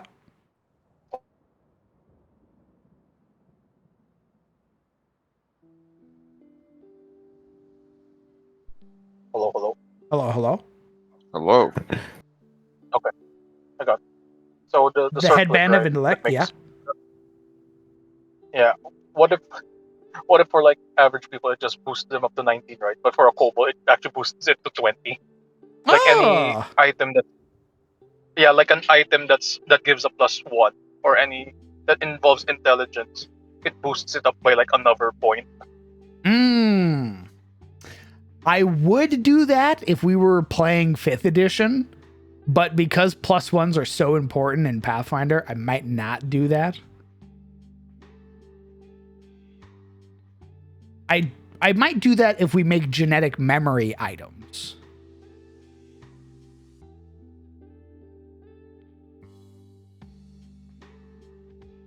Also, look at this little guy. Look at this little guy.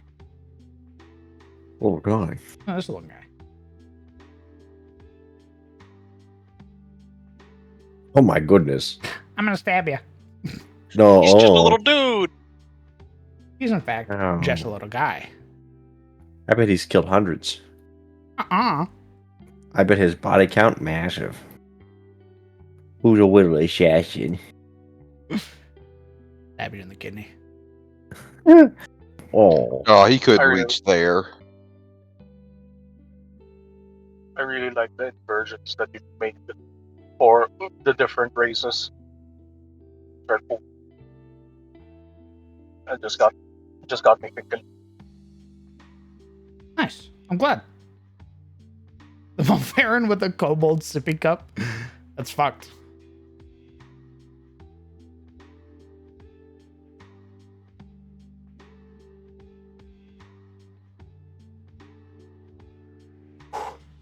Ooh.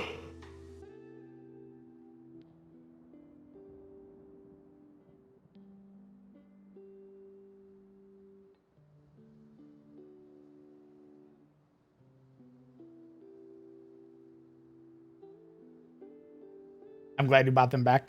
Well, don't nag me because you're going to see them suffering, I'm afraid. These little guys, they're going to be suffering at the hands of the Herngar. They were here playing with Arcotech, and as a result, they got played.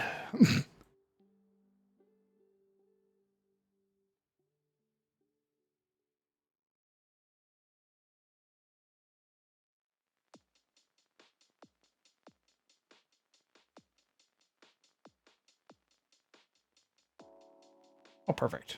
You can just grab the red version. Oh.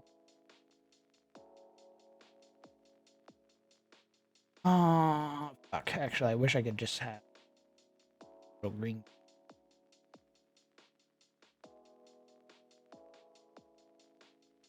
I need green warriors. Oh. I just realized something, boss. What's up?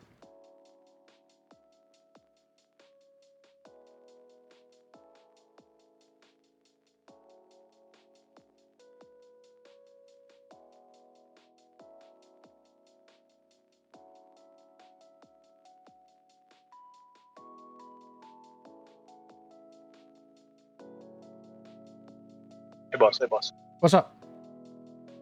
I just had a thought. So, what if they're not like subservient so that they don't get attacked, right? What if they actually seek out strong so that they're like protected from the Mulverin? Well, I think initially it was made because they're getting killed. Mm. The reason they initially sought out people to serve under is because they were just being massacred. So it's a two front. They were being killed, and hunted by the Malverin. So they were seeking out dragons, demons, other powerful entities to serve to protect them. Yeah.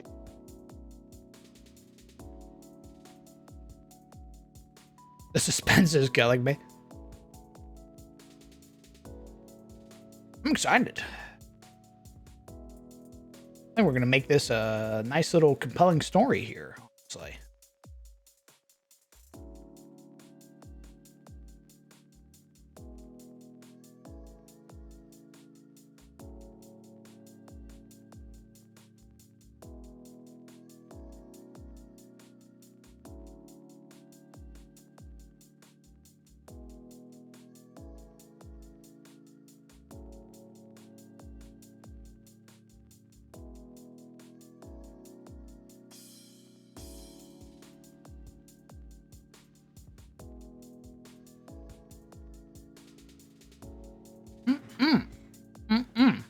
So tasty and good.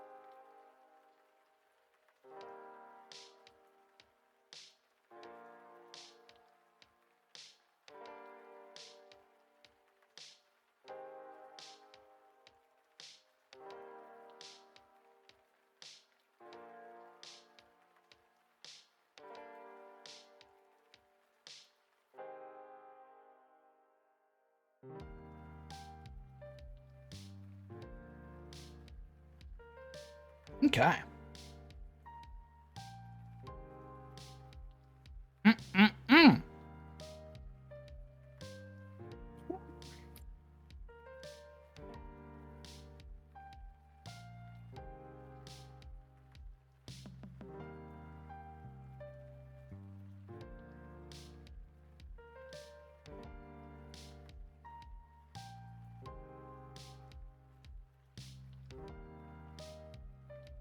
Gentlemen, it is getting late and I've been hit with a wave of EP. So I will be retiring. Very well.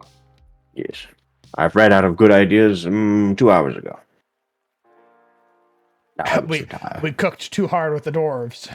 Oh, I'm baked. All right, go to bed. All right, enjoy your kobolds, you freaks. Well, I think we're done with the kobolds for now. We have a nice nice chunk for them. Well, what are you gonna work on now? What the hell? I think stream's over, brother. It's over. We've been streaming for 9 hours. I can't believe it's over. That's crazy. Anyway, bye guys. I think No. the next thing I'll work on.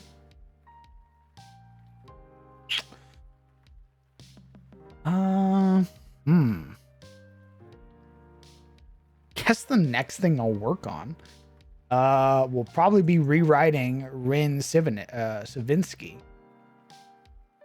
Rewriting her to fit within the Starry city or Starry town. The kobold gods? I don't think they have gods. I think they'd worship whatever pantheon they are around. I don't think they have a kobold god. How about the kobold of note? Good. One more time? A notable kobold. A notable? I don't really think that's relevant to any stories I'm going to be telling.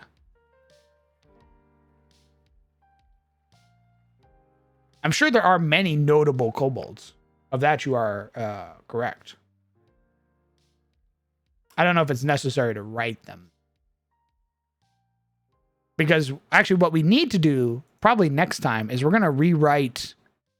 we're going to write about the kobold queen and what her and the other kobolds were doing here. So we need to write the lore of why these kobolds are here in this place. Very good. Oh my god. I just realized, if you really want to make it insane, make another facility, like, tucked inside this facility, in this ruins. And that's what they were trying to get at. Oh god, that'd be a lot of work. Especially because we just finished the maps. Like it's one little corner. Is this the dungeon with the elemental orbs? Yeah. That's what I was thinking they were here for too. The elemental orbs could just be tech-based instead of magic. Tech-based? Ooh, see, I'd already sort of, like, everything's very physically magical, though. There's no metal here. That isn't metal? Now, this is all stone. Oh. Aside from the crystals. Like the crystals are gems. Looks like a generator to me, dog.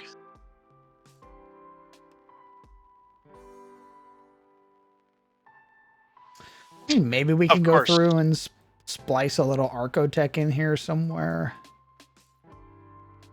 Could be that the crystals were taken out of a machine. Hmm. And that isn't where they originally belonged. The ancient wizard stole them. Hmm. Oh yeah, they're trying to retrieve it. Yeah, maybe the kobolds were... Oh, that's what happened. The kobolds were in the middle of moving the crystals. And it's a retrieval mission. They got snatched up, and that's why the water crystal isn't where it's supposed to be.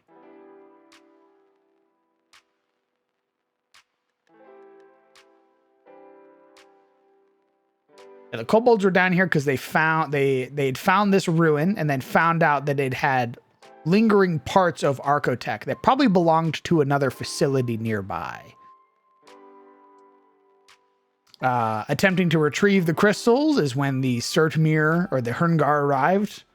A battle ensued. The crystal was dropped. It cracked, started unleashing the latent connection to the elemental plane of water everywhere. Their queen was defeated and captured. The rest were enslaved, and the others fled.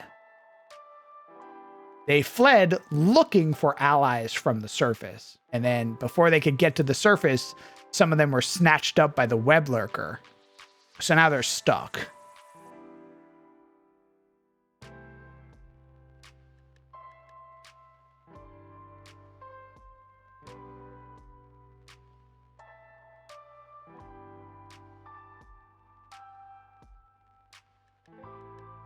Mm-mm-mm. As when you start watching the kobolds, they have very techno jargon off the wazoo. Techno jargon. Especially since they're encountering the quote-unquote wizard, right? That's the one that the party might encounter. Mm-hmm.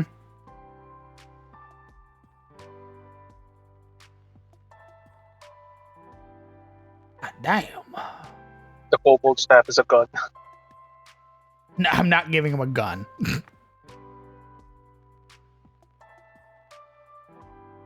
So actually probably be just a wizard, like knows how to manipulate the current. Magic missile is just bullets. No. He does have force barrage. I think that's it. I think that's what we're gonna call it for tonight. Okay. We've been streaming for almost 9.5 hours. We've cooked an insane amount, a whole buffet, really.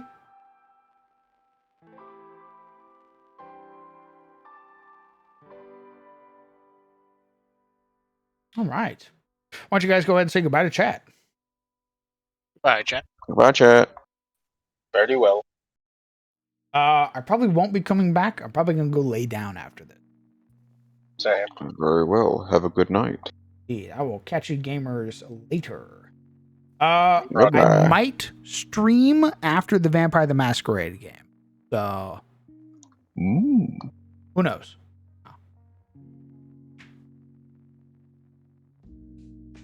Okay. Bye-bye. Okay. Friends, companions. Thank you guys so much for coming out and supporting the stream. That's it for me tonight. You might see me later today after the Vampire the Masquerade game. I might stream. I might take the rest of the day for myself, just given how much we've done today, and go from there. You are correct, King. I should work on the Bears Pub. That should be something that I work on. I have been putting it off. So I'll probably end up trying to play around with that, try to cook with that, see what I can do. I'll probably end up doing that tomorrow or today, and just go from there. I know for certain that we are not doing any games next week, so no 23rd, no 25th, and the 25th obviously being Christmas. I might stream on Christmas. I know that I've been invited to go hang out with Momo's parents. So I'll go be doing that. I'll go and be festive and hang out with the family and all that stuff. But probably afterwards we'll stream once we come back. Unless I'm exhausted, then probably not.